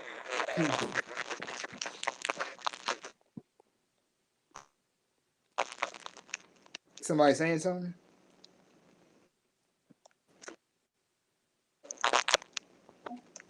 No, they just got started before.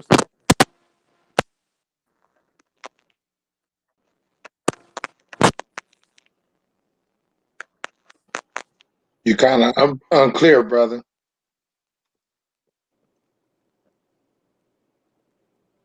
Yeah, it's a lot clearer now.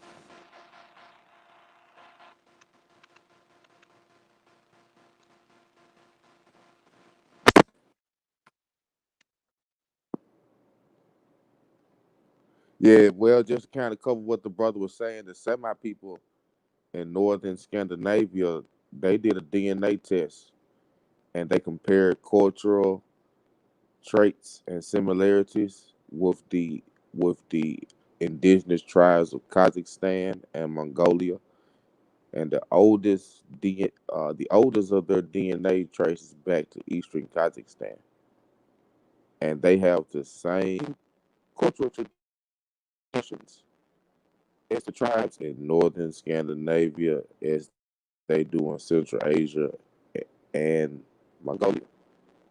They live in the houses upstairs from the animals. The animals live on the lower floors.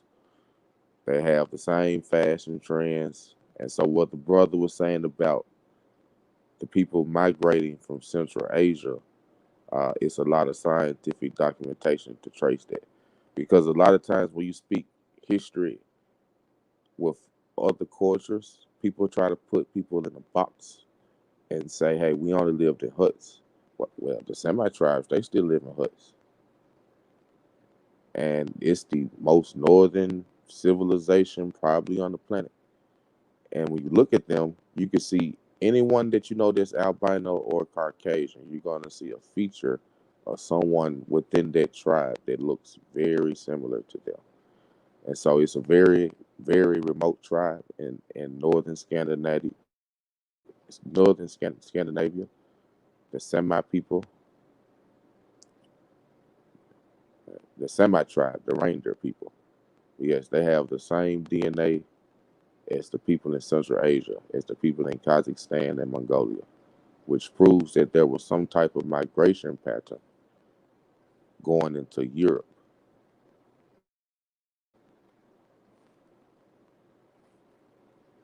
And what I was going to ask the brother was with that being said, and we're kind of on the tail end of the 2020 election. With those two, like it's Europe evolutionized into what it is today. It ended up being two contending powers in Europe, and, and Benjamin Franklin I can't. is the Anglos in the South. So just repeat that, brother. Your mic was breaking up.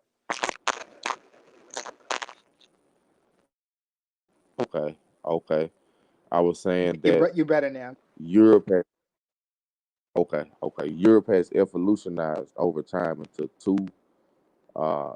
two contending families of rulership. And Benjamin Franklin wrote it as the Anglo-Saxons. So with this presidential election and with all of the books that was rewritten in the 1800s, and they were laying out prophecies of the next three world wars. Um,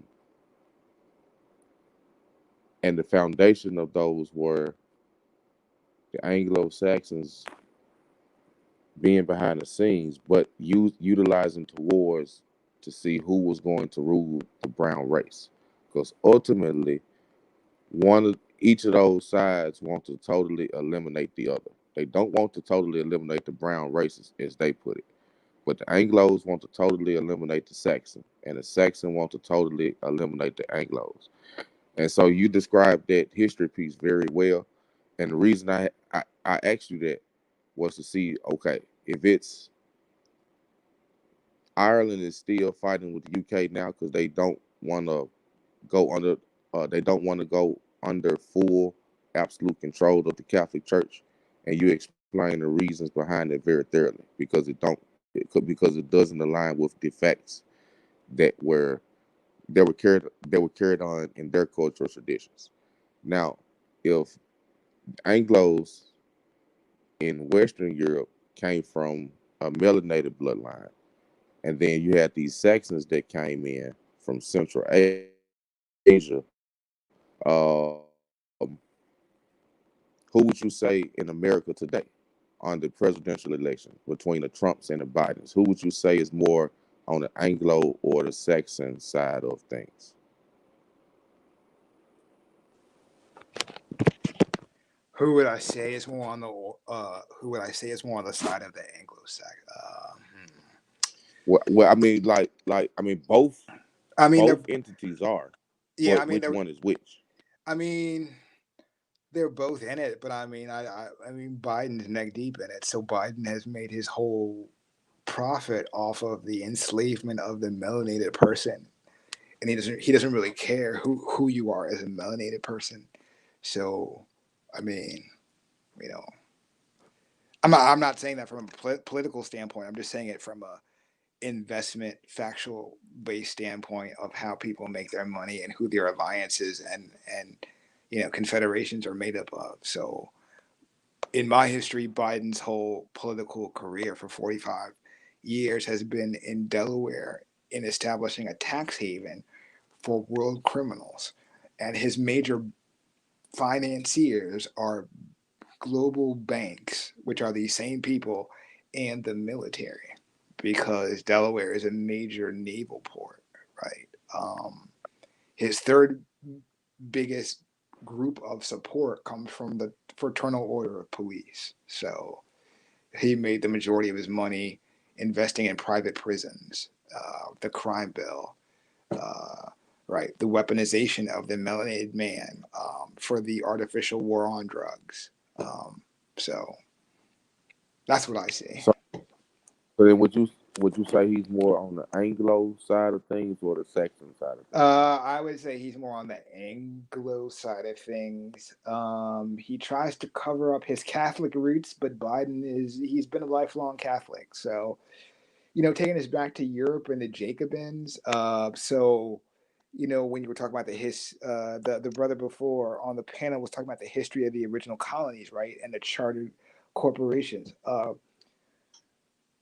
So people forget in that time period there was a big war going on where Spain was fighting England and France were going through it. Then Spain went through a civil war in the 18, you know what I mean? All that stuff. Like Spain went through a civil war, France went through a civil war.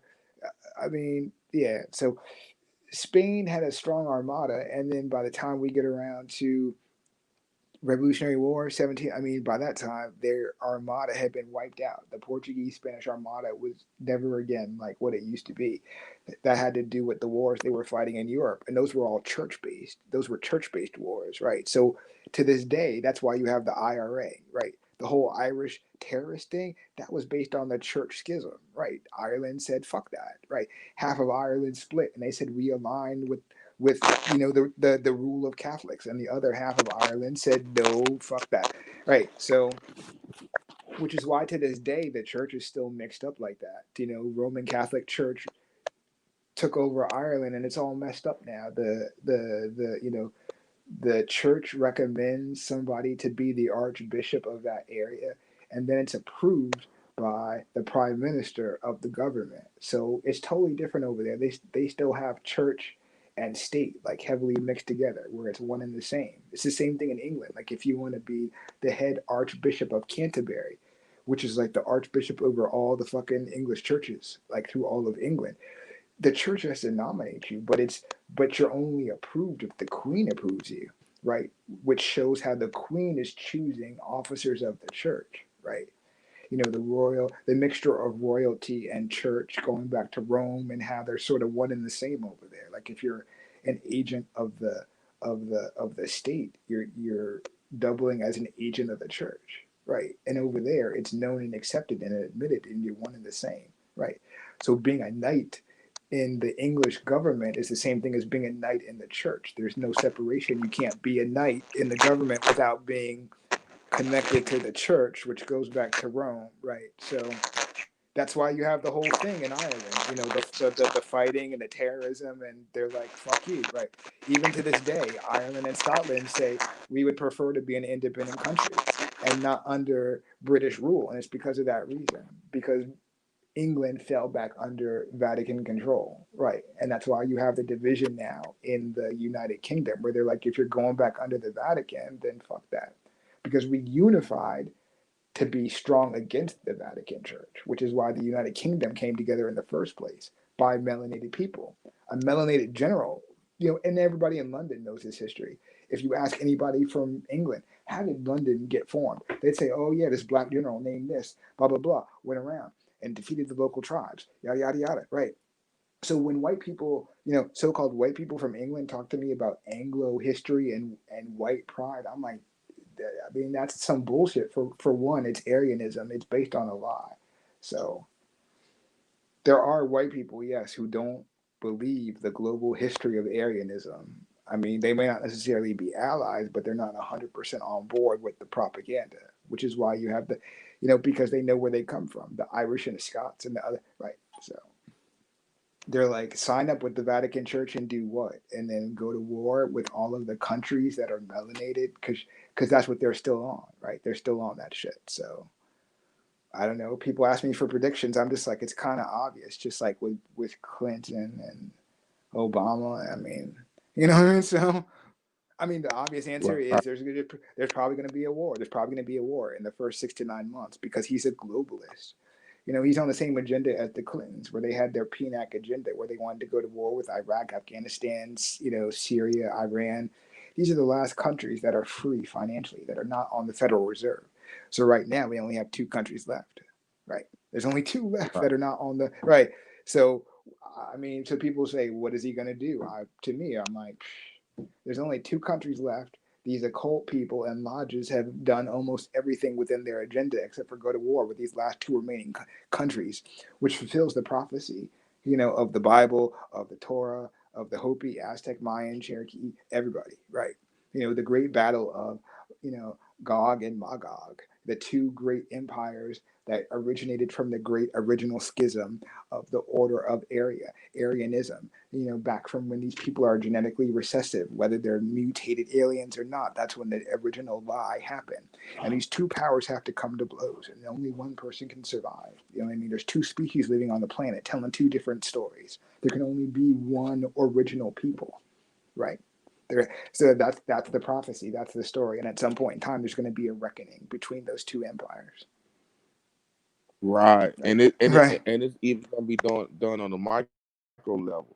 Because within their studies and traditions, when they prophesied the next three world wars, they also prophesied them having a civil war amongst themselves. That the either the Anglo side, um, either the See, Anglo side demolishing the Saxon side totally, or the other way around. mm, And I felt that Trump was more so on the Saxon side, and it's very yes. important to know because all of our presidents and leadership is all kind of based, and it all has some type connection going back to Europe.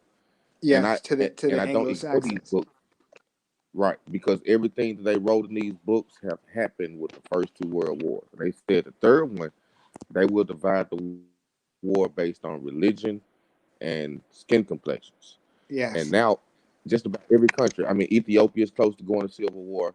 I mean, whether it's bigger than Trump or Biden, the Yes. world is getting ready to go that direction anyway. But Yes. knowing where, you know, what aligns, who's who. Because when you go into studying who the vice president is about to be and studying who her family was, like, I mean, her name represents destruction. Whose name is this? And so, huh? Whose name? I'm sorry, brother. You Our cut out. alleged new vice president. Oh, our alleged leader. You're talking about? Oh yeah, the elections. Yeah, his name. You said his name means destruction. No, I'm sorry. You cut out, brother. Yes. No, her. No, her. Oh, you Her said name. her. Oh, her name. Her name. I got you. Yeah.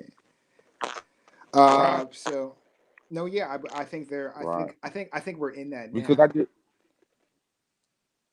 No, go ahead, brother. Right. I just find it think, man, it's been people that's been Uh, Congress. I mean, there's been Congress officials for decades,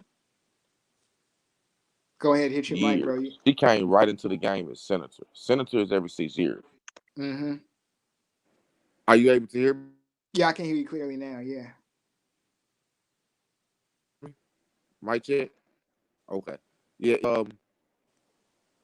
She came politics as a political career way longer. She came as a senator. That's way more powerful than a congressional office because that's the upper house. That's every 6 years. That's just like a judge. And so, like, I don't think any of that is by accident. Like, she wasn't married, and study her family tree, and it's bigger than what's going to happen worldwide, but what's going to happen down the street from us. Because I mean, as we explained the other night, how this whole infrastructure is built, we got people man, that's finna be.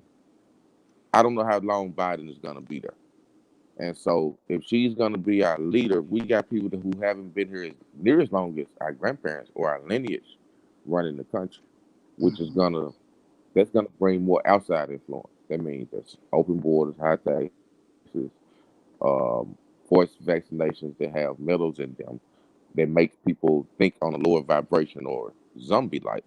And Mm-hmm. so it's so that's why I was asking you those questions to better understand who these characters fit in the narrative and in prophecy. Because no matter who the leader is, they work what whoever the leader is that is selected over here is working for either the Anglo agenda or the Saxon agenda.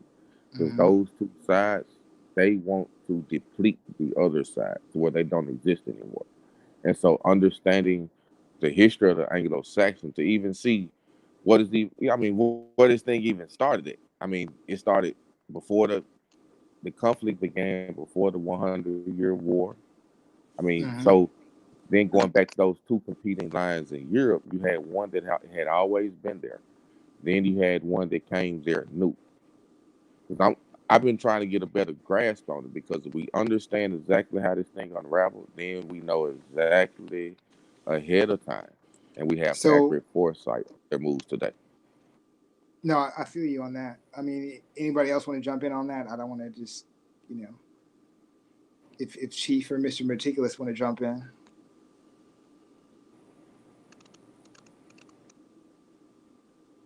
Well, I mean, for me, yeah, I mean, I think because we live under their system, I think we're going to experience the effects of their tribal war. And I think you connected it real well. I don't think it ended, with the colonies and the Revolutionary War and the Civil War. I think it's a continuation. I think World War One and World War Two don't really fit in terms of the numbers because they should be more accurately called like, you know, regional conflict number 17, regional conflict number 18, right?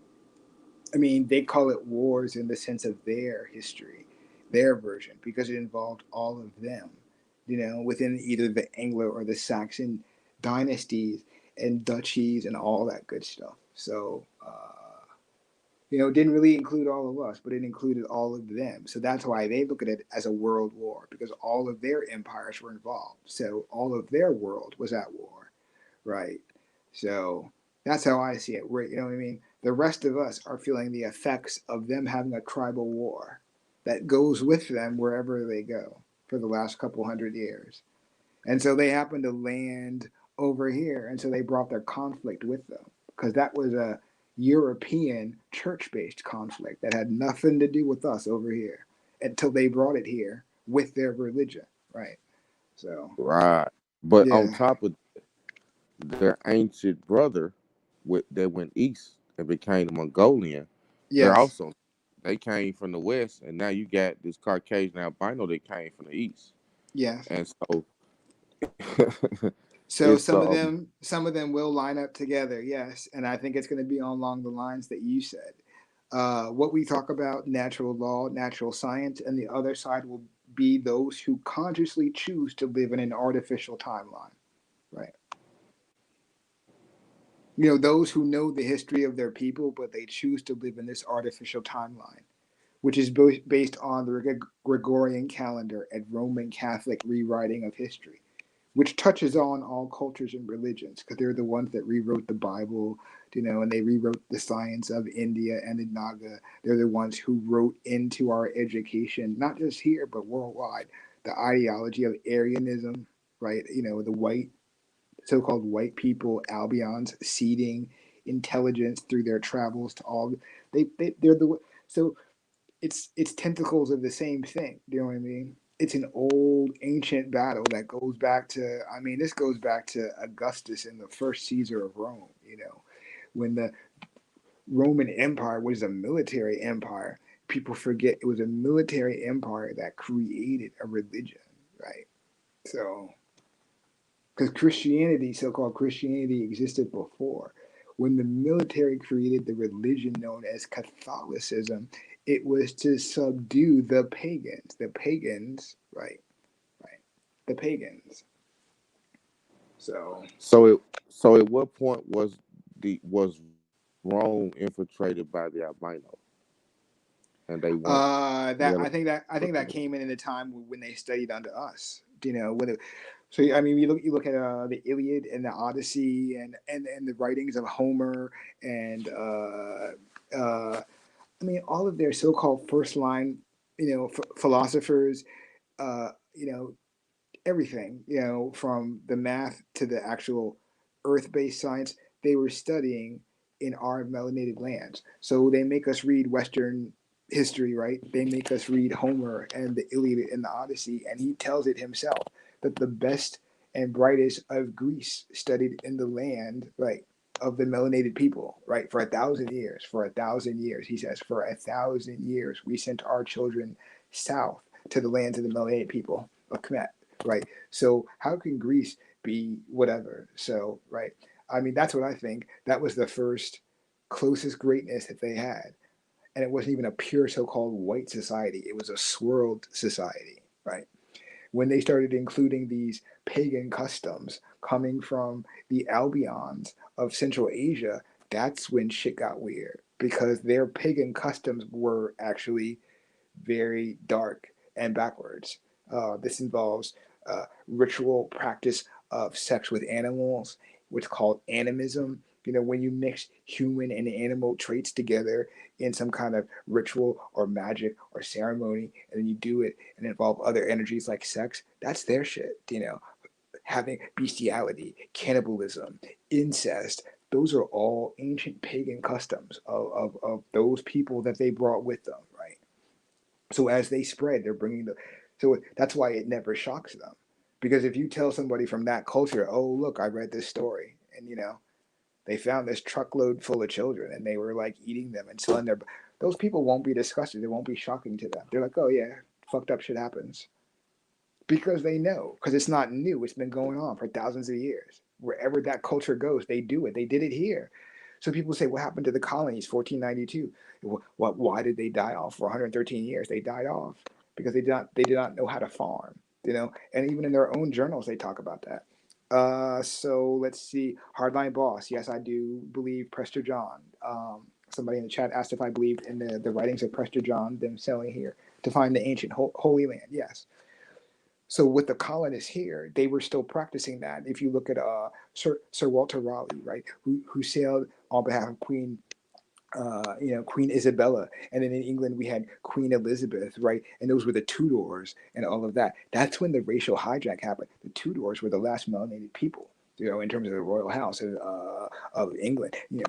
Mary Queen of Scots and all that bullshit. That's what that story is. Mary Queen of Scots was so one was Catholic and the other wasn't. That's the whole division of Scotland. One was Catholic, the other one wasn't. The one who was Catholic left Scotland, and that was Queen Elizabeth, and she was living in fucking England at the time. She was Scottish but living in England. Right? So you have Germans living in England, right? So the British house to this day is German. This is the Anglo-Saxon invasion that came from the East. Anglo-Saxons were never in that area in the West. They're not from there. They're not indigenous to that area. They invaded that area. They invaded what we know of it as the ancient Rome, ancient Gaul, ancient France, ancient Britannia. That was the old Roman Empire over there. People have it backwards. They think it started in Italy. It started in the East. The Eastern Holy Roman Empire was the first Roman Empire, not the second, right? So it went from east to west, right? Right? So yeah, I mean that's how I see it. So we're caught up in their war, and it's the spreading of Aryanism globally, right? And they're actually putting it on us, and they're forcing us to choose.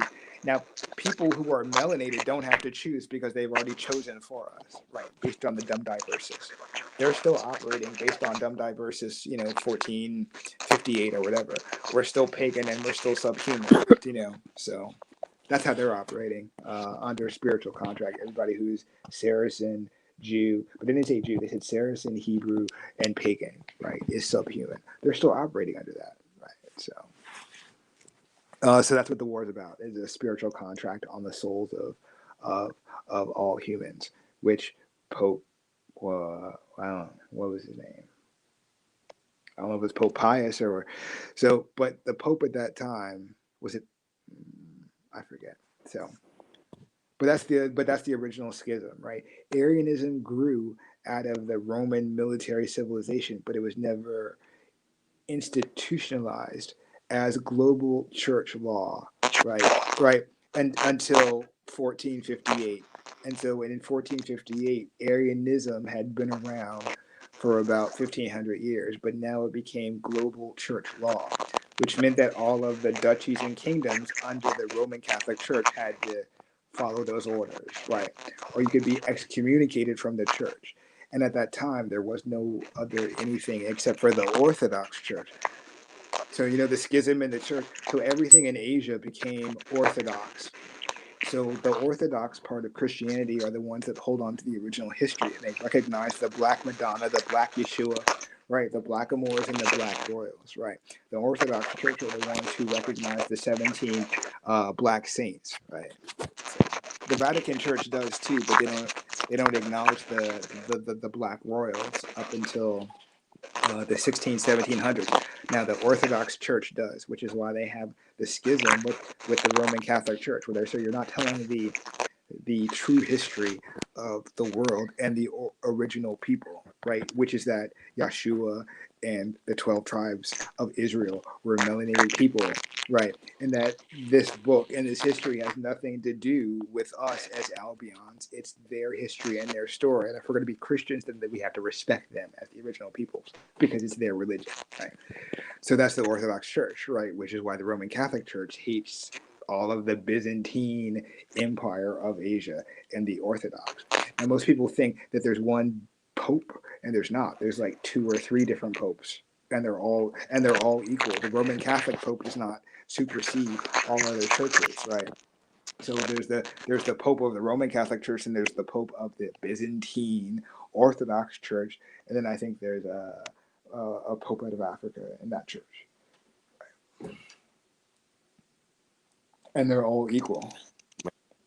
So, and most people think it's just the one pope out of the Roman Catholic Church that actually has control over all Christians, when it's not. It's actually 3 different popes from the Great Schism of 1000 AD when the church split. First, it split between Roman Catholic and the Orthodox Byzantine Empire, blah, blah, blah, in the area of Iran and Persia. And then came the later split, right? So and then we're still fighting that war. So, which is why all of the so-called Anglo-Saxon colonies of the Catholic Church are still going to war with all of the Central Asian and so-called African melanated nations that have not aligned and taken the oath, right, to the divine king, which is the same oath that sparked the Reformation across all of Europe, leading to the civil wars of all of Europe, right?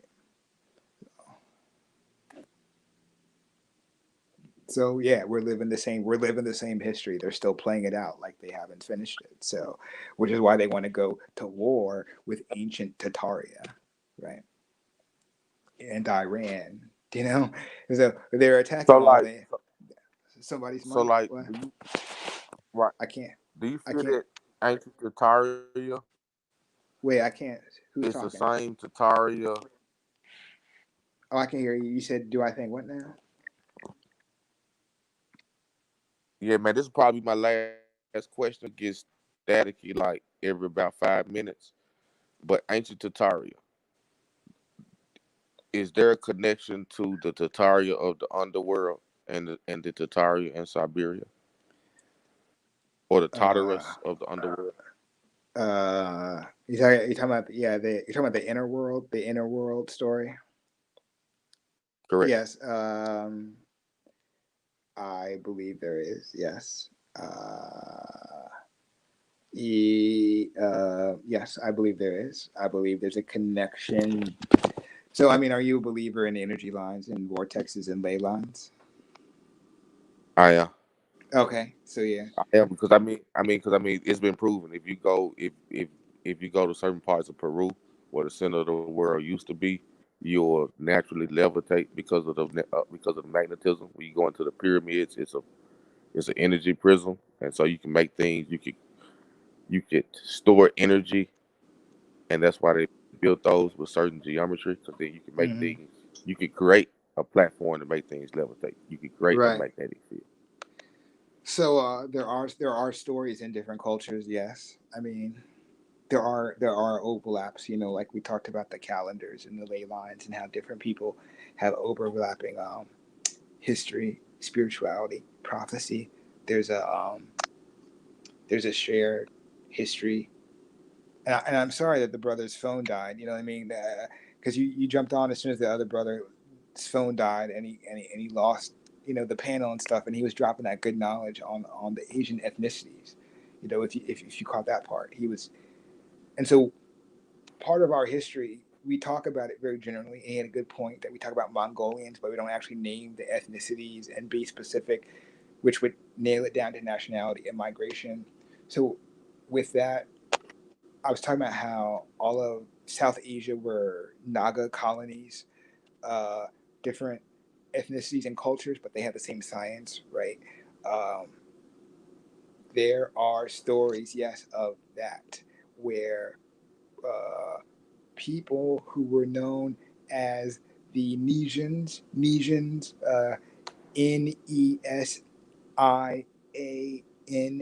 the Nesian civilization was a confederation of over 100 different ethnicities that made up all of Oceania, the Pacific, and Australia, New Zealand, India, uh, and all of Central and South Asia.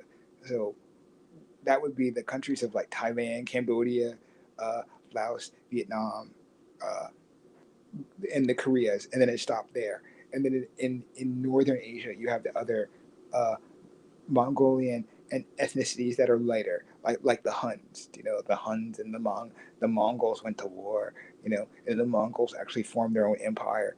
Uh, right, the Mongols were known as the Blue and White Horde.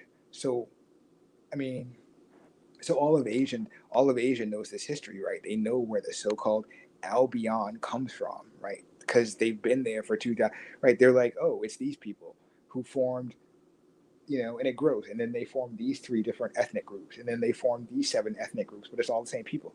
Everybody in China knows this. They're like, oh yeah, we got so light skinned from the Huns, and the Huns, are connected to the Mongols, and the Mongols are connected to the Siberians, and the Siberians are connected to and if you trace it far enough. If you trace it far enough back, you get to the mutation of whiteness.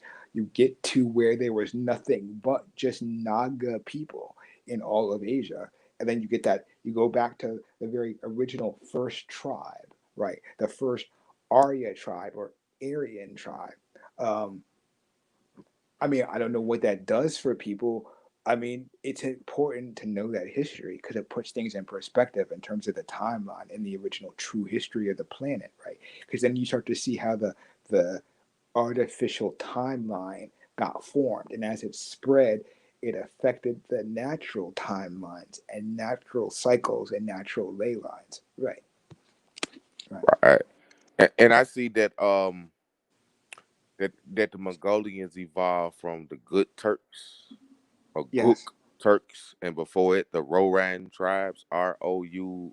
They yes, came yes. with the mountains, with the flag, with the werewolf. Now, what I find interesting that archaeology has, Ah, yes, yes, yes. The wolf, right, the yes, the wolf, yeah, the wolf, yeah, the wolf nation. Yes, there you go. mhm. And Yeah, so, yeah. and the They used dog to and be the wolf known as kind of go the. back to the same thing. Go ahead. No, I was just gonna say they used to be known as the Black Wolf Clan. That was one of their monikers, right? And they were known as the Black Wolf Clan not because of their skin color, but black is like a slant. You know what I mean? Like how we call white people now, like, oh, you're a mutation, right? Because you don't look like the other 85% of the planet. So black back then was like the reversal, right? If everyone's melanated, right? And then we have these people who don't look like everybody else, right?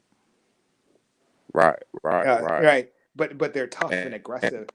Yeah. There you go, brother. Go ahead. and and see, I always had to go and research because I said, man, where does this dog connection come from?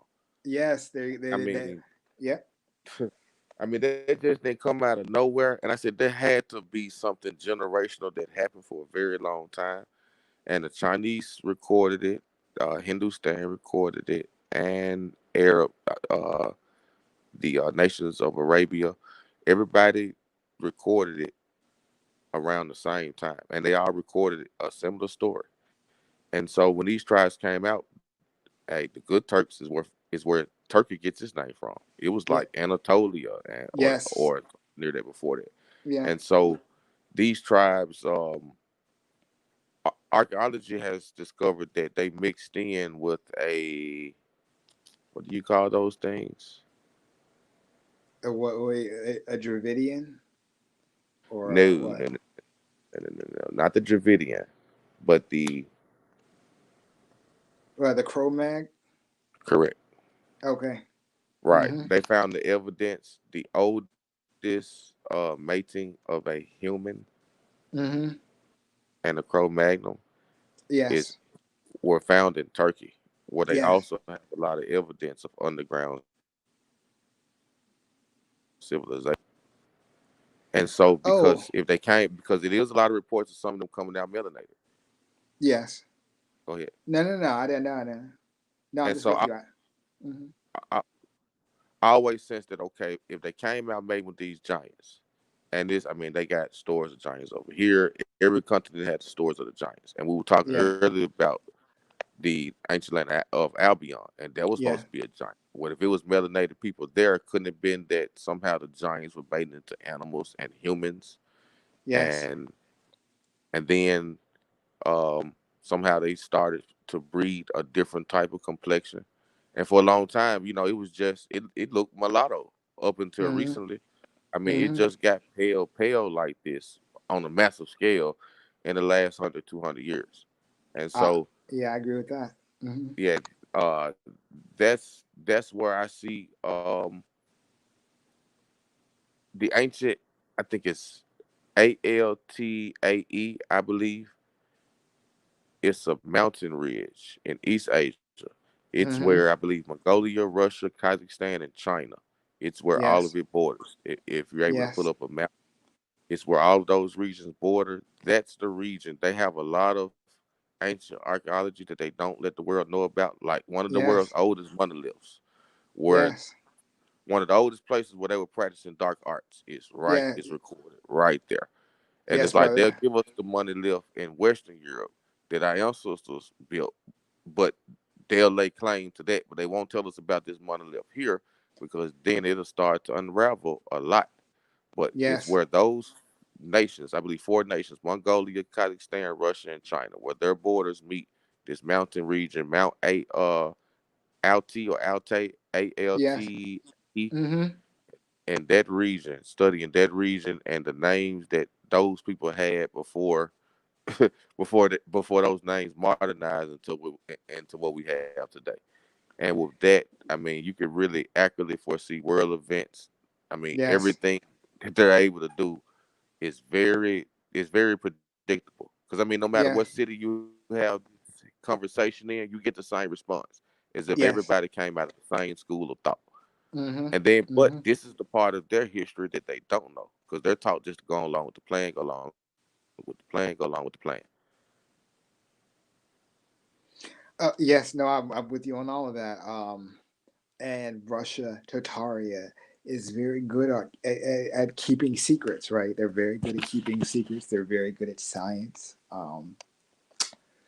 Oh man, I mean, yeah, I And now mean, they as found gateways.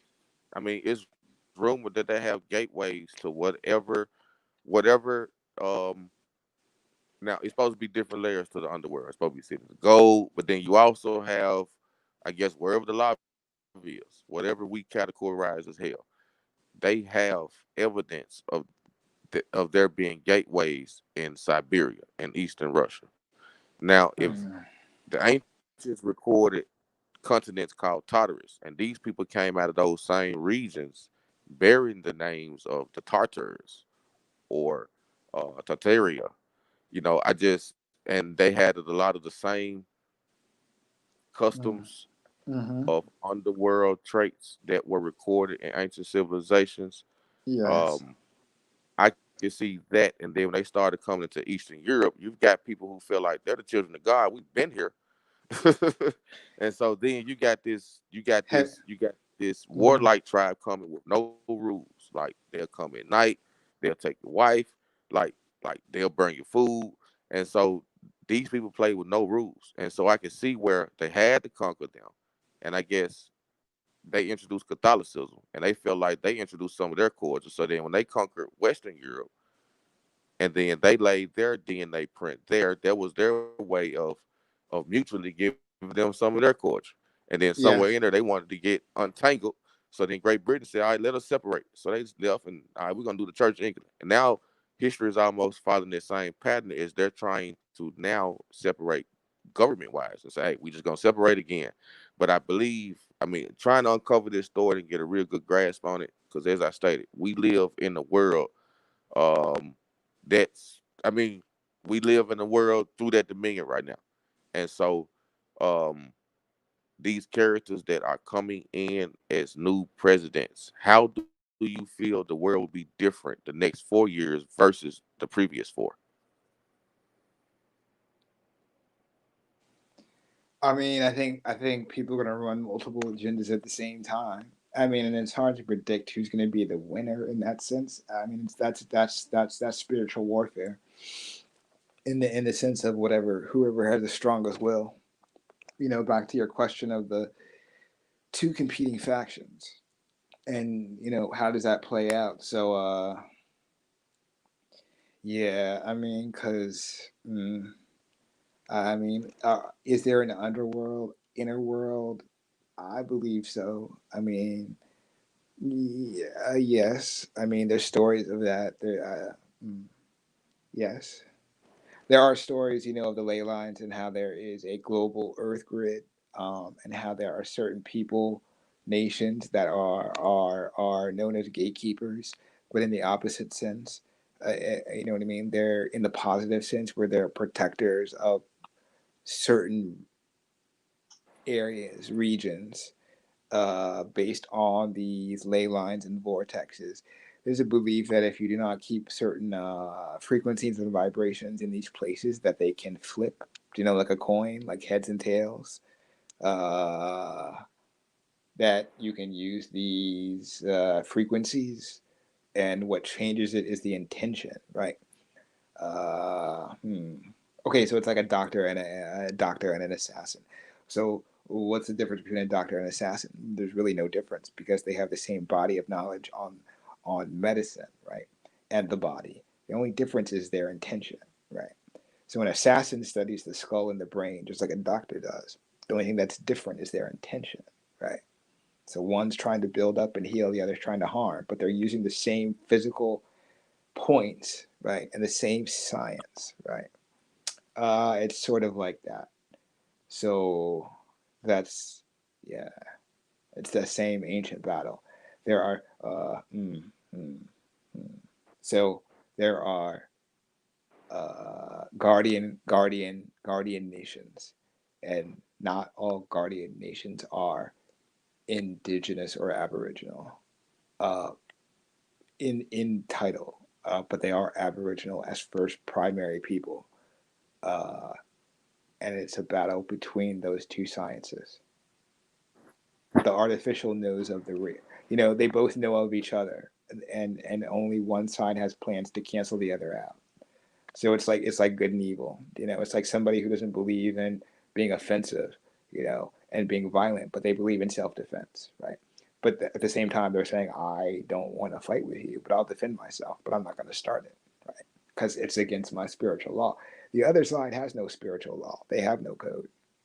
I mean, they do, but it's not ours. It's different, right?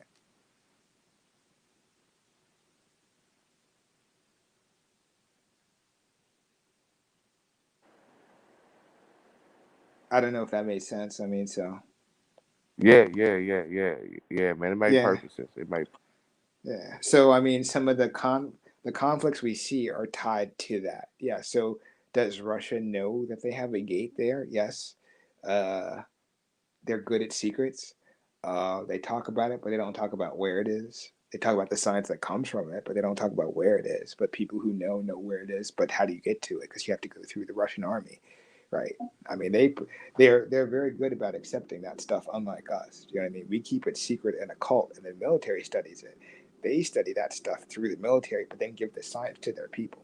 So as they master it, everybody benefits from it, right?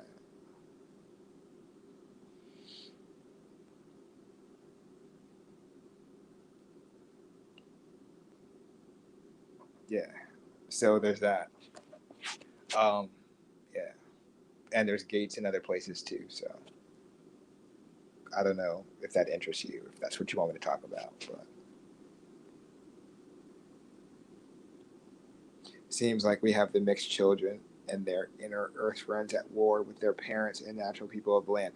Hardline, yes. So someone in the chat, for the listening audience, says it seems like we have the mixed children and their inner earth friends at war with their parents and natural people of the land.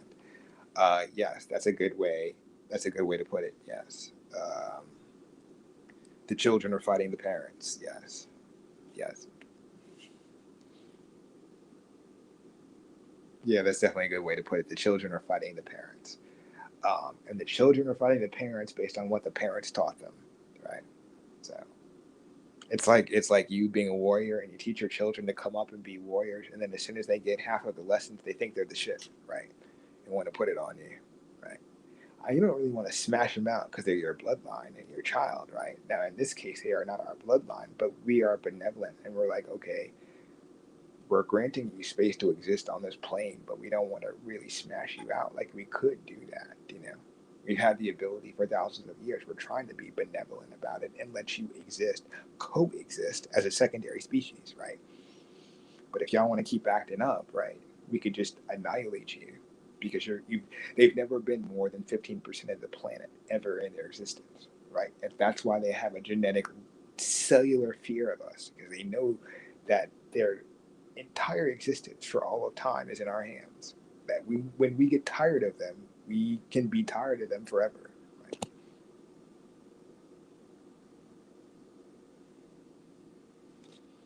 I mean, so that, yeah, that's what they fear. They fear us as the original people not being spiritually disciplined and then being like them and then being one day like, okay, I'm just not. We're done because when 85% of the planet is done with them, there is nothing that they can do about it.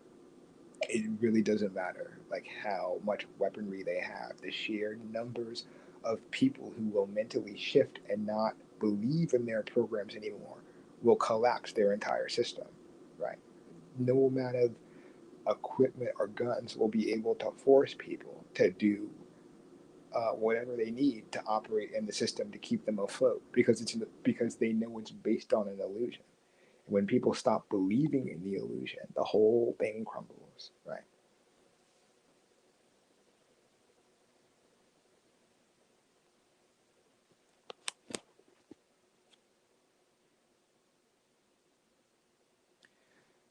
December 21st, 2012. Well, so the Mayan calendar is based, I mean, well, first off, in terms of our science, we had all of the charting. We did sun and moon, and sun and moon cycles fall into the religions as well. Some are not sun or moon based, some are star system based. Okay, so like Christianity is Christianity is a solar religion. It's a sun based or sun worshiping religion, right? Islam is a lunar based religion. They operate on lunar cycles in terms of appropriate times to do ceremony or ritual or manifestation, right? For us, it's based on sun cycles. During the daytime is when we meet. And these are not just happenstance things that's planned based on, right? So some people are star based. Star based cultures and civilizations incorporate both the sun and the moon and their triangulation to other cosmic celestial objects, right? So if somebody was in a star based cosmic system, they would map and coordinate not just the sun and its different cycles or the moon and its set cycles, but they would also, let's say, map other things like asteroids, uh, comets, you know, rogue meteors, uh, the events that take place with stars. So they would map into their cycle things like stars dying or evolving. So we have different names for different types of stars, right? And then stars in their different phases have different names. You know, like a dwarf star is a dying star, and as it burns out in terms of gases, it goes through different phases. You can tell a phase of a sun, like a living entity. You can tell how old it is based on its uh, chemical and physical based reactions within it. You know, like our sun doesn't actually have a physical surface, it's just a ball of plasma, which gives the illusion of a surface because it's so hot that nothing past that point in the material form can exist. So if you think about an intensity of heat that is so strong that it can melt everything known to the human mind in terms of material and the things that we can't even think of in the cosmic realm. So, yeah, the star based systems mapped all of these things. The Mayan cosmology is a star based system, it's neither solar or lunar, um, as many indigenous and aboriginal calendars were. We are now ending the fourth world within the Mayan cycle and cosmology and entering the fifth world, right? So the Mayan calendar. Oh, welcome back, brother. So Thanks, man. Somehow I got nothing, brother. Appreciate you every day. oh yeah.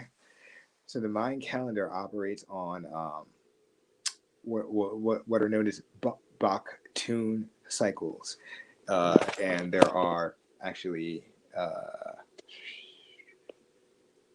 um, I forget if it's three or five, but there's at least two different. No, there are five different ways. There are five different cycles within the Mayan calendar. It's a very complex system. The normal system that most people see of the Mayan calendar is what we know as the long count calendar, which is the complete cycle of what is known as the great year or precession of the equinox. So if you think of it in terms of the zodiacs, each uh, zodiac. So first off, Western science messed it up. They go on 13 13 month, 13 moon full year cycle, right? 28-day cycle months. So there's that, right? But it still equals the same amount of days per year, so forth and so on, right? Each Bach tune in the Mayan long count cosmology equals 2,000 years. You have 13 Bach tunes, 13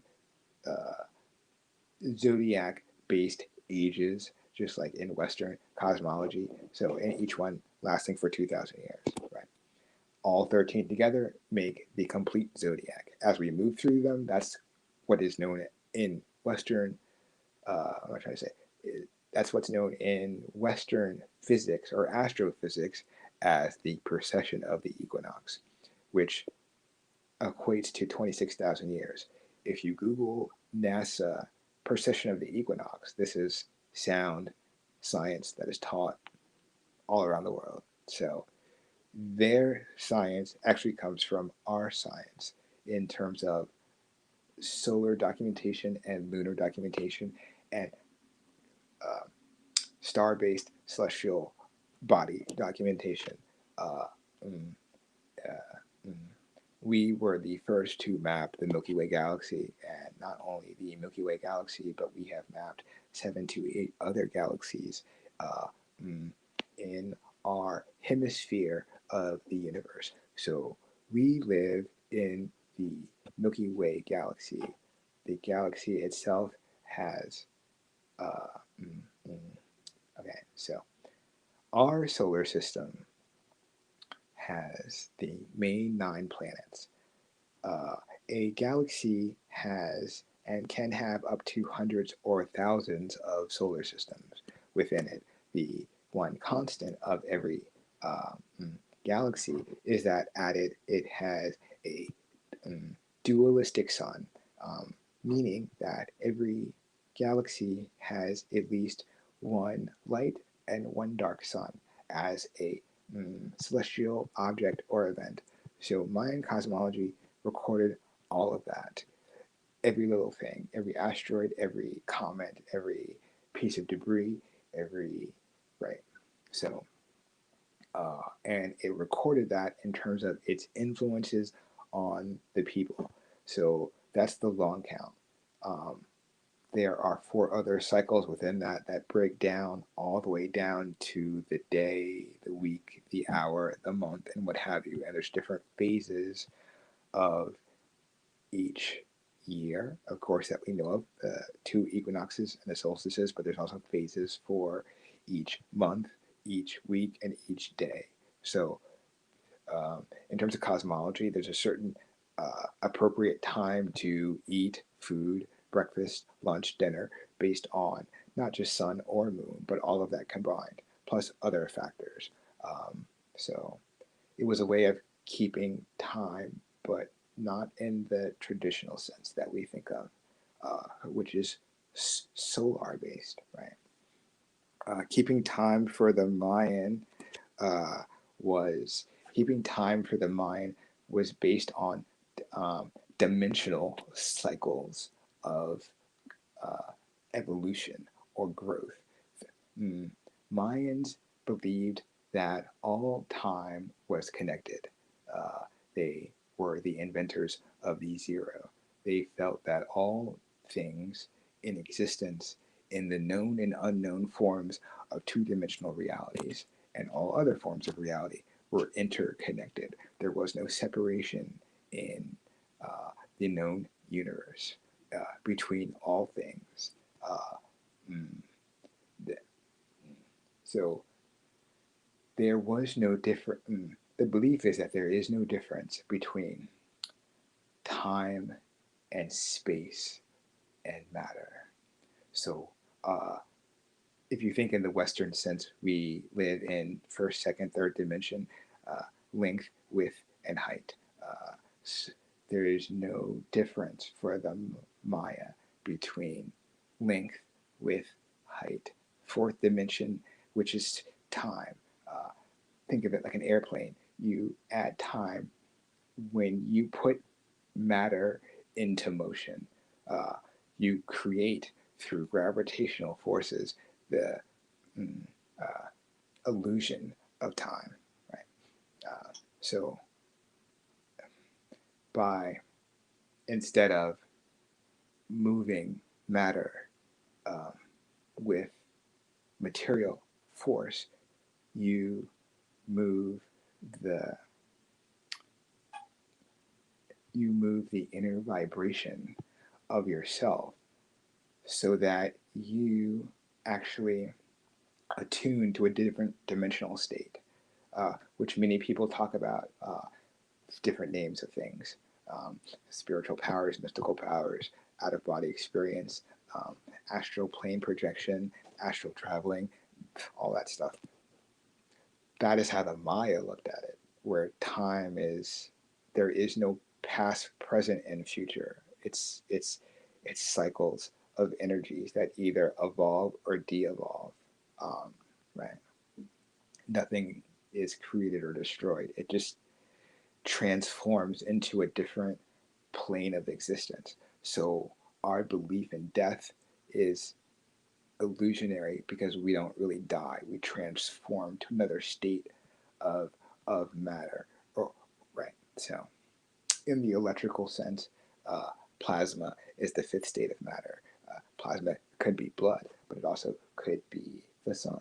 I mean, like the sun is made of plasma, right? It's a physical aspect, one of the five aspects of matter, but it has energy and is a conductive force, and also can contain all of the elements of what we know of as temperature. So if we are plasma-based beings in terms of blood, we can conduct energy and have a full range of temperatures if we choose, which gets into the so-called mystical arts, right? So, peep 1,000-year-old Buddhist map, somebody says in the chat. Yes, the old Buddhist maps have markers of these ley lines and vortexes and interdimensional worlds, and there is a belief that there are three worlds. There's the underworld, this plane, and then the overworld or upper world. And our job was to live in balance, and that there are dimensions that are always residing and touching your frequency and solar state of being. The belief was we are children of the sun. We are suns within suns, right? Like so. There's three suns. There's the outer sun that we see. There's the inner earth sun, and that we ourselves as a spirit being are the third sun, and our responsibility in being in balance with natural law is to align with the solar, right? The solar, right? So, I mean, but of course it doesn't stop there because we're all cosmic, right? Solar, lunar, cosmic, celestial events, right? That's our science. That's our training. You know, for like little children, you start 0, 1, 2, 3, 4, 5, 6, 7, 8, 9. But it's not just numbers. It's understandings of dimensions as well. So by the time a child masters 10, it's not just the number system in terms of arithmetic. It's you teach them all of the science at the same time. So you teach the child, you don't start them with algebra, you teach them algebra, physics, all of it at the same time. So by the time they master numbers, they've mastered physics, right? So, yeah.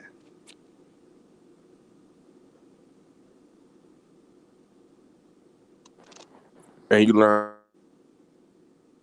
all of this time? I'm sorry, I didn't hear you, brother.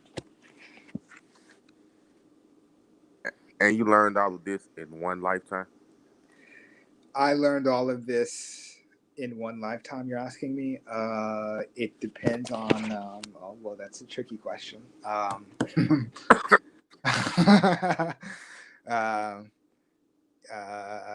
Some people believe in reincarnation, yes. I've had people who I've met in my life who talk to me, who tell me things that I don't necessarily believe, and it's their reality. So I'll just say that my whole life I've had this experience where people come to me and they tell me things and talk to me about things, and I don't know why they're doing it. but it's things that they see, right? So my teacher in Hawaii, who was a Naga teacher who studied in India, said this about me. The woman in Ireland talking about the tribes, same thing, and she practiced Irish sidereal and lunar cosmology. So um, uh, mm, I've had discussions with people about that from different scientific angles. You know what I mean? Like, do you want to get off the karmic wheel? It's it's all a choice thing as to whether you know what I mean. Like, yeah. So. I guess so. So as far as the Mayans, What's what? they have depictions. As far as the Mayans, they have depictions of them. Excuse me, brother. It's not the COVID. The Mayans have depictions of them either interplanetary traveling or getting on spaceships or going through portals. When the Yeah. colonizer was coming, and they recorded, I mean, a large amount of people disappearing. I guess they went back to Spain to go re-up, and when they came back, it was a massive amount of people that was not there anymore. So a lot of people Yes. feel like they transcended somewhere. Do you feel like that they ran up into the woodlands of North America, or did they die out from smallpox because of the blankets, or do you feel that some of them are on spaceships, or a little bit of all of the above? I mean, so in the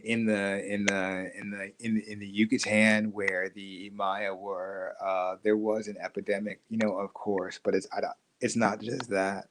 I mean, okay, so of course there was disease, right?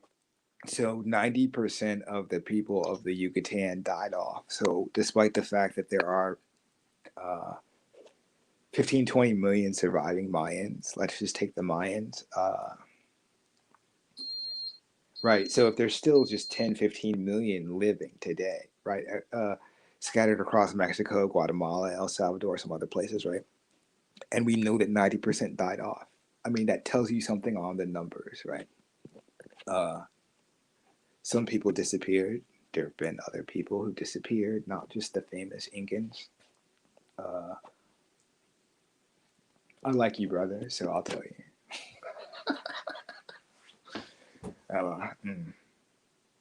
Uh, mm, that is, okay. There's a story there's a story of a time when they will call on the ant medicine, right? Have you heard of that?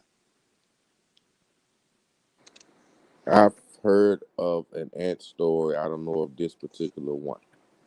Okay, the ant medicine and the ant people, right? And if you've heard a similar story, it talks about there's a time where the ant people from the underworld will come to the surface, right? And that happened a long time ago, and it happened around the time of the flood. And they gave us foreknowledge and vision because they come from a place where those powers exist with those types of beings, right? And they told us of this great awakening and quickening, which happened at the aligned time of one of the ends of the Mayan cycle, right? So the Mayan, the Hopi, the Aztec, the Cherokee, there's many people who have um, aligning calendars, not in terms of numbers, but in terms of cosmological events that are attached to those calendars, right? Similar prophecies that overlap, events that are going to happen in the same year.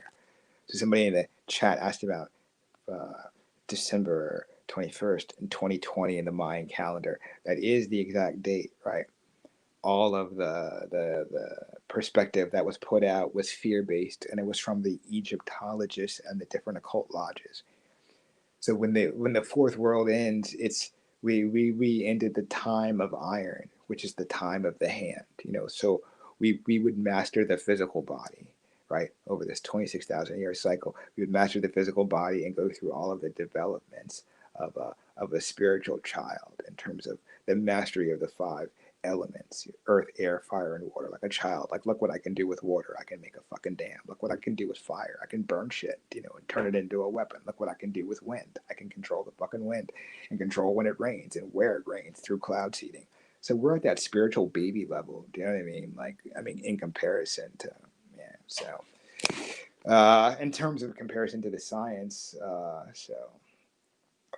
so as we end the fourth world, regardless, there will be shifts between the planets. So 2012, what that symbolized was us going through the middle of our galaxy, like somebody wearing a belt, right? Like, so we operate way up here in the lung area of the galaxy, and every 26,000 years, right, we cross the belly, right, like the abdomen of the Milky Way galaxy, which is called the ecliptic, the galactic ecliptic, or the galactic plane, right? So, uh, as we pass through that, we pass through two things, and one is a huge debris field, and the other is that we align between the sun and the center of the Milky Way galaxy, which is a huge black hole. Every galaxy has a black hole at the center of it. So when you're talking about Mayan science, it's the same science as the Dogon and the Naga. So we were mapping this stuff before Yeshua and Jesus, right?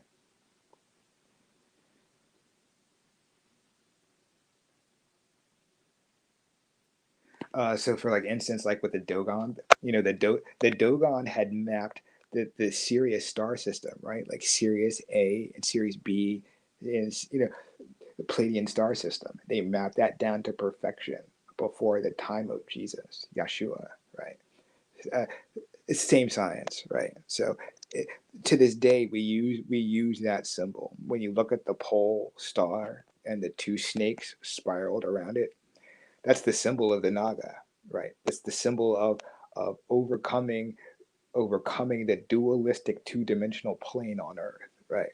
You're neither swayed by the left hand or the right hand, no matter where somebody comes from. You've mastered the earthly realm. So that's what makes you a doctor of sorts, because you know what I mean? It's like whatever the ailment is on this plane, you can take it from a state of dis-ease to ease. Do you know what I mean? Through plants, through gems, through crystals, metallurgy, alchemy, combination of all of that. And then somebody came along and called it a form of medicine, right? So the Mayan used all of those things in combination together, right? So, yeah, Right. yeah. But then it would have been part of their lifestyle to master the seven sciences, to master the seven sacred sciences. Now you asked about the underworld. There are cultures that are known as the dragon clans, who are protectors of what is known as the four gates. These four gates are the uh, every cardinal direction area has a gate to it that is an entry point to the inner world. So uh, wasn't necessarily constructed that way artificially. It just happened naturally. Um, and the ancient primary cultures know where these entrances are. And there are certain ancient cultures which are, uh, mm, they are tasked with guarding these areas, uh, not just for themselves, but for all of humanity, for different reasons. So the Maya are neighbors to the uh, southern gate in the Americas, which is why that area is so popular, because there's an entrance there in the Four Corners, which the Hopi, Aztec, Olmec, Mayan, Toltec, Zapotec, Mixtec, and others used as, uh, mm, yes. So uh, there are others, and the most famous nations are the ones that you think of in movies are the ones that are the protectors. So Shambhala is the same place as what people call inner Earth, Antarctica. It's confusion because it's the same area in different cultural stories, but it's the same place. So people think it's this different places because it's in different languages, but it's the same place. Uh, it's a, it's a. I mean, yeah. So it's like this So place, you know. It's just so it's it's as big. basically Go ahead. like a tunnel. It's like an underground tunnel that like There, yeah. on the outer surface you're in Antarctica, but you're still underground, but you're just on the southern plane of this Earth sphere, which are really So in the region basically. think of a ball, right? So we're on an oval, not a perfect, not a perfect sphere, but it's more like an oval. Um, so no matter where you are in the four cardinal points, uh, mm, okay. So no matter where you are in the four cardinal points, uh, on the mantle, the crust of the Earth, you can reach it because it's also oval. And at the outer center of the planet, so at the center of the planet, we have a uh, mm, uh, biochemical reaction that we call a dynamo. It's mainly nickel, molten nickel, which is a metal. People don't realize that the center of our planet is like a spinning ball, like in a vacuum cleaner, uh, and it has a certain energetic property to it because it's a molten metal spinning, and as it shifts in the plates, it's actually shifting energetic frequencies and pulses that are measurable, that we call on the very outskirts of our crust ley lines, energy lines, dragon lines. So the dragon lines are the stronger lines, which are connected by the dragon clans because the dragon lines are the stronger lines connected to the vortex points, which are connected to the four major gates in the four cardinal directions of the planet. The four major dragon clans are the ones that we think of traditionally. In our area, it is the Hopi um, for our area. In India, mm, it is the Naga. And you asked about the war. The war over there involves the Aryans. The Aryans have been trying to take that gate for a long time. The Order of Arya came out of India. They know about that gate. They've been trying to take that gate for forever. They tried to take the Egyptian gate. I mean, Are it's you talking war. about are you talking about the metallic gate, like the dark gray gate with all of these coaches? The I'm sorry. What was the last thing you said? Hold on. They're tapping a line. Just a second. Are you speaking on the gate that's like Oh, I was talking in on like the. India? I guess Uh, you. it's like a dark metallic. Oh yeah, I know about that. You cut out for a little bit, but I heard you. You said, "Am I talking about the Dark Gate, the one in Russia, and the Dark Intelligence?" No. That I Uh mean, uh uh uh uh uh uh. It was the dark gate that's in India. It's like a dark grayish gate oh yeah, in yeah, yeah, yeah. India, Oh yeah, yeah, yeah. I know. and it's like, Okay. So that one was is that the gate you were speaking on? As far as the Aryans trying to take control of that one? the Aryans are trying to take control of that one, but they're also trying to take control of the one. They're trying to take control of the other one. So India is actually a blood. I mean, some areas have like they're close. So like there may be two entrances to the same gate. Do you know what I mean? But on the span of the Earth, it's a very short distance. But they may be like 20, 50, maybe 100 miles apart. Right, So with the India one, it's like right. yeah, two gates very close to each other. One has a positive vibration, the other one doesn't. There are other gates like that, but they're not used because of that reason. Like you'll have ones like that in Africa where the locals will say that's bad medicine there. Don't go to that cave. Don't harness that energy, right? So you have those all over the earth that we know of, and we don't use those, right? But they, yes. So reference to that would be Indiana Jones. If you ever saw Indiana Jones in the Temple of Doom. Love 'em. No, I didn't hear you, brother. What'd you say? I said, man, I watched all of the Indiana Yeah, Jones yeah, movies. yeah. So when you saw the Indiana Jones in the Temple of Doom, remember how they were Hindu, but they were dark? You know, dark force, dark energy, using it for the left hand path, left hand path. So the Naga did not practice that. These people are left hand path, right? In terms of the karmic wheel, left hand path is ill intent. If you think of it like the Masons, like do as thou will, didn't like that motto. That's left hand path. So they're trying to take the gates over there because it's a game for them. You know what I mean? If you control enough gates, remember I was saying how it's all connected. You know, on the Earth plane. If you take enough of the major vortexes and gates, you know, then yeah. So it has an effect. You know, it has a certain effect because the pyramids are more than just pyramids. You know what I mean? Right. Right. And so, and I can see why India will have more than two because, like, that's India sits in the middle where two continental plates crash at Mm-hmm. or collide. Right. And so, thousands of years ago, India may have been separate, and then the Right. continental plates have been.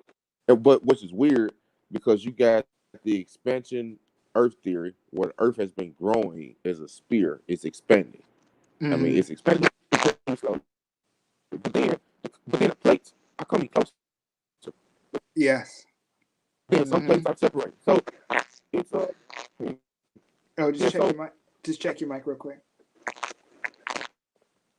yeah, man, it's stacked again. Okay. Okay. I got you. I can hear you.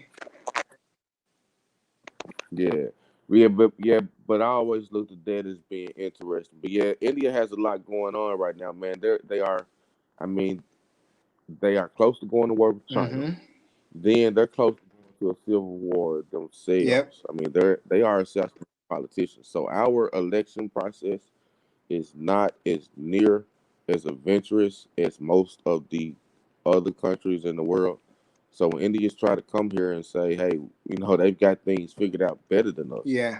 I mean, when we turn up and really research what's going on over there, but those same techniques that they're using to drive the Dravidians and the Seminole tribes out on Nicobar Island, Mm-hmm. same techniques that they're trying here. But Yes. so then you're saying that traditional Indians are guarding the gate, but the Aryans, the people that are in governmental power, they're trying to get control over the gates from the indigenous clans there. Yes, and not just in India. So remember you were asking about the Anglo-Saxon order. So that global order wants they want all of them. I mean, to make it simple, they want all of it. They want all the codexes, all of the manuscripts. They want all the writings. They want all the codes. They want control of all the gates. They want all of it. Do you know what I mean? So so Let's going so back to the whore of Babylon. You see, yeah, oh, like yeah, that's going yes, back to the whore. yep. There you go. Go ahead, brother. Nah, man, nah. Um, Oh, stop changing the rules.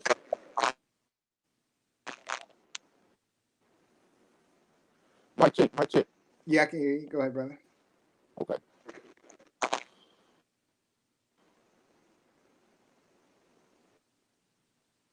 my check.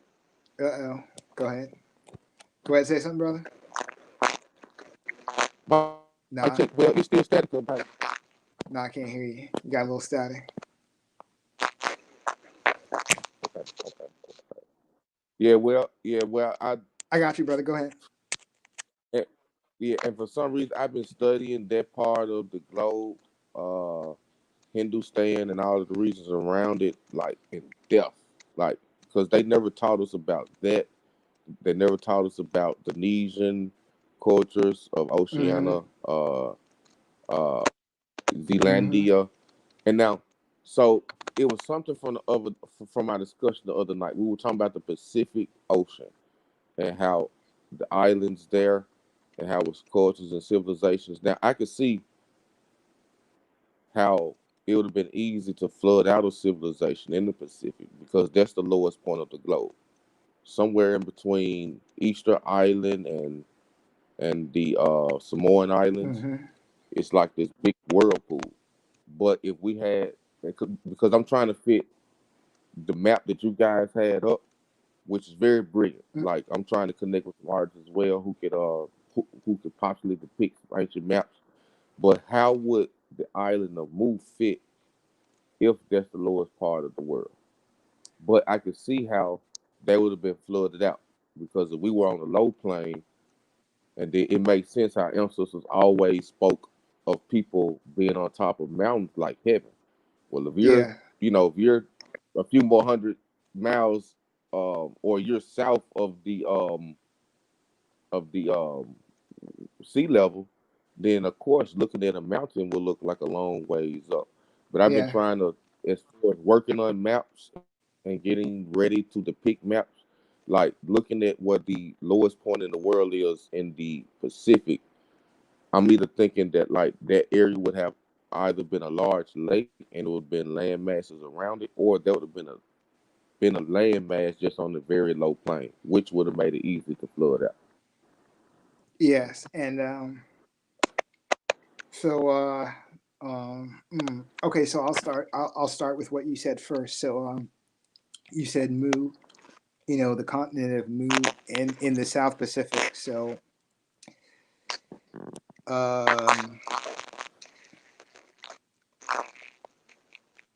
some people believe in Mu. Yes. I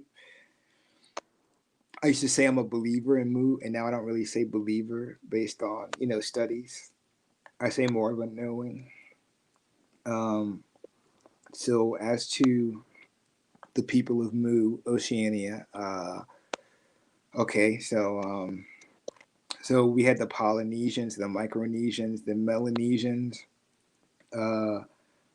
and people think of Hawaii as just being five main islands, right? Hawaii is actually a chain of over 1,000 islands, so it goes down to Easter Island, right off the coast of Peru, and so to make a long story short, because we all get all that history of Oceania. How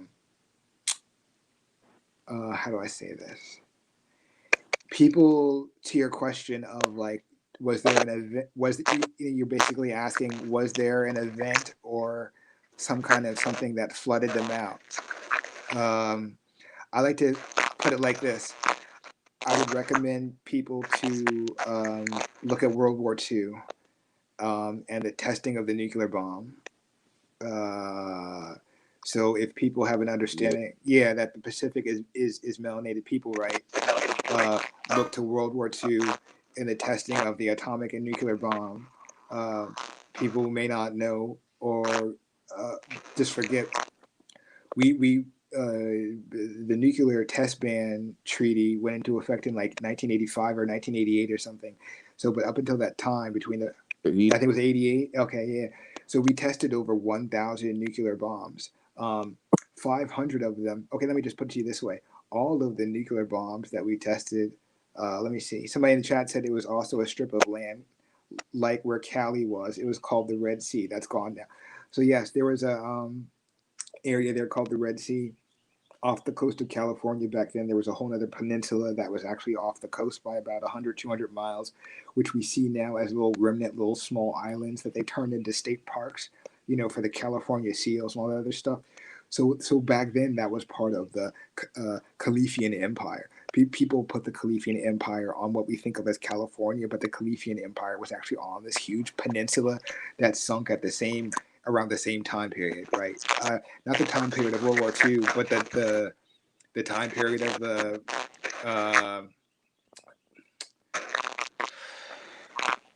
I'd say like 1500s, because there's a story of them migrating inwards, right? So I mean, there's lots of history. So the Polynesian, Micronesians, Melanesians, the Polynesians are the more developed of all three. They have records of dealing with Easter Island and the Incans of Peru, but they also have records of dealing with the Ainu of Japan, and then also dealing with the Aboriginals of Australia and New Zealand and so forth and so on. So down there they called it the land of Oz. It was the land of Dreamtime because the Aboriginals operated from the spiritual plane. In the OBE, in the fourth dimensional state. They were known as dream walkers, right? Because they traveled so much in the spiritual plane. Dream walkers, right? Skywalkers. So Aboriginals are known as dream walkers. The Hopi are known as sky walkers. So I'm just connecting, right? I'm connecting the story and the cultures and the different the dragon cultures, protecting the different dragon gates, which are portals to this inner world, which actually does exist, right? So when they experimented with the 1,000 nuclear bombs in history, if you will see, they dropped them specifically on our people. So 500 nuclear bombs were tested in the South Pacific, specifically on Aboriginal people for that reason. Whatever remnants of the continent of Mu that were there were destroyed in the 1940s. And it wasn't just the land that they were bombing certain islands that had caves and codexes. And so the other 500 nuclear bombs that they tested up until the 1980s were tested over Arizona and New Mexico, Utah, and Colorado, specifically for that reason, because it is a gate. They basically tested them on the only two gates that were in their control within their hemisphere, if that makes sense, right?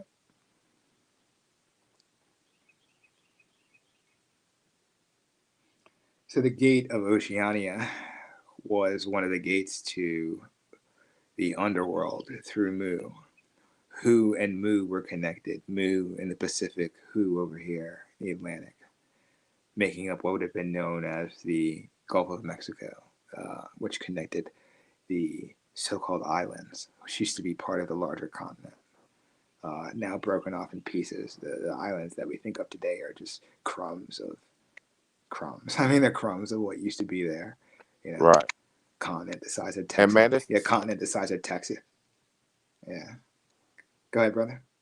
that's a sad story how they manipulated those people in Tahiti and Samoa and different places like that.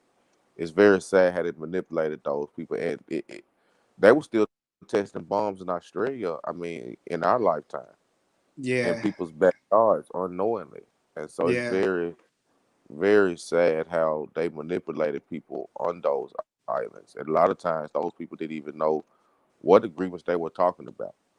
And Yeah. That's the sad part. It's just like, because to me, I almost look at it like genocide. Because yeah, so people have seen the, what the brother's talking about on the panel. If it's new to people in the listening audience, if you've ever seen those old tapes of the explosions in the Pacific where they're blowing up the atomic and nuclear bombs, on these different islands and in the water and all that stuff, yeah. So when we did that with the military, we didn't let people know on the local. We didn't let the indigenous people know on the islands. We didn't warn them. We didn't say we're going to test this nuclear bomb. You know what I mean? You need to evacuate or get. So every time there was a nuclear explosion, we were, you know what I mean? We were flooding people out. We were killing them consciously. Like we knew as a military, we just didn't give a shit, right? So right, so a whole generation of people had cancer who yes, survived the initial explosion. They had cancer. Then they even tried to come over here and like get their case motion before the courts, and they had the hardest time. And so when I really study what we're up against, I mean, and like what have they been preparing for? Because World War II was nothing but like an advertiser for the next one that was just testing out fascism. And you said something earlier like, okay, what happens like they need us, right? And so mm-hmm. we can crash the system in, very fast. And that's why they Yes, got rid of MLK because he gave them the game. He said, hey, man, just don't shop in corporate America. And anybody who's had any type of position of responsibility within corporate America understands how much they believe in the profit. If you miss a profit 2 weeks straight, people getting fired, people getting terminated. And mm-hmm. so, but the thing that's different between 2020 and the rest of our lifetime is, man, bro, we've been programming robots in the tech industry. And Hmm. so these bots can think 30,000 times faster than a human being. And the bot already said the solution is to kill humans. So they are experimenting with these robots in certain cities, whether Yeah. it's fast food at the McDonald's, whether it's self-driving car. And so, on my last expedition in tech corporate USA, I asked, like, this robot we've been programming, like, how far away are we from, it being like embedded in our lives? 5 to 10 years. Yeah. 5 to 10 years. This thing is gonna take 95% of people's jobs. So we're not at the point where it's too late. But if we're gonna move, man, we got to make a move now, because I mean it's gonna be at the point where they don't like like to us being expendable. They've got bots that can think like us. Now, true and true, the bots are gonna get hacked. We know what's gonna happen, but they'll take their chance on dealing with the robot than dealing with us. And so, um, if we look at this election and who the tech companies are putting their money behind, man, a lot of this new technology is fascism. It's fascism with a smile. And to see how they, like, the election last night was reported differently on American news medias than it was international news medias. International news medias had Trump leading most of the night. If not leading, it was neck to neck. American news medias had him trailing big the whole night. And so when I look at these things, like, what is this plan? If we actually had somebody who may not be as formal or traditional like other people, but we had somebody who was very vocal about going against the powers that be. They were very vocal about finding out who was behind 9/11.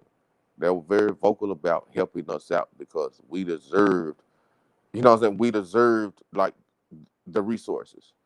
And so to see this influx of getting that person out of the way, and it's like, how fast are they trying to force these things on us? And, like, that's why I was asking earlier, what is the difference between this next 4 years going to be between this last 4 years? And personally, I don't think, I don't think, I don't know if January 21st is going to happen or not. But man, I just don't see him shaking hands with Biden at the White House and getting on a plane or the Trump, you know, his private Trump plane and leaving off. I just don't see that. And the way people are going to react, like, we have to know who these families are. We have to know who the Biden family is. Yes. We have to know who the Harris family is, because that's going to determine our daily life. So it's I mean, we were speaking on the people in the South Pacific Islands. I've been trying to get some guys that's fearless enough and intelligent enough to where we could trade with these people. Hey, Like, I hey, mean, I've I got mean, hey, family who, brother. If you want, yeah, if you want ends on that, I will help you all day long on that. I mean, as deep as you want to go.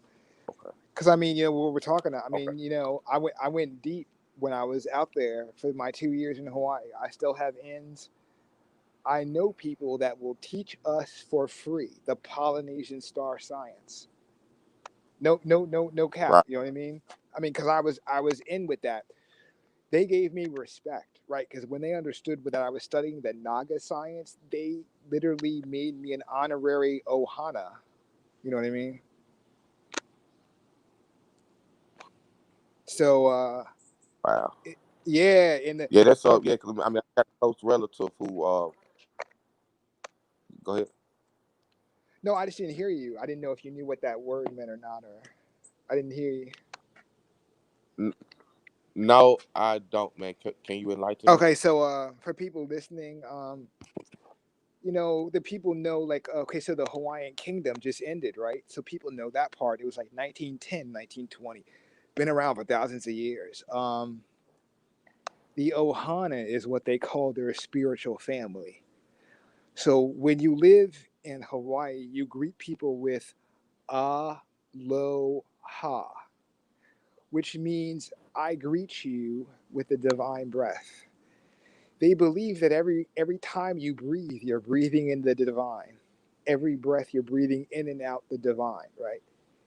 And so when they greet each other by putting their third eyes to each other, touching the foreheads, nose to nose. This is the traditional way. And then you breathe in the other person's their essence, right? So when you greet someone, you just don't say hello. You actually breathe in their essence, and it's an exchange, right, of energies, right? So, right. So when you greet each other, you say aloha, right? It's not just hello. It means, right. You're calling somebody else the divine breath, right? The divine breath of the universe. Instead of saying, I see you as a person, as a thing, I see you as the divine breath of the universe, right? Wow. Yeah, that's the spirituality of it. So when you say, so they make it this tribal pagan thing of stupid people on an island in grass skirts saying, "Oh, aloha, aloha," like it's hello, hello. These are two people recognizing their inner divine nature of each other, saying it's like namaste. Do you know what I mean? They're saying, "I see the divine breath is divine breath." So I can never say hello again Right. So I after mean, hearing this. you After know what I saying mean? hello. Right. So that's how they would greet each other traditionally, right? Yeah. But they still practice the science, and even at the University of Hawaii to this day, I was talking about how Sanskrit is the root language of their culture. They still teach Sanskrit. Their culture is very much alive. Their science is not dead. Their ancient science they talk about and teach. They live it every day, right? Which is why they have the whole thing of Howley. Howley does not mean white man and cracker. Howley is a racial. It's become racialized, but it actually it's bad, man. It means one who's a zombie. You're a ghost. It means one without breath, meaning you have no spirit. You have no divine force in you. So let me ask you this, brother. Yeah. They've got the ring of fire that almost encompasses the entire Pacific. What is their what's their mythology about the ring of fire? Because it's almost like it's circling something. Yes, it's the Ring of Fire. It circles all of Oceania. They are the original Aboriginal dragon clan of the yeah, they're the original dragon clan of the East. They are neither East nor West because Oceania gave birth to all our Aborigines. So they have stories about how they were there from the beginning. So I asked them, I said, the beginning of what? They said, the beginning. I said, the beginning of what? They said, the beginning. The beginning of the beginning? They said, yes, the beginning of the beginning. I said, damn, that's a long time. They said, yes. So, you know, so I took it realistically. I said, tell me for real, how long is the beginning of the beginning? They said, we have records going back 100,000 years, our people, and they are part of the Nesian family. You know what I mean? They said the Aboriginals of Australia; those are our cousins. Those are our first cousins. I said that's bullshit. That's mythology. You just say that because it's people in the Pacific who are strong, and it's like Pan Africanism. You want to align. They said no, for real. Like we can trace in our stories to families back 2,000 years ago, time of Yahshua, and then before that, we said hello to them and stopped off during our migration from when we left Australia. And then before we left Australia, we left India. I said, what?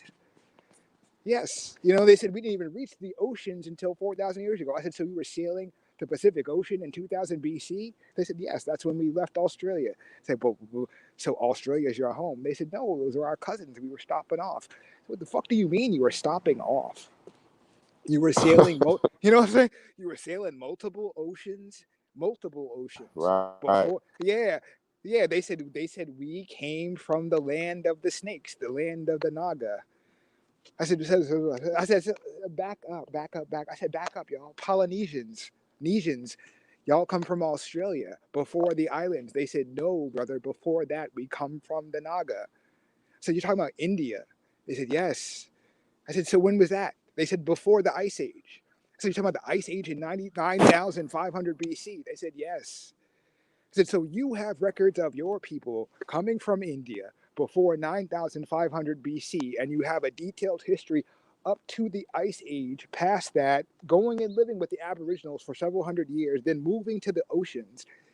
Then you lived there for 4,000 years, conquered over 100 islands. Then you had your own civil war that lasted for 300 years. Then had a kingdom that lasted for 1,200 years. They said yes. So okay, so if we just start calling it India 170 years ago, Hmm. What would they have referred it to? How would they have known it was that India and not this India? They call it the three gems. The three gems.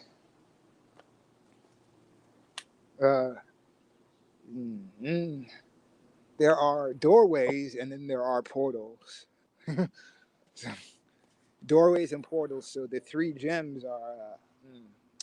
So how did they know all of the three Indias or the three gems spoke Sanskrit? So you have Sanskrit in the lands of the Yucatan down to the Incans. The Incans traded with the Polynesians. The Polynesian root language is Sanskrit. Where does Sanskrit come in from the Polynesians? That goes back to Australia and the Aborigines. Where did they get it from? Well, that goes back to India.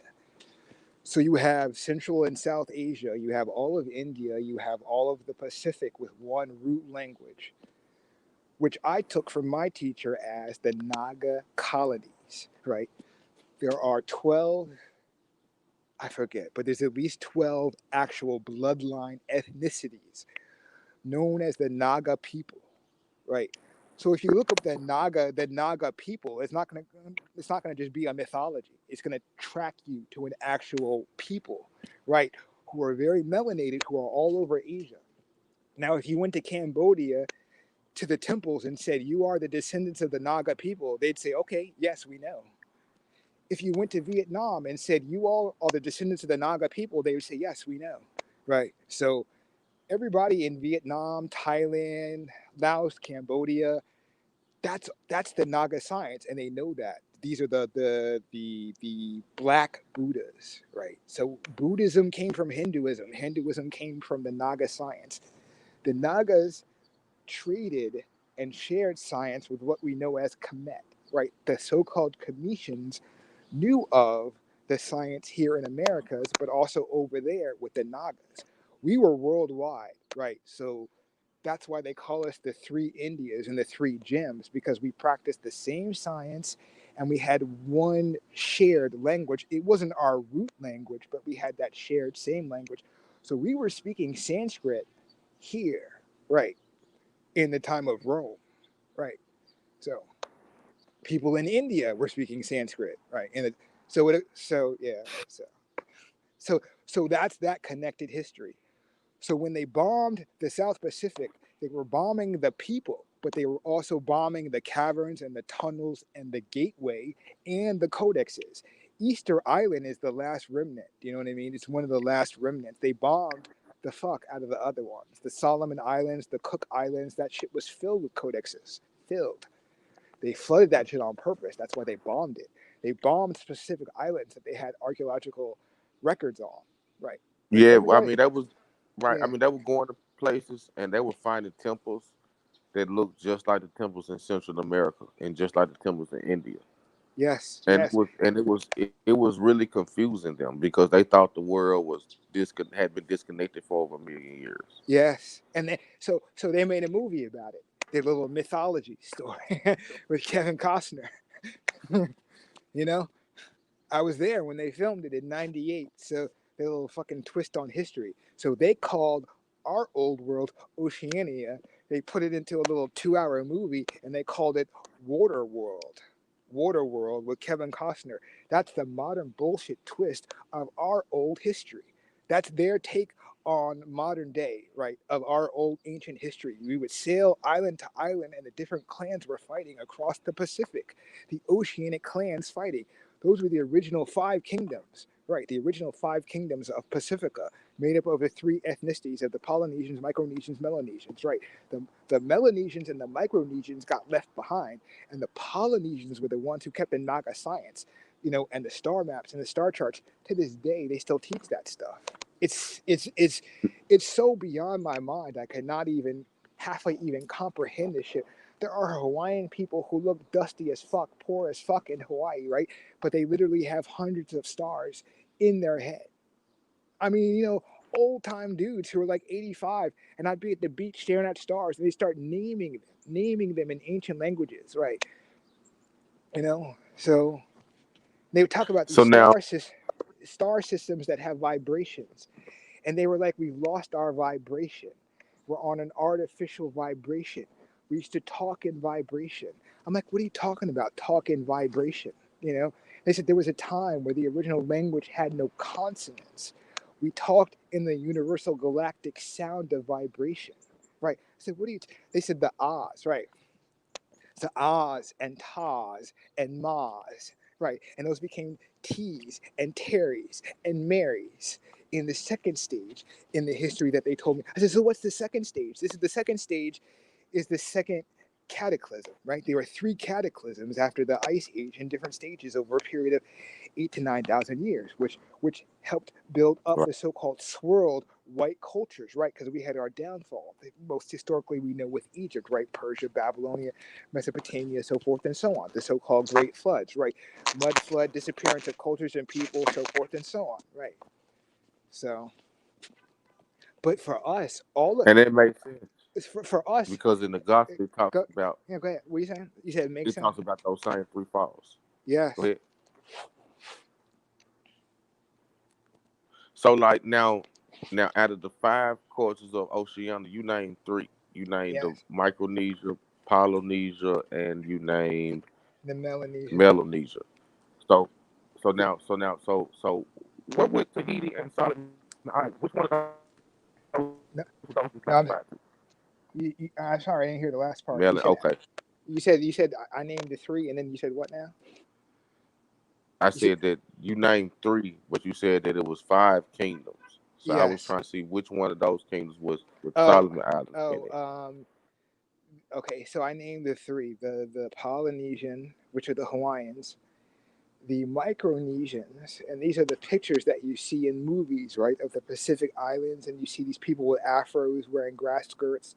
That's them. They're not that developed, but they're still very dark. They're all related. All 3 ethnicities are related. The other 2 are not. The other 2 I didn't name because they're not here physically. I don't mean that they're like spiritual elements or something. I just mean that they're killed off. Yeah, right. Yeah. So They're. now Yeah. Go so ahead.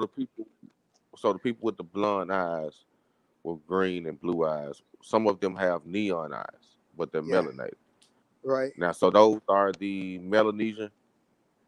Yes. Is that Melanesian? Yes. These are the people that you would see who are our complexion. You know, so-called melanated black people in Asia and South Pacific, but they may have blonde hair, they may have hazel or green eyes, right? That is that, yes. Not all of them, but a good number of them. You know, so maybe a quarter of them. It is very beautiful. It's a very beautiful look. If you ever seen an Ethiopian woman, you know, with like hazel, emerald green eyes, or it's. I mean, yeah. I mean, they look very tribal, but like when you see one of these very tribal poor women with the long hair, you know, and the complexion and the skin color and the eyes. I mean, yeah.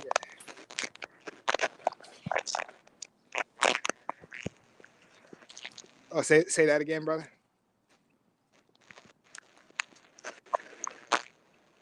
Man, I missed that whole last statement. It was static. The whole explanation. Oh, okay, I was just talking about the people in the islands that do have that characteristic. You know what I mean? Some of them do have blonde hair. They're melanated, but they have blonde hair.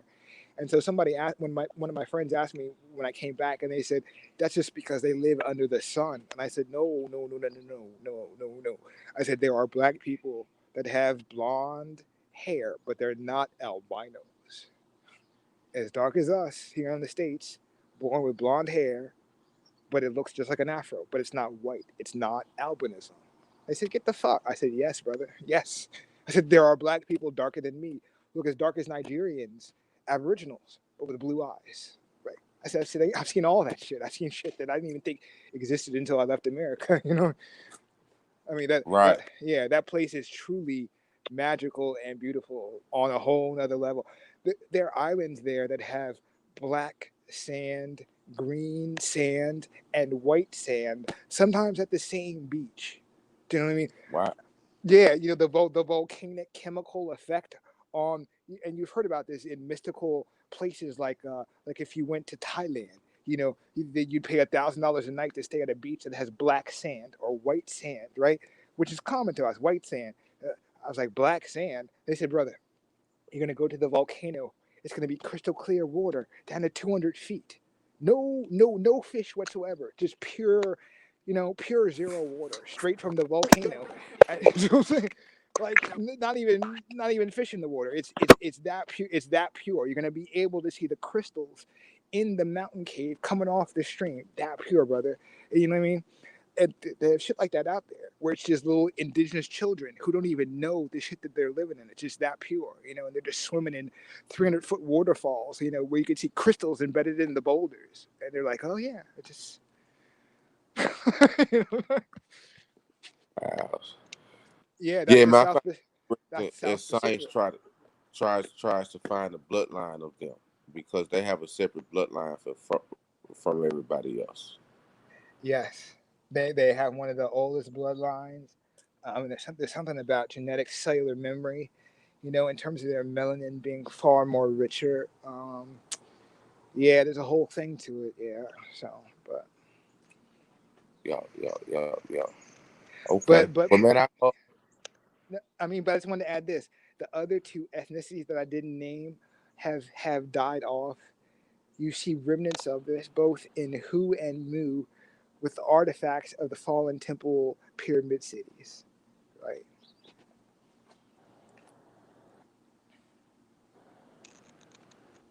I can understand that because it was a lot of. I mean, everywhere from Cambodia to New Zealand, there were. I mean, it was a one landmass, Yeah. and so if 98% of that went underwater, I could see where whole entire civilizations would have been depleted. Yeah. And those are civilizations, that are lost to time that would have been practicing some dark arts that was not that it would have been, it wasn't in everybody's favor. It wasn't in mankind's favor. No, And I feel so you. Yeah. yeah, that's why I believe that they are non existent anymore. I Mhm. mean the Mhm. bloodline is gone and the landmass is gone. Mhm. Because Mhm. studying that, I feel like we're under the same spell or frequency that we're under. However, we lost our kingdom and our dominion, we're still suffering from the same mental condition. And so, and it's like as great as our kingdoms were, sometimes people will get drunken in debt, and they would attach an emotion like, okay, we can't talk about how great the kingdom. We can only talk about how great the kingdom was. We can't talk about how it declined.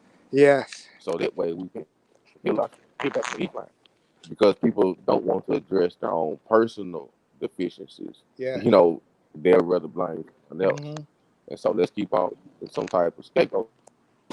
We could have been conquered without something incredibly Right. mischievous going on in our own ranks. And so understanding and getting a better understanding of these things, because when I study ancient wars, I see a lot of them started off with I mean, shepherds and farmers. Mhm. But this thing somehow got turned way deeper than that. Yes. And so, um, but studying that to see, because I mean, it seems like we have pride is one of our biggest things that's hindering us. We don't know how to work together. We don't know how to have a difference and still work together to accomplishment. Every other culture can have a difference, but they're gonna at least see the end goal done. Yes. And with us, if we have a disagreement, we have to go to the opposite ends of the world and like bar each other from ever communicating again. And I mean, having a disagreement is natural. It's human. Mhm. Mhm. It's like the wind is gonna blow left, right, up, down, north, south, east, west. It's not gonna blow the same way every time. And so, like, I mean, if I just stopped what I was doing in life every time the wind blow east, bro, I wouldn't have got. I mean, I probably would know more, no more than elementary math. Um, And so that as a people, man, like pride is our biggest thing. And that's what got our people somewhere. Not all of them, but it was enough of them to where it kind of spread it like a virus, some type of mental virus. And like I said, we started competing.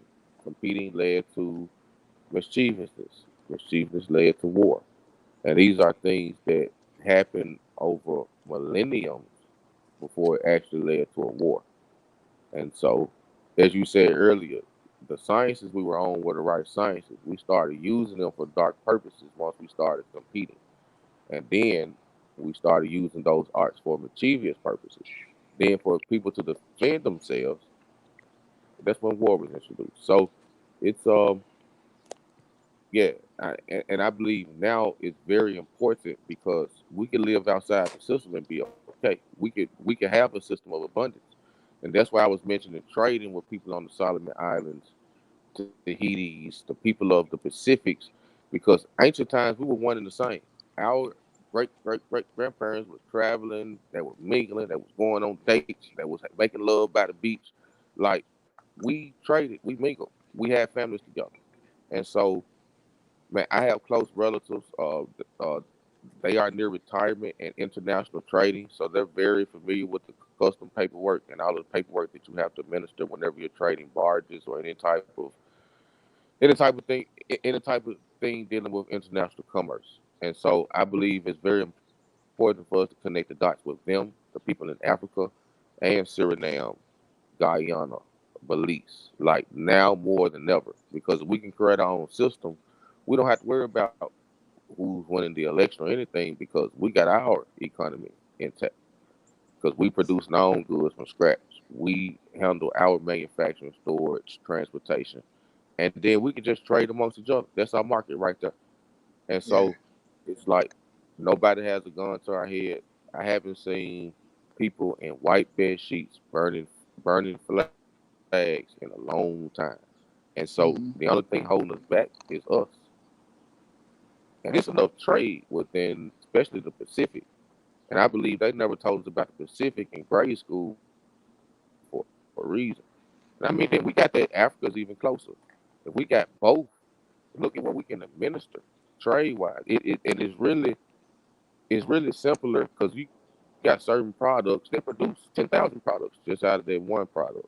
Hmm. And so, but we can't go in with an albino mindset. We can't go in thinking green dollars and silverback coins.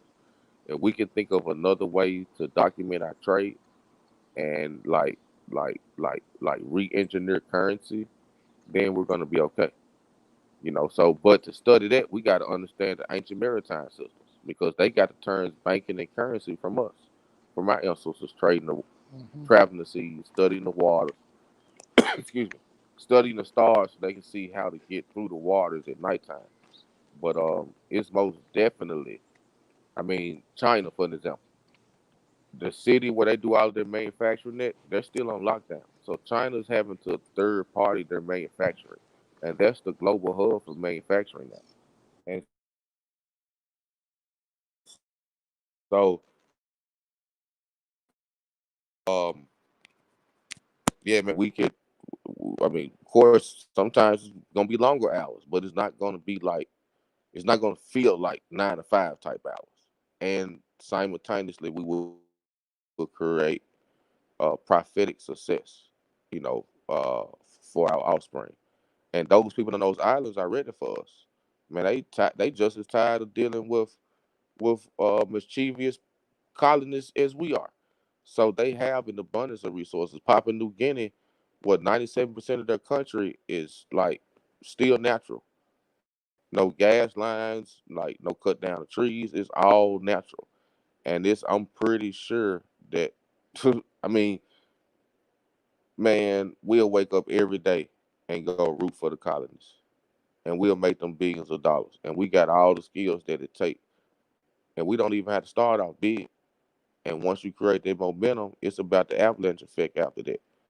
And so I'm willing to put resource with resources. I sent you an email, brother, and I just be waiting for your response. I mean, let me know if you got it.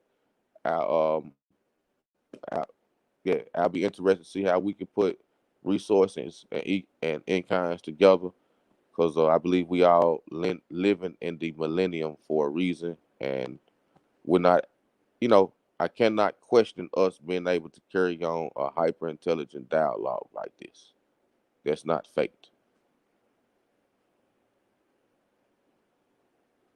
So we ought to be able to translate this energy into something in the physical.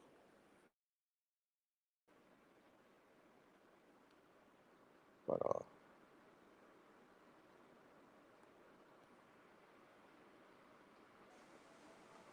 Mm-hmm. I'm with you, brother.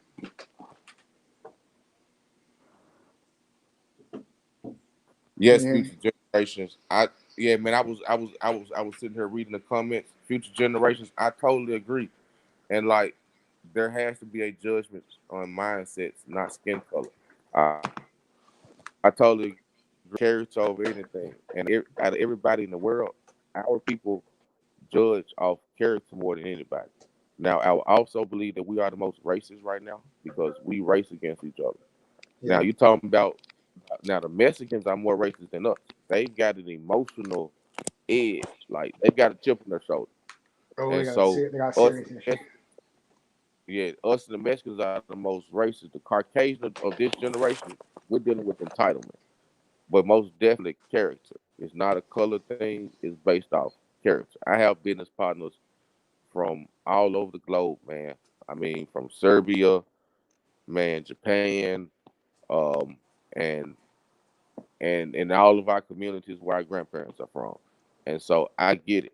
I go off character because somewhere in there we all had a different conqueror. I I sit down, man. A Serbian made me listen to him play blues. Once I told him where I was from, uh, at our theater in downtown in the capital of Texas, he went and got his band together. I had to wait 3 hours, and man, he played blues. And he said, "Brother, where you're from, I've been trying to get to my entire life." He said, "I grew up in a civil war, my friend." And he said, Serbia, he gave me a side of like the Caucasians that they have the same exact story as us.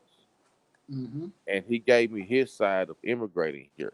He was like, "Man, this white supremacy doesn't exist for us." And I'm like, "Man, I'm Mm-hmm. sitting here talking to somebody from the ancient homeland." This dude played blues for me because he said that blues got them through the Civil War. He's Mm-hmm. been trying to get to Mississippi, man, for the last 20 years. And like blues got them through. And his group played better blues than a lot of people, you know, that are here in the States. But he was telling me the essence of the energy and the spirituality of it. And Mm-hmm.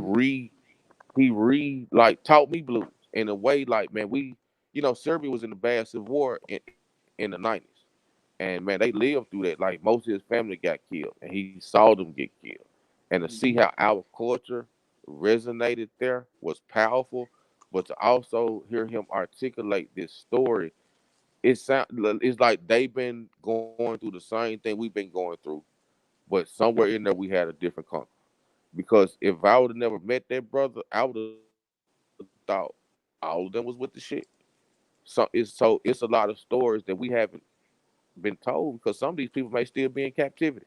They haven't even been able to travel for us to even know that, man, a lot of us was going through the same brutality. So we had different conquerors. So yes, we all have different skin complexions. Um, and like we did not all decide who married who. And so some of us may look the same, but the conqueror may have been intermarrying somebody that looked like your skin complexion. Then you might have had somebody who had favorable intention for you that married somebody of a different skin complexion. Now they look different. And so Mm-hmm. most definitely we have to go off character. Character, character, character. And it's easy. It's enough. It's just like the grass outside. The grass grows almost at the same length. When you look at it at a micro scale, they are different little centimeters, but at a whole, grass pretty much growing at the same level. That's how you have a whole patch of grass because that whole little ecosystem is operating collective. That's how we got to be. You don't go places and you just see a tree in the middle of the desert and that's it. You got one successful root and that's it. Oh, this is desolate. So we have to have a whole pasture. We don't need to be a tree in the desert. We need to be a whole pasture. So pastoralized that, man, we could lay down and go to sleep in the green grass because it's so comfortable. But we have to be like the grass petals and they grow equally, collectively. We can't just be individualistic and be the tree, the tree in the desert. Mm-hmm. And bamboo is a plant. it's like the tribes of Israel in the grass family, and they burned that over here. They burned it because if they knew we still had it, we wouldn't go into Walmart, Target, and these other super centers. And so understanding how nature also resonates with our bloodline, that certain things were because you had nature that was created, and then we were created a few areas after after nature. But it was like that same story transcends through nature, and then it transcended through the animal kingdom, then it's transcended through us. And so us being God's people, the bamboo plant, where the bamboo grass is like, it's it's like one and the same. It's the mirror image of us. But yeah, man. No, with you. I was just letting you ride it out. Yeah, I feel you on all that. We could definitely get up, on the Hawaiian Polynesian stuff. There's a lot of stuff out there for sure. How I was mentioning the ant people before. We were talking about how people disappeared at a certain Mm-hmm. time in Central America. So I had asked you about prophecy because there are lots of prophecies that overlap in these different cultures, calendar systems. A lot of them have to do with the so-called dark melanated people. So, for instance, like my name, Eagle, Hawk, Condor, is one of the several Mayan prophecies that talks about 2012 when there'll be a time where the so-called red road, the indigenous road will be so depleted in terms of medicine, um, in within the culture that there'll be so few who are practicing the natural traditions, they will have to look outside of themselves, to the rainbow diaspora of people. And bloodline will not matter as much as people in their intentions, right, who are following natural law. So that deals with two prophecies, and one prophecy is the eagle, hawk, and condor, which is prophesied to happen at the end of the calendar cycle. So we are in the lands of the eagle in the north, and the condor, the lands of the Central Americas, right? So forth and so on. The three different lands went through their own schism, right? Their own division. Um, And so when the calendar system ended, the precession of the equinox, there was a ceremony, a gathering of the nations, as they called it. Um, and all of the people that had this knowledge, this cosmological calendar knowledge gathered together.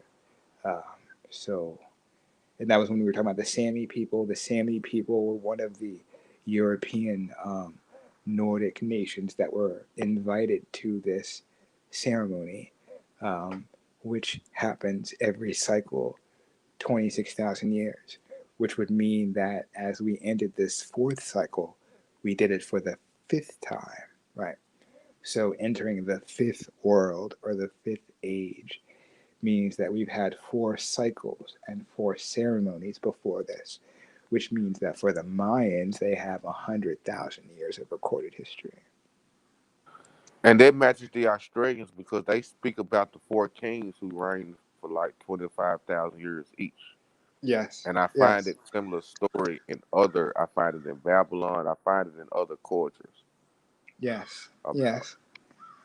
So the Hopi and the Aztec have similar prophecies. For the Aztec, it's the return of the blue Kachina.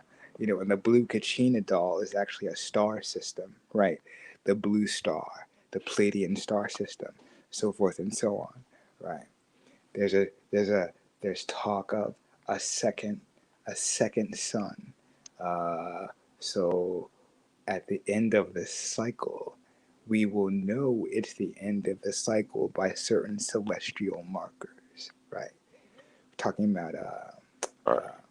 yeah, And celestial that's weird, calendar, man, because right? man, when my daughter was born, like she birthed herself because the doctor was stuck in the elevator, and man, she came out blue before her pigmentation went into place. She was blue. She was Mm-hmm. like a very dark blue,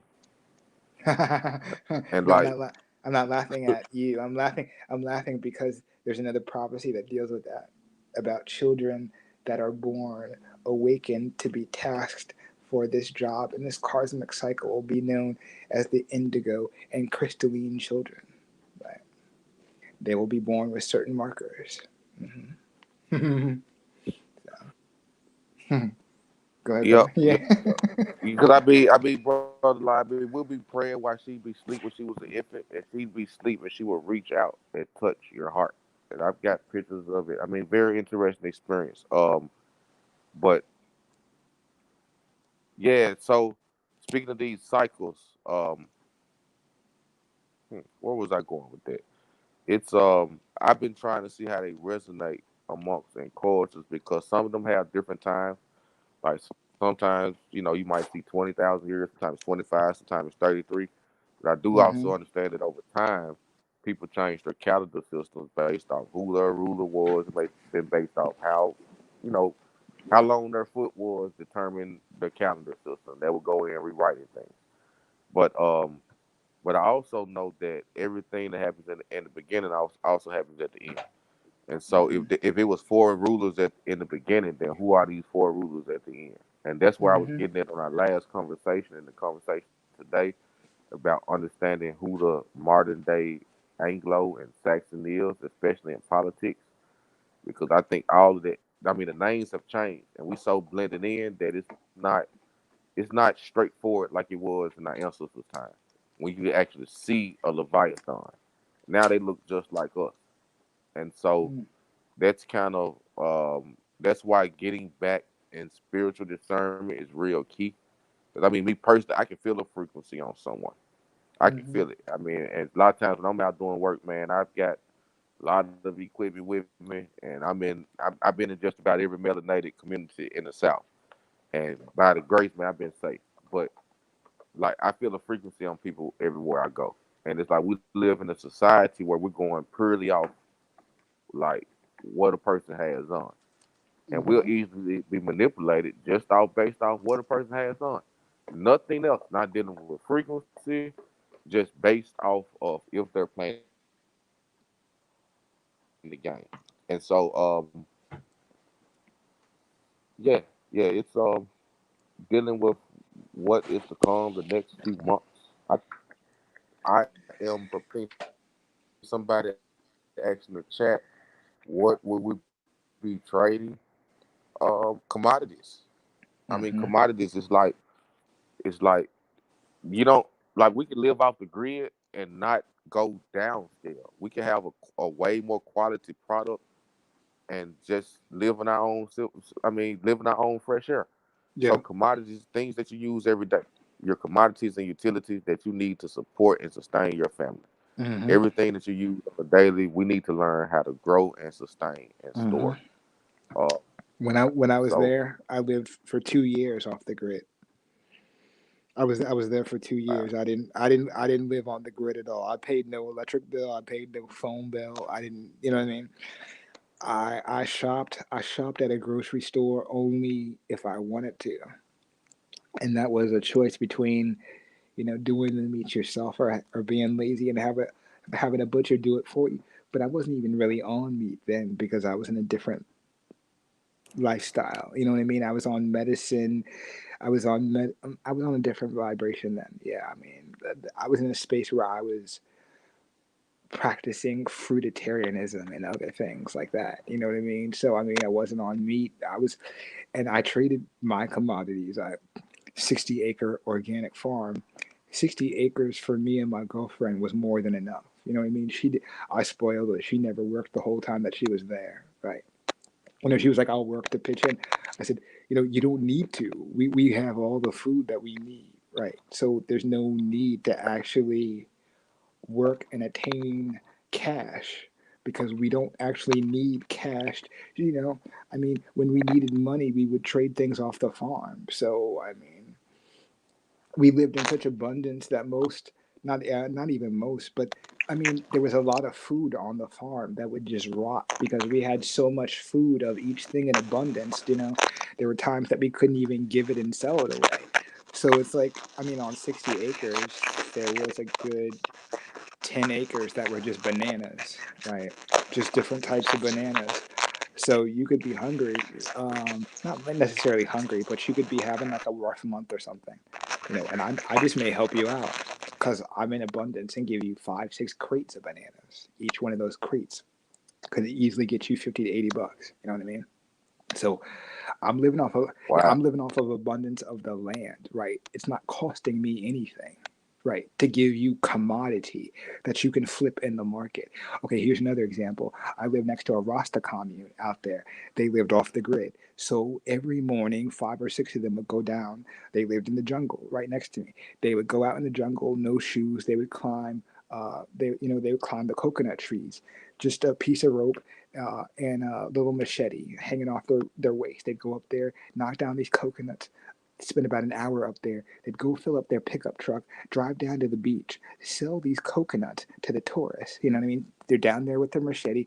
Coconut for $1. Coconut for $1. Chop it off, do the fancy slicing of the coconut, put a little fancy straw in there with an umbrella, $1. At the end of the day, these Rastas, I shit you not, by midday would have 5, 6, 7 bills just on coconuts. Coconuts, right? You know what I'm saying? So I was like, how do you all finance yourself as a Rasta commune? You guys are 100 deep, right? 30 some males. Some people had wives, they had children. I said, you people been here for decades off. How do you do it? Right? They had 30, 50 different commodities that they did like that. I said, when's the last time y'all did taxes? They said, taxes? Paperwork? Babylon? What are you talking about, brother? I said, well, it's a business. They said, yes, it's a business. It's a commodity. It's a trade. They said, you talking white man's laws of like paperwork and formal business and being licensed and bonded and taxes. They said, brother, we are a kingdom. We are the Hawaiian people, right? Of a 4,000-year-old kingdom. We don't need the white man to give us permission to do shit in our own lands. We are a sovereign people. I said, you know, you're a state, right? They said, says who? The white man? Right. Since when? 50 years ago? Right. They said, we are thousands of years old. Do you think we give two shits about their laws? And I was like, yo, well, so they have laws there that if you are Aboriginal, Native Hawaiian, you cannot go to jail for picking food. So they have sovereign rights as an Aboriginal. So if you are Aboriginal Hawaiian, you by law, you can pick food grown anywhere on the islands, on anyone's private property. So they have the Dole factory there. It's hundreds of acres, right? Hundreds of acres, this big plantation. If you're a native Hawaiian, you could drive on the Dole factory property and pick as many bananas and papayas, right, and pineapples as you want, and they cannot arrest you or call the police because you're a native Hawaiian by law, right? So they have rules like that that people would not believe in the mainland. Where over here they're like, indigenous and aboriginals have no rights. It's a long haul. It's not, and I've seen it in other places, and I'm like, there are Aboriginal people living in the 50th state called Hawaii who are recognized as Aboriginal with sovereign rights. You know what I mean? They don't have full sovereign rights, but they have a lot, right? In terms of stuff that you would not even think possible over here, right? So, yeah. Because I had a whole bunch of local Hawaiians tell me that, and I said, yeah. Like when I was new, I was like, yeah, that's bullshit. I was slave mindset too. Y'all were conquered. That's bullshit. You're not sovereign anymore. You wish you could walk over there. He said, watch me, bro. He said, watch me go walk on that white man's property and take whatever the fuck I want, bro, on my land. Yeah. And he went over there and he picked shit, and the white farmer looked right at him. I said, you just took that man's shit. He said, it's my shit, bro. It's my fucking island. Right. Wow.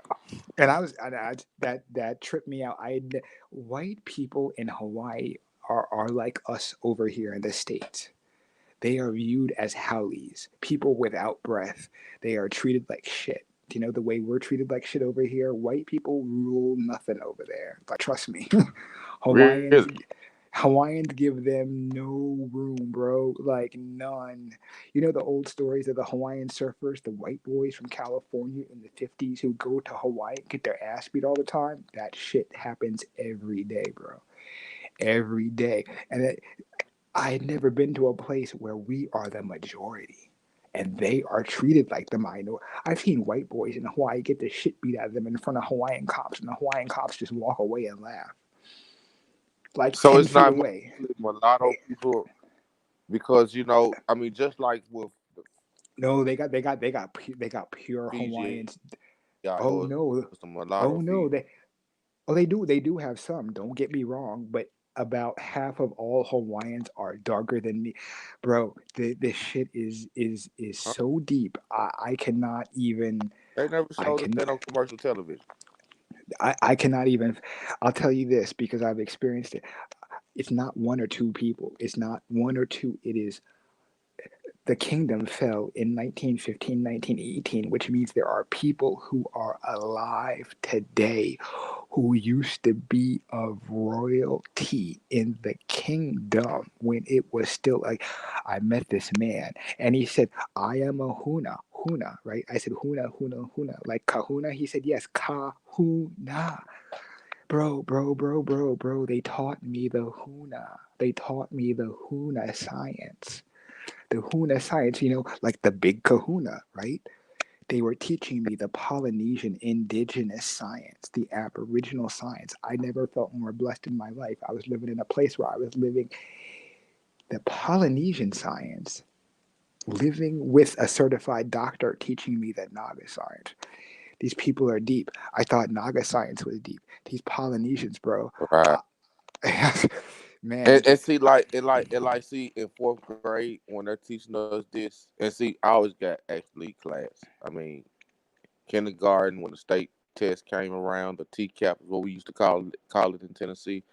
That's what lead the class because it like when it came down to scantrons and color, that just was just a conversation, right? Yep, yeah, yeah. But with the Polynesians, like he Jew, Judaism, Christianity, and Hebrew teaches us that Abraham, his parents, were studying what? He came from a culture that studied polytheistic gods. Mm-hmm. And I'm like, man, hold on, we got this Polynesian culture that y'all never Yes. tell us. Okay. And Um, so, like, couldn't it have been that these Polynesians were traveling because he traveled somewhere far, hence why the name was meant to cross over? I mean, I'm pretty sure he just didn't cross over a river. I'm pretty sure he made a long voyage for it to meant cross over. And so I always thought it meant one and the same because they always discounted their cultures. And, like, we were taught, brother, they don't even teach us that half of Hawaii is melanated. They only yeah. show us, they only show us in the States. So when I asked The them about that, mulatto, when I no, yeah. go ahead. Go ahead, bro. No, I was just gonna Nah, say nah. when I was there and I asked them about that, this is what they told me. They said look at the Hawaiian pictures of surfers. They said look at the pictures of Hawaiian surfers just in the 50s and 60s. I said what's gonna show me? They said darker. They said darker than you, brother. They said we've always been darker than you. I said how'd you get so light then? They said mixing in with the Filipino, the Panamanian, the Spaniard. They said, we've seen them all, bro. They said the Spanish came here in the 1700s. We dealt with them. They said, we've seen the Mongols. They tried to cross the Pacific. We stopped them. They said that's why the Mongolians had to cross in the far north in Siberia because they tried to pass through our kingdom, right? So I said, oh shit. So you're telling me the Mongolians tried to sail the ocean and they encountered you all and you all held them at bay as a gate stopper for several hundred years? They said, yes. That's why they went through Siberia. Yeah. I said, so wait a minute, you know the Mongols? They said, yes, they went through a civil war in the 1200s. and the and the tribes that were kicked out of the Mongol Empire went west, and they went into the land of Tataria in Russia, and they were kicked out of there. So they ended up in Siberia. The ones that left Siberia kept going off the coast of Japan, China, and Korea. He said some of them amalgamated, and we know them now. They're now accepted in those countries. The rest of them kept going west. I said there's nothing west of Japan except for the Oceanic people. I said, so what happened? They said they warred with them. And I said, so what happened? They said they went back east. And then when they landed back in Japan, the Japanese and the Ainu warred with them because they fucking hated them, right? They didn't want them in their islands either, so they went to war again. So they pushed them north. They went north through Tataria, and the Tatarians fought with them. And then finally they ended up in Siberia, and they went east. They had to sail from Siberia. They said because they tried to sail from the islands, Okinawa, and they tried to sail from the Korean islands. And it didn't work. Wherever they went, there were melanated tribes and nations on the coast who warred with them, knowing what they were doing, and would not let them expand east, right? So war, they get pushed north. They end up sailing from Siberia north of Russia to Taria. They didn't go through so that's the Bering land strait theory bullshit lie. They did not cross that 30,000 years ago. They crossed that, but not by foot, but by boat 300-400 years ago. Right. So Man, the we gotta take a trip. Yeah, bro. The Polynesians have all this history. And you talk about Hebrews, I'll tell you this, brother. The number one most popular culture in the islands is our culture. Number one form of music in Hawaii is hip hop. Second most popular form of music in Hawaii is reggae music. Right. Third most popular form of music in Hawaii is blues and jazz. Fourth most popular is traditional Hawaiian music. Everything about Hawaiians they love. They don't steal our culture. Every day people were like, we love black people. We do not think of you all as Africans. We know who you are, right? So what does that mean? You know who we are, right? Many of you got labeled African, but you are the Mississippian culture, the great Mississippian culture, now known as the Algonquin, Iroquois, and right. Right, Siouan confederations, right? But you all used to be known as the Mississippian people back long time ago. At a certain time period, you were known as the Adena people, right? He said, "You are our relatives. We used to travel and have commerce with you, right?" That's how I learned about the Incan. So I said, "When did you travel to these states?" Right. During the times of the black tribes. Well, which black tribes? Are you talking about the Olmecs? And they were like, we're talking about the Olmecs, the Mayans, the Toltecs, the Zapotecs, right? The Mixtecs, the Califians. I said, what do you know about the Califians? Right. I said, what do you know about the Califians? We traded with the Califians. So wait a minute. You as Polynesians sailed to the Americas. When was this? They said forever, like since we've been here. I said, since Columbus. They said since Columbus, since before Columbus, since before Rome, since before Jesus. I said, what? They said, we know your science because we used to speak to your neighbors. Which neighbors are you talking about? Which neighbors over here in the States did you talk to? You Polynesian. I need to check you on your bullshit. What, right? Who? Oh, we know about your codexes and the Popol Vuh and this and that. Yep. You know about the Incans? Oh, sure, we know about the Incans. We know about these people. We know about your, temple, to the sun god, the moon god, the monkey god, the serpent god, because it's all our shit. It's your shit is our shit. So what?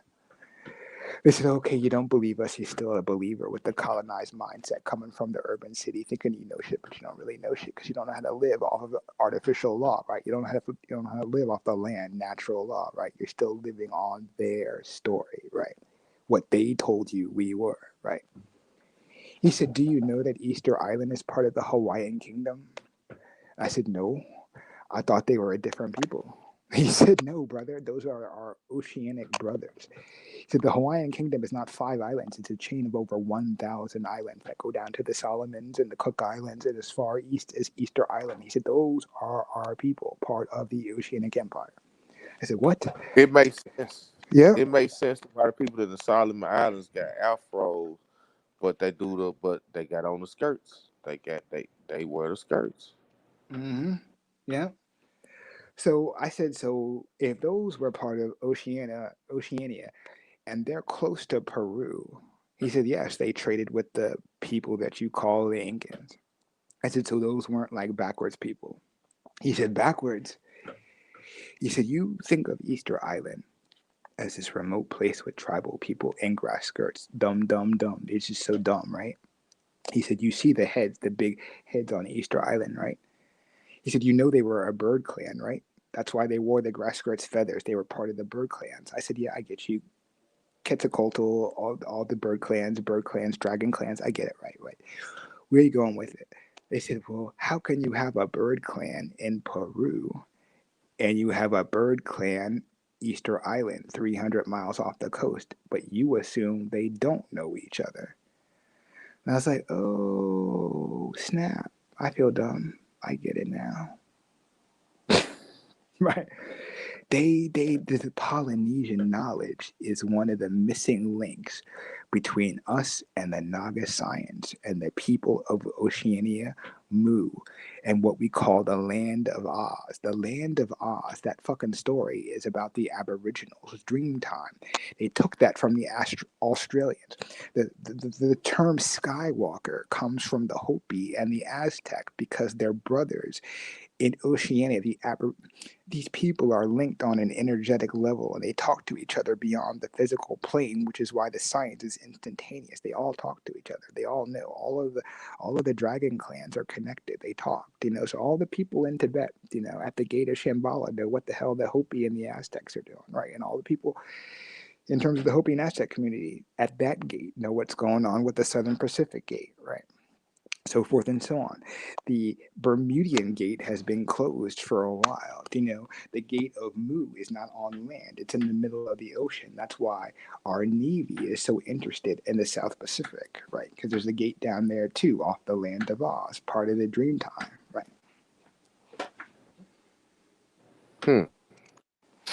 So interesting. So So how did they say they got conquered? How did the Hawaiians say they got conquered? The Hawaiians got conquered in 1915 or 1918, and this is how it went down. It wasn't a big war. 1,000 islands. I don't know if it was Teddy Roosevelt at the time. I believe it was Teddy Roosevelt. The Rough Riders, World War One. He sent U.S. colonial Marines. Well, they weren't called colonial Marines, then they were just regular Marines. The history of the Marines. The history of the Marines is the Marines. The U.S. Marines. Their charter, their whole code, their whole declaration is like Indiana Jones. It's to find the ancient homelands and explore them, and to stop the piracy and the trade between the oceanic empires. So if you look at the anthem of the Marine Corps, it's in the anthem, right? From the halls of Montezuma to the shores of Tripoli. The shores of Tripoli are where the Moroccan caliphate was in terms of the Barbary pirates, right? So the halls of Montezuma, these are the golden pyramids of the Yucatan, the golden cities of Cordoba, and El Dorado, the famed cities of gold that Indiana Jones and the Masons have been looking for all across Mexico down to Peru, right? These fables where we actually had pyramids on the inside made of gold in terms of natural law, in terms of using physics to generate energy, if you want to apply it in the Western sense, like Tesla energy. Like all of that stuff is true. Indiana Jones, that's all true. They were looking for our codexes, our history books, all of that. The lost cities of Montezuma, made of gold, right? The lost cities of El Dorado being Spanish. So that's all our stories. That's all our Mayan, Incan gold that they were looking for, which is why the conquistadors went there based on the letters of so-called Prester John, right? So people didn't know whether Prester John was real or not, but there was this fabled story of this person who went looking for the ancient world, right? The greater Asia Major, right? The major Asia of the three gems, right? So the Hawaiians know this story. They told me this. I said, so you think that not only that we're indigenous and aboriginal, but we also have amalgamated the Hebrews? I said, what? I said, this is part of your Polynesian history? He said, brother, we know all of those people. He said, when we went and we traded with the Califians, there was a time where the Grand Canyon was an ocean. And in that time, when the Grand Canyon was an ocean, right? He said it went out to the Gulf as to what you think of now as this dry land, and there was another peninsula off the coast of California, and that's where the Califians lived, right? And he said they had members as south as the Amazon. I said, what? You're talking about down there by Brazil and all through the Yucatan down to the border of Peru? And he said, brother, you don't understand. We were one connected family. The white man story makes us divided as this and that, as interconnected and stupid. He said it was one big global highway. We knew of each other all around the world. I said, so the people in Hawaii knew about the people who lived in the temples in what we call Cambodia and Thailand and Vietnam and India 1,000 years ago. He said, brother, he said, try 2, 3, 4, 7,000 years ago. I said, what? Right. So when I mentioned the Olmecs and all that, they said we have this thing, right? He said there is a dragon line on the 33rd degree parallel, and he said that's where all of the pyramids are, between 30 and 33 on the 3. I said, what? Right. So he said it's a 3-3 thing. It's a triangulation. I said triangulation of an energy of a specific place, and he said all of that, right? So he said most of our dragon vortex lines are on the Ring of Fire, which cross 4 of the 7 continents, right, making the four gates. He said these are the 4 fire dragon gates, right, protected by the 4 dragon clans, right. I said, okay, I get you. So how does this all, right? So he said that's the connection on the spiritual level. That's the connection on the language-based level. I said, run it back. He said, you will find Sanskrit in the area known as the Mayan and the Hopi. He said, the Hopi are derivatives of bloodline of the Mayan, correct? I said, well, I didn't know that, but now I do, right? Okay, correct. And he said, all of the people in Oceania are known as Melanesian, correct? I said, sure, correct. I guess so, Micronesian, Polynesian, right. He said, they are descendants of the Aboriginals, are they not? I said, well, correct, because they're in the same category, Melanesians, right? He said, all of the Naga colonies of South Asia are known as melanated people, are they not? I said, yes, right. He said, they are known as Naga people, and they are real people, are they not? I said, well, I didn't know that, but now I do, right. So he said, if there's a real people called the Naga people, and they practice a real science called the Naga science, and you have proof of this science, which is all of the pyramids and temples all over Asia, which is recorded as their history and science, right? And this is the snake culture, the snake spirituality, the mastery of the body and the 5 senses, right? He said, this is the Asiatic alchemy, right?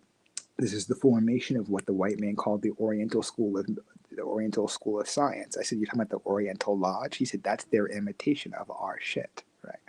So he said, everything they did is an imitation of us, right? We gave birth to every religion, to every science. He said, that's why everything they do is So, an imitation. Yeah, go ahead. so why the snake out of all animals, reptiles, and beasts of the field, and birds of the air? Why the snake? The snake, because it's the most primal. And they believed that in our most primal state, we are the undisciplined human being, the man or woman. If we do not control our prana, our chi, our life force, our solar, we will live in our lower self. It's the same trinity of the upper world, lower world, center plane, right? So in the Mayan cosmology and science, and in the Hawaiian Polynesian, it's one and the same. We live in this plane, and we're constantly yoked between the upper self, the upper world, and the lower self, the lower ego, right? It's our job to find grounding and root ourselves, right, and to grow. It's like the indigenous story of the 2 wolves, whichever wolf will grow is the one that you feed, right? Knowledge of self brings a certain level of awareness where you have an understanding of where you are. And once you have an understanding of where you are, you can stop moving and learn the basics of motion in energy dynamics, which for the Mayans and the Polynesians goes into the 4th dimensional physics. Like the number system, and each number is not only mathematical, algebraic, but it's also representative of a dimension in physics. So as you learn the counting system, you're not just learning algebra, but you're learning the physical dimensions as well. So as you learned 5, you also learned the 5 states of matter, the 5 elemental properties that make up the basics of alchemy, right? So by the time you get to 5, you've mastered a lot. You've mastered the 5 systems of the body, the 5 elements that make up the basis of all Asian medicine, right? So the five basic elements: earth, air, fire, water, ether, so forth and so on. It changes. There's variations in different cultures, but it's the same thing. In the symbology of mathematics, you have the 5 primary symbols known as the 5 Platonic symbols, right? Which also go into the first 5 primary Platonic sounds, right? These are the first primary organic natural sounds of the universe and the planet.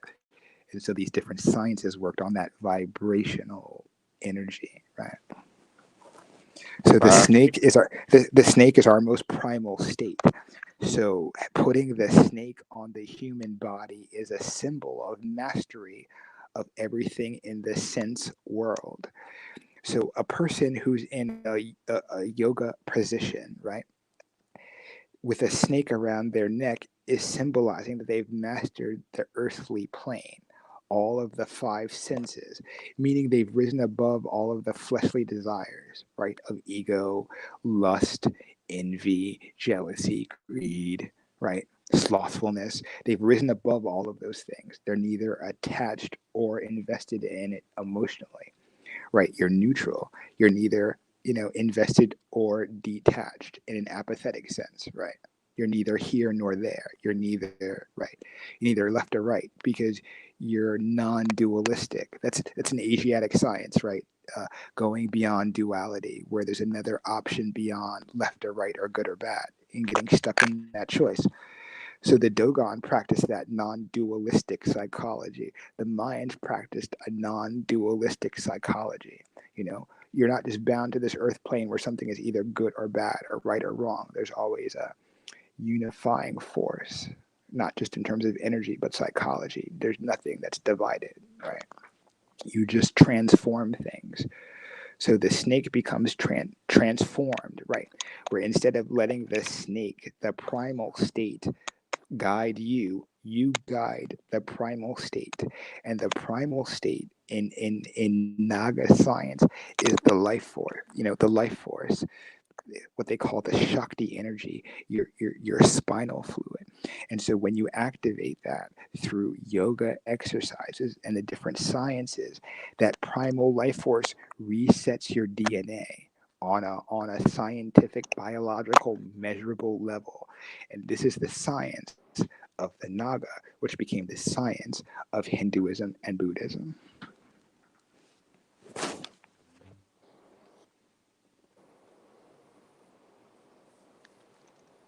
Man, brother, if I had my soundboard out, I would play some claps right now, man, from my audience. We just were.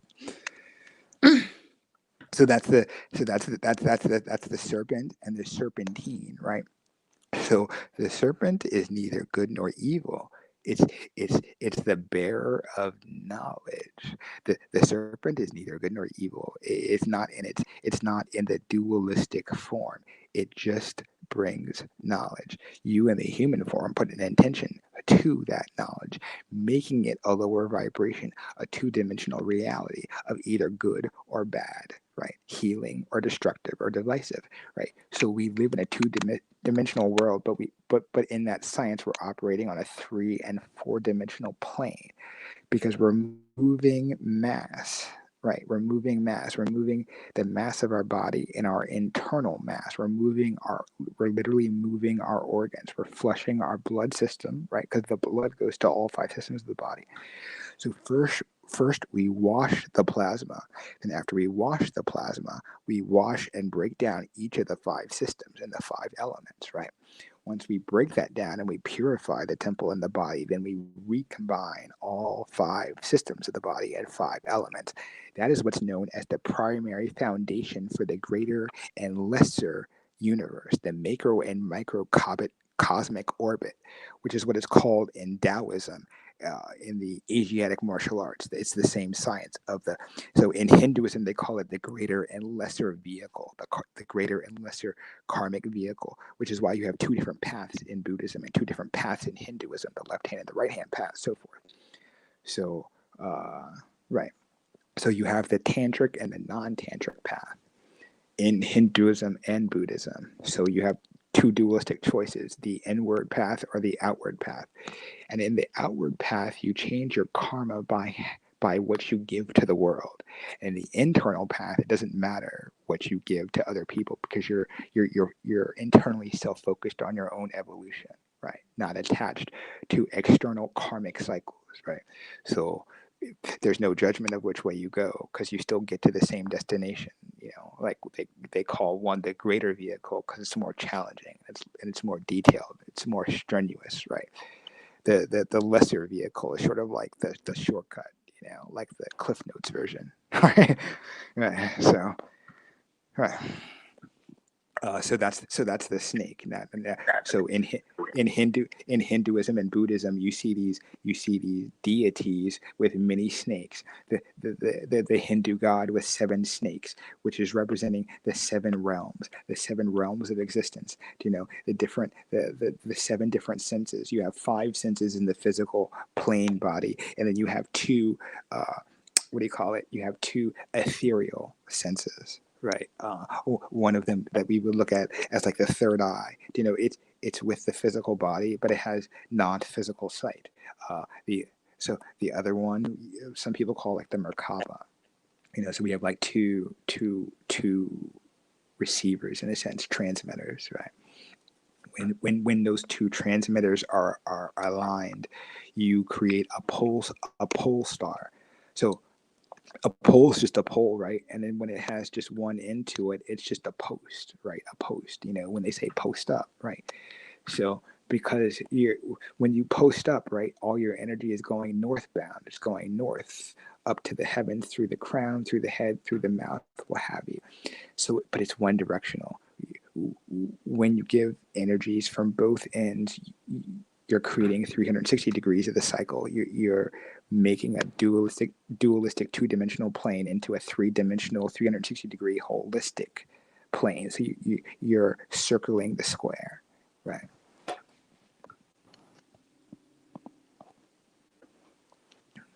So I don't know if that was clear. That's how I learned it in my science from my teacher. It's you're on an artificial timeline. You're on a square timeline. So you're going back to the natural timeline. So you're squaring the circle, right? You're squaring the circle not only just in mathematics, but in psychology, in vibration, because it has a cymatic. It has a cymatic effect on the body, right? The vowels and the consonants and the way that we talk and the language that we use and the spellcraft that we put into words has a cymatic, energetic, sound vibrational effect on the 5 systems, which is why we must routinely purge, right? So we have the dualistic science on the medicine end where we detoxify, right? And then we go from detoxification to the other side. Then we rejuvenate. Right. We rejuvenate for a balanced amount of time, and then we detoxify. It does not matter what we're doing. This is the cycle and the rhythm. This is the cycle and the rhythm of health, right?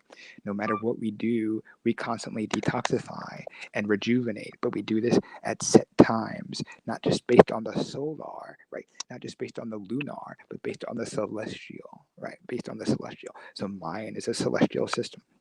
The Hopi is a celestial system, right? Commission is a celestial system, right?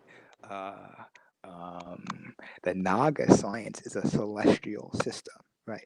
Dealing not just dealing with the solar system, the sun system, but dealing with the greater galaxy. So we're talking galactic systems, right? Islam is lunar. Christianity is solar. These are limited systems. We're dealing with galactic sciences, galactic, right? So with that galactic science, you have galactic alignments, right? So sometimes something will be aligned here on Earth to not a sun, not a soul. You get it? See alignment to the soul, SOL, so and SOL becomes SOLAR, solar, right? The soul. So over time, the Albions took out the U, see? SOL, SOUL, S-O-L, S-O-U-L, soul, soul, right? Same sound. It's the same sound, but the meaning of the word, right? So you put one little letter, and then we think it's completely different. Well, what's the difference between the soul, right, the sun, and the soul, S-O-L, and the sun, S-U-N, between the soul, S-O-U-L. The only difference is understanding. You take one letter out, you put one letter in. It's a completely different paradigm. See, it's a completely different paradigm, right? I listen to soul music, right? It's happy solar return, solar return. We hope the sun comes back, right? Right. We hope that you don't live in darkness, not literal darkness, the darkness of inner sight, knowledge of self. Right, the division between this plane and all things cosmic and galactic, right? We hope you don't live in darkness. Happy solar return. May your sun always shine and come back to you, right?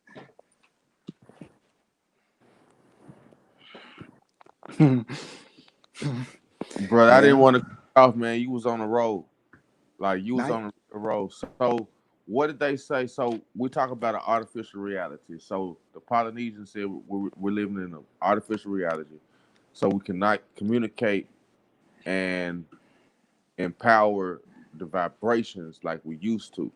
So Mm-hmm. how do we transition from this artificial reality back to the natural reality, or is that the transition of of mastering the 7 sciences that you're speaking? I mean, it can happen again because we live in a dualistic world, which is beyond our choice. It's not a choice. It's just set by science and physics, the laws of energy, physics and dynamics. You know, it's one of the subfields of physics. Energy dynamics, propulsion. Talking about the fifth state of matter, plasma. So we're talking about you know energy dynamics in a physics-based realm in terms of Western terminology and science. We're talking dimensional physics, talking astrobiological effects mixed in with theology or astrotheology, cosmology. So how do we transition? We can wait for the world externally to change us, or we can change ourselves. It's a matter. It's a matter. It's a matter. Do you see what I'm saying? Do you see the wordplay there? Because my teacher never let me. He never let me talk wildly. My teacher never let me. He never let me. Allowed me to spell wildly. Irresponsibly with my words. Right. So because your words help create your reality, which is your manifestation. So if you say to yourself that you're a motherfucker, that you're a nigger, right, every day, you're going to create that reality because it's not race based, right? But if you tell yourself you're an ignorant person every day for 50 years, why is it any surprise that you live in that reality? Because you spelled yourself into that. You spelled yourself day over and day over that you're an ignorant person, you're an ignorant person, you're an ignorant person, you're an ignorant person, right? If you're going to call yourself that, call yourself the original proper title, right? Naga. And then understand the difference between Naga and nigger. Because a nigger is an ignorant person.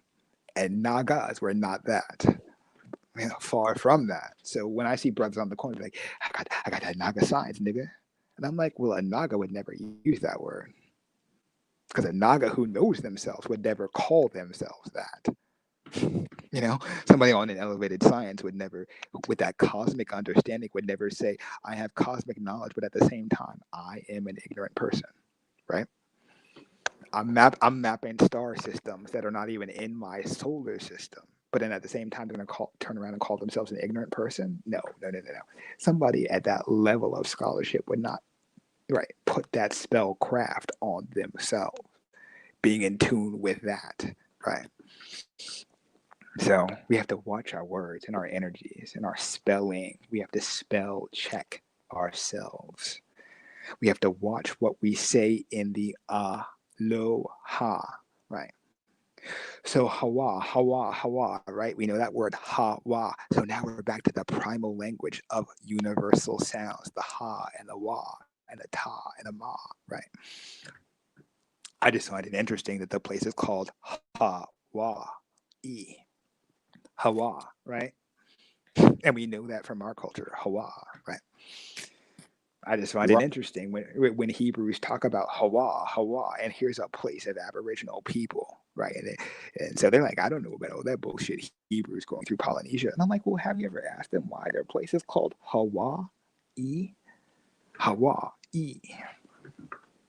I'm like, When do the you Hebrews need to ask them Polynesians why they call their land Hawaii. That's the Hebrew connection, right? Here's a melanated people calling themselves Hawa. and now when did the Hebrews use Hawa?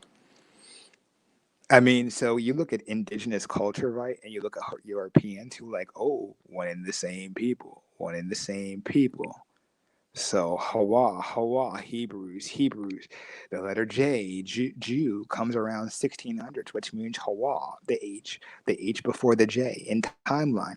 So up until the 1600s, it's an H. It's an H, right? So It then kind of, Jehovah, I got you. Then yeah. Jehovah is like another saying of saying Hawa.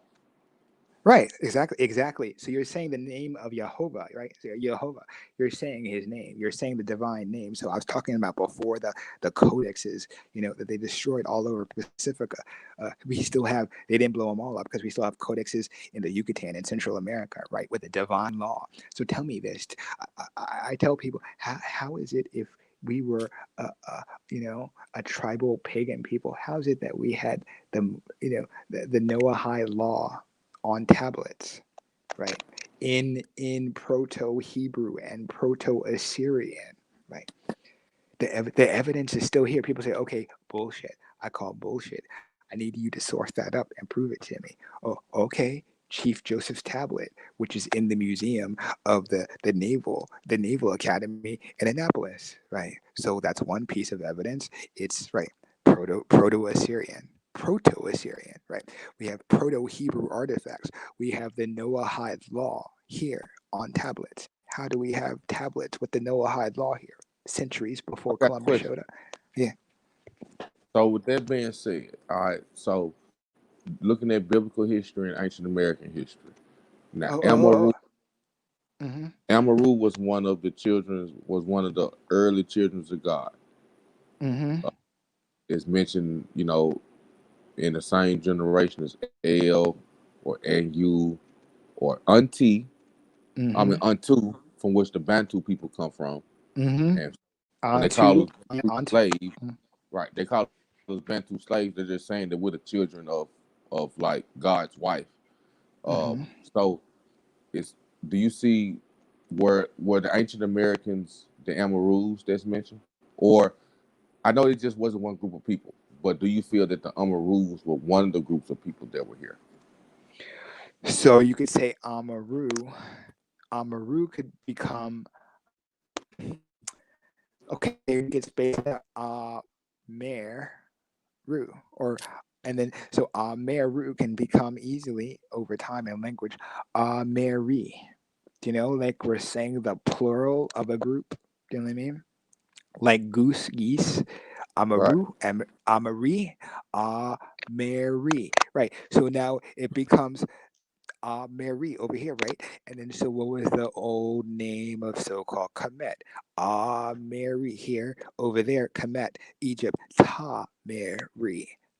Over here, Mary, Ta Mary. We see similarity in the language, in the phonology, right? Mary, Ta Mary, right? Mary Khan, right? Right. So then North Mary, Ta Mary, just right. So meaning a then North king. Hmm. go ahead.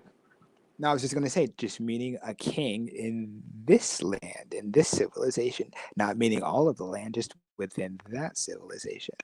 Ameri, Ameru, Ameru. Right. Tameri, Tameru. Sounds to me like singular and possessive forms, you know?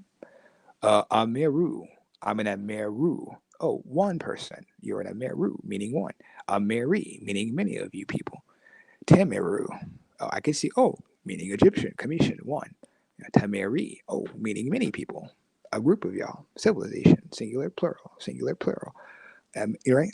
I mean, you see that, and isn't it interesting that both of those places are two of the three Indias?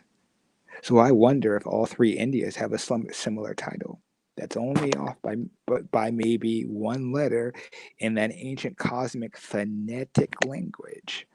Meru, Tameru, Meri, Tameri. We already have two of the. You see what I mean? We already have two of the three Indias now. We know that Yep. all three Indias speak Sanskrit.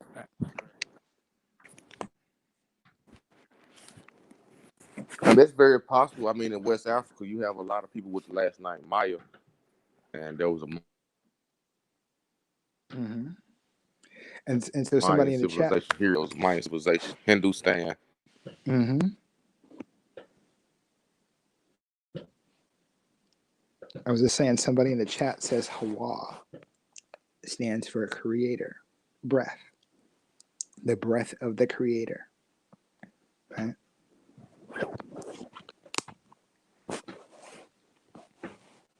Still there, brother? You still there, brother?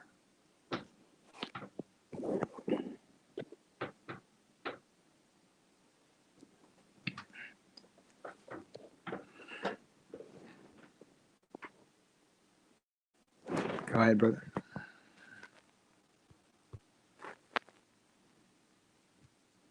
Okay.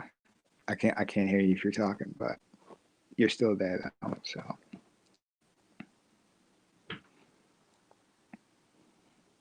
Yeah, future, that's what's up. So, damn, I forgot what he asked me. He asked if they were, what did he ask me? I forget.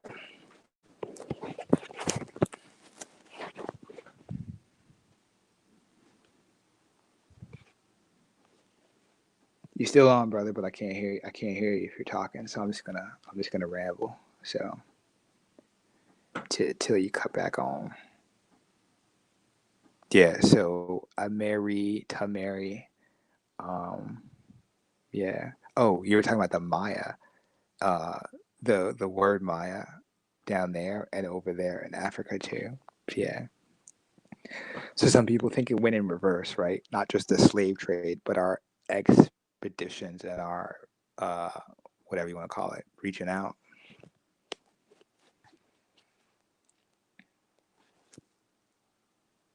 Rika means rich. So means son.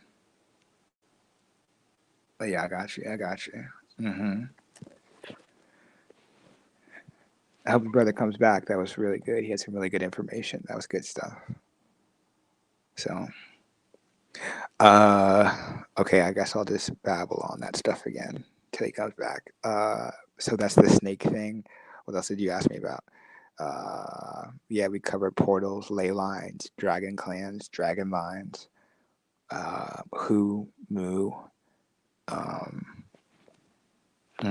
What else did we covered? Who we covered? Moo. We covered the connections between the people in the islands with the Yucatan in terms of the Who civilization, the sunken cities, mud flood, Moo continent connections through the islands down to Easter Islands. We talked about the bombing of the Aboriginal Indigenous people, the 1,000 nuke bomb experiments between 1942 and I think 85 or 88, mainly in the Pacific, and the 500 other ones were in the Four Corners, New Mexico, Arizona, Utah, blah blah blah. What else? We talked about the Mayan science of the arithmetic of the zero, and that playing into the calendar system. We talked about the 13 Baktuns, each one Baktun being a zodiac cycle equaling the precession of the equinox, the 26,000 year cycle, and how that plays out with the uh, Hopi, Aztec, and Incan, Cherokee, uh, and Sami, and other cultures worldwide based on the prophecy. Oh, welcome back, brother. Welcome back. Yeah, man. Somehow I was speaking and um I don't know. I looked over at the phone and I wasn't on StreamYard anymore. It's all good, brother. It's all good. Yeah. No, I was being patient. I was waiting for you. I knew you'd come back. Yeah. I was like, so Yeah, I had to technology. go back and try to find the link. Mm-hmm. Yeah, but I was saying that you had mentioned that Egypt and America having similar names of Amaru, Tamaru, and so forth. Mm-hmm. So I'm pretty sure if we dig hard enough in Hindustan or Mm-hmm. India that we will find some ancient names that Mm-hmm. are reflective of Tamaru, because the Tamil language is very similar to the languages of Nigeria and Cameroon. And in West Yes. Africa, a lot of West Africans have the surname Maya, which is Mm-hmm. also has strong American roots and strong Indian roots. A Yes, sir. lot Yes, sir. of name Maya. So I would not be surprised. And you mentioned earlier about what if we shifted everything in the Middle East to like everything we think of that happened over there that they tell us about, if we shifted it to Morocco. Mm-hmm. That's because they took a NASA took a picture of the Circle City. They call it Eye of Africa in Mm-hmm. Mauritania. And yeah, it's in the desert of Mauritania, but it Mm-hmm. gives image of the remnants of a circle city. So Mm-hmm. definitely something in the, you know that It's side of Africa a. was It used to be an old portal over there. Talking about the lands of Mansa Musa, right? Timbuktu and yeah, the Mali you said Empire. you said portal or port. Oh, portal, as in phew, it used to be, I mean, it used to be a vortex. It's still a vortex. It's just in the middle of the desert. So now it's a desert. Back then it wasn't a desert. So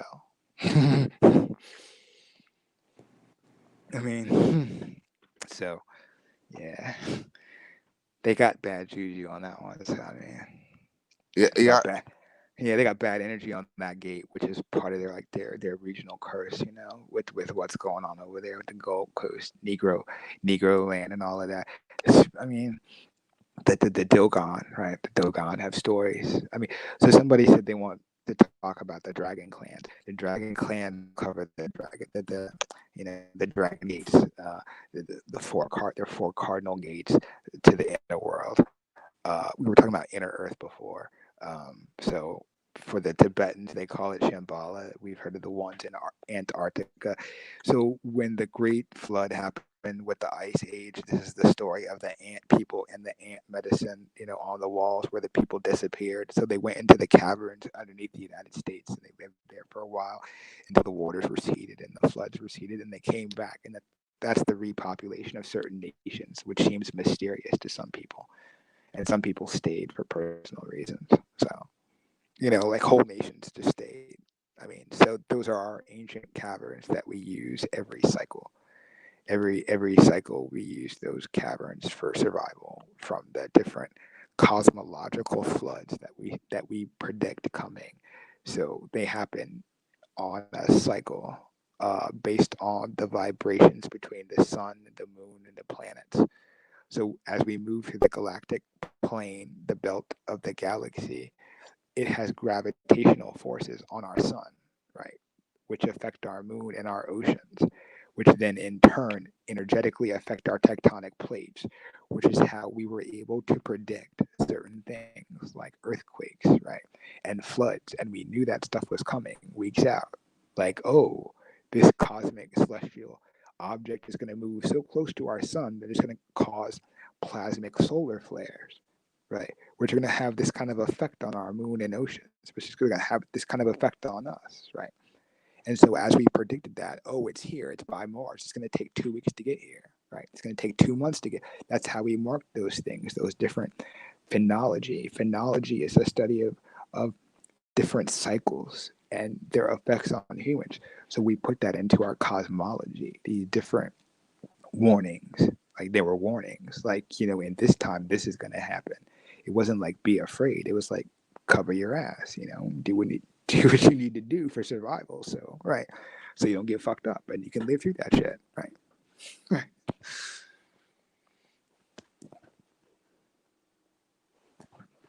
The draconian. So the Draco system. I don't want to talk about that. I'm okay. I'll talk about it. Fine. Draco system. Some people believe in, and some people focus on that star system. So, yeah.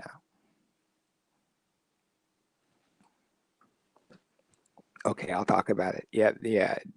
Draco the dragon, the snake. Brother, I got a question before you get into the draconian. So, Yeah, is go the ahead. draconian different from what we learned with the Naga sciences, or was that when people used the sciences for dark arts, and then it became draconian? A little bit of both. It's like the same science was on the planet, and then certain cultures just had different intentions with it, and then certain cultures got along, and certain cultures didn't.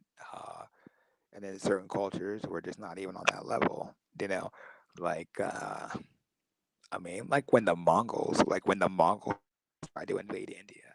I mean, by brute force, they took most of Asia. You know what I mean? They took almost everybody except for the Russians and the Chinese, right? The Chinese built the wall. Yeah, the Chinese built the Great Wall of China to keep them out, right?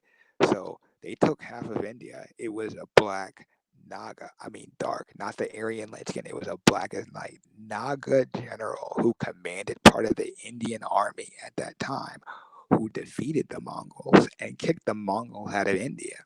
So when people talk about Nagas are mythological, I'm like, brother, they are a living cultural ethnic group of people with a real science that we can trace to leaders in India, generals and officers and this and that, and they had roles, and not all of them were scientists. Some of them were engineers and warriors, but it was a Naga general who headed the Indian army and pushed the Mongols out of India. And if not for him and the Naga warrior, I mean, India would be looking like Siberia, right? So, and Turkey was not so lucky. Turkey got smashed. The Mongols took all of Turkey over, right? Which is why Turkey looks the way it does now. It was the Turkish Ottoman Mongol Empire, right? So, but they could not take India. So nobody's taken really India like ever. I mean, not really, not ever. I mean, not since the battles of Rome with Alexander the Great. India is a Not even. yeah, not even then, really. I mean, that was the demise. I mean, because they never talk about when the Greeks and when the Romans, when a lot of these nations that they hold as their cultural Caucasian lineage, they don't talk about when they lost. I mean, when the Greeks and the Romans tried to go into Kush, into Nubia, they lost. When they tried to come over Yeah, to America, they lost. They tried to go yeah, deep into India, they lost. Whenever yeah, they tried to go conquer the three Indias, yeah. I mean, they lost. But they've been trying to do this continuously. This is the part they don't tell us. They've been Oh doing this yeah. continuously for thousands of years. Mm-hmm. And so the Yeah. conquering of vessels was something that happened because we just had a bad day and lost a battle. This is something continuous that was going on for thousands of years.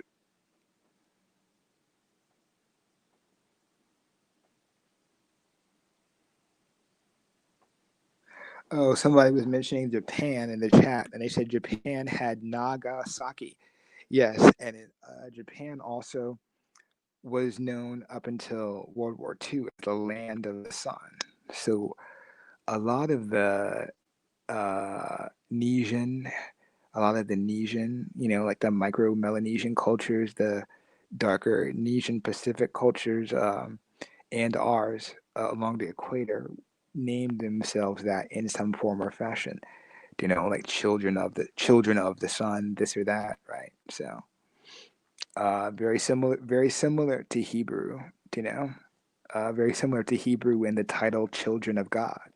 I mean, depends on how you look at it. So, but there are similarities there.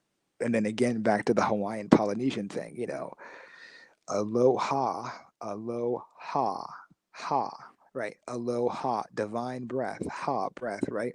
Hawa, Hawa, Hawaii, right? The breath of God, right? I just find it very interesting that the place is called Hawaii and that the way they greet each other is aloha, right? I see the divine breath in you, and then they name their land Hawaii, right? The breath of God, and it's these are Hebrew terms. I'm just saying. Yeah. All right. And to add on what you were saying about Japan, Mhm. Nagasaki, Mhm. Samurai. uh, Mhm. Now, the Ainu tribe still resides in northern Japan in the mountains, Mhm. and they look just like a lot of our grandparents. They have real thick cheekbones and tight, chinky eyes. They're very melanated. They have long Mhm. beards. Now, Anu goes back to some of the most ancient of words because Anu in certain languages was the creator God. And now once you take that same name and Mhm. you parallel it with other civilizations, what Mhm. in Babylon it was Anu, and that's what the Dogon tribe, uh, people way in Japan, they still hold on to that tradition. Then next door you had the Hebrew or the Israelite tradition, which had El, but it meant Mhm. one and the same. And then you can find the same similarity in Egyptian. And so Anu was one of the oldest words in the world. So the Anu tribe being in Japan, it still goes back to the same etymology of Naga. And it still Mhm. goes back to the same family. Still goes back to that same original family. Mhm. Mhm. And then I look at the oh we call it I look at the suffix too. So I divide it, put a hyphen in the middle. I, which is spelling AINU, is the word I knew. So I put a hyphen in the middle. AI hyphen new. Oh, and then I said, look what I see. New in you. New who moo. So I said to myself, oh, here's that divine cosmic phonetic language again. Right. Not just on one continent, but on multiple continents. That same phonetic language. Who, moo, new, ha, ma, ta became Mary, Terry. Right. Very interesting. And these are some of a lot of the same languages that children use when they learn how to speak. Mm-hmm. And but yeah, and now earlier you spoke on the Dogon sciences about astronomy, and now the Western scientists they mocked them for a very long time. They were not favorable of the Dogon sciences because Dogon said there's a Sirius B, and they Mm-hmm. said, hey, with our telescopes, we're way more advanced than you guys. It's only one star up there. They said no, it's a star, and this is when it moves. This is when it transcends to something else. They had Mm-hmm. all the calendar dates accurate. Then recently, a few years ago, scientists discovered that it was a Sirius B. So since Mm-hmm. then, they've been going and visiting each of the Aboriginal tribes that are left on the planet, uh, getting the answers to astronomy, medicines, uh, land management. They're getting some of the most ancient of answers from these tribes. And this is what they're doing behind the scenes. Now, they may come back and make it into a medicine and charge us, $12,000 a pill for it. But if our leading scientists and archaeologists, they're visiting the last of the Aboriginal tribes to get the hardest of answers, where should we? Somebody said earlier in the chat that um, they wanted the information about the etymologies that we spoke on when we were naming the Caucasian, the original Mm-hmm. Caucasian and Mongolian nations. A Mm-hmm. lot of these stories, folklore is more factual than literature.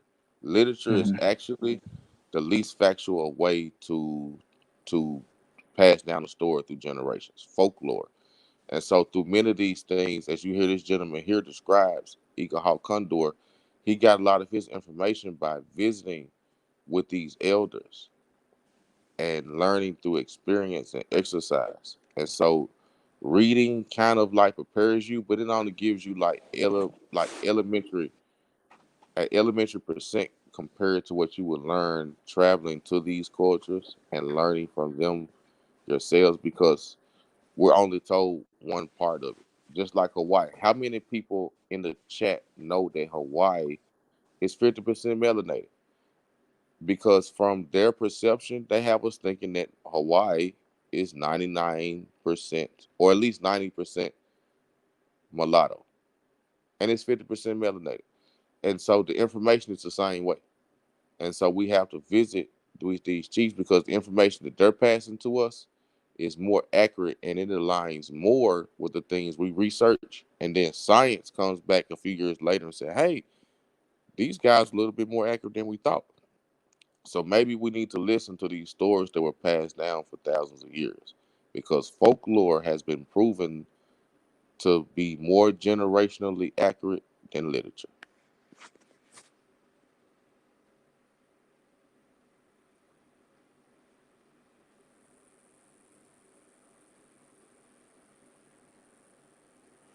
That was beautifully said, brother. Mm-hmm. And man, it's 7:20 Central Standard Time in my part of the land. Mm-hmm. And man, every time we have a bill, we go for some hours. But it's all well worth it because I believe that a lot of people it's furthering them along on their studies. Because a lot of this information took us years, decades plus, just to assimilate and to articulate.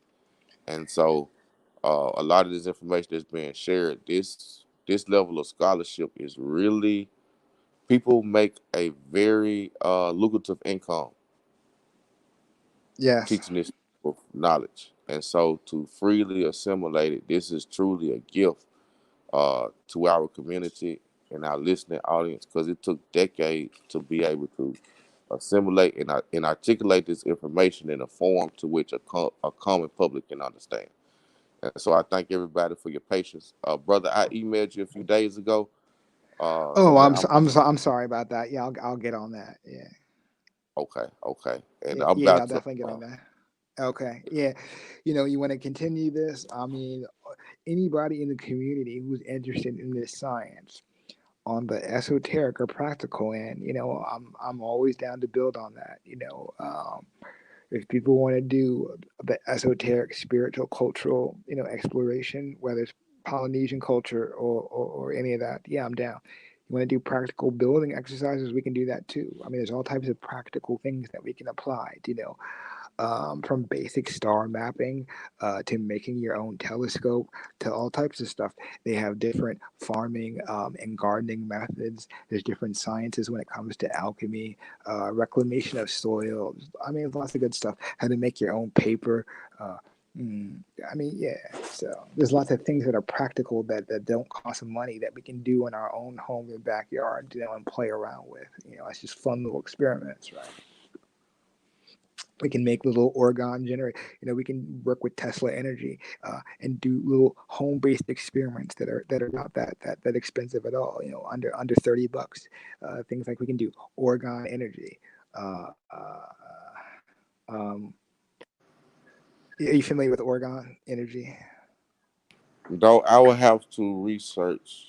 No, I'm not. Can you enlighten me? Okay, so it's just the basic Tesla energy field. The basic Earth energy field, like Tesla was pulling that out. Learning how to ionize, right? So it's just an ionization process, right? And you ionize one way, it's bad.